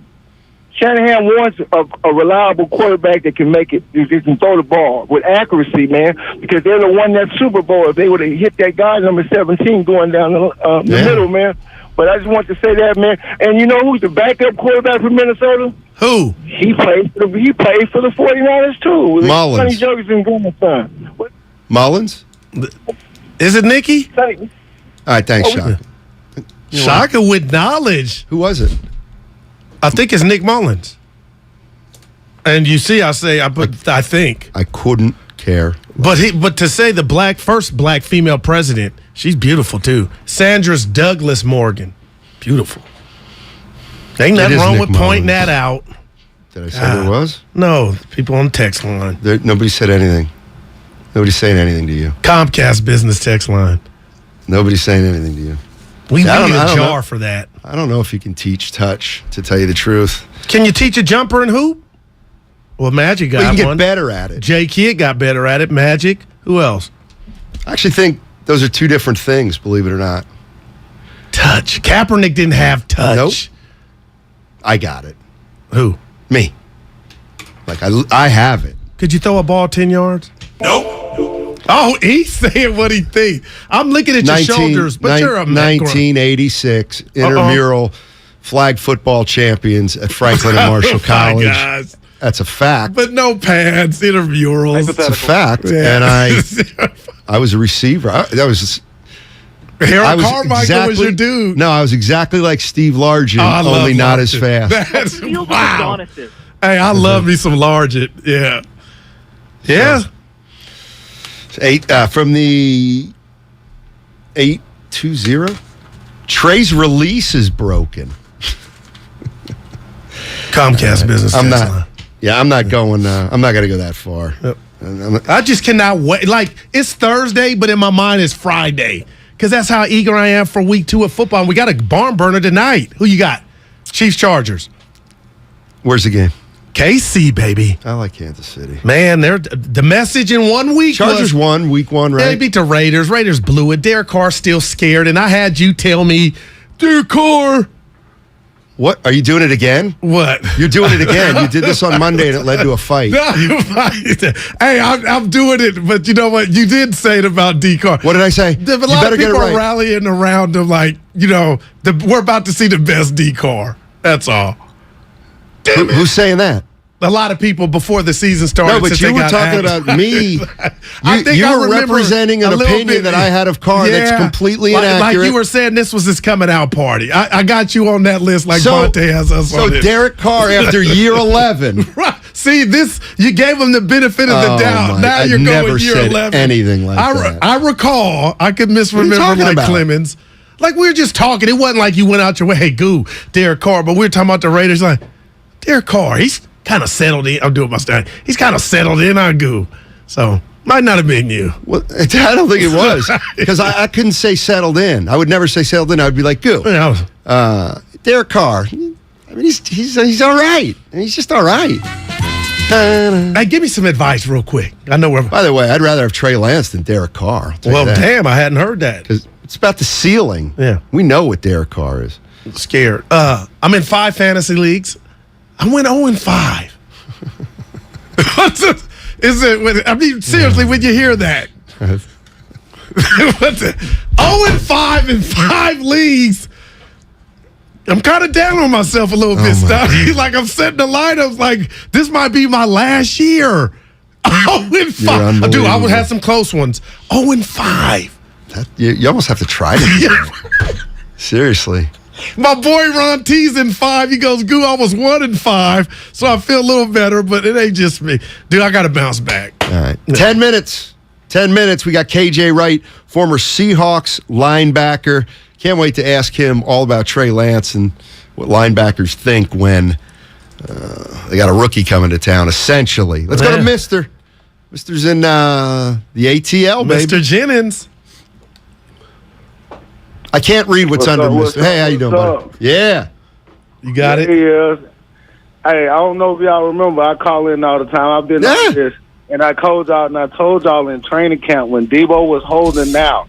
See, I went back last year, doing a little fantasy. I know it's fantasy, but I watched tape between when Jimmy was coming back and to see who was the favorite. I'm a guy that goes by who's the favorite, right? Yeah. So when I watched the tape last year, I noticed when Jimmy's playing, Debo gets the rock. He has a connection with Debo. Now, when Trey's come playing, as you can see, even in camp, the connection was with IU. Now, that's why I was like, well, if Debo's holding out, it's because he already knows what's going on at practice. I don't have to be there, but I'm just an X-wide receiver, and I was like, he's airmailing balls in practice. Now, which is funny is because Shanahan drafted, if we just look back at the Shanahan draft, he doesn't draft good quarterbacks, period. I don't know who's calling the shots on who's drafting quarterbacks because we haven't drafted a quarterback that was worth something yet. The only one we got that was good is the one we got from the Patriots, correct? If we go back through the lineage, y'all name me one. Besides Cap. But we got rid of him that had nothing to do with football, right or wrong. Right. Thanks a lot, Mister. Appreciate it. But to his greater point, your boy was holding out, so he couldn't develop rapport with. But I agree with the caller. And they went to some city. Were they L.A. or they were playing catch? Ayuk and Lance. What was the gentleman's name? Oh, Mister. Yeah. It's Mister something. I couldn't read it on the. There's only one Mister. 415. Man, this guy's a clown. Yeah, I disagree. I'm in Mister's corner. He was holding out. No, what I'm saying is the reason it was so. This is what I believe. All right. The reason Debo was holding out was because he knew that the 49ers were going to make this change to Trey Lance. And there was no way, because he'd seen Trey Lance for the last year, I think he knew that the writing was on the wall, that his numbers were going to go down, particularly receiving. And he was like, I don't want it to be a contract year when I only had 700 yards receiving and 400 yards carrying the ball.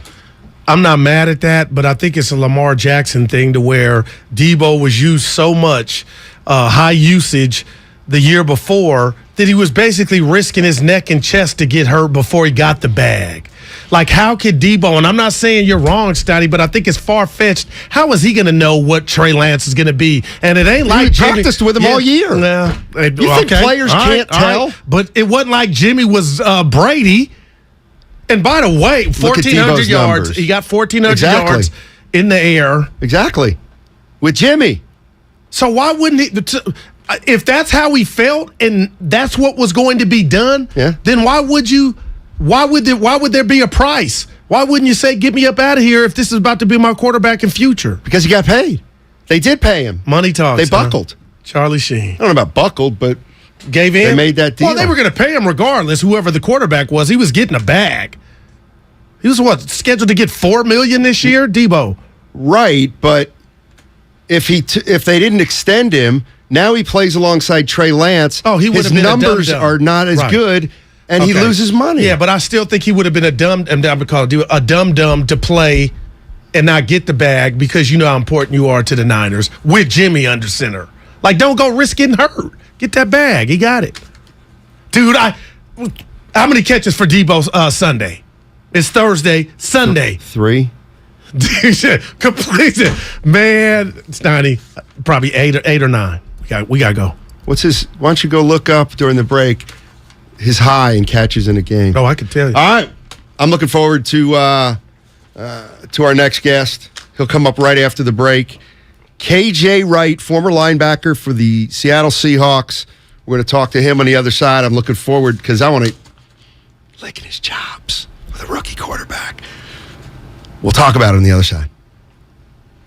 Talk saves lives. Join us for Odyssey's I'm Listening special, our annual 2-hour national mental health conversation, Wednesday, September 21st at 6 p.m. You'll hear from Drew Robinson, whose story is one you have to hear. Former Heisman Trophy winner Ricky Williams will also join us to talk about his struggles. The 2-hour special is a constructive and supportive conversation about our mental wellness. I'm Listening, Wednesday, September 21st, starting at 6 p.m. right here on 95.7 The Game and on the free Odyssey app. For more, visit imlistening.org. Remember, talk saves lives. Hey, Becky, what about this beat for your next song? It's cool, but I'm into faster stuff lately. Like Xfinity that gives me beyond gig speeds. Got it. What about this then? It sounds powerful, just like Xfinity. Because its supersonic Wi-Fi has 3 times the bandwidth, you can connect hundreds of devices at once. That's what I call power. Unbeatable internet from Xfinity. Made to do anything so you can do anything. Get the Xfinity Supersonic Bundle with unlimited gig speed internet, Wi-Fi equipment included, and a free 4K streaming box. All for $50 a month with a 2-year internet rate guarantee and no annual contract when you add Xfinity Mobile with unlimited data at regular rates. Go to Xfinity.com/gig, call 1-800-XFINITY, or visit a store today. Limited time offer. Restrictions apply. Requires paperless billing and autopay. New Gigabit Extra internet customers only. Taxes and fees extra and subject to change. Xfinity Mobile requires post-pay Xfinity internet. Reduced speeds after 20 gigabytes wireless usage. After 24 months, regular rates apply. Requires compatible Xfinity gateway. Bart is turning 50, and we'd love to celebrate with you. Get 50% off of your ride in honor of Bart's 50 years of service to the Bay Area when you pay with Clipper. That's 50% off Clipper Bart fares for the entire month of September. Add Clipper to your digital wallet for free. If you're eligible for other Clipper discounts like youth or senior fares, you get to take an additional 50% off of those too. Details at bart.gov/50 years. Celebrate Bart's 50 years of service with us this September. Let's go. Attention veterans. If you were stationed at Camp Lejeune between 1953 and 1987, you and your family may be victims of toxic water poisoning. Cancers, birth defects, deadly illnesses have all been linked to the contaminated water. Congress is now holding the government accountable. You could be awarded financial compensation for your suffering, but you must act now. Visit sickvets.com for your free case review by True Law. That's sickvets, like veterans.com. sickvets.com. Visit sickvets.com. Fremont Bank. If there's one thing we understand more than anybody, it's that it takes a local bank to really get the needs of local businesses. Fremont Bank has the flexibility and motivation to service your business loan needs like other banks can't or won't. With our full suite of business loan products and recognition as a top SBA lender in the Bay Area, Fremont Bank is the right choice for local and family-owned businesses. Fremont Bank. Learn more at fremontbank.com. Member FDIC, Equal Housing Lender. At Left Coast Buyers, we buy properties all over California. If you own a house or an apartment building and want to sell it fast at a great price, call us at 925-434-5000. We can pay cash and close in as little as 7 days. We buy properties in any condition, any price range. Do you own a property that is run down and needs thousands of dollars in repairs? Are you out of time, money, and energy? Are you looking for an easy way to get top dollar for your property and sell on your terms and timeline? Well, call Left Coast Buyers now at 925-434-5000. We buy divorce houses, inherited houses. We even buy vacant houses and abandoned houses. Do you have a tenant who hasn't paid? Are you behind on property taxes, mortgage payments, or even facing a foreclosure? Even if you're just nervous about capital gains or an upcoming recession, we've seen it all. So if you or someone you know owns a property and needs to sell, call Left Coast Buyers at 925-434-5000. That's 925-434-5000. Hurry into the Energy Savings Event at Lowe's. Save energy and save money on select major appliances, including Whirlpool energy-efficient appliances. You can also use less water with WaterSense bathroom faucets, starting at just $19.98. Plus, find other great energy-saving items throughout the store and check your eligibility for rebates in your area to save even more. Don't miss the Energy Savings Event at Lowe's. Selection varies by location. Exclusions apply. Visit Lowe's.com for details. Valid through 9/28. This view was worth a hike. Right? And it's a good way to stay on top of my health. Yes, I'm Cologuard, a prescription colon cancer screening option for people 45 plus at average risk. Have you screened for colon cancer? Not yet. Don't wait. It's more treatable when caught in early stages. Tell me more. Cologuard is non-invasive and it's used at home. It detects altered DNA in your stool to find 92% of colon cancers. 92%? Yep, even those in early stages. This was seen in a clinical study with patients 50 and older. Any positive result should be followed by a diagnostic colonoscopy. False positive and negative results may occur. Cologuard is not a replacement for colonoscopy in high-risk patients. Do not use if you have had adenomas, have inflammatory bowel disease and certain hereditary syndromes, or a personal or family history of colon cancer. Most insured patients pay $0. Ask your provider or an online prescriber if Cologuard is right for you, or visit Cologuard.com. I'm in. In Pleasant Hill, 76 degrees and mostly sunny this afternoon. Weather brought to you by Pfizer and BioNTech. Whether it's the news, the traffic, the weather, or your COVID-19 vaccinations, it's important to stay up to date.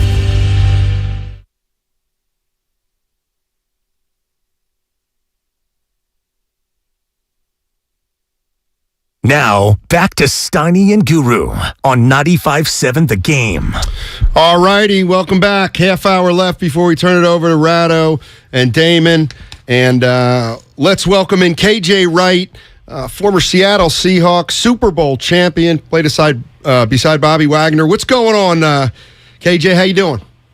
What's up, fellas? Doing well. All right, here you go. The San Francisco 49ers are trying to develop a raw quarterback and win the Super Bowl in the same year. Can they do it? One of the worst decisions I've seen made in a pretty long time. I got to be honest with you. I'm not a fan at all of that. You have Jimmy G on your team. He got you almost to the promised land. What more do you want from the man? Keep rolling with Jimmy G. If you're not going to roll with Jimmy G, then trade him to another team because no quarterback wants to try to develop with a better quarterback over his shadow, looking over him. So Jimmy G, he needs to get traded. I didn't like the move at all. Wow, okay, we appreciate the honesty. Let me piggyback on that. So do you think at this juncture there's veterans like yourself, Super Bowl aspirations in the Niner locker room that are looking sideways without saying anything? Yeah. Here's the thing. The window to get to a Super Bowl, that window is very, very small, and you have to have the best players on the football team. And if I'm a guy in that locker room, I don't care who you traded up to get. I don't care how many draft picks you gave away. I want the best players on the football field. And so I know it's extremely frustrating for those guys. It's just one game. Let's give the young man some time to develop and grow. But you know what you have in number 10 and Jimmy Garoppolo. So very frustrating situation, and I'm sure those guys want to get things figured out as quickly as possible. KJ Wright joining us. He played middle linebacker for the Seattle Seahawks, Super Bowl champion, joining us on 95.7 The Game. You know what? Maybe I didn't hear this, KJ, but I'm getting the sense you feel like, and I guess I'm asking, do players around the league maybe think that the 49ers aren't doing right by Jimmy Garoppolo? I wouldn't say that. I believe that Jimmy Garoppolo, if I'm not mistaken, he did choose to restructure his contract. Not sure why he did that, because his market would have been just fine. I believe that quarterback, he's a really good quarterback, and I believe the situation could have presented to himself. So he decided to restructure his contract. He wanted to go be a backup. I would not have done that if I was him, because the man he's a winner. The man, every time I played against him, it's always come down to the wire. He's had some health concerns, but when he's on the football field, Jimmy G is a really, really good football player. Well, let me ask you this, KJ, because, Trey Lance is a relatively unknown. When you see him, even before week 1, what did you think? And was he worth all what Kyle Shanahan paid to bring him in? That's yet to be determined. He hasn't played that much, and I believe that with quarterbacks, you got to get those guys reps. You got to get them reps. And but if I had Jimmy G on my football team, I would not have reached that far with that much to get a quarterback that played at a small school. And I believe, wasn't Justin Field in that same draft class? Yes. Yeah. Yeah. So I wouldn't have done it. I'm not a general manager. I'm just I just play ball. But on the outside looking in, that was a really, really big risk. And the reward hasn't quite paid off just yet. KJ Wright joining us on 95.7 The Game. One of the things coaches love to take credit for is when they put a player in a position to succeed. Do you think the San Francisco 49ers have put Trey Lance in the best possible position to succeed? I do. I believe when you look at his surrounding cast, he has, first of all, a phenomenal play caller in Kyle Shanahan. The man is hands down the absolute best that I face when it comes to calling plays. So he's going to put him in position to be successful. You have Deebo Samuel, you have Kittle, you have a really great run game, and so he has everything around him to be successful, and you just add that defense on top of that. The only thing that's bothering me is that Jimmy G is still in that building. Yep. Just get him out of there. Just trade him or do something, because if you want to grow, you don't want to hear this chirp about, oh, who's the better quarterback? Why is he in there? You don't want to hear that nonsense, because in this generation, you best believe that he's looking at his Twitter and Instagram, and people are definitely letting him know what they think. So he has all the tools around him. There's just one missing piece they're missing to take the next step forward, and that's Jimmy G in that building. KJ, I told my partner I'd bet my left arm that I don't care who was quarterback in the Niners, they ain't losing to Chicago, and guess what they did? So now Kittle may not play.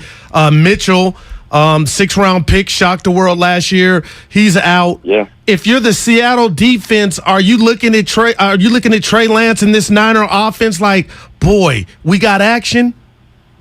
I surely hope so. You know who I'm rooting for, but right. In my Seahawks team, I was at that game, and that was a very, very emotional win for those guys. I'm looking for them to have that same energy, that same focus when they play against the Niners. When you win a big-time game, you just walk around the locker room feeling yourself. You all happy and excited. And San Fran is pissed off. They're the exact opposite. They have a sense of urgency. Hey, this is a for sure must-win for us. And so I hope the defense is ready, because I know that with that run game that Kyle Shanahan has, he's going to run that football. So they definitely have to get their mind right come Sunday. So, KJ, you're saying players definitely hear the outside noise? 1,000%, especially in 2022 with Twitter and Instagram and all that. Yes, 100%. Can it affect a player? Different guys operate differently. I know for me, I had to delete my Twitter at one point during the season. I'm like, I can't be reading this junk, just typing in my name on Twitter, seeing all this mess. I personally deleted my Twitter. Some guys, they scrolling on the feed, and it bothers them. It gets to them. We talk about it in the locker room. And so different guys know how to handle it differently. But this new generation, I'm telling you, they definitely see it. Hey, KJ, I got to ask you this one before we let you go. And I don't want to be messy, but I'm watching Monday night, and I'm a Russell Wilson fan. And I know, he ain't street. You ain't got to be street for me to like you. But I know, he's different. But I'm listening to your former teammates' podcast, Richard Sherman, and he's going in on Russ left and right. Not to be messy, but KJ, why don't they like each other? Oh, man, you're trying to get deep. You're trying to get deep on here.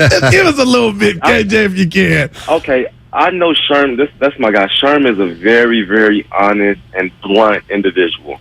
He doesn't sugarcoat it with anyone. And when we was in that building, there were some certain things that Sherm felt like a certain standard wasn't being kept when it comes to accountability from coaches. If you want to hold us to this standard, I need you to hold this young man to the same exact standard.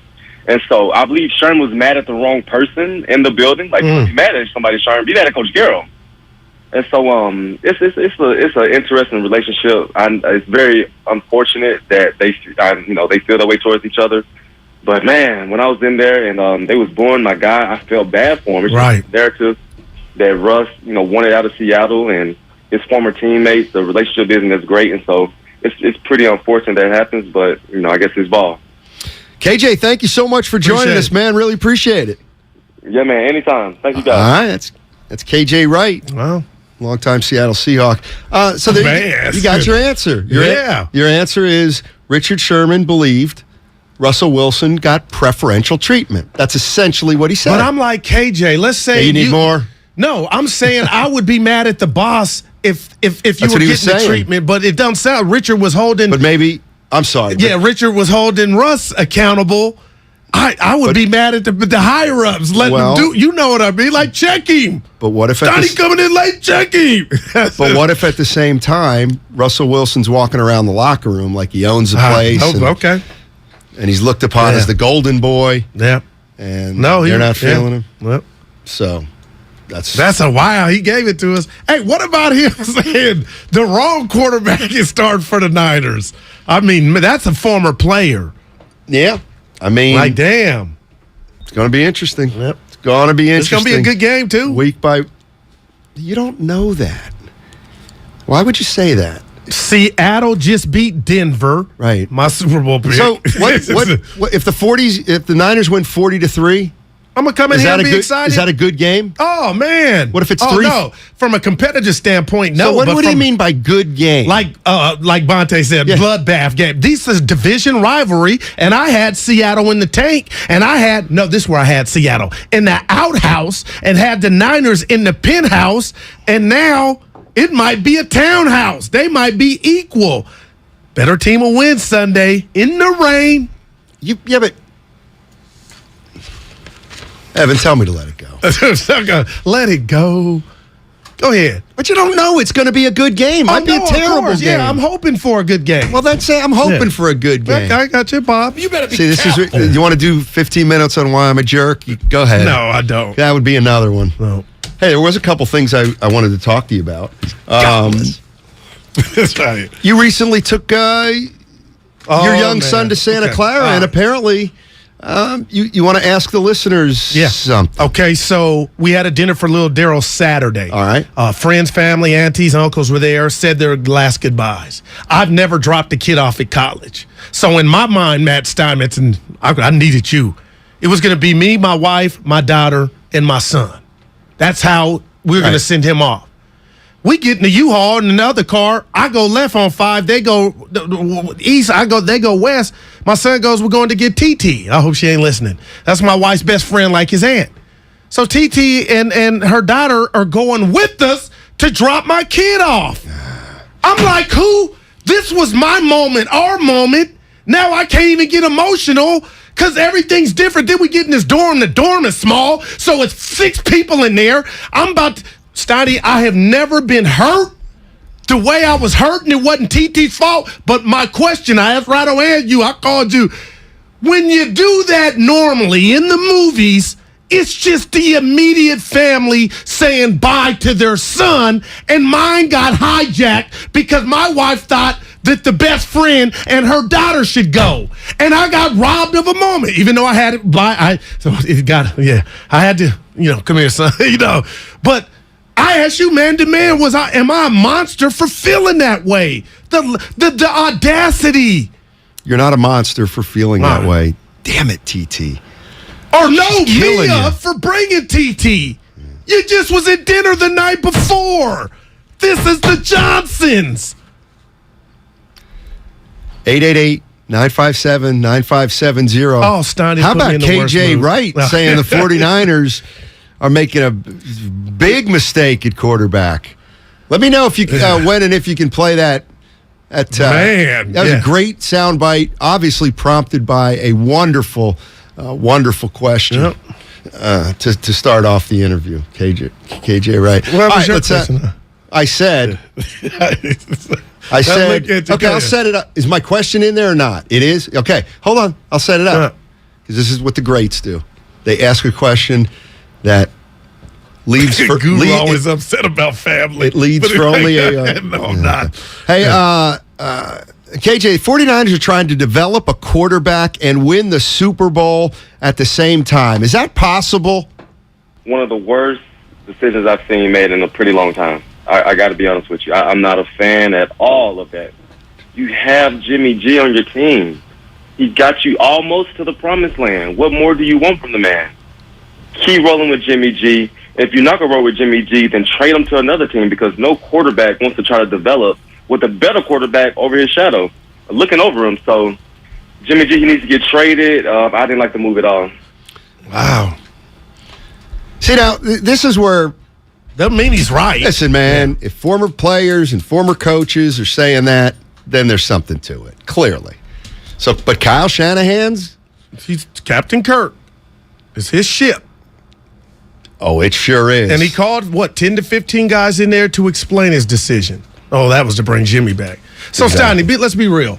If I said we're going to see Jimmy this year... Yes. No, not injury. Is not off the table. Performance. Do you think we're going to see Jimmy at some juncture this year?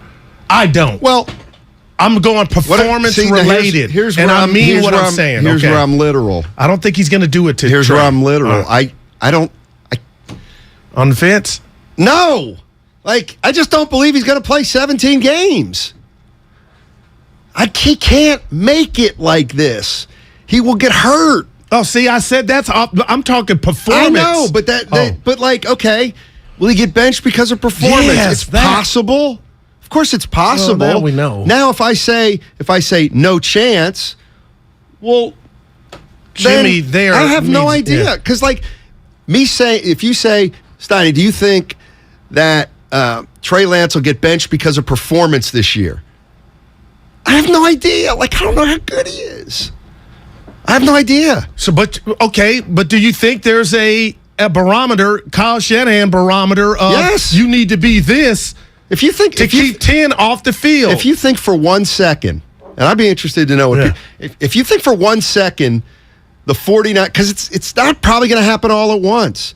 But if they're 1-3 and 2-4 and 3-6, you really think Shanahan's just going to let it go? I don't. Yeah. And you know what? Here's what I'm saying. He better not. Oh, right. Because if it's true, you lose they are not playing the best quarterback right now.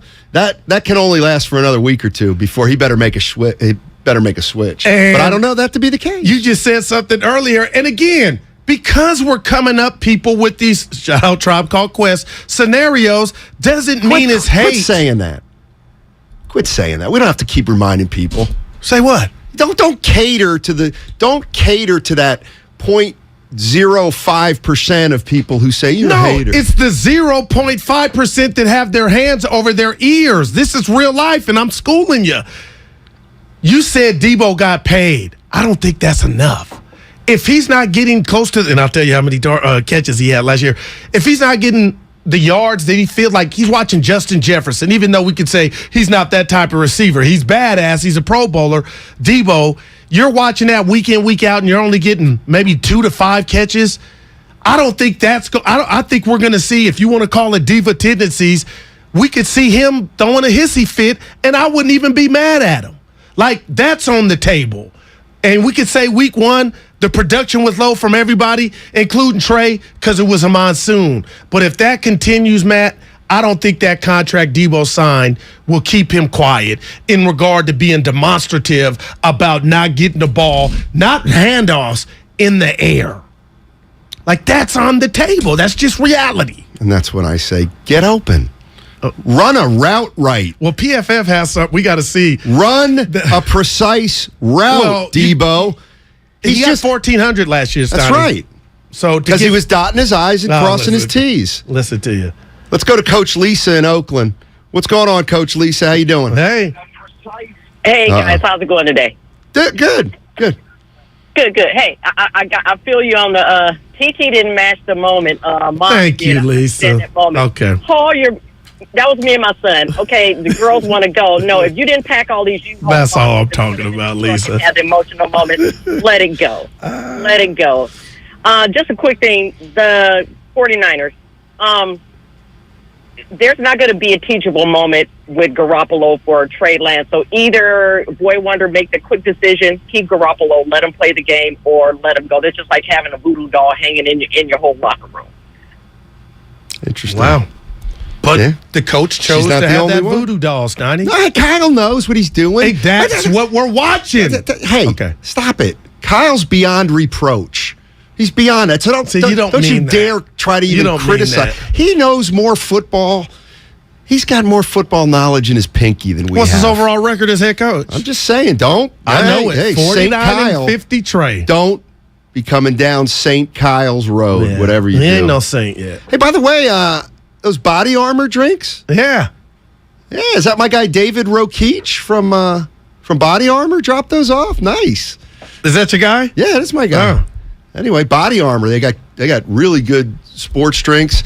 Here's the thing about the Body Armor drinks. You got to look at the color of the cap, because by the color of the cap you can tell the ones that have no calories and the ones that have calories. Because there's some of those drinks. Why not just put sugar free? Because they do that on the bottom, but you can. They do it. I got my Guru drink in the refrigerator. I left you one too. I'm out. Is that one of those like? What do you mean you're out? It's so organic energy drink. It's not organic. Red Bull is no, the actual Guru drink that says GURU. If there's a Guru, they sent a whole drink, package. Yeah, Snotty got some cooking. I've never heard of it. Well, it's one in the freezer for you. All right. Yeah. Let's go to Rob in San Jose. He wants to help Guru out. Hey, Rob. What's up, buddy? Guru, you're not a monster, man. You're not a monster. But I just want to know how you got blindsided into keep coming. You left hanging with that story, being the man of the house. Yeah. You did not know that was going down. Yeah, and you know what? And the bigger picture is that there's other issues going on. But you're right. You know what? I got blindsided. Take care of you. Yeah, that's on me. I appreciate the call. Yeah, one of the things is I reached out to you. We had a moment when I shared this story to you. Yeah. You wanted to say no. I'm just. You were there for me. I appreciate it, man. You're welcome. Yeah. You're welcome. But I do think that. I got some how do you get blindsided by that? Lack of communication. You'd be a terrible coach. I coached Eddie House. You see what happened with him. TT out of pocket, according to the 510. No, it's lack of communication. It hurt me though, Steiny. But we had our moment. Over. Yep. It's over. And he's having a ball. Of course he is. Yeah. So what's he doing his first weekend on campus? They got some thing to where he can't leave campus. Wife would try to get him back home. Nope. Back home week 1? I was supposed to go but no, it's over. What do you mean you're supposed to? I was supposed to go pick him up from school and bring him home. He's going to stay the weekend, but he's got some things. I think he kind of made it up too, wink, wink. Like, wait a minute. You approved of him? You're making your kid come home from college, his first college weekend? No, he's staying. But you wanted him home. Right. You were trying to get him home. Right. No, I had nothing to do with it. I know what the lead's going to be tomorrow's show. Guru, it's his first You want to talk about tears. We got about 15 seconds here, guys. Damon Ratto coming up next. Steve Rabel, Seattle Seahawks radio play-by-play coming up in the 3 o'clock hour. I just can't believe you're going to let the kid. No, he's staying at the spot. All right. We'll talk about it tomorrow on 95.7 The Game. Are you looking for a rewarding new career? Join the United States Postal Service and apply for roles nationwide. Serve your community with pride and receive benefits including competitive pay and opportunities for advancement. Whether you are looking for full-time, part-time, or seasonal positions, we have options that may be perfect for you. The United States Postal Service is an equal opportunity employer. Apply now at USPS.com/careers. Hi, I'm Aaron, owner of California Deluxe Windows. Ever notice? When your neighbors get new windows, there is a large black eye of broken stucco, uneven plaster, and even mismatched paint. At California Deluxe Windows, we never leave a ring around the window. Why? Because we are one of the only companies in California who custom crafts every window and door to your home's exact measurements. Almost everyone else on the radio is a distributor. They grab a window from a warehouse, break open your walls, shove it in, and patch things up. At California Deluxe Windows, we take pride in our work. Our installation technique is so precise, we do not break your stucco. Your house could be covered with potato chips, and we wouldn't crack one. Call now, and for a limited time, you get 30% off your entire order and 24 months of interest-free financing. 800-874-3600. 800-874-3600. That's 800-874-3600. California Deluxe Windows. Windows engineered for life. Certain terms and conditions apply. CSLB number 774518. Golfers, tee it up this fall at the Golf Mart for big savings. Save up to $150 off on Ping G425 woods. Upgrade your gear with discounted Wilson standard cart golf bags and stock up on TaylorMade Distance Plus golf balls. Now 2 dozen for $35. Don't miss these items and more happening now at the Golf Mart, and get a free custom fitting today. The Golf Mart, home of the 90-day satisfaction guarantee, or shop us online at worldwidegolfshops.com. The following is an attorney advertisement. If you get sidelined by a workplace injury, the workers' compensation attorneys at Boxer & Gerson can help get you back in the game. Our team of skilled attorneys will fight by your side for the treatment and compensation you deserve. We care about justice for injured workers. That's what makes us Northern California's premier workers' comp law firm. Call Boxer & Gerson at 510-345-2341 or visit boxerlaw.com for a free consultation. Boxer & Gerson, your life is worth the fight. Don't waste your time trying to sell your old car. Donate it to Cars for Kids. It's the easiest and fastest way to donate your car and get a tax deduction. Donate online at carsforkids.org. That's cars with a K. 1-877 Cards for Kids. Donate your car today. Doors and loading dock equipment are a crucial part of your business, and one you probably don't think much about until they break. A broken door or dock leveler can be a real security threat, along with disturbing the flow of goods in your business. Luckily, RNS is here for all your commercial door, dock, and gate needs. From overhead doors and security shutters to fire-rated and personal doors, RNS can provide your business with safety and security. Call 800-FIX-A-DOOR to schedule a free estimate or visit rsdoors.com. RNS Doors. Look for the red truck. Get a cash offer for your car, truck, or SUV today at your local Bay Area Chevy dealers. Selling has never been easier. Just bring it into a Bay Area Chevy dealer, get a free appraisal, and we'll make you a cash offer on the spot with no obligation to buy. We buy any make or model, paid off or not. Find your local Chevy dealer at BayAreaChevroletDealers.com. Hey guys, Mike Valeni for Cash the Ticket podcast. If you like sports betting or if you just like sports, it's the podcast for you. We try to cover all the big games and maybe some of the games you didn't even know were important. Give you some angles, pick some winners, have a good time, and hopefully help you meander through college and pro football season. So join us a couple times a week to get all your information you need to bet the games that you watch. It's Cash the Ticket on the Odyssey app or wherever you get your podcasts. Hon, look, it's heartburn. How did he know we were at the beach? No clue, but he's not ruining our vacation. I packed Prilosec OTC. With just one pill in the morning, Prilosec OTC prevents excess acid production that can cause frequent heartburn, so we can enjoy ourselves. Speaking of, time for our luau. Aloha heartburn. One pill, 24 hours, zero heartburn with Prilosec OTC. It's possible while taking Prilosec OTC. Use as directed for 14 days to treat frequent heartburn, not for immediate relief. Kelley Blue Book is the one-stop shop for pricing, fixing, selling, and instant cash offering. Instant cash offer is exactly what it sounds like. An official offer to buy or trade your car. Just enter your VIN or license plate, answer a few questions about your car's history, and what kind of condition it's in. In minutes, you'll receive an offer to sell or trade your car that you can be sure is fair. Then choose a dealer to purchase your car and schedule a time to meet. For all of the its, KBB.com. Visit Friedman's Appliance in Pleasant Hill September 23rd through September 25th for their fall clearance sale event and take advantage of one-of-a-kind opportunities. Visit Friedman's Appliance Fall Clearance Sale event for the best time to save on new appliances for your home. Ever since I got the new Galaxy Z Flip 4, I've been learning all these new tricks with my dog Finn. Like how to take the best selfies at the park.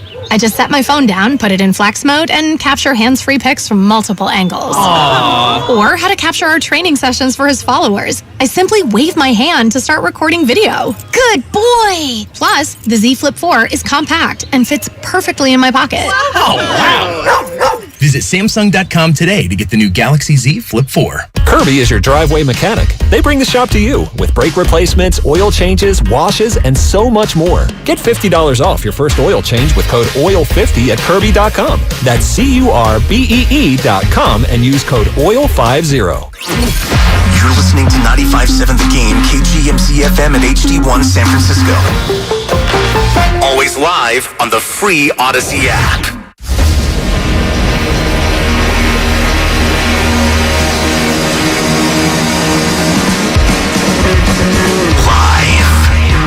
Corner of Broadway and Battery. You're listening to Damon Bruce and Ray Ratto on 95.7 The Game. Brought to you by BMW Fairfield. I mean, let's just start with the reality of what the hell it is the 49ers are walking into on Sunday. It's one of the biggest regular season games of the entire Kyle Shanahan era. And I really don't think that's being a prisoner of the moment. I don't think that that's hyperbole. I think that there's some truth to it. I really do. It's the biggest week 2 game of the Shanahan era. I think that's for sure. And I'm looking at this whole thing, Ray, and I'm just considering the fracture factor. Like the amount of fracturing of confidence in decisions and grand plans that would come with an 0-2 start this year. I think it's real enough to really want to avoid it. As much as any sort of loss you've ever wanted to avoid, the weeds that grow through the cracks of this game, if it doesn't go well for the 49ers, are enough to ruin the entire garden. They really are. So it's time to get this right, Kyle Shanahan. One of the bigger regular season games that he will coach in is happening on Sunday. That might be overselling it a little bit, because I don't think that 0-2 is the insurmountable thing, especially when you consider that there are more teams going to the playoffs this year than ever before, which means that almost half the league is going to make the playoffs in one way or another. And the fact that the NFC is the poorer conference by, I think, a pretty wide margin suggests to me that 0-2 is not automatically insurmountable, whatever the history says it is. If this was the AFC, 0-2, you're done. See, I think in the NFC, there's nobody that makes me go, yeah, they're really, really good. But you're looking at this as 0-2 does not officially dictate what's going to happen at the end of the year. And I'd agree with you on that. 0-2 is not insurmountable. But 0-2 creates an environment that this franchise would rather not be living in. Oh, no, it's better that they win in their minds. I think we can all agree on that. But if their constitution as a team is so weak that they suddenly, lose all their bearings and give up, then they weren't a contender anyway. I mean, I don't know that, that it would be the loss that would do that. But if they had a terrible reaction to it, and they started to fracture, and they started to internally doubt who the quarterback is, and if they started to internally doubt whether they can ever be healthy enough to become a team of value, then they weren't built to win anyway. I think that's a fair assessment. I think that's a fair. If you're going to be this fragile, well, fragility is never done well in the NFL. So yeah, I just don't think they're that fragile. I really don't think they are either. But this is a path that puts even a tough team on the path of getting closer to maybe fracturing than coming together. I mean, it just feels like, and there's somebody on the text line already bringing up a very legitimate point, saying that the Niners were 3-5 last year. Nobody thought that they were going to beat the Rams, let alone dominate them. And that team, which a lot of people thought were fractured early, But that team wasn't going through the quarterbacking situation that it is right now, which, fair or foul, is an hourly referendum on a lot of ideas, whether they be conceived well or ill-conceived. Like, there is an hourly recalculation of what the 49ers think they are, who they are, what they might be, and I just don't want to see how that math spits out if they're 0-2.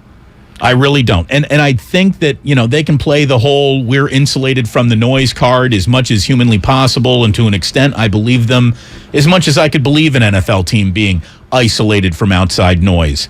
But having said all that, 0-2, that outside noise starts coming in. There's just absolutely no doubt about it, and Shanahan can play cool all he wants. I think he knows that this is a big one. And it's not a big one in terms of his job security. It's not a big one in terms of the PR campaign that'll either start working for or against him. He doesn't care about that. He's insulated from that. But the whisper campaign, the inside the Niners locker room whisper campaign. Remember, angry shouting never begins at angry shouting. It starts with a whisper.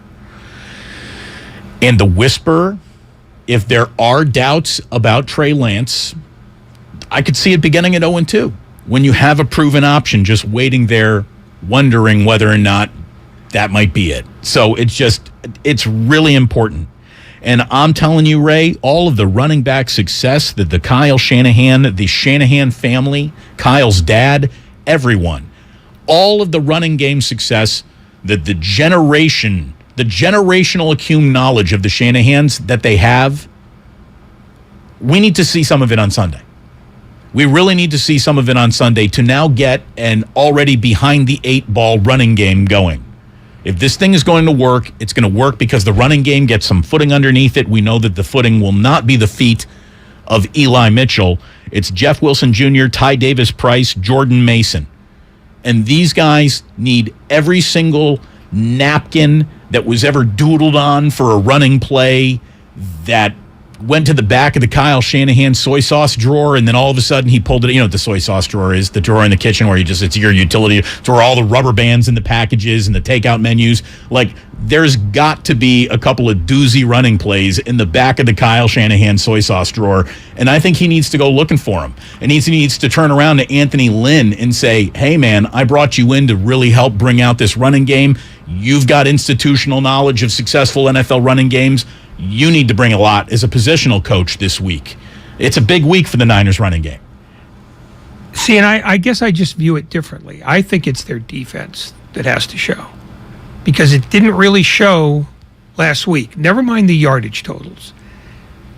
They bent in the second half. They were undisciplined throughout the game. The only real break they have going is that Brad Watson's the referee, and his crew calls among the fewest penalties in the league. Did last year, did the year before. So in that way, maybe some of their indiscipline will be taken care of by the fact that it's probably going to be a laissez-faire kind of game, officiating-wise. That's a small thing, I know, but the best way to find your discipline is to get a little sense of a reward for it. And if it means you get away with a hold here or there, maybe you start saying, oh, see, if we only commit 6 penalties rather than 12, we can do better. I don't know, I don't know how much more Shanahan can run than he did last week. And last week he had to run because second half was a deluge. You don't throw the ball at all and something like that. But I think it's their ability to hold the Seahawks to 10. And I don't think that's a big ask.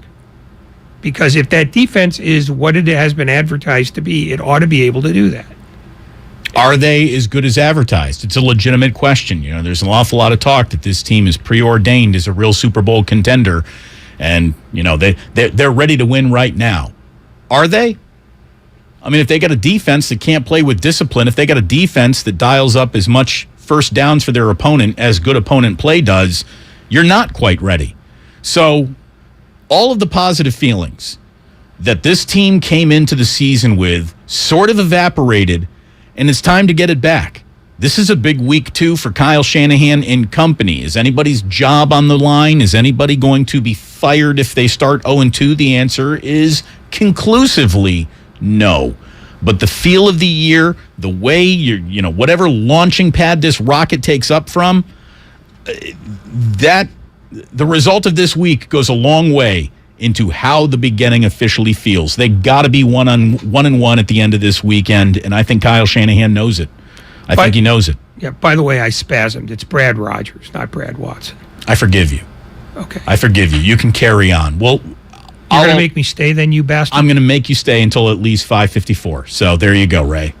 It's on you. It's on you to be better, though, for the rest of the game.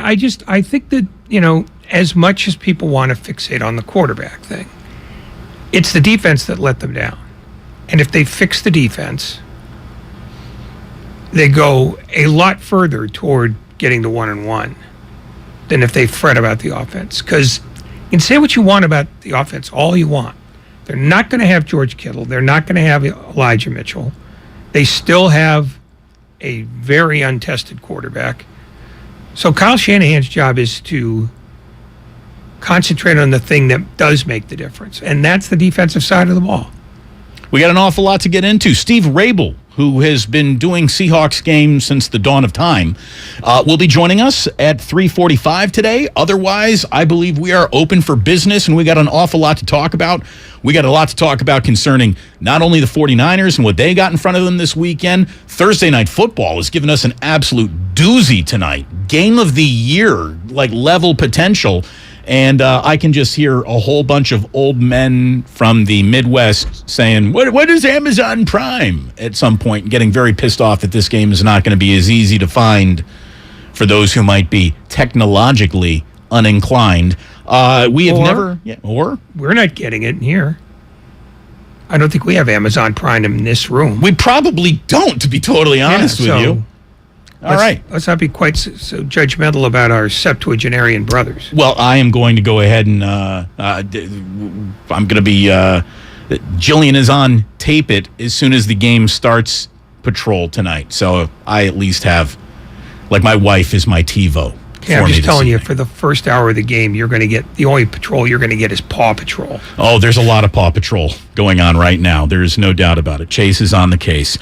We are brought to you by BMW Fairfield, now open in the Fairfield Auto Mall. Since opening their doors in July of 2021, BMW Fairfield has become the top-rated BMW dealer in the entire Bay Area. Find out why for yourself. You can visit them, book a visit, bmwfairfield.com today to set up an appointment. We're also brought to you by Chilton Auto Body. Damon and Ratto here on 95.7 The Game. We got an awful lot to get into this afternoon.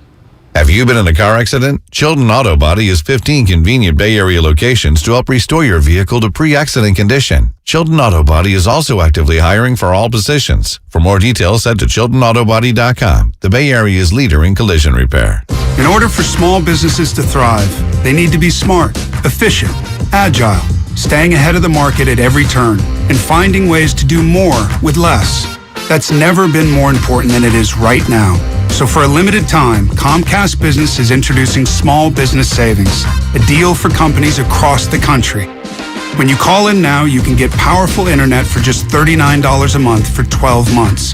$39 a month, with no annual contract and a money-back guarantee. All on the largest, fastest, reliable network for small businesses, with the company that powers more businesses than anyone else. So if you're a small business owner, don't wait. Call and get started today. Comcast Business, powering possibilities. Offer ends 9/21/22. Restrictions apply. New Comcast Business 50 megabits per second internet customers only. Requires EcoBill and AutoPay. Equipment, taxes, and fees extra and subject to change. Call or go online for details. After promo, regular rates apply.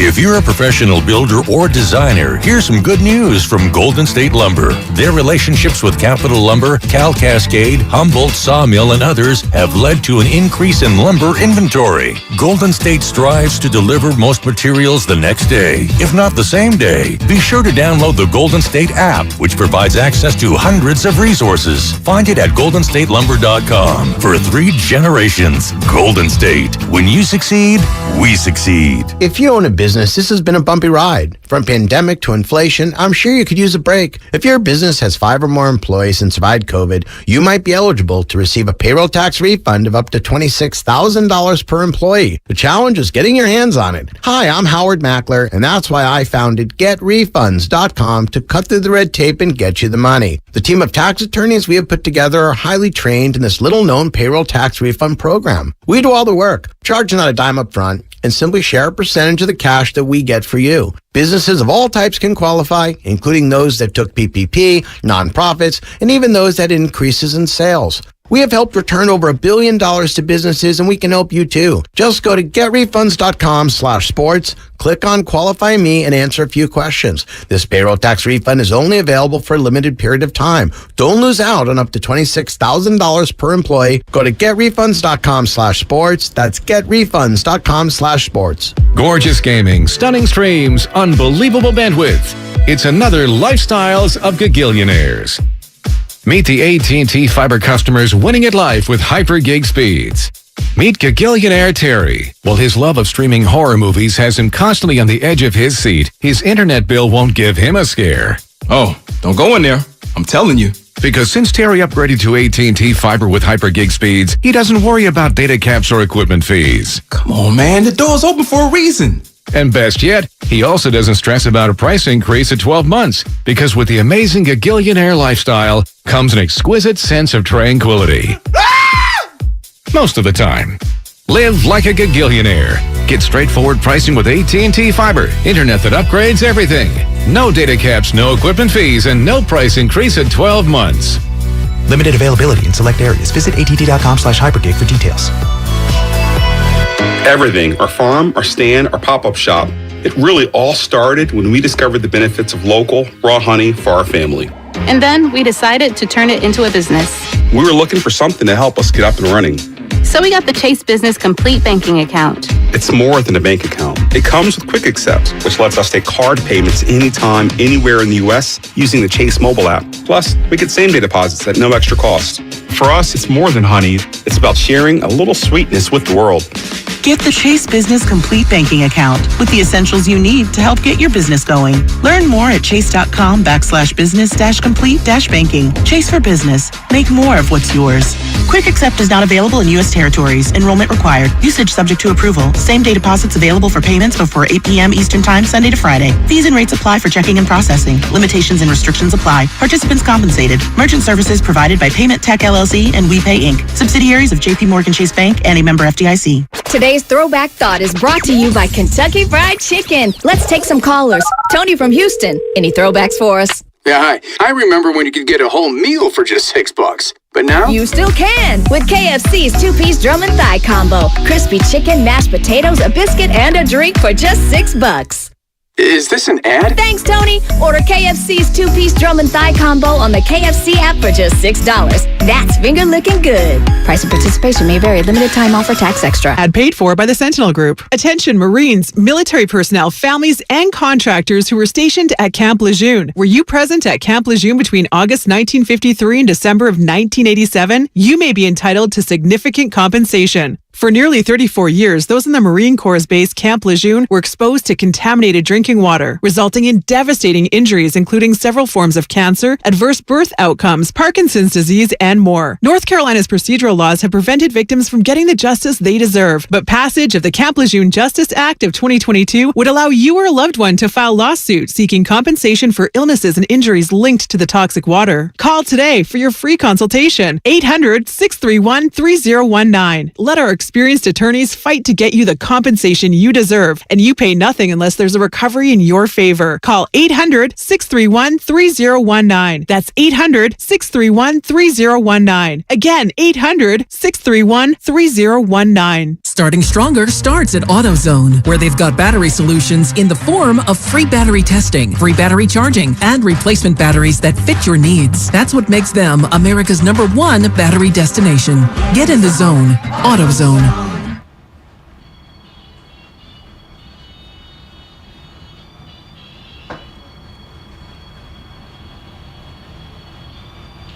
Now back to Damon and Ratto on 95.7 The Game. Brought to you by BMW Fairfield. Now open in the Fairfield Auto Mall. Visit bmwfairfield.com today to book your visit. Trimark has been partnering with independent restaurateurs in Northern California for over 55 years, for goodness sakes. Trimark brings you innovative product solutions to help your hospitality business thrive. You can visit trimarkwest.com. Speaking of hospitality solutions, Ray, as of 6 minutes ago, we just got an update about the queue to see the Queen laying in state. You tell me if you would wait in a line that is now stretched 4.9 miles. The queue for the Queen is at 4.9 miles. Oh, my God. Yeah, the walk would take over just 8.5 hours if you were leisurely strolling the line that the Queen is waiting, I guess, for her subjects to come say goodbye at the end of. The line is staffed by 779 stewards, 170 Salvation Army volunteers, 600 St. John's ambulance. I don't even know what that means. Very British. And countless police and military personnel. 4.9 miles of waiting. It sounds like brunch in San Francisco. The line is shortened since this morning. Oh, was it even longer this morning? It was like 5.5. Good God. Also, the other thing that they're doing is they're not letting anybody slow down or stop. It's a steady march by the coffin. Oh, you don't get to stop and say a little prayer because the line is 4.9 miles long. Yeah. So yeah, they are hustling them in and out. Man, British people, they love their royalty. They love to hate it too, but when it comes down to it, well, they hate paying for it, and they do through the eyelids every year. But that's amazing, man. You know, I always say that a life can be kind of measured at funeral attendance, right? Like, will you have it? Like, Ray, you and I are both going to have poorly attended funerals. Oh, I'm just going to be buried in the garbage can with a hat on. There won't be any funeral. I've already. We have a standing deal. Whoever goes first, the other guy talks at the other guy's funeral. Oh, you're not going to want that. No, I'm definitely coming. If you go first, Duchess will run up to the front of the church and stab me. Yeah, yeah. Well, she just want to reunite us, in the afterlife. Oh, trust me. For all the ways I think the Duchess is delightful, if I can't get out of the way of her stabbing attempt, she's going to be here in a week. She's going to be here. Actually, no, she shows up on Friday night. I'm picking her up at the airport on Friday night. I got my weeks all crossed up. Yeah, my brain's tomorrow. Yeah, tomorrow. That's tomorrow. Oh my God, that would have been a bad move to leave her there overnight. Yeah, where's Mom? She's at SFO, waiting. Damon, it's amazing how quickly you've gone from recapping Game of Thrones to Paw Patrol. Welcome to parenthood. Thank you very much. Comcast Business text line 408. Yeah, it's amazing. It's freaking amazing. Somebody says, is there a Trey Lance went to a strip club story that I don't know about, or Trey Lance and strippers thing that I don't know about? What is going on here? Somebody's all over me saying that there's Trey Lance strip club something. Is this true or not? I don't know. I'm not on social media looking for Trey Lance strip club anythings, but I'm getting lined. I'm getting Queen Death Q stats. That's my. I know more about a dead woman in London than I do any young woman dancing for Trey Lance. Let me tell you, here's what we know. What's a going video on? was circulating on Twitter that looks like Trey Lance with a stripper dancing on him, and that person is dropping bills on a stripper. We don't know if it's him, and we don't know where the video came from. We don't know when this happened. It's May Lance. It might be. It's May Lance. May Lance. It's exactly right. So we know nothing. However, the video is making the rounds. People are reacting to it. It looks. I think the locker room is open right now, so beat reporters should be in there. Maybe they ask him, maybe they don't. I will let you know when we get information on this. Trey Lance lap dance? Is that what it was? Lance will make him dance. That's what's going on here. It's may or may not be Lance will make them dance. Well, I mean, it's a 49er tradition. The road to the Super Bowl passes through a porn actress. Well, then we should have rings because that happened. I said to the Super Bowl. Oh, just not winning to the Super Bowl okay. trophy. Your current backup quarterback did take out a porn star on a date, and that was a big story for at least a day. Shout out Kiara Mia. Thanks for explaining the joke. You got it. Well, it's not a joke. It's a fact. And I got no problems with it, by the way. I got no problems with it. Nor do I. They're adults. Yeah. Go have fun. Go have all the fun you want. Just do it safe. Nobody gets hurt. It's all consent. Good. Yay. But what an endorsement. And here's the deal, though. If Trey Lance is getting lappers, the follow-up questions would be, if it is indeed him, is when did it all happen? When are you getting lappers? Because I would suggest that you cannot do it the night before the game, nor should you do it the night of a loss. I want it to be his sophomore year at North Dakota. Yeah, I wonder what a North Dakotan strip club is. Probably like all the others. Do you think? Do you think it's the same? Yeah, I pretty much do. I mean, I understand there's tech. I'm talking about quality. I don't know. There's no reason to think that North Dakota cannot produce women of that caliber. You could be right. I mean, that's the thing. I have no idea. I'm not making any assumptions. We got really far away from the Paw Patrol stuff fast, didn't we? Yeah, it's a good eclectic mix. Children's television, pornography. Well, look, I really wanted to talk about this, running game and how important this game was for the 49ers and kind of the Seahawks too. They're going to be coming in happy and bouncy and feeling good about themselves. But now I can only think of one thing. How quickly can we get to an actual commercial so I can look to see if this video... have you guys looked at the video? What do you think? Lucas, where do you come down? Is it May Lance, maybe Lance, or Trey Lance? I mean, journalistically, yeah, it may or may not be him. I think, to me, number one, it does sort of look like him. The video moves past him pretty quickly, so it's hard to tell. It does look sort of like him. We have no idea until he says yes or no. To me, the most interesting part is if this is him, when it happened. Whether it was within the last week, 2 weeks, over the summer, 5 years ago, who knows? When did it happen? When did the lapper take place? And are we talking about a generous tipper? I need details. Where is it taking place? Is it a Chicago strip club? Is it a Bay Area strip club? I mean, we live right on the bottom of the footprint of all of your San Francisco famous gentlemanly establishments. It's amazing how close any radio station I've ever worked in has been to a strip club. All the time. In any market I've ever worked in. I suspect that's probably coincidental. It feels there are a ton of strip clubs. There are. So, let me put the whole thing in its proper perspective. Unless he was doing this during practice, I don't think it matters much. I just, lads will be lads. Well, that's the thing. What would anyone hold it against a single NBA player for being in a strip club ever? No, it's like it's not a bug, it's a feature, right? I mean, like no one would ever be. You'd be upset if someone on your NBA team weren't in a strip club. It would almost make them abnormal. Like that, there's so much strip club culture in the NBA that it's as common as the post-game buffet. It truly is. So I'm not about to transfer any outrage that I don't have about that to this. Particularly since we don't know what this is. And we have no idea what this is. This could be just some internet prankster.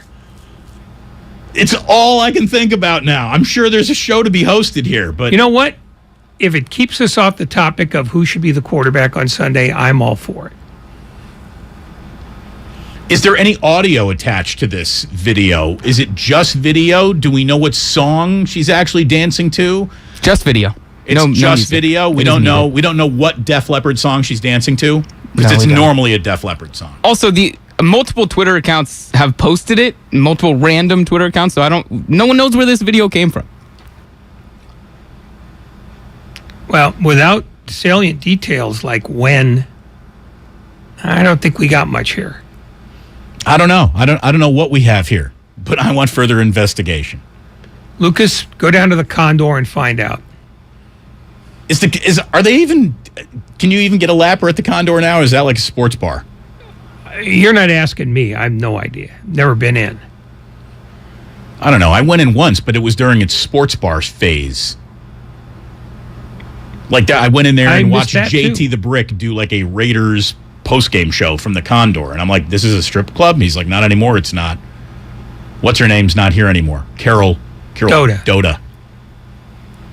Well, I remember since the piano fell on that guy and killed him, it's lost a little bit of its luster. How do you have a piano fall on someone? Did they like push it off the stripper stage? No. It had a piano that they would lower from the ceiling. You're kidding. Is this real? It may be apocryphal, but I've heard that story many times. Somebody actually got killed by a falling piano, and it's not like a cartoon strip? No, it was not Wile E. Coyote holding up a sign that says "Yipe" from beneath the piano. Well, that's the thing. How do you die? How do you explain that? Like you're coming home with your buddies, but Mike's no longer with you, and you figure, well, so who's going to tell Mike's wife or girlfriend? How did Mike go? Well, we were at the arpeggio of death. Yeah. He got. He really likes classical piano. It turns out. Yeah, basically right through the forehead. I'm so interested by all this now. All right, let's get back to the fact that the 49ers got to beat the Seattle Seahawks. I mean, they really do. They really do. To call it a must-win is, okay, that's hyperbole. That's getting way too over your own skis, sports talk radio host. It can't be a must-win when it's just the second week of the year. But the feeling that comes off this game, it's big. And I think that Shanahan knows it. And I know you want to say it's the defense that's going to guide them. And yeah, I mean, any team that's going to be good, your defense means an awful lot. But until you have a quarterback that you can rely on generating a whole bunch of yards through the passing game, running game is your preferred method of moving this ball down the field. And every single bit of institutional knowledge that the Shanahan family has, and they have a lot of it, they have an awful lot of institutional knowledge on how to make a running game pop with less than heralded running backs being at the center of it. And that's what we're looking at. I mean, this is hardly the $1 million backfield over here. Or maybe these guys are making such minimums, it kind of is the $1 million backfield. It depends on how you want to use it. But Jeff Wilson Jr., I mean, he's got a lot to prove, right? Jeff Wilson Jr., we know that he checks the boxes of a professional running back, a professional grade quality running back. He runs hard, but I don't know if anyone's ever described him as running well. Ty Davis Price, to me, an awful lot of this game's hope, I think, lies on Ty Davis Price.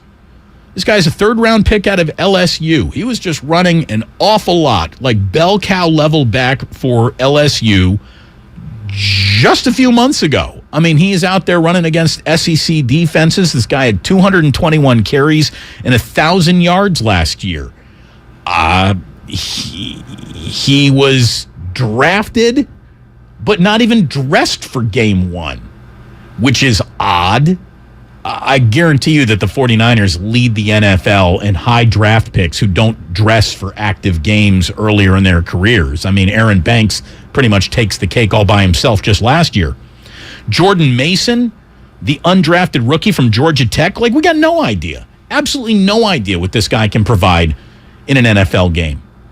So there really isn't an element of the 49ers offense that isn't throw a coin into the well and wish it all works out, because that's where a lot of this is. There is a lot of hoping that these guys can live up to their billing of important running back or starting quarterback.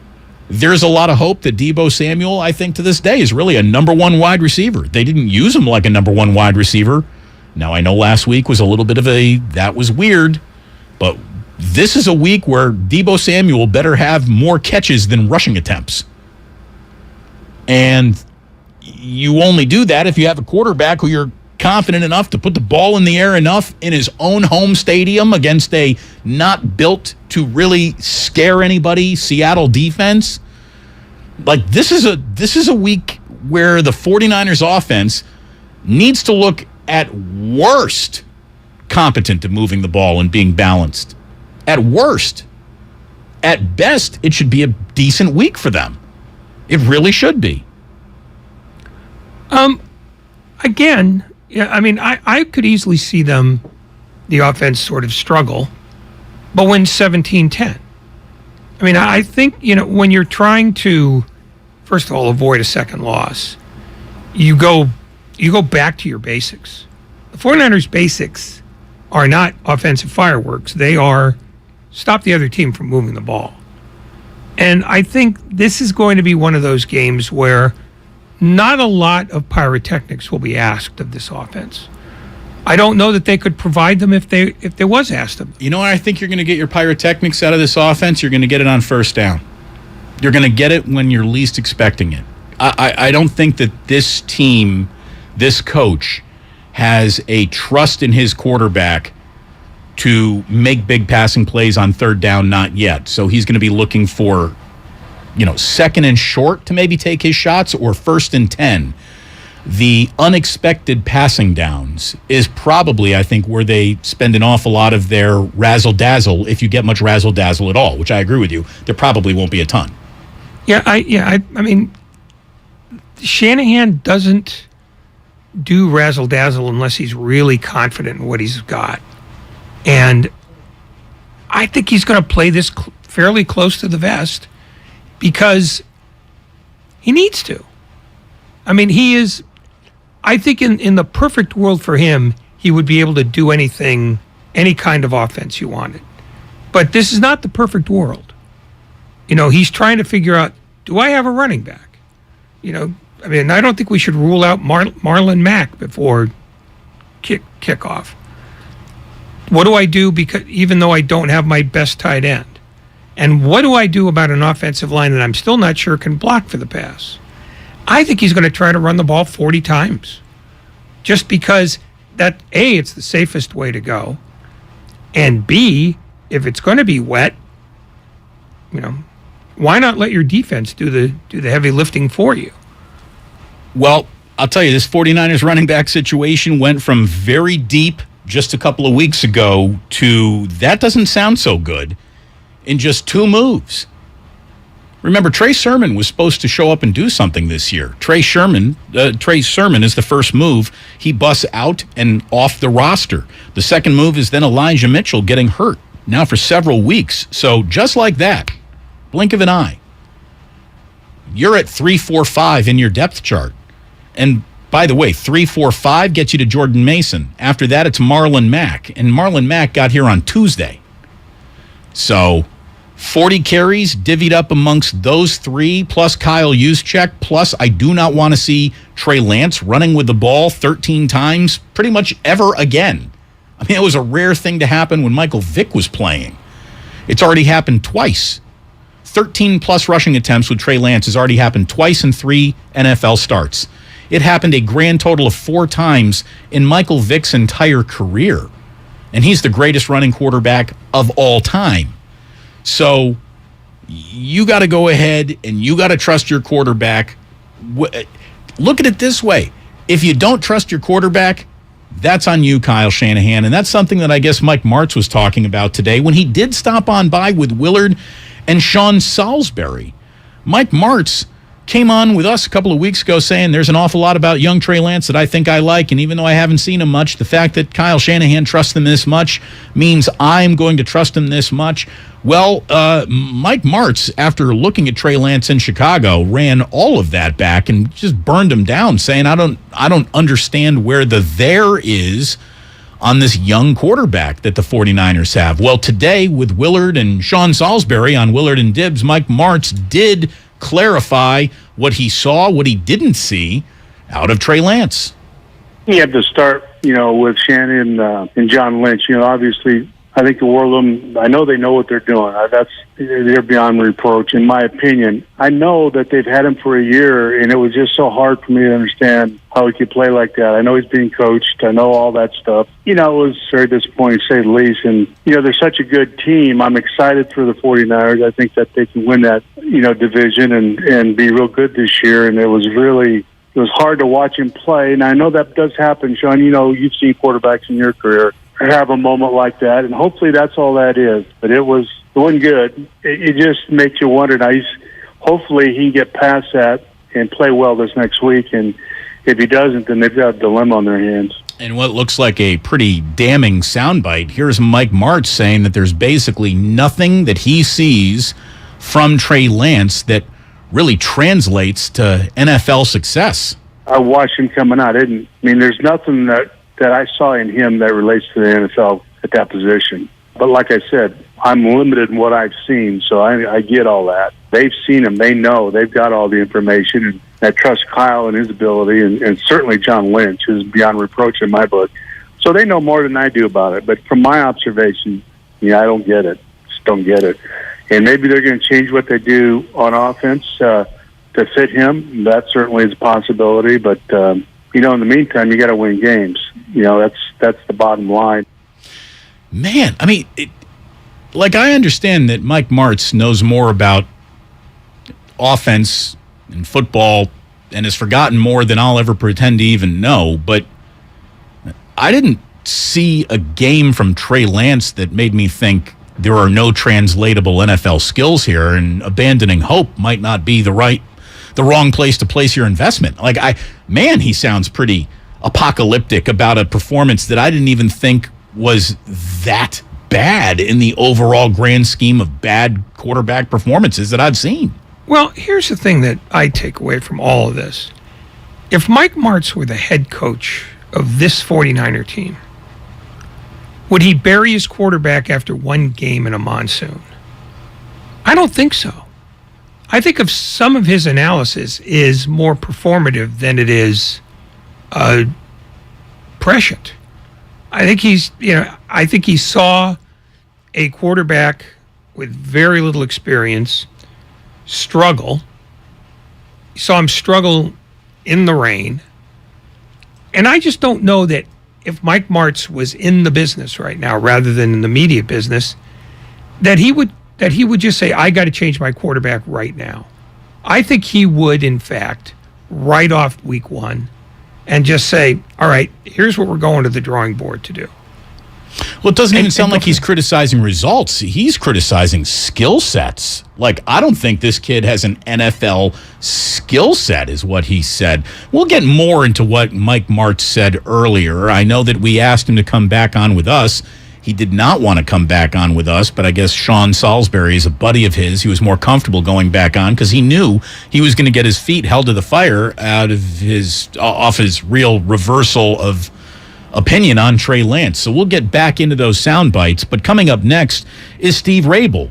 He's a former Seahawk, and he's been the voice of the Seahawks forever. So we're going to talk to him about the big win over Russell Wilson, what the atmosphere was like there up on Monday night, and what kind of team he expects to be facing San Francisco on Sunday in a rather big game, bigger than anyone thought when they started looking at this year. It looked like the 49ers had a pretty smooth entry point into this NFL season. 0-2 would be anything but a smooth entry point for sure. So all of that's coming up, and apparently live sex shows were happening at the Condor, and the piano did fall. He died. The girl survived. There you go. We're gonna have to turn. You don't even have your mic on, Ray. You don't even have your mic on, but you need to keep it off anyways because Grandy is waving me in like an airplane over there.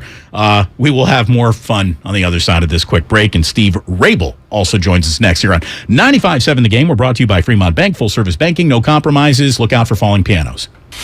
The BetQL model is locked in on NFL totals. I'm Erin Hawksworth here to help you beat the books with BetQL. The BetQL model has 3 5-star plays on totals, and one of them is tonight's game between the Chargers and Chiefs. Justin Herbert and Patrick Mahomes combined to throw for 8 touchdowns last week, and BetQL has over 55 as a 5-star best bet. They think this is a 2-point value on the over. I'm Erin Hawksworth. Bet smarter, beat the books. Download the BetQL app today. You're the one who protects the flock, and that requires an eye for detail. Because when safety and well-being are on the line, it's the details that can save lives.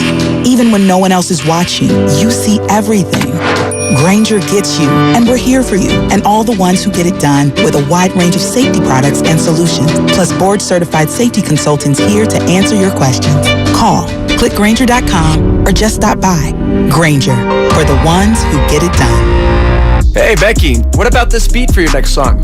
It's cool, but I'm into faster stuff lately. Like Xfinity that gives me beyond gig speeds. Got it. What about this then? It sounds powerful, just like Xfinity. Because its supersonic Wi-Fi has 3 times the bandwidth, you can connect hundreds of devices at once.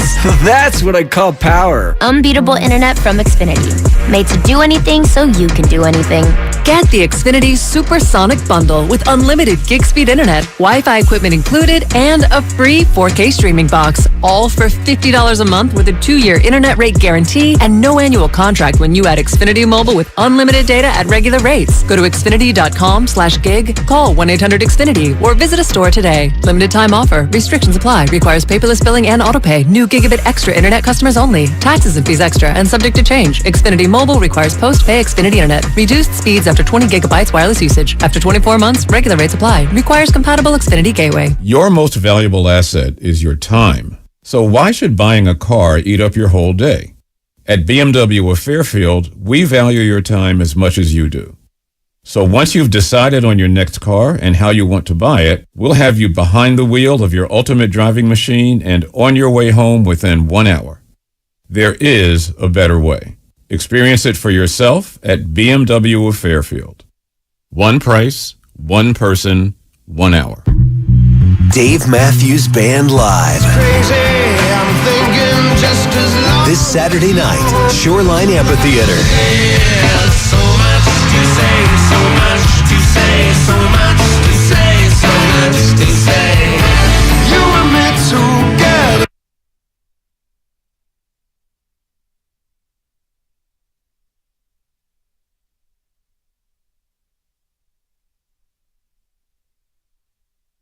America! It's me, Mad Dog Nichols! Awake, my lambs! It's there. Gorillas are doing a US tour, and it's gonna be an absolute belter. Gorillas, Chase Center, September 21st, with special guest Earth Gang. Get tickets now at Ticketmaster.com. Light the beacons of truth and join me. At Left Coast Buyers, we buy properties all over California. If you own a house or an apartment building and want to sell it fast at a great price, call us at 925-434-5000. We can pay cash and close in as little as 7 days. We buy properties in any condition, any price range. Do you own a property that is run down and needs thousands of dollars in repairs? Are you out of time, money, and energy? Are you looking for an easy way to get top dollar for your property and sell on your terms and timeline? Well, call Left Coast Buyers now at 925-434-5000. We buy divorce houses, inherited houses. We even buy vacant houses and abandoned houses. Do you have a tenant who hasn't paid? Are you behind on property taxes, mortgage payments, or even facing a foreclosure? Even if you're just nervous about capital gains or an upcoming recession, we've seen it all. So if you or someone you know owns a property and needs to sell, call Left Coast Buyers at 925-434-5000. That's 925-434-5000. Some fans gear up for game day, but some fans follow their team every day. That's why the Locked On Podcast Network has a daily podcast for your favorite NFL team. Every trade, every overtime win, every game. Our local experts cover the biggest stories around your team every day. Search Locked On plus your favorite NFL team on the Odyssey app or wherever you get podcasts. The Locked On Podcast Network, your team every day. You can't get much for $5 these days, unless you go to Wendy's for a $5 Biggie Bag. Get your choice of double stack, junior bacon cheeseburger, or crispy chicken BLT, plus 4-piece nugs, fries, and a drink, all for just $5. You got that bag, you got that Biggie Bag, you got that bag. That was smooth, wasn't it? That's how you're gonna feel when you get that Biggie Bag at Wendy's. U.S. price and participation may vary. Includes 4-piece nuggets, small soft drink, and small fry. Prices may be higher in Alaska and Hawaii. Now, local businesses can get closer to every customer in their city with fast, affordable shipping. Introducing USPS Connect Local. You want speed? We deliver same or next day. You want savings? We give you supplies at a flat rate. You want less legwork? We do free pickups. Move your local business forward with the United States Postal Service. Let's connect at USPSconnect.com/local. Specific markets, restrictions apply. Same day or next day delivery expected, but not guaranteed with entry close to final destination.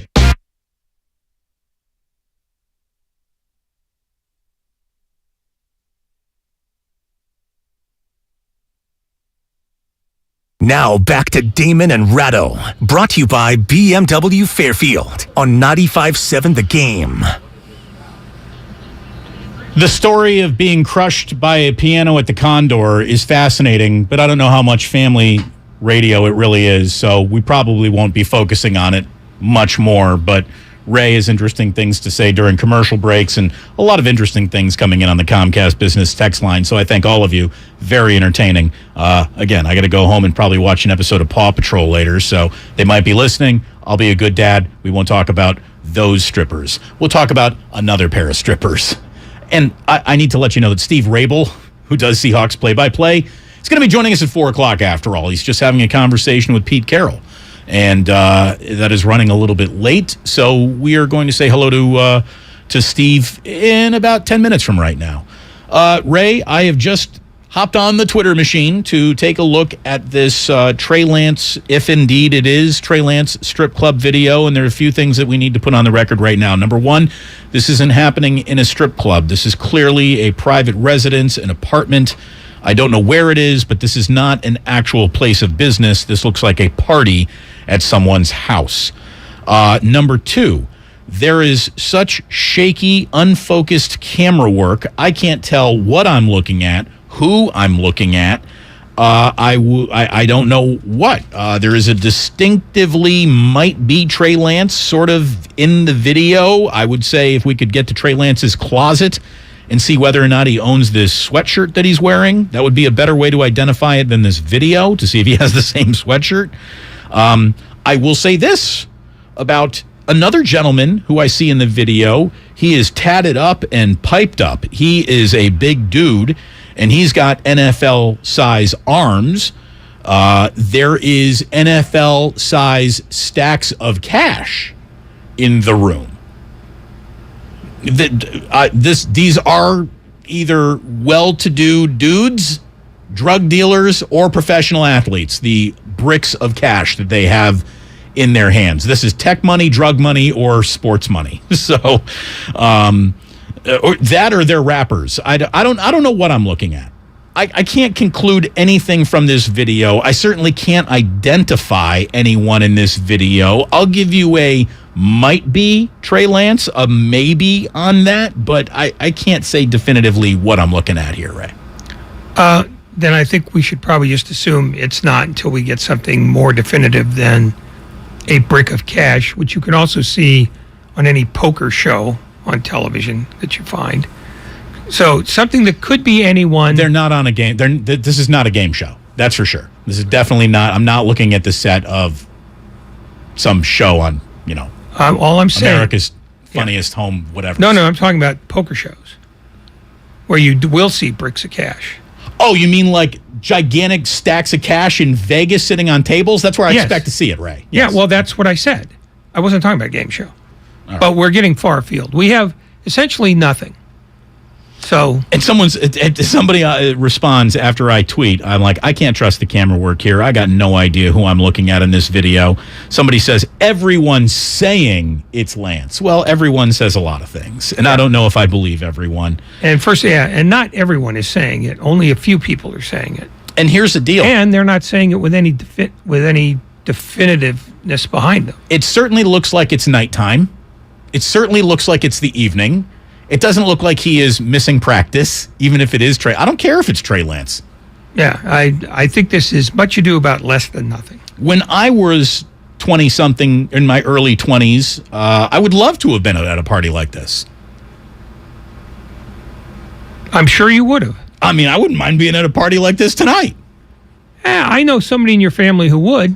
She's pretty damn cool. She's not that cool. No, she ain't afraid, Ray. She ain't afraid. She knows when we go to Vegas what happens. She's cool. My wife is what is called self-confidence.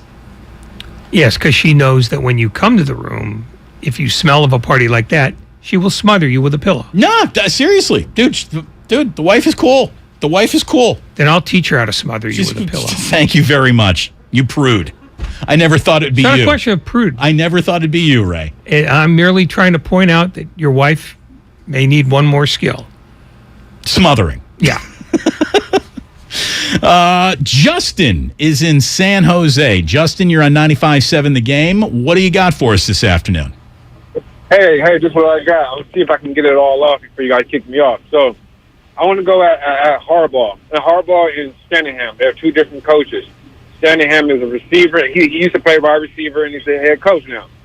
Harbaugh is a quarterback and was a head coach. Reason why Alex Smith succeeded because Harbaugh was a quarterback coach. I don't think Shanahan can coach up Trey Lance being a quarterback that he wants him to be. I don't see. Well, that's why he brings in Brian Greasy. You know, I mean, here's the thing: we can't talk about Kyle Shanahan like he has any playing experience that matters to the NFL. It doesn't. He was a walk-on at Texas, and he was gone. As soon as he was on the team, he's like, "Yeah, I think I'm going to go into coaching." So, Kyle Shanahan, I'm sure, was a very nice athlete coming out of high school, nice enough to be a walk-on at a major Division I program, and I respect that. I absolutely do. But there's nothing about his playing days that can relate to any conversation he would have with a professional athlete, where Jim Harbaugh did have that. Jim Harbaugh won big NFL games. He was in the league a really, really long time and could relate to, I played, let me tell you how it goes, in ways that I don't think, Kyle Shanahan can in any way, shape, or form.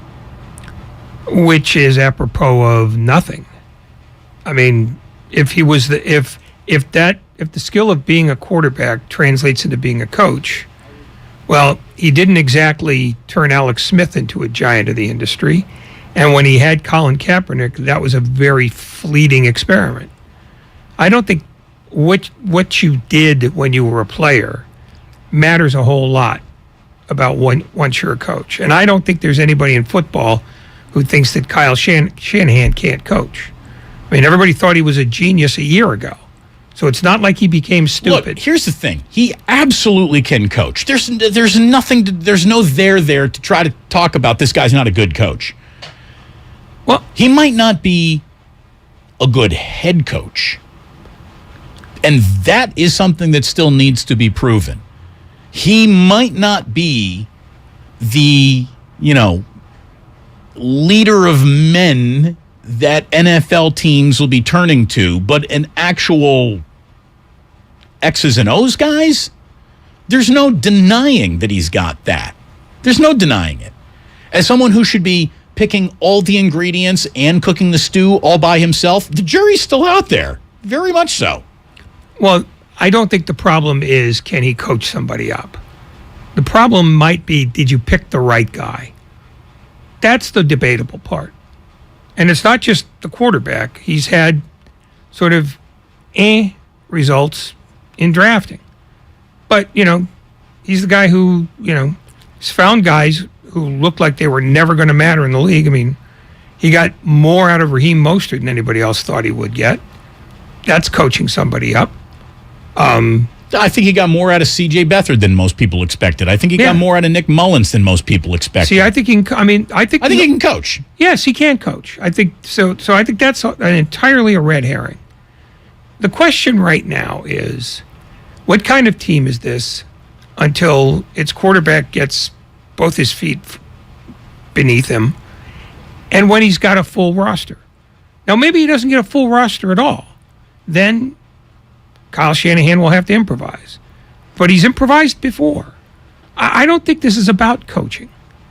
I think this is about, these are the circumstances you've got right now, and you lost your opener. So what are you going to do about it? But they're very much circumstances of your own doing. Well, I think the quarterback thing, yeah, but I don't think... Oh, all of it is. All of it. There's not an element of the 49ers that isn't a straight line right back to what Kyle Shanahan wanted and wished for. Okay, but was that the reason they lost on Sunday? Because Kyle Shanahan got it wrong? I don't think so. I think the defensive players failed to do their job. I don't think that's coaching. I think the defensive players did fail to do their job, and whether or not that's coaching, there's a debate there. But I hear the point that you're making. I absolutely do. I mean, it's one game, and it is fascinating to me that every time the 49ers lose a game, it is somehow because Kyle Shanahan is inadequate. I did not like the game plan, though. I really didn't. I did not like that offensive game plan. I didn't like either the situations that created him totally abandoning a passing game, or the fact that it wasn't the conditions at all. It was a lack of faith in the passing game, therefore he abandoned it. And there were way too many my quarterback is running with the football by design plays for any palatable conversation about, player safety means anything to me. I mean, it's you cannot be risking your quarterback of the future like a tailback, and he's running that guy like a tailback, the same way he did with Deebo Samuel. He ran him like that. Yes, again, we talked about this on Monday. You can't take anything of substance from that game, with the singular exception of the fact that the defense was very undisciplined and not very good in the second half against the team that you should be able to strangle. I think that's got to be remembered. You can't draw anything off that game, because I don't believe that he's going to want to run Trey Lance 13 times a game. I don't believe that. So that brings us back, I think, to how important week 2 really is. Because if we all agree, like week 1, straight up mulligan, this is the week that then matters. This is the set the tone for the rest of your year. This is the show 49er fans what you really got in this team week against an opponent that you thought you were better than before the year started, and that's a home game for you. By the way, Pete Carroll really feeling himself today, just jerking Steve Rabel's chain around, and Rabel will now join us at 4:15. That's fine. He's our only guest for today. We can keep on pushing back. We're good. We can see how the defense sets up, and we can call the right audible. And the truth is, Steve Rabel, given a choice between us and the head coach of the team he is the radio analyst for, we're not winning that. Well, look, he talks to that guy every week, every day. It's a rare opportunity. He gets to talk to us maybe, twice a year tops? I don't think we've ever gone to him before, so once tops. I think I've definitely. Well, maybe you have. Right. But. Well, maybe it's you then. Maybe it's you. I can go sit in the lobby for a while. I'm good with that. No, we're not going to let you out of work, right? This is Brian in Napa. Brian, you're on 95.7 The Game. Oh, hold on for a second, Brian. I forgot to tell everyone. Welcome, indeed, to your 4 o'clock hour. You're listening to 95.7 The Game, KGMZ FM and HD1 San Francisco. Always live on Twitch, YouTube, and the free Odyssey app. Damn well better be free. All right, Brian in Napa. How you doing? Good. How are you guys doing? Excellent. Thank you. Good. Previous preseason, I remember Shanny was going back and forth between Trey and Jimmy kind of almost every possession. I was kind of wondering, what about like a 70-30 split where you take some pressure off of Trey, you let Jimmy start the game, you let him go out, and at the right time, you bring in Trey, let him get some possessions. If a game's a blowout, you can also get some PT that way. I just kind of think there's more than one way to skin a cat here. Like, let's get this guy some reps, some live reps in an NFL game. Well, here's the deal. Brian, I hear what you're saying, but that's a formula that if you tried to sell it to me last year, I would have bought it. But you can't say that this guy's our man now, but we're going to go with the opener. Jimmy's going to be our opener? No, you can't do that. Here's the thing. Did they prematurely make the decision to go with Trey Lance because they thought Jimmy was gonzo, and that's the only reason why they made it? If the only reason why they said Trey Lance is our future is because they thought Jimmy was out of here, then that is a huge problem. I don't know if that's the truth. I don't know if that's where the problem lies yet. We'll find out as the year goes along, I guess. But Mike Martz, again, some savage, definitive statements coming from a guy who was a bit of a quarterback whisperer, had the reputation when he was a coach. Mike Martz saying that he doesn't see anything in Trey Lance that translates to what he thinks of a quarterback needs for NFL success. I watched him coming out. There's nothing that I saw in him that relates to the NFL at that position. But like I said, I'm limited in what I've seen, so I get all that. They've seen him. They know. They've got all the information. And I trust Kyle and his ability, and certainly John Lynch is beyond reproach in my book. So they know more than I do about it. But from my observation, I don't get it. Just don't get it. And maybe they're going to change what they do on offense to fit him. That certainly is a possibility. But, in the meantime, you got to win games. That's the bottom line. Mike Martz talked about how he had high expectations for Trey Lance, and they just weren't met. He was on with Willard and Sean Salisbury, who was in for Dan Dibley today. Just listening to what everybody said, I was really anticipating more than what we saw, of course, in that game. So I don't know what he is, and maybe he's one of those guys that's going to take a few years. But in the meantime, they've got a really good football team. So what do you do, right? So hopefully they can win while he develops and comes along, and if he doesn't, then I think they probably would need to make a change. Talking about making a change after 4 quarters. That's the insanity of this. And the only thing that is a sensible retort to that is Kyle Shanahan is a stubborn guy. He's made up his mind that Trey Lance is his quarterback come hell or high water, but just short of 10 weeks of terrible football. There shouldn't be any talk of who's going to quarterback next week. This is Trey Lance's job to lose, and you don't lose it in 4 quarters or 8 quarters or 12 quarters. Kyle Shanahan was screamed at last year after 8 games, you've got to sit Garoppolo. You got to sit Garoppolo. He didn't sit Garoppolo. They ended up going 7-2 down the stretch. Kyle Shanahan is not coming off this.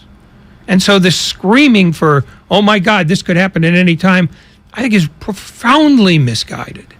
Well, it seems like they don't understand the situation. I mean, that's what it really is. Like, not only does Mike Martz not have a very good working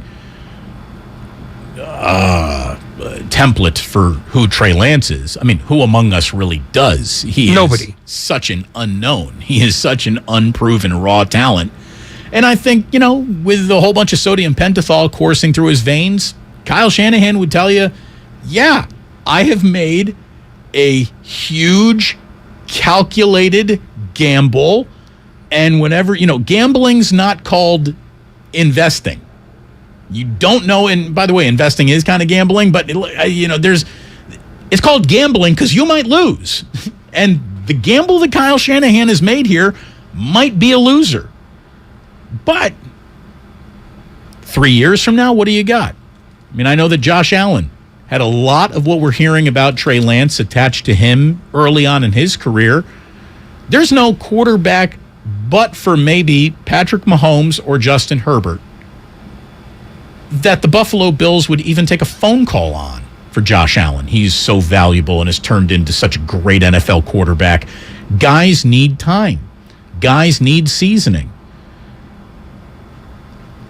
It feels like the media, in the name of feeding a constant media beast, has sort of forgotten how football teams work.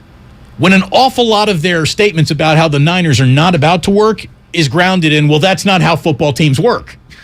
You can't have it. That's not how football teams work in terms of this quarterbacking room, and then not understand who Kyle Shanahan is, where the Niners are, the gamble that he's made, the bet that he's making. This is not a short-term payoff bet. Kyle Shanahan is trying to hit a 6-team parlayer here. This is not a one-leg experiment. No, it's not a one-leg experiment. And you've got the template of last year.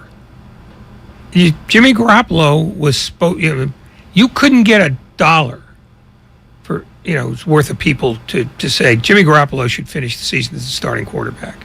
Except that Kyle Shanahan said no, he's the guy. Now he said that Trey Lance is the guy. And it amuses and amazes me that one game in, people are screaming about this like it's a hot button topic. When in fact, the head coach, who's the only guy who gets a vote here, is not coming off this guy. He's not coming off this guy when the bye week hits in week 8. He's thought about this an entire offseason. This is the plan he's got, and he's not coming off the plan. Trey Lance is going to have to play his way out of the job, either by having to limp off or be awful. And not just not very good, I mean awful. And if he's not awful, he's going to stay in the job. You know what I think is another part of the gambles that are being made here, which feels like, well, you don't need to gamble there as well because you're at a first-time, very little experience quarterback. Why you would go with a first-time, no experience as a quarterback coach in Brian Griese, that feels like a gamble to me. Well, that might be because, unless Brian Griese is a great teacher, Kyle Shanahan must look at him. Well, and again, how could you know anyone's a great teacher when they've never taught a class? I understand that. What I'm saying is he must think that Trey Lance's fundamentals are sufficient, that all Griese really needs to work with him on is knowledge of the playbook and help with receiver reads. Because if you're asking to take a guy and say, we're going to build you from the ground up, well, I don't know that a first-time quarterback coach is the answer either. So what I suspect here is that Kyle Shanahan believes that Trey Lance is further along than everybody else because he's seen more of him than everybody else. And he knows more of what he wants from him than anybody else.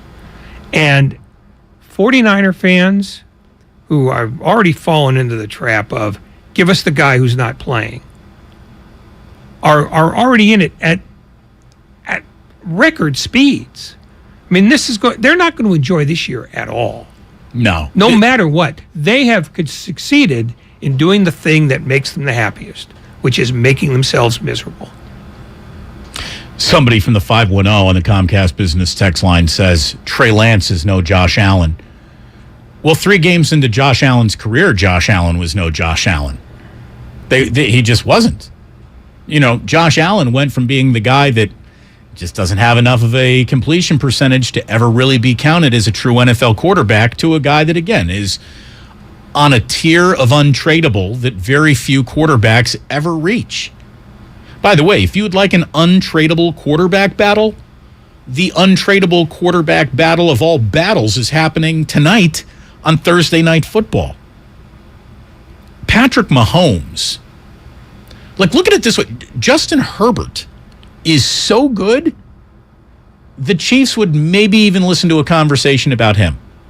Now, I'm very sure that they like Patrick Mahomes, and they have a lot of reasons to like Patrick Mahomes. But this is something that Josh Dubois dropped, and he dropped some very interesting statistics. Most passing yards in first 33 career games. Patrick Mahomes, 9,925. Justin Herbert is at 9,629. We're talking about 2 of the greatest starts to any quarterbacking careers we have ever seen. And they meet on Thursday Night Football tonight in a place where some people are going to be very upset to find out where it is because for the first time ever, it's not on over-the-air television, it's not on cable television, and that is going to upset some people when it's all said and done. We're going to talk about all of that, and we're going to be talking with Steve Rabel, who is the voice of the Seattle Seahawks, when he's done talking with the head coach of the Seattle Seahawks. And then your calls, much more coming up here. Damon and Ratto on 95.7 The Game. We are brought to you by Friedman's Appliance. Talk saves lives. Join us for Odyssey's I'm Listening Special, our annual 2-hour national mental health conversation, Wednesday, September 21st at 6 p.m. You'll hear from Drew Robinson, whose story is one you have to hear. Former Heisman Trophy winner Ricky Williams will also join us to talk about his struggles. The 2-hour special is a constructive and supportive conversation about our mental wellness. I'm Listening, Wednesday, September 21st, starting at 6 p.m. right here on 95.7 The Game and on the free Odyssey app. For more, visit I'mListening.org. Remember, talk saves lives.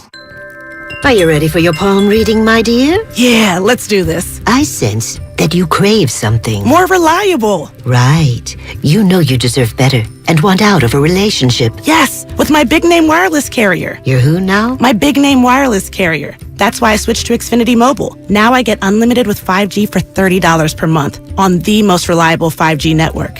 Let's talk about your aura. It's so... And get this. They can even save you hundreds a year on your wireless bill over T-Mobile, AT&T, and Verizon. Wow, that's actually really impressive.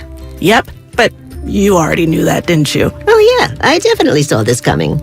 Start seeing savings today. Switch to the fastest mobile service, Xfinity Mobile. Now with the best price on 2 lines of unlimited, just $30 a line per month. Switch today. Xfinity Internet required. Price comparison for 2 unlimited lines under available 5G pricing plans of top 3 carriers. Taxes and fees extra. Reduced speeds up to 20 gigabytes of usage per line. Most reliable based on root metrics. US report. Comcast analysis of mobile Wi-Fi and cellular data from Ookla Speed Test Intelligence Q2 2022. Whether you're buying a new car or used one, it's a big investment, which is why you should choose Pennzoil Platinum. It helps extend the life of your engine and protect it up to 15 years or 500,000 miles, whichever comes first, guaranteed. That's because Pennzoil's base oil is made from natural gas and 99.5% free from engine clogging impurities. The proof is in the Pennzoil. Enrollment required. Keep your receipts. Other conditions apply. See pennzoil.com/warranty for full details. Find it at Firestone Complete Auto Care. As you know, sports teams plan well ahead of the next season. If you're thinking of remodeling your home, consider the same strategy. Talk with your designer or builder now about your next project. Golden State Window and Door has new inventory coming online. Milgard, Anderson, and Marvin. See Golden State Window and Door's wide variety of accessories at convenient showrooms across the Bay Area or goldenstatelumber.com. Since 1954, Golden State. When you succeed, we succeed. The gamer, the call maker, the experience chaser. What if you could be everything all at once? Galaxy Z Fold 4 is powered by the Snapdragon processor for world-class performance and lightning-fast speed to turbocharge your multitasking. How about an expansive edge-to-edge screen for immersive gaming, hands-free video calls with flex mode, and multi-window view to use up to 3 apps at the same time? With Galaxy Z Fold 4, do more with ease and make multitasking a breeze. Available now at Samsung.com. How do you make the most of your land? Everyone has their way. The Nelsons depend on their John Deere Gator XUV 835R to get from point A to point B with decoys and the dogs. As much as we got going on, it's all about efficiency. And if you ask the Mosers what they use their Gator XUV 590M for, they tell you. The most fun we have on the Gator is just ripping around the property. There are millions of ways to make the most of your land. Learn how to make the most of yours at Deere.com. Nothing runs like a Deere. Hey, it's Tiki Barber. When part of your offense isn't firing on all cylinders, it shows. And sometimes the only solution is to replace that part with something new. It's true on a championship team, and it's also true with cars. That's why I love eBay Motors. They have all the right parts at the right prices. 122 million of them. That way, you can get the parts you need to make your car a winner. ebaymotors.com. Let's ride. Finding great candidates to hire can be like, well, trying to find a needle in a haystack, but not with ZipRecruiter. Its powerful technology actively finds and invites qualified candidates to apply to your job. So while other companies might deliver a lot of hay, ZipRecruiter finds you the needle in the haystack. See why 4 out of 5 employers who post a job on ZipRecruiter get a quality candidate within the first day. Try ZipRecruiter for free at ZipRecruiter.com/free. That's ZipRecruiter.com/free. In order for small businesses to thrive, they need to be smart, efficient, agile, staying ahead of the market at every turn, and finding ways to do more with less. That's never been more important than it is right now. So for a limited time, Comcast Business is introducing Small Business Savings, a deal for companies across the country. When you call in now, you can get powerful internet for just $39 a month for 12 months. $39 a month with no annual contract and a money-back guarantee. All on the largest, fastest, reliable network for small businesses with the company that powers more businesses than anyone else. So if you're a small business owner, don't wait. Call and get started today. Comcast Business, powering possibilities. Offer ends 9/21/22. Restrictions apply. New Comcast Business 50 megabits per second internet customers only. Requires EcoBill and AutoPay. Equipment, taxes, and fees extra and subject to change. Call or go online for details. After promo, regular rates apply. In Fremont, mostly cloudy overnight, lows near 60 degrees. Weather brought to you by Pfizer and BioNTech. Whether it's the news, the traffic, the weather, or your COVID-19 vaccinations, it's important to stay up to date. The Doobie Brothers 50th Anniversary Tour is coming to Shoreline Amphitheater September 27th, and 95.7 The Game has your tickets. For your chance to win, head to our contest page at 957thegame.com.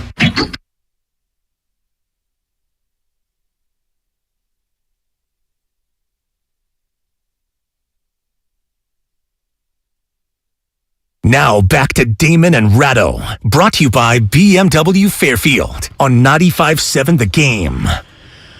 Well, you can come on out and see the Red and Gold pregame show with Larry Krueger and Lorenzo Neal. They'll be live from the Hilton in Santa Clara starting at 10 a.m. on Sunday. The pregame show brought to you by Beef and Bourbon, baby. Harris Ranch Beef, legendary quality. And by Jim Beam Bourbon Whiskey. Taste the world's #1 bourbon, Jim Beam. So Krueger and Lorenzo Neal out at the Hilton. Stop on by. Say hello. 10 o'clock on Saturday. And they got a really nice setup over there. They do. They got like food trucks out there. Really nice family-friendly place to start. It's a short walk to the stadium from the Hilton. So great place to stop on by. Hopefully you'll be looking for a little post-game partying because the 49ers have carried the day and won a football game, something that, man, it's the ultimate deodorant, Ray.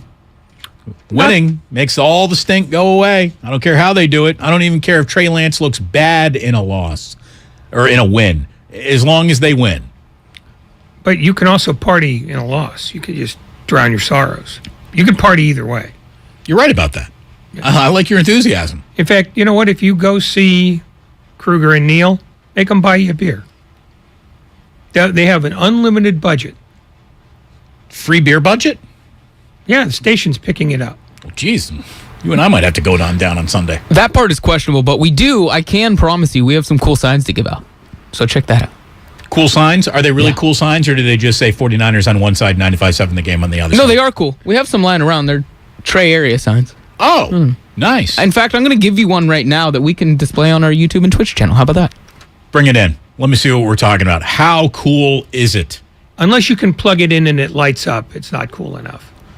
By the way, Steve Rabel is texting Lucas saying, I need another 10 minutes and I need another 10 minutes. Pete's running late. I need another 10 minutes.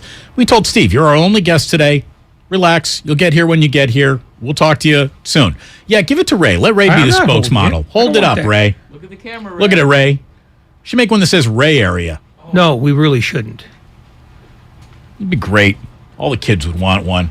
Let me see it. There isn't a single kid that would want one. Boy.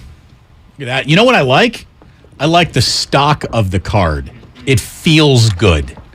How good does it look? Say, look, I'm holding it up right now, and I can tell you that's a little garbled.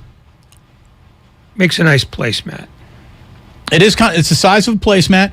I think the 95.7 The Game logo on this side is well printed and easy to see. They went with the Trey Area 49ers font on the other side, and I think unless you're right on top of it, it might be hard to see. This is the first edition. We may be switching up some colors, get some new versions out there eventually. But hey, game one, first rendition. I think this side is the winner. This side is the second half in Chicago. First half in Chicago. Wow. Second half in Chicago. That seemed harsh. Well, look, it's a little it's a little muddled. You can't have multi-directional lines. By the way, this is a great segment on the radio. Hey, great radio segment. Get to YouTube. Get to YouTube. Yeah, see, they're turning this into a TV show, and they'll rue the day. Well, I heard TV shows with you historically do great. Oh, I am death. I mean, I wouldn't watch me. How long until they said you can't keep drinking this wine? We're going to get in trouble. They never said that. I think they abandoned any hope the thing wasn't a disaster about 40 minutes like in. Six shows in. Or no, 6 shows? Six segments in? 6 segments. I think they got to about the first half of the first show and said, you know what? If that's all you can do, you may as well do it drunk. So come on out and meet Larry Krueger and Lorenzo Neal and pick up a sign which on one side looks fantastic, on the other side needs a little work. And a beer. And this kind of, it leaves this sign is very reminiscent of the Niners. From one perspective, looks great. From the other, still a little hard to understand, isn't it? Boy, whoever came up with the signs is going to be very unhappy with us. Who did the, who's responsible for this nightmare? What poorly paid person am I? Oh, you're going to have to narrow it down a bit. just crushing right now. I'm so sorry. That's a great question. It really is. This is Steven in Sunnyvale. Steven, you're on 95.7 The Game. Hello. Hey, guys. Hey, Ray. Hey, Damon. Thanks for taking my call. You got it. I've been listening to the radio for the last week after this Niners game, listening to all the breathless coverage about Trey Lance and whether or not he's the answer. And I really, honestly, just want to know, like, what we as a collective fan base. I'm a fan. I'm not a former athlete or anything like that. I want to know what we as a fan base and the media thought we saw in Trey Lance's performance to even really start this conversation. Because what I saw was a young quarterback trying to play a game in the middle of a monsoon with his defense and his offense not helping him out with protection, with penalties. And I saw some things that I honestly thought would happen. I saw a couple of mistakes. I also saw a couple of tight window throws. I see a guy learning on the job who's got some work to do, but I don't understand where this story is even coming from. I really think we should be talking more about the impact that the penalties had on the game, and even with that monsoon in the second half, I really don't know what the takeaway was. So that's really all I got. That was my point. Thanks for taking my call, guys. Steven, thanks for making the call. You're a voice of reason. Yeah, you don't ever call again. No, it was. Here's the thing. I actually think that what does this show do for the station? What do you guys? We push cards. What the hell do you guys do for 95.7 The Game? I think that this show represents a voice of reason. Well, I mean, look. We've said it over and over again. There's nothing to take from that game except that they lost because their defense was undisciplined and not very good in the second half. Yeah, I mean, you don't know anything else. But the thing about fans, and this is fans everywhere, not just in this squalid little dump, they think they know stuff that they haven't seen. They thought Trey Lance was ready to play last year based on nothing. Nothing at all. You base it on hope. You base it on you want it to work out so bad, you try to speak it into existence before it's ready to. Well, but I mean, that's what 9-year-olds do. Right. I mean, grow up. You disappoint us. Say you're sorry. Well, I was tweeting. Not you. No, I know. Them. I was tweeting this out as I was watching football last Sunday, and I think Patrick Mahomes had thrown 4 of his 5 touchdown passes, and I just said, look, NFL teams need to stop looking for the next Patrick Mahomes. You're not going to find another one like him. Try to get, to walk into a car dealership and say, I want one of those. Well, you can do that because cars come off an assembly line. So the one that they made that we sold on Monday, by Wednesday, there'll be another one just like it here. That's not how quarterbacks work. That's not how professional athletes work. That's not how draft pick works. You can't say, I want one of those, and then draft a guy you think comes from that assembly line and just think, oh, the performance is going to be similar. No, but the funny thing is owners think that. Get me one of those. Which is why you've had this army of teams that want to suddenly run Andy Reid's offense without Andy Reid's players. And then look at what happened to Justin Herbert. Here's a guy who was not the ballyhooed quarterback of his class. He slips to L.A. L.A. is still going with, their other starting quarterback. And then it wasn't until a pregame needle puncture wound that Justin Herbert finds out, I'm starting today. And he never didn't start after that. I mean, it's crazy how Herbert ascended the throne of young up-and-coming quarterbacks. They were going to sit him. It was going to be Tyrod or Tyrod, whichever episode of Real Sports you watched. The Tyrod Taylor, I think it might have been Hard Knocks. The Tyrod Taylor, it was supposed to be his show. And then all of a sudden, here comes Herbert by happenstance, by puncture wound. And that is now one of the most interesting young franchises in sports. Josh Allen, 8 interceptions in his first 5 games. People were burying him. You know when he threw his next 8? Over the next 20. Guys get it when they get it, and not before. But uniquely here, for some reason, people thought that Trey Lance should be great before he played. Well, this brings us to another subject entirely. Because if you think about it, all quarterbacks, all NFL quarterbacks are, they basically, there is a race that all NFL quarterbacks are in. First of all, the race may or may not even begin for you, and you don't get a say in it because you are the situation that you get drafted into. There's very few players, especially quarterbacks, who can rise above the situation that they're drafted into. If you're in a good situation, well, then good things can happen. If you're in a dysfunctional or incompetent situation, I really don't know what rookie quarterback can just snap his fingers and make the uncompetent competent, the incompetent competent. I just don't. It's so hard to happen. Football teams have too many pieces going on there.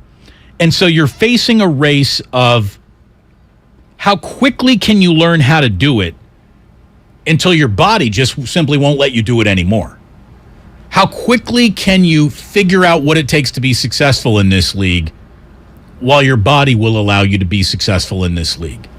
Are you in a situation where you can run that race? And if you can run that race well, then maybe you got something. Maybe you indeed got something. You know, Justin Herbert shown up in Los Angeles 3 head coaches ago, it might have been a disaster. It might have been a disaster because the situation wasn't what it needed to be.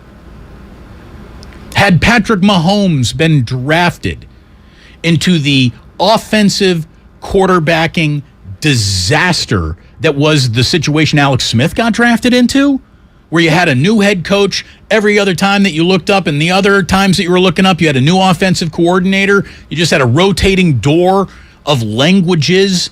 And that's what an offense is. It's a language. You got to relearn a new language every single time you get a new one. You're bound to fail. Patrick Mahomes with Jimmy Ray as his offensive coordinator ain't Patrick Mahomes, for sure. No, but he also isn't Patrick Mahomes if there weren't weapons around him, which are also provided by the same guy that drafted him. I mean, Andy Reid is a great football man. A great football man. Not a good one. He's going to go to the Hall of Fame as a coach. Yeah. You put that in with good talent around you and stable ownership that doesn't fire everybody every 15 minutes, you have your best chance to succeed. But the real takeaway here, and you explained it, is that a quarterback is not separate from the rest of the operation. He's part of it. 49ers, in 2 of the last 3 years, proved that categorically with an okay quarterback and really good components around him. Period. That's it. A quarterback is only as good as he is blocked for, he's run for, and there are people to catch the balls he throws. Otherwise, he's just a guy at a carnival. Well, it's again, situations dictate success as much as pure talent, great coaching, and everything around a quarterback. And that's why they're, we'll see what situation Trey Lance really is in. It feels like he's landed in a very good and competent situation, but we're finding out in real time. Larry Krueger. God, we were just telling you can go down and meet him at the Hilton in front of Levi's Stadium this Sunday. You can meet Larry Krueger right here and now, who's calling us on his way home from training camp. Larry, thank you for the call. What's up, man? Well, I was wondering as I was driving back on the 680, a lot of traffic, why is it not Damon and Ray? Or Bruce and Ratto. It's Damon and Ratto. Yeah, I pondered. Well, so here it is. I can give you the answer. When we were talking about this ungodly pairing actually happening, Nahagian thought, well, Damon, you are such a, you're like Cher, you're like Madonna. Like there's only one Damon in this market, and you're that Damon, so you don't even need to be Damon Bruce. And Ray, just by saying it's Ray, well, Ray who? Ray, we don't know. But if you say Ratto, there's only one of those in this market, so he took what he thought were the biggest, more prominent parts of our names and put it together. But yes, it is indeed confusing considering Damon is more common of a last name than first name. There it is. I don't know what to tell you. I thought I would have more control over the name of my own show. I truly did. I wanted it to be Damon Bruce, the Damon Bruce Show, and then in the smallest font possible with Ray Ratto, but they rejected that. I would have preferred Damon and some guy. Damon and that guy. Yeah. Or no, not even that guy. Just some guy. Somebody said it should have been Damon and Raymond. Oh, it would have had a nice sing-songy feel to it. That would have been even stupider than the name we got. But we're getting off the topic, which is, what's wrong with you, Kruger? I mean, seriously, what kind of hellish drive are you on where something as insipid as that floats through your skull? You know what I did not miss earlier in this show is Ray said I'm going to be giving out free beers at the pregame on Sunday. Yes, you are. For just an absolute terrible Sunday. Hey, where's my free beer? Exactly. Yeah. Let's go ahead and debunk that right now. There will be no free beers unless, of course, you've earned them. No. And maybe Larry will reward the good fan. Free cocktails, too. Oh, great. Just bar tabs in for fact, everyone. Lunch. Hotel bar tabs. Lunch on Larry. Right. You get a $28 triple-decker sandwich. Let's talk a little bit about what you saw down at training camp today, Larry. What did you, or not, I guess it's not training camp, it's officially practice this time of the year. Yeah. No George Kittle, I'm guessing, again today. It feels like he's not going.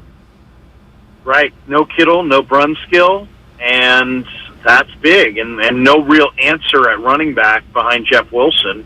That's still very fluid going into Sunday. Very interesting day down here. D'Amico talking about how defense has got to play smarter. You know, I mean, the 49ers shot themselves in the foot with some horrendous defensive penalties. You know, it's great to play fast and physical, but you got to play fast and physical and smart. And you got to define where that line is, and you got to go right up to it, but not cross it. And unfortunately, at least in the eyes of the refs last Sunday, they crossed it. So they got to be better there because those situations burn them. I think where they also need to be better is in the game plan and the design of how you go about using Trey Lance.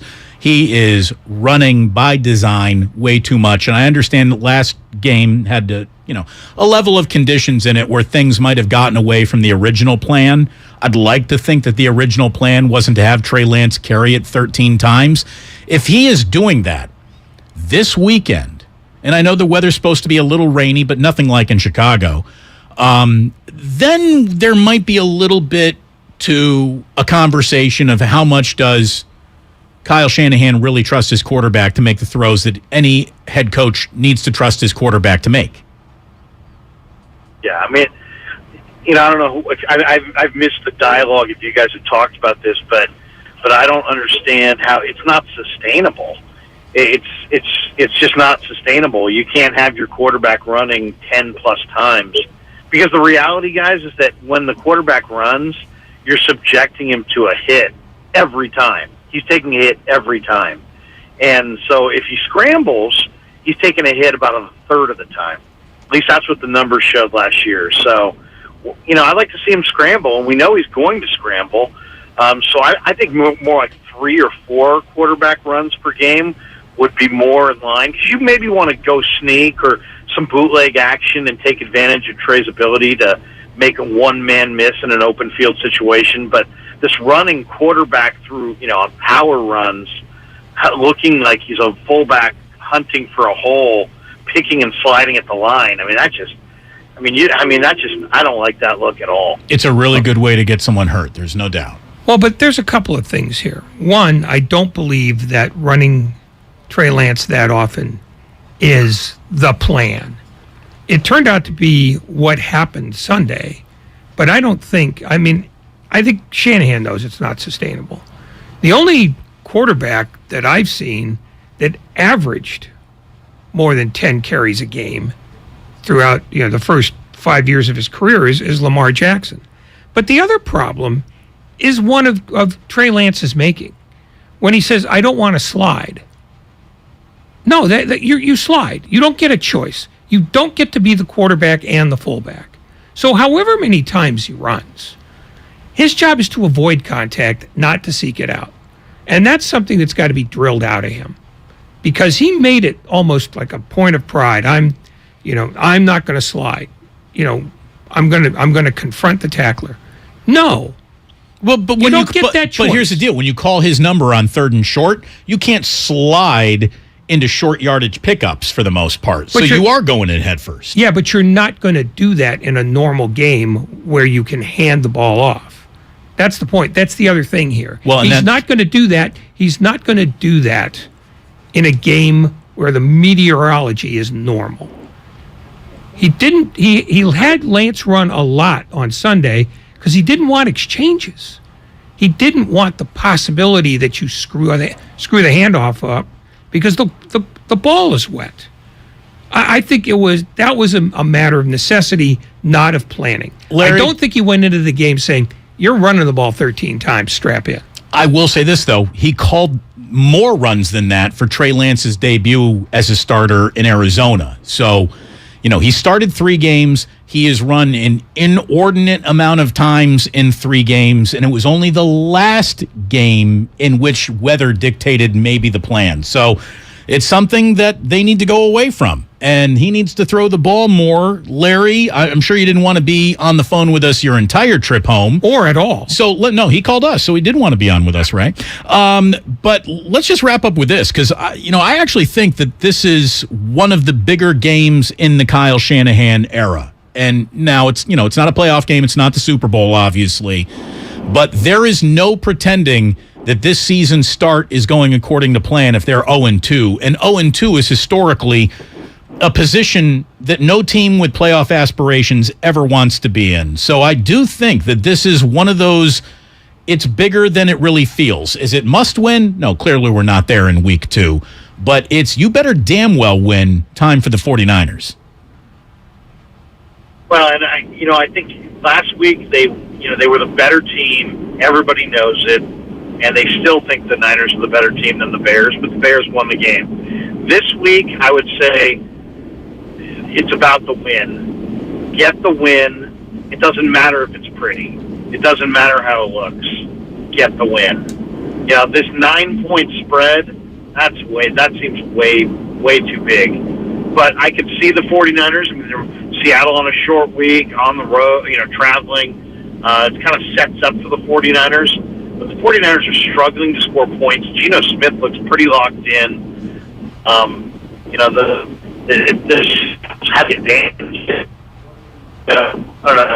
Oh, you know what? Well, here's the deal. Larry, thank you so much for calling in, man. Great to catch up with you. Thanks for calling in. Ray, are you out tomorrow? I am indeed. Larry Krueger in for Ray tomorrow, so it gives us a chance to do a little forward promoting right there. So that's going to be happening. I miss you already, honey. He'll be doing it from the car in that very spot in the freeway. Oh, great. So it should be a smooth broadcast. So Larry is going to be in for Ray tomorrow. Hopefully Steve Rabel will be in sometime. How about this? Steve's got the next 45 minutes. If it can happen in the next 45 minutes, that's great, because we are going to have ourselves the longest commercial-free segment of the entire afternoon, and it's coming up next. Thanks so much to Larry for giving us a quick check-in. We'll hear more from him tomorrow, and you'll hear plenty from him and Lorenzo Neal come Sunday when they have the Red and Gold pregame show. And by the way, from the Comcast Business text line, somebody says here, you can't call a show Damon and Ray because Damon and Ray sounds like an interior design show on HGTV. It really does.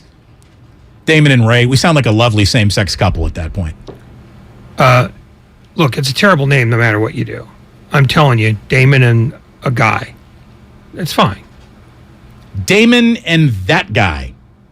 Here on 95.7 The Game, we're brought to you by... As long as I get paid, you can call me Thelma. As long as they get the name right on the pay stub. Yeah, that's all they got to do. Damon and Thelma, brought to you by Fremont Bank, full service banking, no compromises. Iron Maiden, live, the legacy of the Beast Tour 2022. Don't miss their biggest stage show, their greatest songs. Iron Maiden, with very special guests, Trivium, Experience, Iron Maiden, live, Concord Pavilion, September 27th. Get tickets now at livenation.com. Part of the Mancini Sleep World Concert Series. Legends of hip-hop and icons of New York, Wu-Tang Clan and Nas present the New York State of Mind Tour. Wu-Tang Clan Socrates, philosophies, and hot and Nas. smoking weed in the with special guest Busta Rhymes. Together, live in concert. Lights, cameras, and action. Oakland Arena, Saturday, October 1st. Get tickets now at Ticketmaster.com. This is your time to cash in at Cache Creek Casino Resort. To rock and to roll. Over the hills and bluffs. Go all out or go all in. With 4 stars and rising stars. Now we do more than ever, so you can do as much or as little as you want. It's your time to cash in at Cache Creek Casino Resort. Everything, our farm, our stand, our pop-up shop, it really all started when we discovered the benefits of local, raw honey for our family. And then we decided to turn it into a business. We were looking for something to help us get up and running. So we got the Chase Business Complete Banking Account. It's more than a bank account. It comes with Quick Accept, which lets us take card payments anytime, anywhere in the U.S. using the Chase mobile app. Plus, we get same-day deposits at no extra cost. For us, it's more than honey. It's about sharing a little sweetness with the world. Get the Chase Business Complete Banking Account with the essentials you need to help get your business going. Learn more at chase.com/business-complete-banking. Chase for business. Make more of what's yours. Quick Accept is not available in U.S. territories. Enrollment required. Usage subject to approval. Same-day deposits available for payments before 8 p.m. Eastern Time, Sunday to Friday. Fees and rates apply for checking and processing. Limitations and restrictions apply. Participants compensated. Merchant services provided by Payment Tech LLC and WePay Inc. Subsidiaries of J.P. Morgan Chase Bank and a member FDIC. Are you looking for a rewarding new career? Join the United States Postal Service and apply for roles nationwide. Serve your community with pride and receive benefits including competitive pay and opportunities for advancement. Whether you are looking for full-time, part-time, or seasonal positions, we have options that may be perfect for you. The United States Postal Service is an equal opportunity employer. Apply now at USPS.com/careers. Hey, Becky, what about this beat for your next song? It's cool, but I'm into faster stuff lately. Like Xfinity that gives me beyond gig speeds. Got it. What about this then? It sounds powerful, just like Xfinity. Because its supersonic Wi-Fi has 3 times the bandwidth, you can connect hundreds of devices at once. That's what I call power. Unbeatable internet from Xfinity. Made to do anything so you can do anything.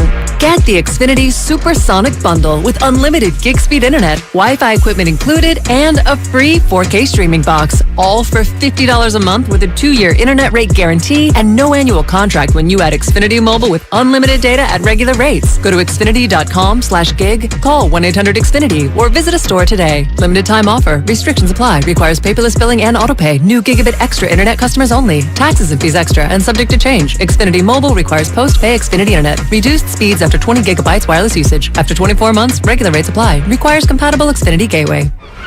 Okay, you know those amazing spots only the true San Francisco locals are in on? Like Square Pizza. That place with the square pizzas?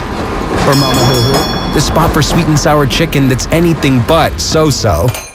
Order up! You know, with the Granch dressing. And all the other spots the real SF locals know without us even saying them. Yeah, they're on DoorDash. San Francisco gets it. DoorDash has it. Why spend hours negotiating with a car salesman to get the best price for a vehicle you want to buy? At BMW of Fairfield, we give you our very best, most competitive price right up front. By eliminating the price negotiation process, we create a comfortable environment that helps our guests enjoy an experience that's often hostile and difficult at other dealerships. There is a better way. Experience it for yourself at BMW of Fairfield. One price, one person, 1 hour. Hi, Tom Bodette here. Just back from the Bodette family reunion, and honestly, I'm a little baffled by my nephew. Last reunion, he was still bouncing on my knee. Now he's hitting his head on ceiling fans.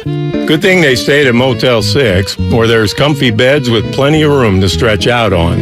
And great low rates, because, you know, teenagers eating a week's worth of groceries for lunch. I'm Tom Bodette for Motel 6, and we'll leave the light on. For you.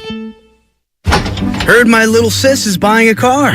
You'll need my secret guide. Gross, no way. I already used Capital One Auto Navigator. I bet your credit score wasn't impacted at all, so I got my real rate and monthly payment, had an amazing test drive at the dealership, and made the purchase. Taking the easy way out. That's so you. Still not getting it. That's so you. Capital One, what's in your wallet? Terms and conditions apply. Find out more at CapitalOne.com/autonavigator.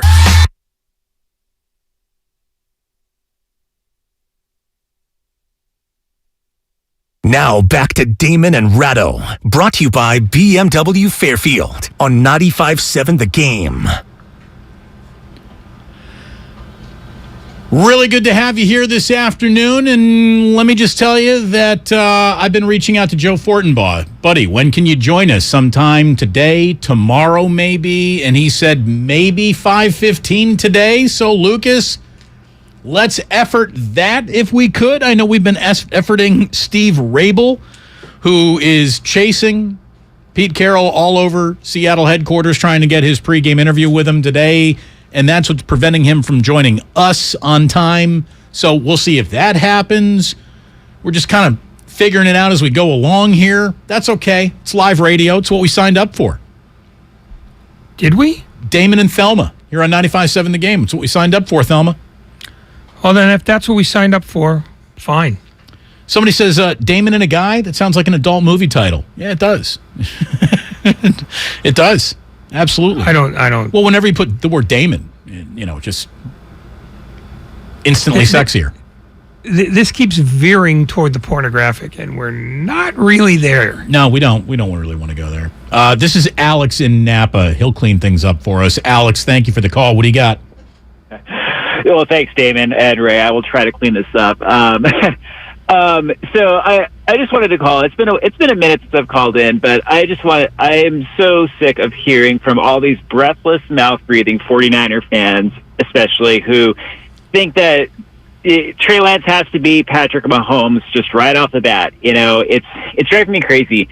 It's driving me crazy listening to this guy. It's like they forgot that it rained and that there was Lake Michigan flooding Soldier Field there. So I want to see Trey Lance be Trey Lance. He's going to have growing pains. The team will. The team is good. I think the team is going to do good things this year, but Trey's going to struggle. And I'm so sick of hearing from all these fans who because he didn't throw 5 touchdowns like Patrick Mahomes did, he's just god-awful player. And it's like we forgot that we had Troy Smith and that, the backup was Blaine Gabbert. And, he's not Joe Montana. He's not Steve Young. Well, no, he's not. And anyway, I decided to get that's one of my. No, you know what? It's very fair, Alex, and thanks for the call, man. Good to hear from you again. Let me just say this: that Patrick Mahomes has so whacked football fans upside their heads with his near immediately upon arrival greatness as soon as he took over the starting reins that everybody needs a recalibration to how this normally works. And very few quarterbacks are instantly Patrick Mahomes the way that Patrick Mahomes was instantly Patrick Mahomes. No one saw that coming, by the way.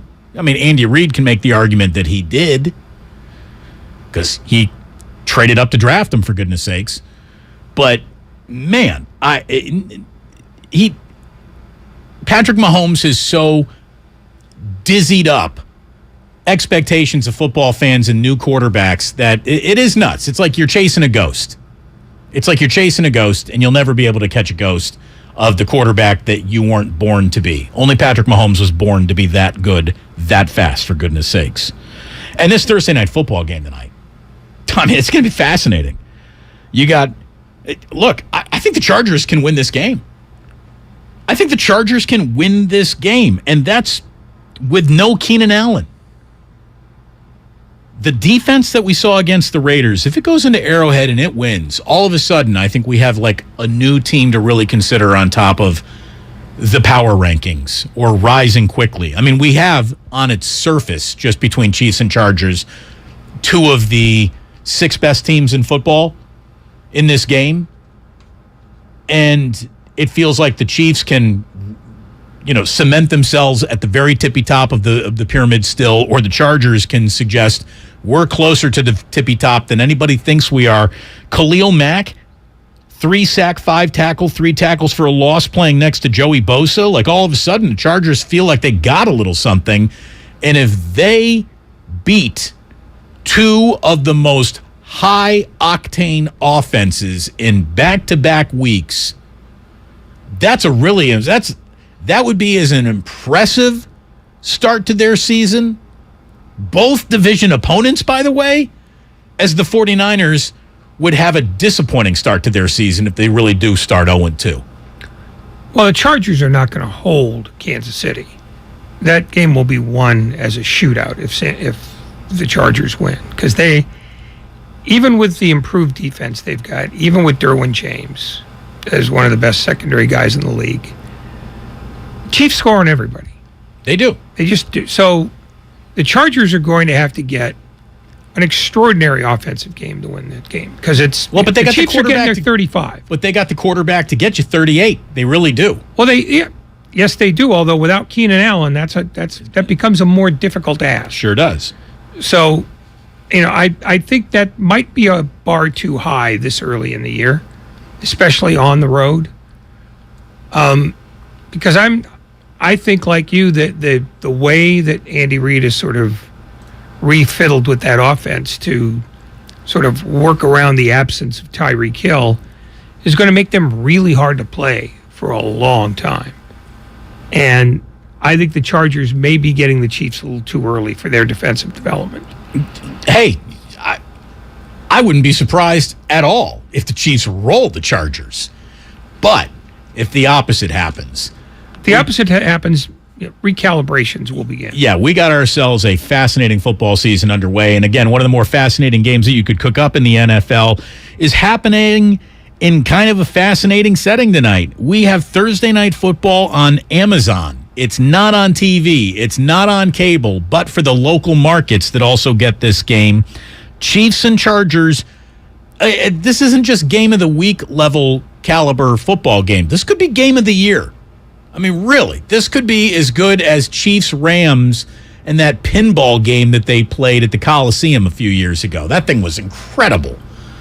The game was supposed to happen in Mexico City, didn't. Yeah. And then we had one of the all-time games of all time. We really did. It was so much fun. I mean, especially if you like offense. If you like defense, probably not the game for you. But this is going to be a pinball machine tonight. For the very first time in our lives, Ray. A big football game isn't on over-the-air cable or TV. It's something else. The streaming war officially begins tonight. I mean, it really does. Yeah. Where sports, what sports, how we go about watching sports 20 years from right now will look more like we're going to applications and, bells and whistles and distributors on your internet than your television. No, in 20 years, they're just going to put a chip in your head. Streaming will be the technology of the past in 20 years. Just because everything that is currently hot will be outdated within 2 decades. Well, I mean, here's the thing. And you'll have to pay for the chip. The streaming, that's the one thing that doesn't go away, because that's just, I have it and you automatically put what I want in what I have. And people like that. The convenience of streaming, I don't think that changes in the next 20 years. Maybe it's not called streaming anymore. There's a new beaming or something, a new way to deliver to your living room what you wanted to see. That's going to change. And look, the reason why NFL football rules television like nothing else is because it is the last public multi-million eyeballs gather to watch it live there is in entertainment outside of actually going to a Broadway play, which can't deliver millions of eyeballs because no theater is that big. But, Monday Night Football, nearly 20 million people tuned into Monday Night Football up in Seattle. The Manning cast found itself up 89%. Bucks and Cowboys averaged 23.3 million, the most watched Sunday night debut on linear television since Cowboys and Giants 5 years ago. Every single NFL game without fail is 12 to 15 million eyeballs. Now, of those games that get into the 20s, how into the mid-20s can they get when they have the platform of Sunday Night Football or Monday Night Football?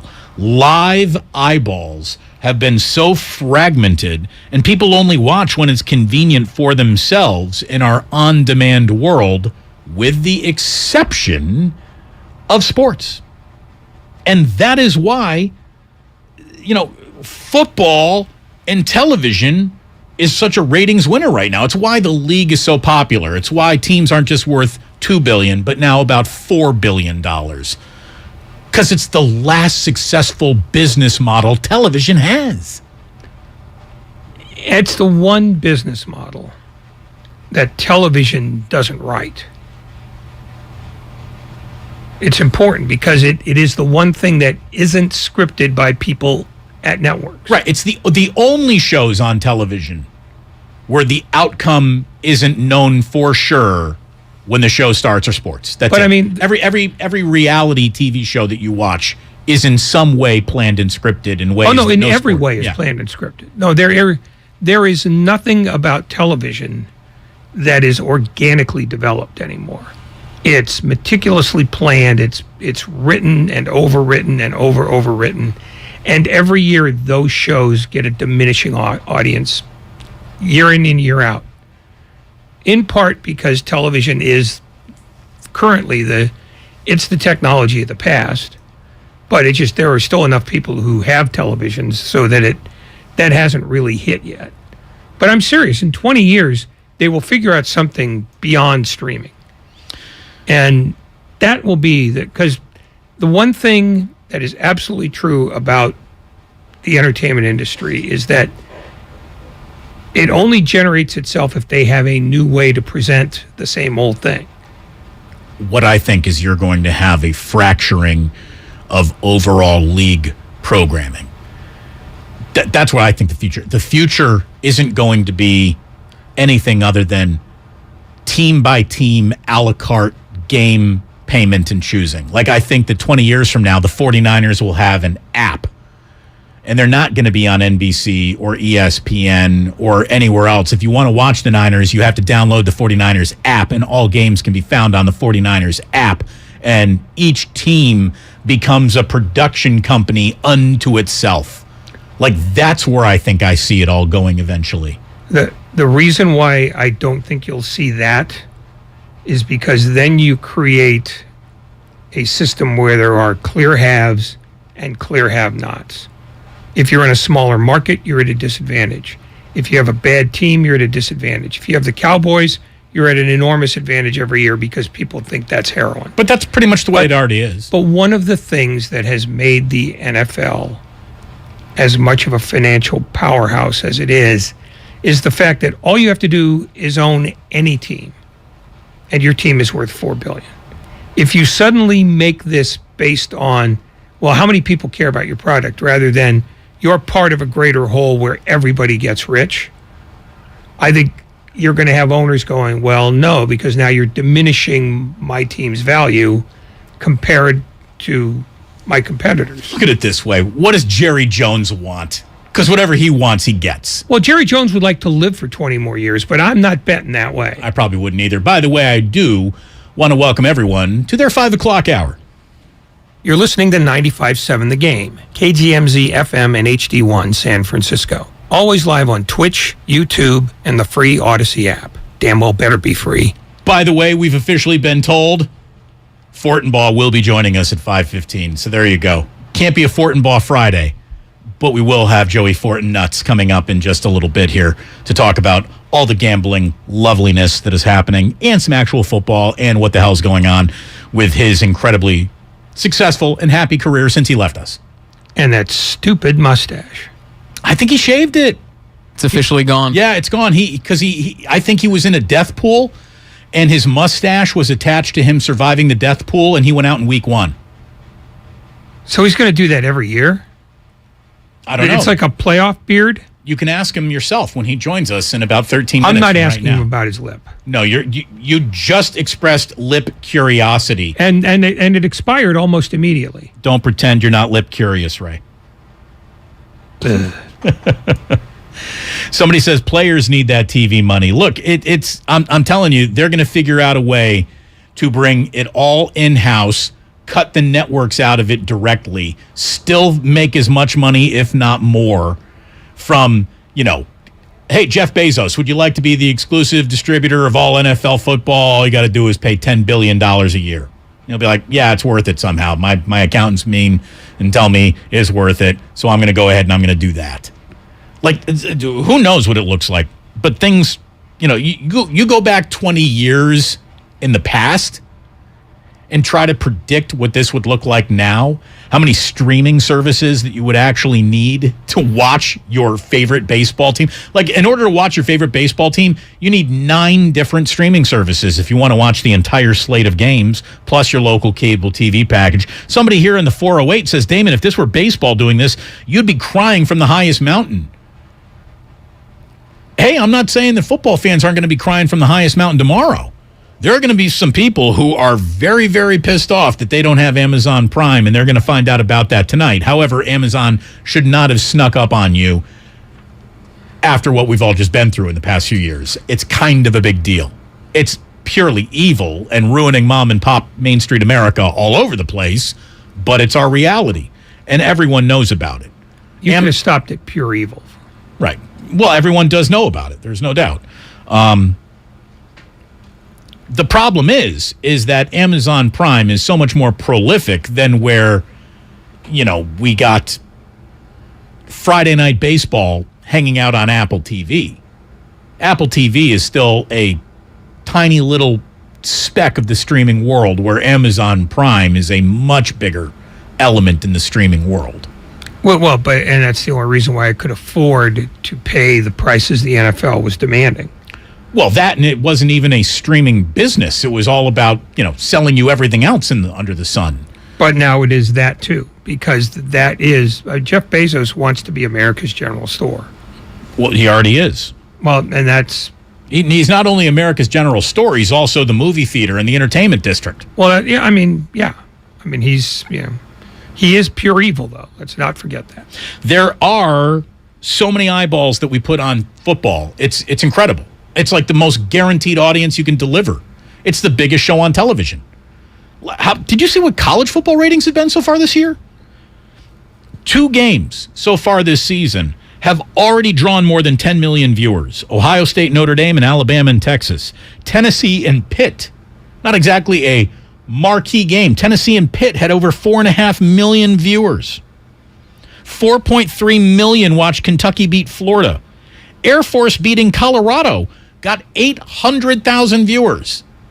That's incredible for Air Force Colorado. That is regional big time. And they still got 800,000 viewers. BYU beating Baylor on the ESPN late Saturday night window got 2.3 million people checking that out.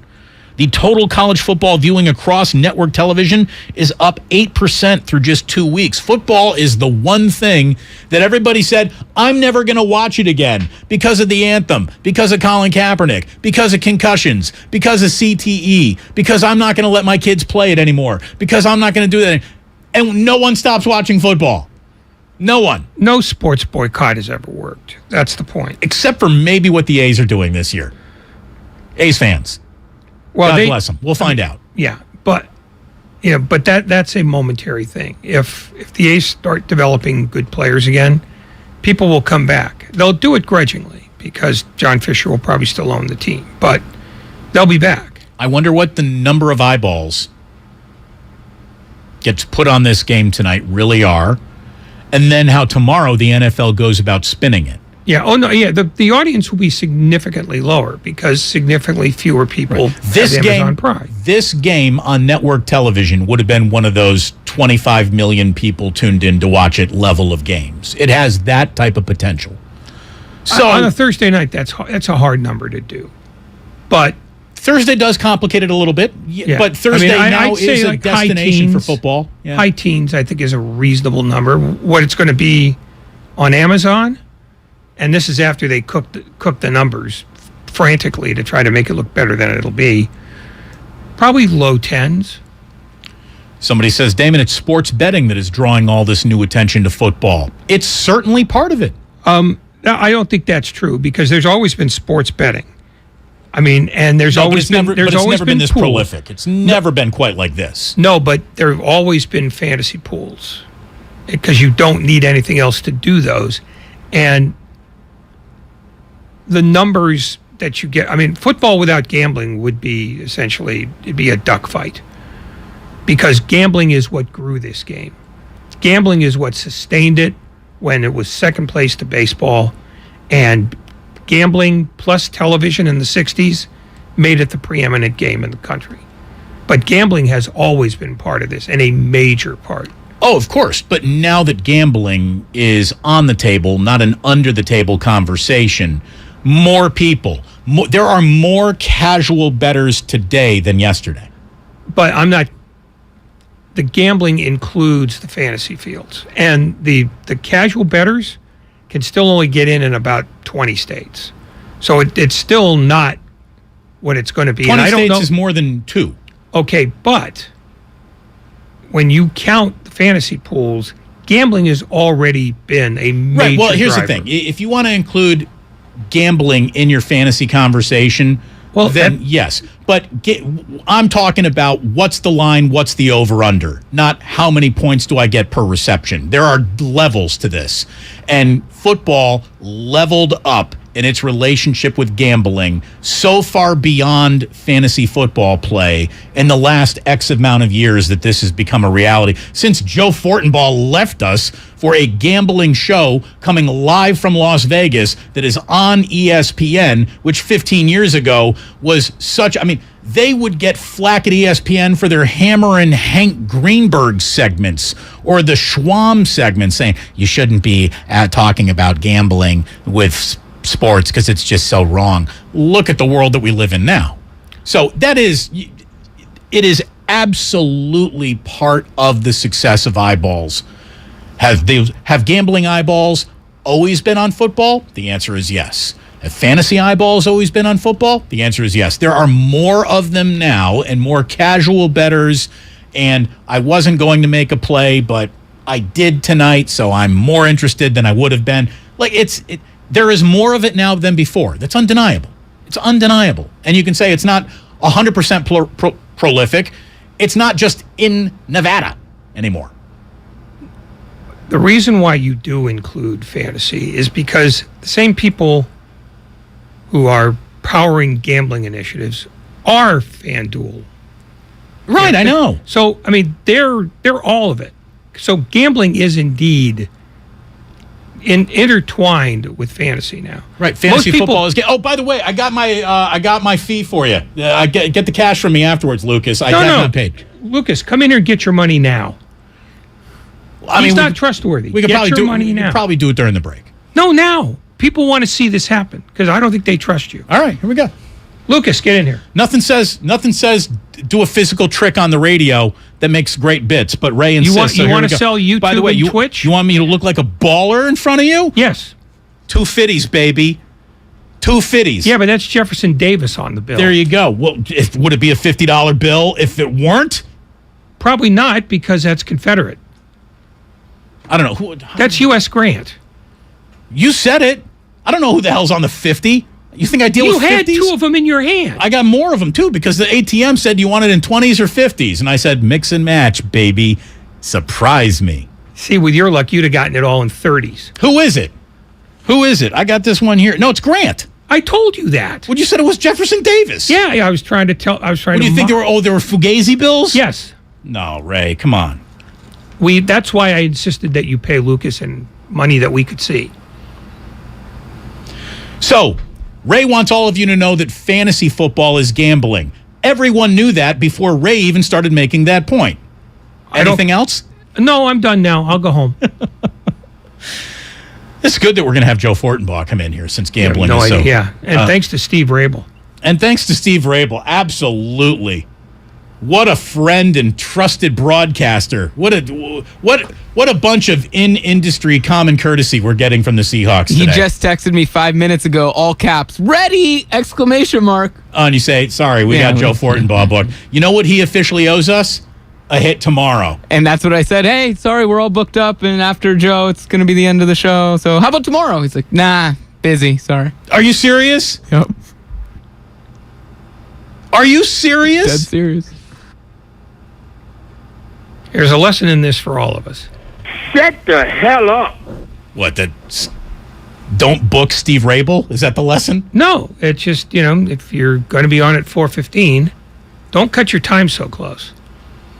He did say next time. He said, sorry, no, next time. Oh, next time.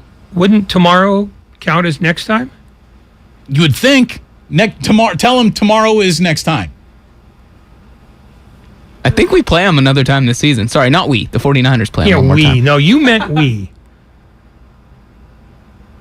Is it a we situation, Lucas? With Lucas, it's always a we situation. As long as it's USC, it's a we situation. That's no, right. he's Fight on. He's in bed with all the local teams. So what if I told you that we had KJ Wright, who used to play in games that Steve Rabel may or may not have done play-by-play for? KJ Wright, I almost call him Stephen Wright, who's a great deadpan comedian. But KJ Wright was on with Steiny Guru today, and he thought that just keeping Jimmy Garoppolo around was a crazy idea for the 49ers to float. One of the worst decisions I've seen made in a pretty long time. I got to be honest with you. I'm not a fan at all of that. You have Jimmy G on your team. He got you almost to the promised land. What more do you want from the man? Keep rolling with Jimmy G. If you're not going to roll with Jimmy G, then trade him to another team, because no quarterback wants to try to develop with a better quarterback over his shadow, looking over him. So Jimmy G, he needs to get traded. I didn't like the move at all. Doesn't sound like KJ Wright knows what the hell he's talking about. I mean, completely honest. Doesn't sound like he understands the timeline of why Jimmy is still here at all. I don't think anybody anywhere understands the timeline of any of this, because it's so new to everybody's experience. Starting with, you don't get rid of a winning quarterback, followed by, you don't get rid of a winning quarterback in favor of a completely untested product, and followed by, you don't go to the completely untested product and then keep the guy you already had as his backup. Nobody's got a template for this, so everybody's confused. Everybody is a little nuts. And let me tell you, it'll be nuts here on Monday if the 49ers lose to the Seahawks at home. I'm kind of rooting for that now. Well, you're always rooting against anything good happening for any home. Like I said, you're so dedicated to not being a homer, you're the ultimate awayer. No, I just like chaos. Well, and if you don't think that will be chaos, we will have chaos. Okay, then that's what I root for. Chaos. I want fans pulling their heads off their own necks. Chaos so ruled the roost in week 1 that Joe Fortenbaugh had to shave that mustache off. I mean, that's how nuts things got. It was glorious in its time, Joe. It truly was. I look forward to seeing it again. I hope it doesn't just come back in only NFL off seasons and being put on the altar of death pools. I think I need a quarterly mustache out of you, Joe Fortenbaugh. Hello, old friend. How are you? I'm okay with that. I'm okay with that sort of thing. I did not think I would enjoy the experience as much as I did. And what really fueled me, and I'm sure Ray can relate to this, so many people kept telling me how awful I looked in it. I just kept adding extra days and weeks to how long I was going to keep it just to make these people uncomfortable. Now, that being said, when I shaved it off, everybody reached out to tell me, oh my God, thank God you shaved it. It looks so terrible. It looks so much better now. And it's like, you know what? I'm a person. I've got feelings. You don't need to say that sort of thing to me, because I say that stuff about people, I get in trouble. But everyone can take their shots at me all willy-nilly. So to answer your question, I'm doing great, Damon. How you guys doing? We're doing great, too. Although, let me tell you, week 1 did not go according to plan, and you know exactly how this market works. You had so much success in it. You launched this epic multimedia career you're now enjoying, and congratulations, seriously, on your extension at ESPN. That show is nothing without you. It's time to get your name on the placard, if you don't mind me saying, but we'll negotiate that. But continue if you like. We're going to negotiate that. Kazarian is lucky to have you. Anyway... It was kind of nuts around here this week, Joe. And one of the things that Ray and I provide to this town is calm, collected observations. And our observation on Monday was simply this. While the entire world is trying to pretend that it's time to burn it all down, that you almost can take nothing from that week 1 game in Chicago. I don't know what the hell it is we saw, what data points can be translated to what the rest of this year might look like. That game was such a one-off in a vacuum of Lake Michigan is inside of Soldier Field that I don't know what we learned, if anything, other than Niners fans do not react well to Week 1 losses in Chicago. Well, it's very difficult when your team has high expectations coming into the season and you get a result like that in Week 1. You're always going to get much more of a visceral reaction in that sort of situation than you would be if, say, you were in Houston and you end up losing to the Colts. Although they should have won that game too, so, they're probably going nuts. But their expectations are much, much lower. Add in the fact that you have the whole quarterback situation, so it's going to be a fascinating watch throughout the course of the year. Yes, as we've seen in the past, there's absolutely no reason to jump ship after 1 week. Last year, the Green Bay Packers got humiliated by New Orleans. They had no problem cruising through the regular season. They lose in the playoffs like they do every single year, seemingly to San Francisco, so that's another problem for them. But 1 week does not a season make. Now, I will say this. Coming out of that game, there are a handful of things, though, you want to keep your eye on moving forward. I know a lot of the heat falls on Lance. A ton of it falls on Shanahan. Shanahan did, yet again, in a spot, a very poor performance of having his team ready and got thoroughly outcoached in the second half of that game. So that's number one. Number two, defense. 2 to 3 major breakdowns with some key penalties in there. They can go ahead and take their licks. That's one of the worst offenses in the NFL. They're playing in the rain just like you are. So the fact that you're out there giving up almost 20 points in that game, shame on you. Number 3, hey, Debo, from what I understand, you wanted to get paid. You fumbled heading into the end zone at the beginning of the game. Teams like Chicago, if you step on them early, they'll quit and they'll go away.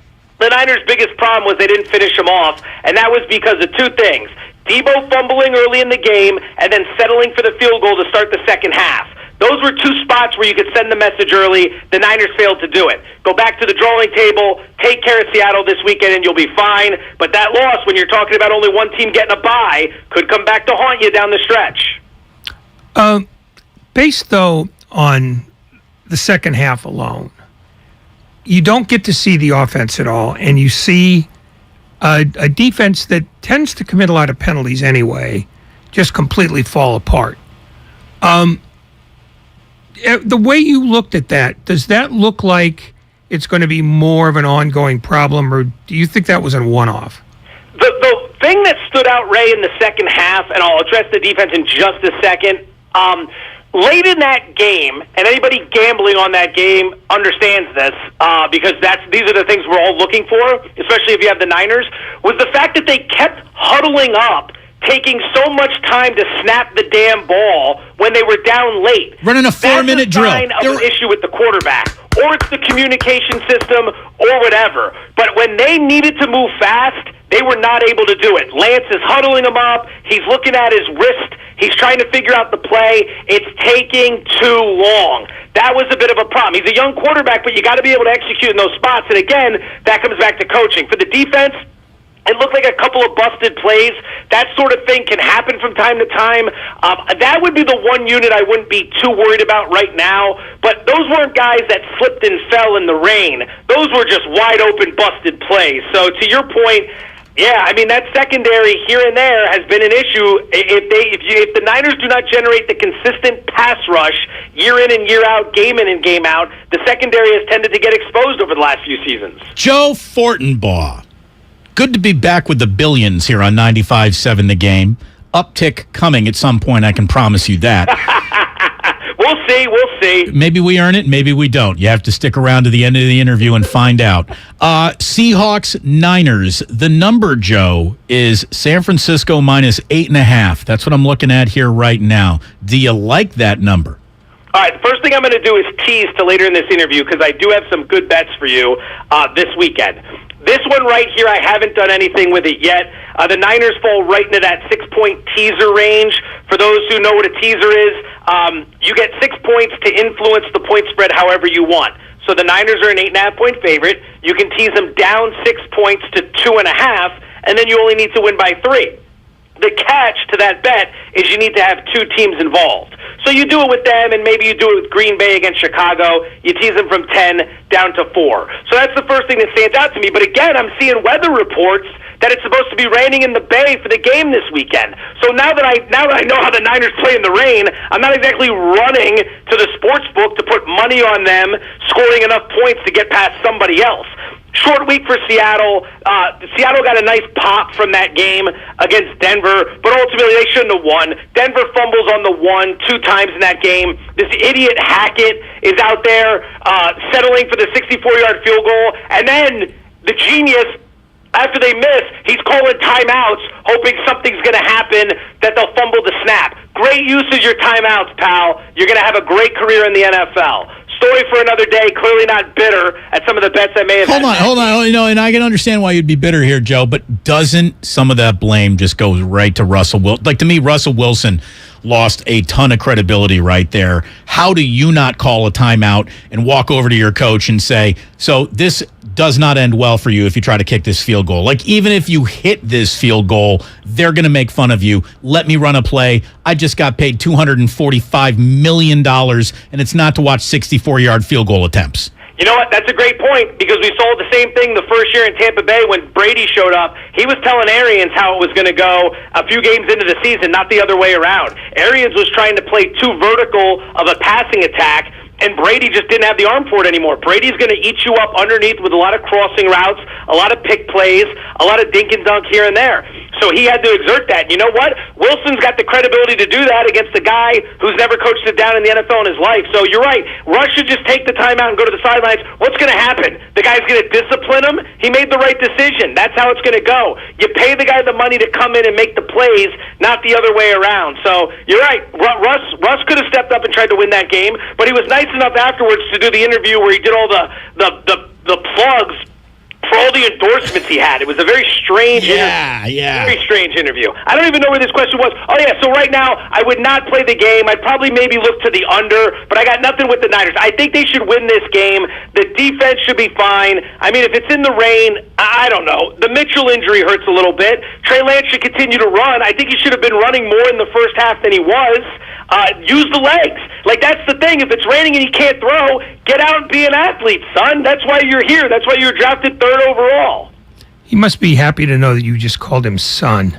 Yeah. I like that. It always plays well. I might drop that on you by the end of this interview. There's not a chance you can sell that. You just talked about the total, which opened at 44.5 and is now down to 41. Has it moved too much to make that playable? Well, I mean, based on what we saw in the rain last weekend, no. It has moved through 42, and as you know, Ray, we talked about this before, 42 is a very key number with totals, so you always want to make sure you're on the right side of things like that. But, for example, the Niners game against the Bears, the total was 42 for like 2 months during the summer. And then the week of the game, as the weather report came out, it drops to 41, it goes to 40.5, 40, and you might be thinking, I missed it. The thing closed like 37.5. So you still could have beaten it by 2.5 points. So it comes down to whether or not you still think you can do the best with it. You might not have the best of the number, but don't let that scare you off if you still think the current price is worthy of a bet. I don't think Seattle's offense is going to do a whole lot in this game. They didn't do much against Denver, and I think that defense is a bit overrated.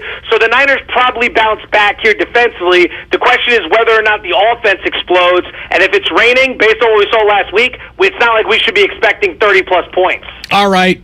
Forget about Joey Fortenbaugh. I want to talk to Joey Fortennuts. I want nothing but winners. You said you had some gambles, some bets that you liked. Lay it on us free of charge, or next week is totally free.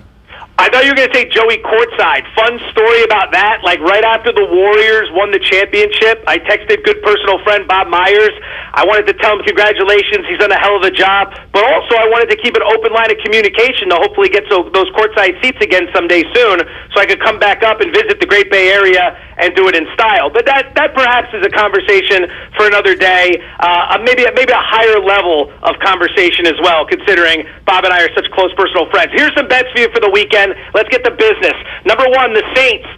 They're hosting the Buccaneers. Don't worry about the spread. Just play New Orleans. They're going to win the game outright. They're currently getting 2.5. Brady's got injuries everywhere at wide receiver since he joined Tampa Bay. 0-4 in the regular season, straight up and against the spread against the Saints. Are you factoring in personal heartbreak and marital conditions?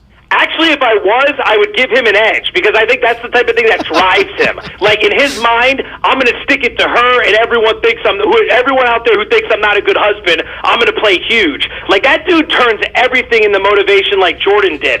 So if I was factoring in the marriage, I'd probably give that to Brady. I just think that Saints defense is nasty. They're going to eat up that shamble Bucs offensive line. The crowd noise is going to be huge in that game, and I think that the Saints are a little undervalued based on the fact that they were in a close game with Atlanta last week. Jameis Winston barely played in the preseason. He needed to knock the cobwebs off. Give him some credit. That's game number 1. Game number 2, Jacksonville +4 against Indianapolis. Colts almost always start slow under Frank Reich. Jacksonville has been their kryptonite. It's incredible how many times Jacksonville has beaten this team over the last decade, as the Jags have been terrible and the Colts have been supposedly good. I think Peterson's got something going there. Good first game against Washington. I'll take the 4 points.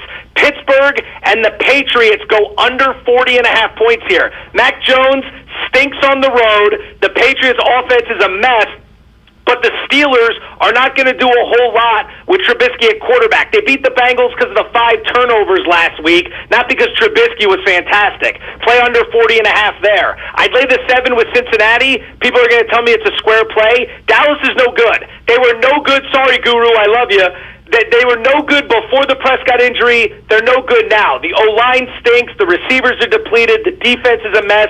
You don't think Joe Burrow and Cincinnati are going to come in there furious at the way they lost that game last week? They ran 33 more plays than Pittsburgh, 165 more yards. They held the ball for 17 more minutes, and they almost won despite a -5 turnover differential. That's insane. Final game, Raiders -5.5 over Arizona. I think the Cardinals stink. I think Kingsbury's in over his head. I think the team is semi-checked out on Kyler Murray and all his nonsense. And again, back to Kingsbury.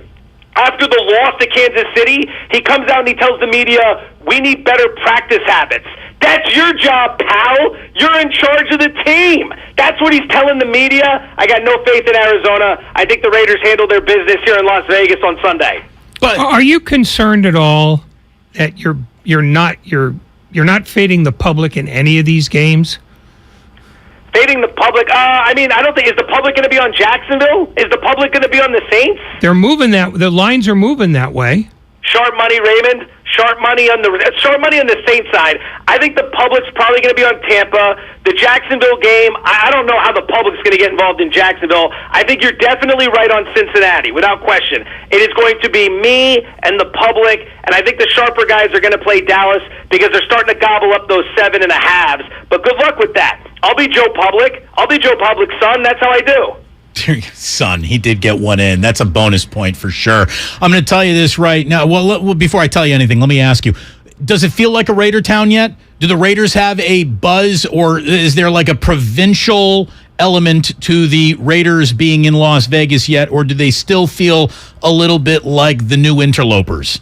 Excellent question. It feels like a football town. It's very different than the first time I lived here, but it's a unique situation compared to other football towns. Here's how I would explain that. A lot of people have the Raiders license plates, not as much as they have the Golden Knights license plates. Like that hockey team, those guys are gods in this town. People do not realize how much that hockey team means to this town. And I'm talking everybody. Men, women, children, you name it, everybody loves that hockey team. With the Raiders, it's interesting because people are very much into the team, the stadium, and the games. But when you go to a game, you're going to have diehard Raider fans there, no doubt. Raider Nation shows up. But you're also going to have the locals who want to check it out because they want to go see an NFL game, and they might not necessarily be a fan, but they'll cheer for the home team, but they're not diehard. They're not screaming and yelling on third down, right? Then you've got the visiting fans who are going to come in because this is the #1 destination for a road trip now. Like, move over San Diego, which used to be great when the Chargers were there. This is the place everyone comes to. So when Chicago was here last year, Philadelphia, Baltimore, a lot of fans come out from the East. I know that there's a Niner game this year, isn't there? Don't these two go head-to-head? They do. I expect that game to be complete chaos. New Year's Day. But It's getting there. It's getting there. It's going to be New Year's Day, 49ers and Raiders. That is going to be the hangover special of all hangover specials. Joe Fortenbaugh, oh, we miss you, buddy. You sounding great. You're doing great on ESPN. I'm so happy for you. And I got a touch point in Las Vegas like never before. So we got people behind the velvet ropes like never before. And I need to get you to clear your deck December 10th. Clear the day, Fortenbaugh. Indiana, Arizona. We're playing basketball in Las Vegas. I'm coming in with a crew. We might even bring you a pair of candy stripes if you want to put them on. I mean, I don't know how I turned something like that down. That's got to be remarkable. Jokes aside, I was at that Gonzaga Duke game last year, and if that game's on ESPN, you know I'll probably have access to great tickets. So me and perhaps some of your friends could join me. You obviously not. You can take care of yourself. Thank you. But everybody else, I'd be happy to oblige. Always a pleasure on the show. You think I'm doing well. You guys are doing great. I mean, you just booked me to go opposite the start of the Thursday night game, and you know you just won that ratings battle, so congratulations to you, and congratulations to you, Raymond. You should feel quite good about that. Do you think more people have 95.7 The Game in the Odyssey app or Amazon Prime? Let's be honest. I got to tell you, before I came on, I was going nuts. I have a newer TV up in my office/home studio, so I had never logged on to Amazon, and I'm going through QR codes and all this other nonsense to try to figure out how to get this damn game on. I'm asking my wife for the password. She's getting pissed because we got the kids trying to do homework. It's like a whole nightmare. I figured it out right before the start, but I cannot wait to see how many people could not figure out how to watch this game tonight. Tell Nikki we said hello. I'll be sure to. There it is. You can't ask for more. You even upticked the audience on the way out. If that doesn't make the billions happy, Ray, son, what will? God only knows. He doesn't, he probably needs to sedate himself before he does this. He's a little too wired for a Thursday, for a game that he can't see. He's getting crazier. I thought that maybe going to Vegas and, covering gambling and moving into a gorgeous house might calm him just a little and be a touch more, shall we say, I don't want to say professional, but less excitable in the presentation. I was wrong. No, basically what you did was ask an alcoholic to take the cure by living on top of a bar. Yeah, that's it. Yeah, we probably shouldn't have you in the bar anymore, but we do have space for you on the top shelf next to all the really good booze. Yeah, I mean, no, he's clearly hyperactive. It was fantastic. If he's a hamster on a wheel, his fur is on fire. King of Las Vegas. Here's the question. Can you look this up for me? Do we have early advance on that Indiana-Arizona game on December 10th in Las Vegas? Is that an ESPN product? I actually believe it might be on Fox. So, well, Joe would quit his job and get a job at Fox. Just to get me better tickets? Yeah. That'd be nice. King of the Strip, Joe Fortenbaugh. So frightening. It's fantastic. If there was ever anyone who was built to do a job, it's that. You know what I didn't ask him about? And I didn't want to spend too much time talking about this today because I know that we'll lose that massive audience share. But, Ray, when's the last time you thought of Cal football? Last week, when they powered over Vegas. That's right, baby. UNLV, you had it coming. This is a huge opportunity this weekend for Cal. I mean, it's Joe Starkey's final season in the booth for the Golden Bears, so you should do it for Joe. But they are heading to South Bend. And Justin Wilcox, look, he is a pretty good coach that has done an awful lot to eliminate the it's always something aspects of Cal football.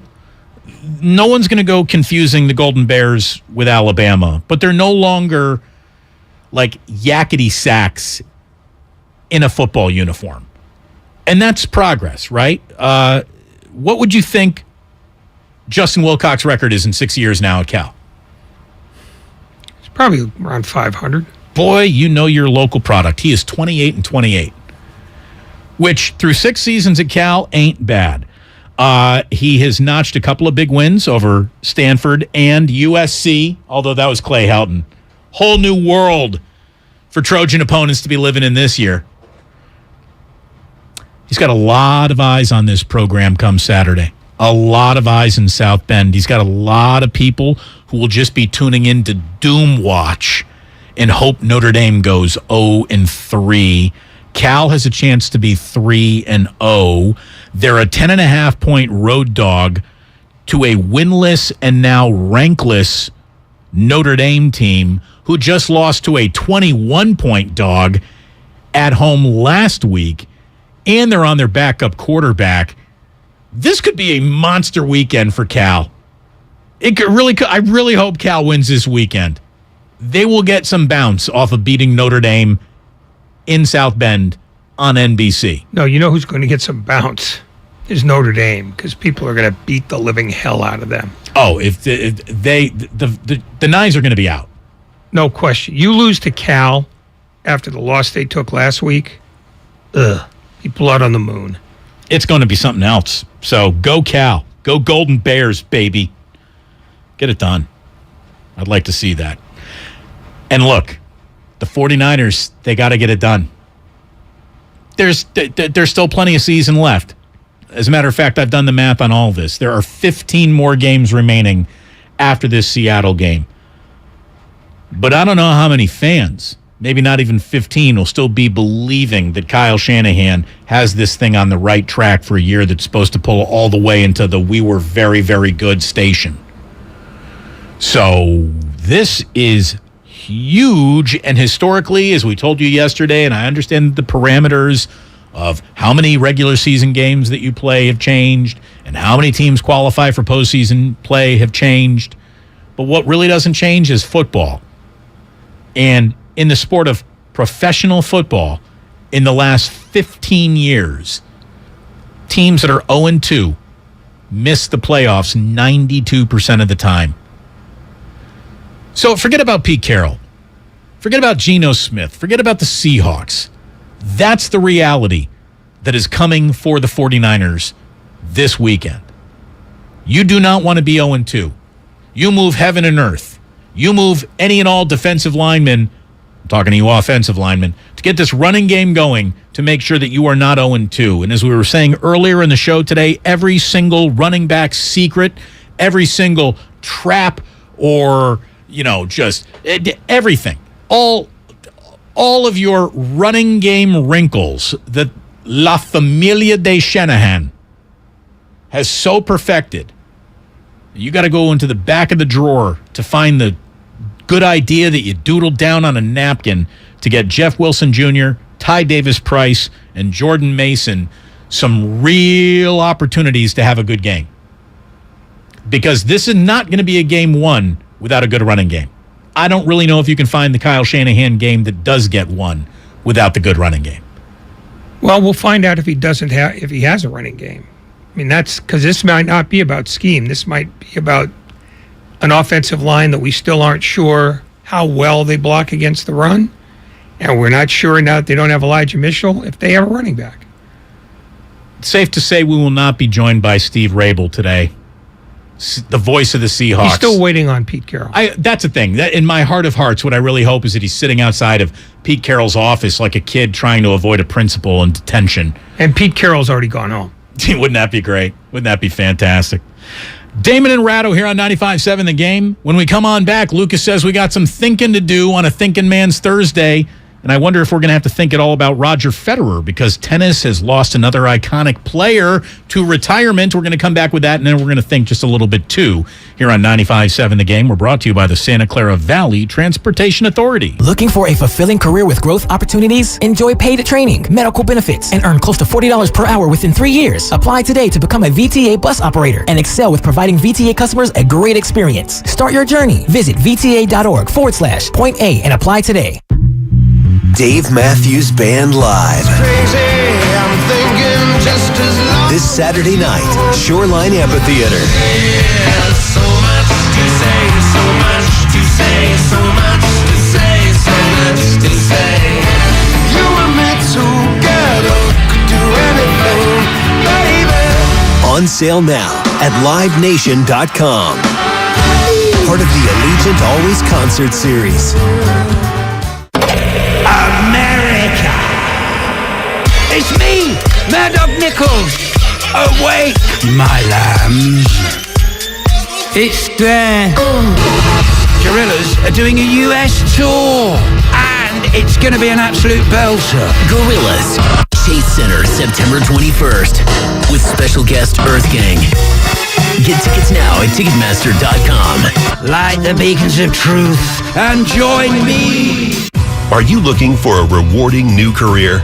Join the United States Postal Service and apply for roles nationwide. Serve your community with pride and receive benefits including competitive pay and opportunities for advancement.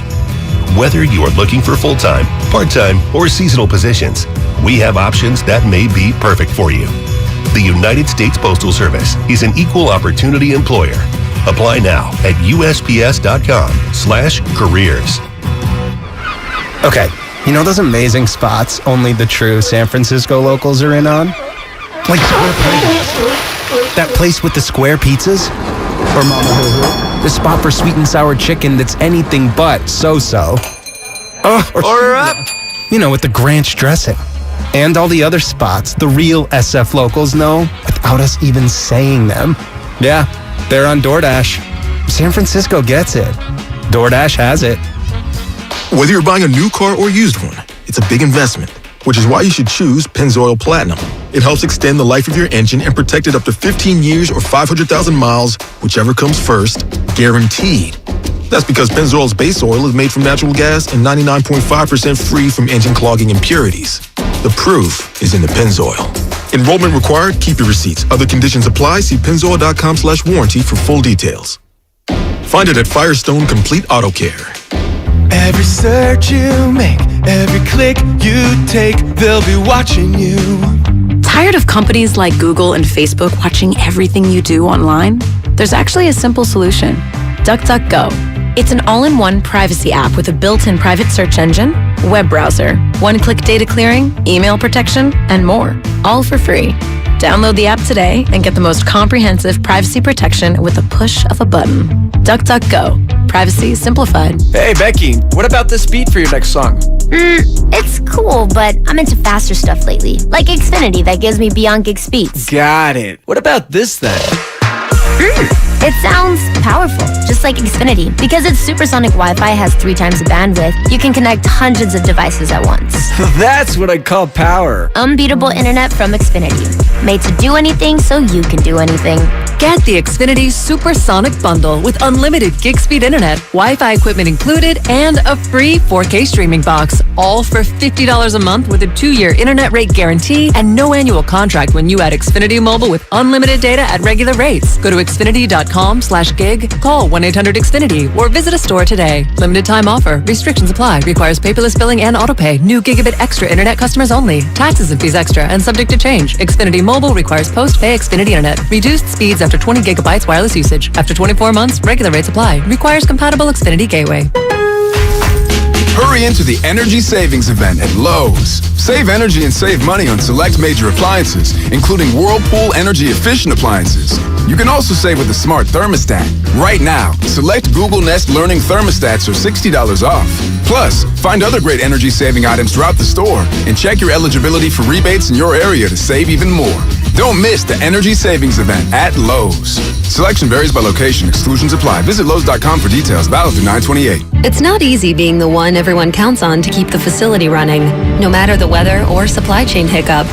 But we get you, Raymond in Buffalo, and Maria in Miami, Jules in Minneapolis, and Stan in Central Indiana, taking control of everything that's under your control. At Grainger, we're here for you with experienced branch staff at over 250 locations so you get the product you're looking for. Call, click Grainger.com, or just stop by. Grainger, for the ones who get it done. Is your old bulk tank water heater dying? That's a good thing, because now you have the perfect excuse to get that Navien tankless water heater. Hot water as much as you need, only when you need it. Your old tank hot water heater kept pouring your money into itself. A Navien only heats water when you need it heated. Rest of the time, you're just saving the bucks. Put new life into your hot water. Visit tanklessmadesimple.com today and check out Navien's strong warranty too. Water, heat it only when you need it with Navien. You might not have the biggest garage on the block, but with eBay Motors, there's 122 million parts right at your fingertips. Whatever you need, there's something that fits your vehicle. Air filters, tires, seat covers, and more. Get the right parts at the right prices. ebaymotors.com. Let's ride. Here's what happened today on The Game. Presented by the County of Santa Clara. The morning roast from 6 to 9. Since you're turning 40, I think it's time for you to take the next step and go from boyfriend to hubby. Willard and Dibs from 9 to noon. Did the 49ers just flat out bite off more than they can chew? I guess that's my umbrella question now. Steiny and Guru from noon to 3. Kyle's beyond reproach. He's beyond it, so don't be coming down St. Kyle's Road, whatever you do. He ain't no saint, And Damon and Ratto from 3 to 6. And I'm telling you, Ray, all of the running back success that the Kyle Shanahan, the Shanahan family, Kyle's dad, everyone. We need to see some of it on Sunday. The best of the game, presented by the County of Santa Clara. Book a COVID-19 booster shot now at sccfreevax.org or call 211.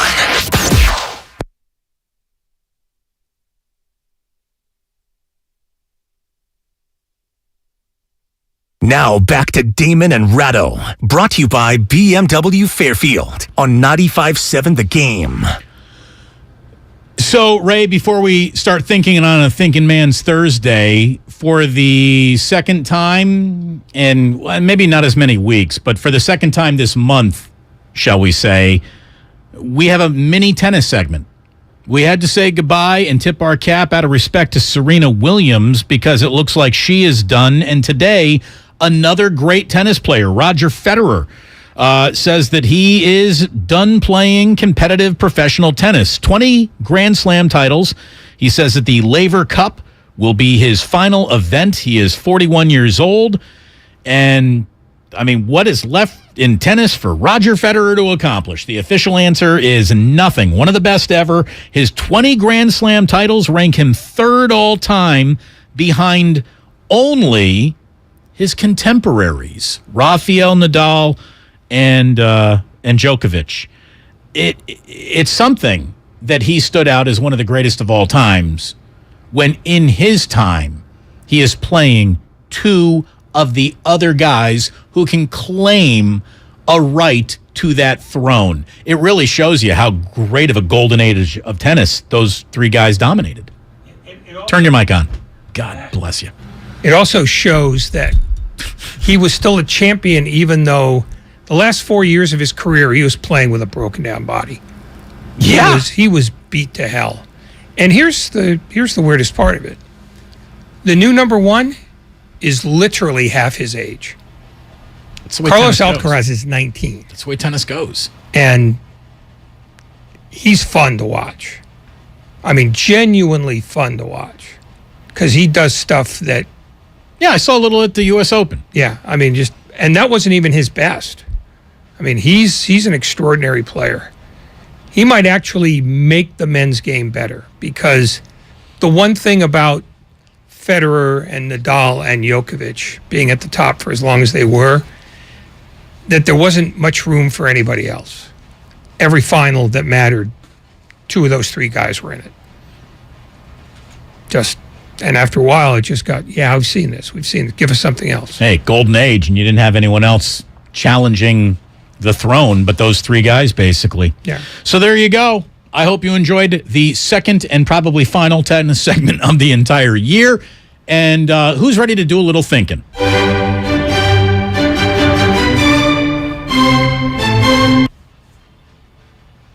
It is time to think. Thinking Man's Thursday starts now with Damon Bruce and Ray Ratto. All right. That's horrible. That's fantastic. It's like a pug. It's so bad. It's kind of cute. What do we got to think about today, Lucas? For the second day in the row, we are going to surpass the esoteric and, things that we don't really need to worry about. Instead, I'm going to give you some sound from Russell Wilson. This is from NFL Films in a mic'd up segment after Monday night's loss. Here is Russell Wilson telling his defense, or I guess his offense on the sideline while his defense was on the field. They need to be screaming run or pass, like some real junior varsity stuff. Here, take a listen. Hey, sideline, run or pass. Hey, you got to let them know. Come on, commit to it. You got to let them know. Run or pass. Let's go. Got to let them know. Run or pass. Run or pass. Let them know. 9-6. Let them know. Run or pass. Let them know. Run or pass. Nice and loud. Pass. So that's Russell Wilson. That kind of sums up the kind of guy you would think he is on the sideline. What do you think it's like playing with Russell Wilson as the quarterback of your football team? I think I would take my cue from his teammates in Seattle who almost universally hated him.